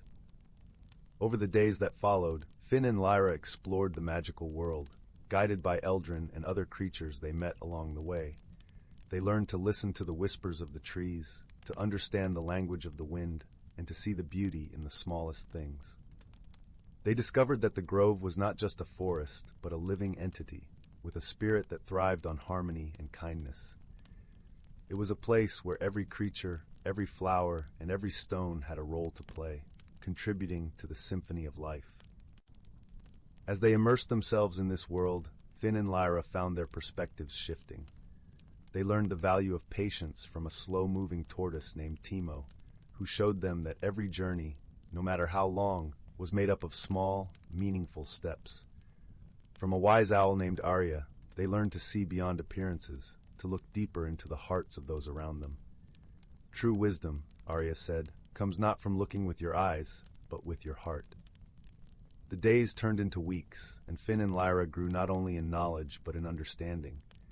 They became attuned to the subtle rhythms of the world, the gentle ebb and flow of life that connected all things. One evening, as the sun dipped below the horizon, painting the sky in shades of rose and gold, Eldrin gathered them by the shimmering pond. "You have learned well, my young friends," he said, his voice a soft melody. "It is time for you to return to your world, to share what you have learned, and to protect the balance between the realms. As a parting gift, Eldrin gave them each a small pendant, a symbol of their journey, and a reminder that the magic of the grove would always be with them. With a heavy heart, but a sense of purpose, Finn and Lyra stepped back onto the path of moonstones, the world around them dissolving into a gentle glow. They found themselves once again in the clearing of the Whispering Grove, the whispers now a soft lullaby. The stone in Finn's hand had lost its glow, its purpose fulfilled. Yet they knew that the true magic lay not in the stone, but within their hearts.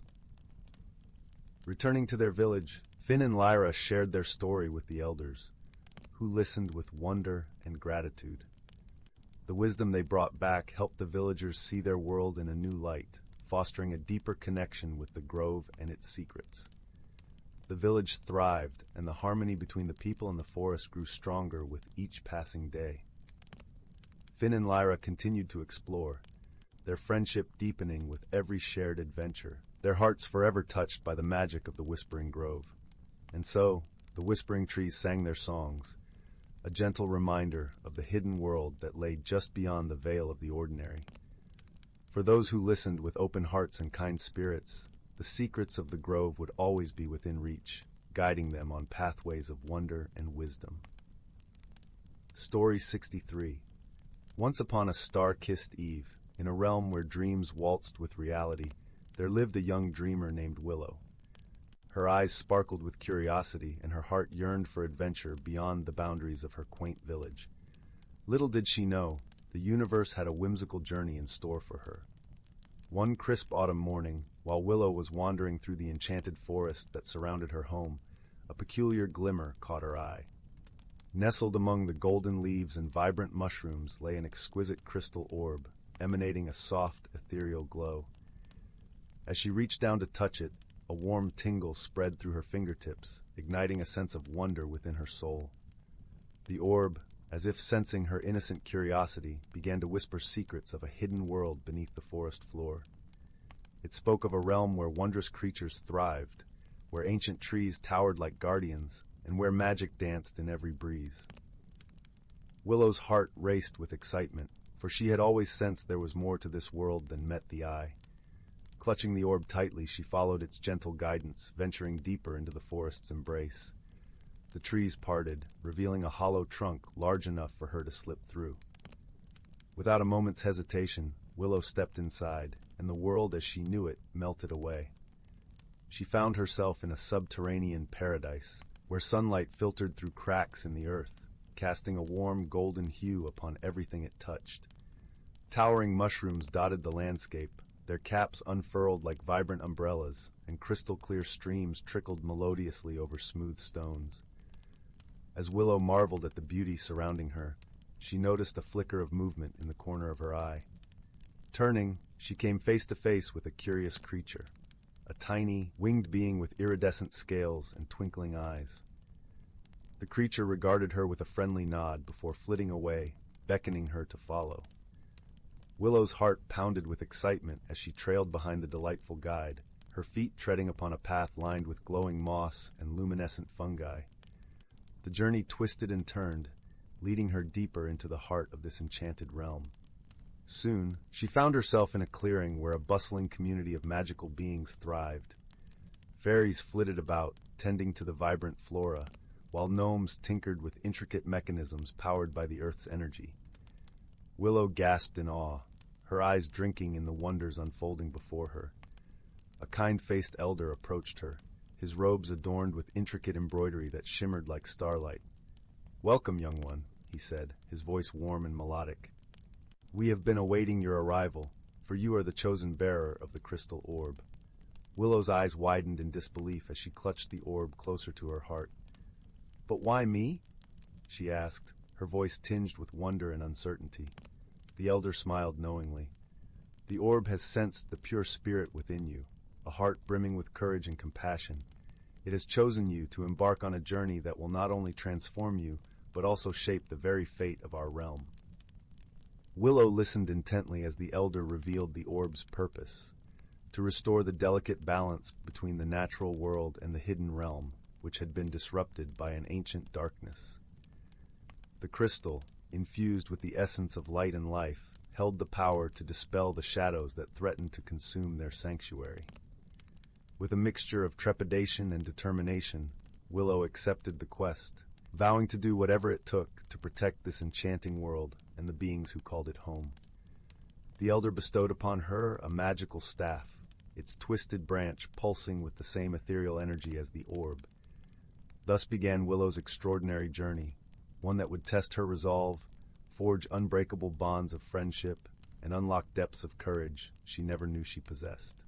Accompanied by a trio of unlikely companions, a wisecracking fairy named Zephyr, a gruff yet kind-hearted gnome named Grizz, and a mischievous but loyal sprite named Fizz, Willow ventured forth, following the orb's gentle guidance. Their path led them through winding tunnels adorned with luminescent crystals, across treacherous ravines spanned by living bridges of twisted roots, and into ancient caverns where whispers of forgotten secrets echoed from the walls. Along the way, they encountered challenges that pushed them to their limits. Willow's newfound magic, fueled by the orb's power, proved invaluable as they faced treacherous beasts and ancient traps left behind by those who came before. Yet, it was the bonds of friendship that truly carried them through the darkest moments. Zephyr's quick wit and unwavering loyalty buoyed their spirits, while Grizz's wisdom and strength helped them overcome formidable obstacles. And Fizz, with her boundless energy and infectious laughter, reminded them all to embrace the joy and wonder of their adventure. As they delved deeper into the heart of the hidden realm, they uncovered clues that pointed to an ancient evil, a shadowy entity that had once sought to dominate and corrupt the natural world. This malevolent force had been banished eons ago, but its lingering darkness threatened to seep back into existence, casting a pall over the delicate balance that sustained all life. With each challenge they faced, Willow's resolve grew stronger, and her connection to the crystal orb deepened. She learned to harness its power, channeling its energy to heal, protect, and illuminate even the darkest corners of their path. At last, their journey brought them to a vast underground chasm, where the remnants of an ancient civilization lay in crumbling ruin. It was here, the orb whispered, that the final battle would take place, a battle to banish the darkness once and for all. As the shadows coalesced into a malevolent entity, Willow and her companions stood their ground, drawing strength from their unbreakable bond. With the crystal orb blazing like a beacon of hope, they unleashed its radiant power, searing through the darkness and banishing the ancient evil from the realm forever.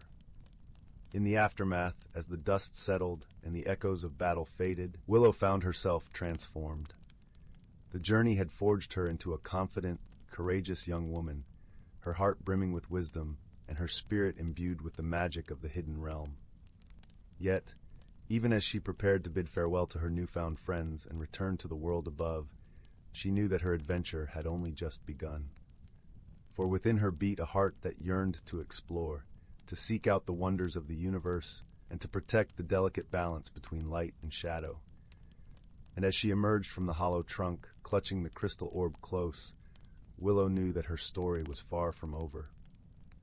The hidden realm had awakened a part of her soul that could never slumber again, and she vowed to carry the lessons of her journey forward, forever a guardian of magic, wonder, and the unbreakable bonds of friendship. Story 64. In a snug little cottage, nestled deep within an enchanted forest, there lived a little girl named Lily. Her home was a cozy place, with warm wooden floors, flowery curtains framing the windows, and the scent of fresh-baked cookies always wafting from the kitchen. But lately, strange things had been happening around the cottage. Books would mysteriously go missing from the shelves, only to reappear in the strangest of places, like inside the bread box or under Lily's pillow. And at night she could have sworn she heard faint whispers and giggles echoing through the halls. Lily was a curious child, and she couldn't help but wonder what was causing these peculiar occurrences. She decided to embark on a little investigation of her own. One crisp autumn morning, as she was sweeping the front steps, Lily noticed a trail of tiny footprints in the dewy grass. They seemed to lead off into the woods. Without a moment's hesitation, Lily followed the trail, her eyes peeled for any clues. As she wandered deeper into the forest, the trees grew taller and more twisted, their branches reaching out like gnarled fingers. Lily shivered, pulling her shawl tighter around her shoulders. But then she heard a faint tinkling sound, like distant laughter on the breeze. Drawn by the enchanting noise, Lily soon found herself in a sun-dappled clearing. And there, perched on a toadstool in the middle, was the most delightful little creature she had ever seen. It was a tiny, wizened old man with a long white beard and a pointed hat adorned with a feather. He seemed to be reading from a massive, dusty book that was nearly as big as he was. "Why, hello there," the little man piped up, peering over the top of the book with bright, twinkling eyes. Lily curtsied politely. "Good morning, sir. I'm terribly sorry to intrude, but I was hoping you might be able to help me." The old man chuckled, a sound like jingling bells. "Of course, my dear. Old Willowbrook is always happy to lend a hand. What seems to be the trouble?" Lily explained about the strange happenings at the cottage, the disappearing books, the whispers in the night. The old man stroked his beard thoughtfully. "Ah, I think I might know what's causing all this mischief," he said with a wink. "You see, your home is inhabited by a tribe of book sprites, tiny, magical creatures who simply adore stories." "Book sprites?" Lily repeated in wonder. Willowbrook nodded sagely. "Indeed, they're harmless little things, but they do have a pesky habit of borrowing books without asking. They can't get enough of those wonderful tales." He snapped his gnarled fingers, and suddenly the air around them was filled with a flurry of iridescent wings. A dozen or more minuscule fairies appeared, each no bigger than a hummingbird. They zipped and darted about, leaving sparkling trails in their wake. "These are the book sprites who've been visiting your cottage," Willowbrook explained. "They mean no harm, but I suspect they've gotten a bit too enthusiastic with their reading." Lily watched in amazement as the tiny fairies swirled around her, their musical laughter filling the air. One of them, a particularly mischievous-looking sprite with wild blue hair, was clutching a miniature copy of Lily's favorite storybook. "You cheeky little thing," Lily giggled, gently booping the sprite's button nose with her finger. "So that's where my book went." With a wave of his hand, Willowbrook called the sprites to order. They gathered around him obediently, their wings a-quiver with excitement. Now, my little friends," the old man said gently. "I know you love your tales, but you mustn't take things that don't belong to you. I'm sure young Lily here would be happy to read to you all whenever you like, but only if you ask first." The book sprites bobbed their heads enthusiastically, their faces shining with delight at the prospect of regular story times. From that day on, Lily befriended the whimsical book sprites, and they became her constant companions. Every evening after supper, they would gather around the crackling fire as Lily read aloud from her favorite volumes, their eyes shining with wonder. And whenever Lily felt lonely or afraid, she knew she could count on her magical little friends to chase away the shadows with their infectious giggles and sparkling fairy dust. The days of strange occurrences were over. Instead, Lily's life was filled with the warmth of stories shared, the comfort of cherished books, and the delightful company of the whimsical book sprites who had become part of her enchanting world.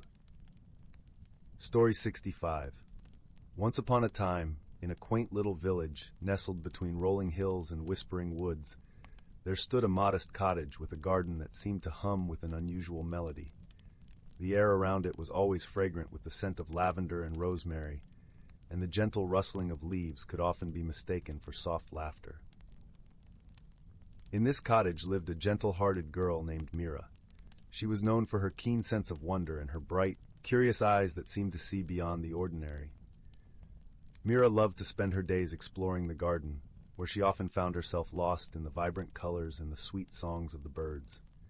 However, her favorite spot was a small, weathered wooden bench beneath a grand, ancient oak tree. The tree had stood for centuries, its gnarled branches stretching out like welcoming arms. One breezy afternoon, while Mira was gathering herbs, she noticed a peculiar shimmer at the base of the oak tree. Intrigued, she approached and discovered a small, intricate box half buried in the soft earth. It was adorned with delicate carvings of stars and moons, and it seemed to pulse with a gentle, inviting glow. Mira's heart fluttered with excitement and curiosity. She carefully unearthed the box and brushed away the soil. As she held it in her hands, she felt a warm, comforting sensation spread through her body, as if the box was whispering secrets just for her. With a gentle click, she opened it to find a small, beautifully crafted compass inside. Unlike any compass she had seen, its needle spun slowly, pointing not to the north, but towards the heart of the forest. Glancing around, Mira noticed how the sun dipped lower in the sky, casting a golden glow over everything. She felt an irresistible pull from the compass, urging her to follow its guidance. With a deep breath and a sense of adventure kindling within her, she set off into the forest, her heart beating in sync with the magical rhythm of the compass. As she ventured deeper into the woods, the sounds of the village faded away, replaced by the symphony of the forest, chirping crickets, rustling leaves, and the distant hoot of an owl. The path was soft beneath her feet, carpeted with fallen leaves and dotted with wildflowers that seemed to nod as she passed. Soon, Mira encountered a small, bubbling brook that sang as it danced over smooth stones. Perched on a rock by the water's edge was a wise old turtle named Tully. His shell glistened like polished jade, and his eyes twinkled with timeless knowledge. "Hello, young traveler," Tully greeted, his voice as soothing as the brook itself. "What brings you to this part of the forest?" Mira held up the compass, its needle still pointing forward. "This compass led me here. I'm not quite sure what I'm searching for, but I feel it's something important." Tully nodded sagely. "Ah, the compass of hearts. It reveals the path that leads to one's truest desires and dreams. But remember, young one, the journey is just as important as the destination." With a grateful nod, Mira continued on her way, feeling buoyed by Tully's wise words. The forest seemed to welcome her, the trees swaying gently as if to guide her forward. She soon came upon a clearing bathed in the soft glow of the setting sun. In the center stood a circle of stones, each one etched with symbols that seemed to pulse with a life of their own. As she stepped closer, she noticed a small, timid rabbit named Lila, peering nervously from behind one of the stones. Her fur was as white as winter snow, and her eyes were wide with curiosity and a hint of fear. "Hello there," Mira said softly, kneeling down to Lila's level. "I mean no harm. I'm just following this compass." Lila twitched her ears, inching closer. "I've seen many travelers pass through this clearing, but they always seem so hurried and loud. You're different." Mira smiled, her voice gentle and reassuring. "I believe this compass has brought me here for a reason. Perhaps you can help me understand?" Lila considered this, then nodded. "These stones hold the wisdom of the forest. To unlock their secrets, one must listen with the heart, not just the ears." Mira sat quietly, closing her eyes and allowing the serene sounds of the forest to wash over her. She focused on the gentle rustle of leaves, the distant call of a nightingale, and the soft, rhythmic beating of her own heart. As she listened, a warm, golden light began to emanate from the stones, enveloping Mira and filling her with a profound sense of peace and understanding. In that moment, Mira realized that the compass had not led her to a physical treasure, but to the discovery of her own inner wisdom and the deep connection she felt with the world around her. She understood that her journey was about trust, patience, and the quiet strength that comes from truly listening. With a newfound sense of clarity and purpose, Mira thanked Lila and Tully, who had joined her in the clearing, their presence a comforting reminder that she was never truly alone. As she made her way back to the village, the forest seemed to glow with a renewed vibrancy, the path brighter and more welcoming than ever before. When Mira finally returned to her little cottage, she placed the compass back in its box, knowing she would always carry its lessons in her heart. As she settled into her cozy bed, the stars twinkled through her window, and the gentle breeze whispered a lullaby, wrapping her in a warm, comforting embrace. And so, with a heart full of dreams and a spirit alight with newfound wisdom, Mira drifted into a deep, peaceful sleep, knowing that her journey had only just begun. The village slumbered under the watchful gaze of the ancient oak, and all was well in the world. Story 66. In the heart of the whispering woods, where the trees murmured secrets with every breeze and the stream chuckled over its pebbles, lay a quaint village named Elderglen. The village, with its cobblestone paths winding like lazy rivers between cottages with moss-covered roofs, was known for its tranquility, and the gentle hum of enchantment that hovered in the air like a warm, comforting blanket. One evening, just as the sun began its descent into a horizon painted with hues of amber and lavender, the villagers gathered in the square for their nightly tale-telling. This was a cherished tradition, where stories were spun as intricately as the cobwebs that glistened in the morning dew. However, this particular evening was different. The air was tinged with a peculiar sense of curiosity, for something strange had been happening in Elderglen. Every morning for the past week, the villagers awoke to find their beloved village fountain dry. This fountain, a grand structure of glistening white marble adorned with carvings of mythical creatures, had never failed to burble cheerfully in all its years.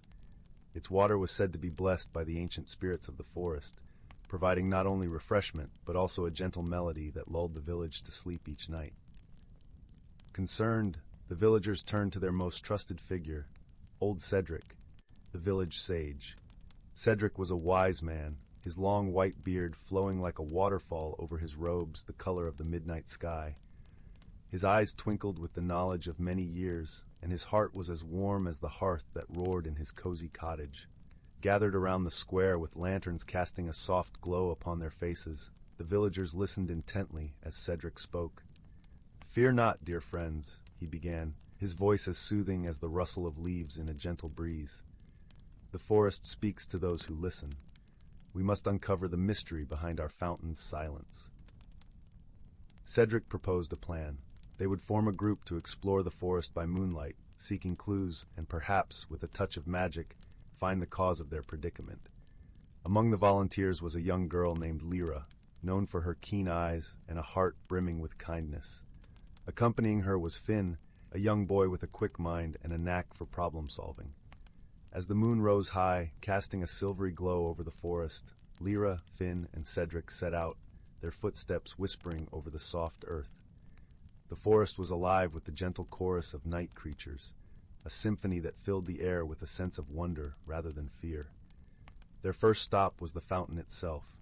By day it stood silent, but under the moon's gaze, the carvings seemed to shimmer with a life of their own. Lyra leaned closer, her breath misting in the cool night air, and noticed something peculiar, a trail of tiny, glistening droplets leading away into the woods. "Look here," she whispered, pointing to the trail. Finn crouched beside her, nodding thoughtfully. "Water droplets, perhaps?" he mused, his mind already churning with possibilities. Cedric smiled, his eyes twinkling. "Ah, the forest leaves clues for those who seek them. Let us follow this trail and see where it leads." The trio ventured deeper into the woods, the path illuminated by the soft glow of moonlight filtering through the canopy above. The air was fragrant with the scent of pine and earth, and the gentle crunch of leaves underfoot was the only sound to accompany their journey. As they walked, Lyra noticed a faint, melodic hum, like a lullaby carried on the wind. "Do you hear that?" she asked, pausing to listen more closely. Finn nodded, and Cedric's eyes sparkled with recognition. "The forest spirits are near," he said softly. "Their song is one of guidance." The trail of droplets led them to a small clearing, where the moonlight pooled like liquid silver. In the center stood a creature unlike any they had seen before, a water wisp, delicate and ethereal, its form shimmering with droplets of water that danced around it like tiny stars. The wisp looked at them with eyes that held the depth of 1,000 streams, and its voice was like the gentle trickle of a brook. "I mean no harm," it whispered, a hint of sorrow in its tone. "I am drawn to the fountain, for it holds the essence of my kin." Lyra, with her heart full of understanding, stepped forward. "Why has the fountain stopped flowing?" she asked gently. The wisp sighed, the sound like a soft breeze through the reeds. "Long ago, the fountain was a gift from the forest spirits. Its waters are connected to my realm, a bridge between worlds. But recently, a stone has lodged itself in the source, blocking the flow." Finn's eyes lit up with understanding. "Then we must remove this stone," he said, determination in his voice. "Can you guide us to the source?" The wisp nodded, its form shimmering with gratitude. "Follow me," it said, floating ahead with a trail of shimmering droplets marking the way. The journey to the source was not long, but it was filled with wonder. The path wound through thickets of glowing mushrooms and past ancient trees that seemed to nod their branches in greeting. The air grew cooler, and the sound of rushing water grew louder until they reached a hidden spring, its surface reflecting the starlit sky. There, nestled among the rocks, lay the offending stone. It was smooth and round, as if it had been placed there deliberately. Cedric, with his gentle wisdom, stepped forward and murmured an incantation. The stone trembled, then rolled aside, freeing the waters to flow once more. As the water surged forth, the wisp twirled in delight, its form shimmering with joy. "The connection is restored," it sang, its voice a melody of gratitude. With their task complete, Lyra, Finn, and Cedric returned to Elderglen, the forest now filled with the gentle music of flowing water. As they reached the village square, they were greeted by the sight and sound of the fountain, once again alive with its merry burble. The villagers gathered around, their faces alight with joy and relief. Cedric, with a twinkle in his eye, recounted their adventure, speaking of wisdom, friendship, and the gentle magic of the forest. As the night wore on, Lyra and Finn sat by the fountain, the cool mist a gentle caress against their skin. "I never imagined the forest held such wonders," Lyra said, her voice filled with awe. Finn nodded, his eyes reflecting the moonlit water. "We learned that sometimes the most magical solutions come from understanding and kindness." With the fountain's melody lulling them into a peaceful slumber, the villagers of Elderglen went to bed that night with hearts full of gratitude and dreams woven with the gentle magic of the forest. And so, in the warm embrace of the whispering woods, the mystery was solved, leaving behind a tale to be cherished and told for generations to come.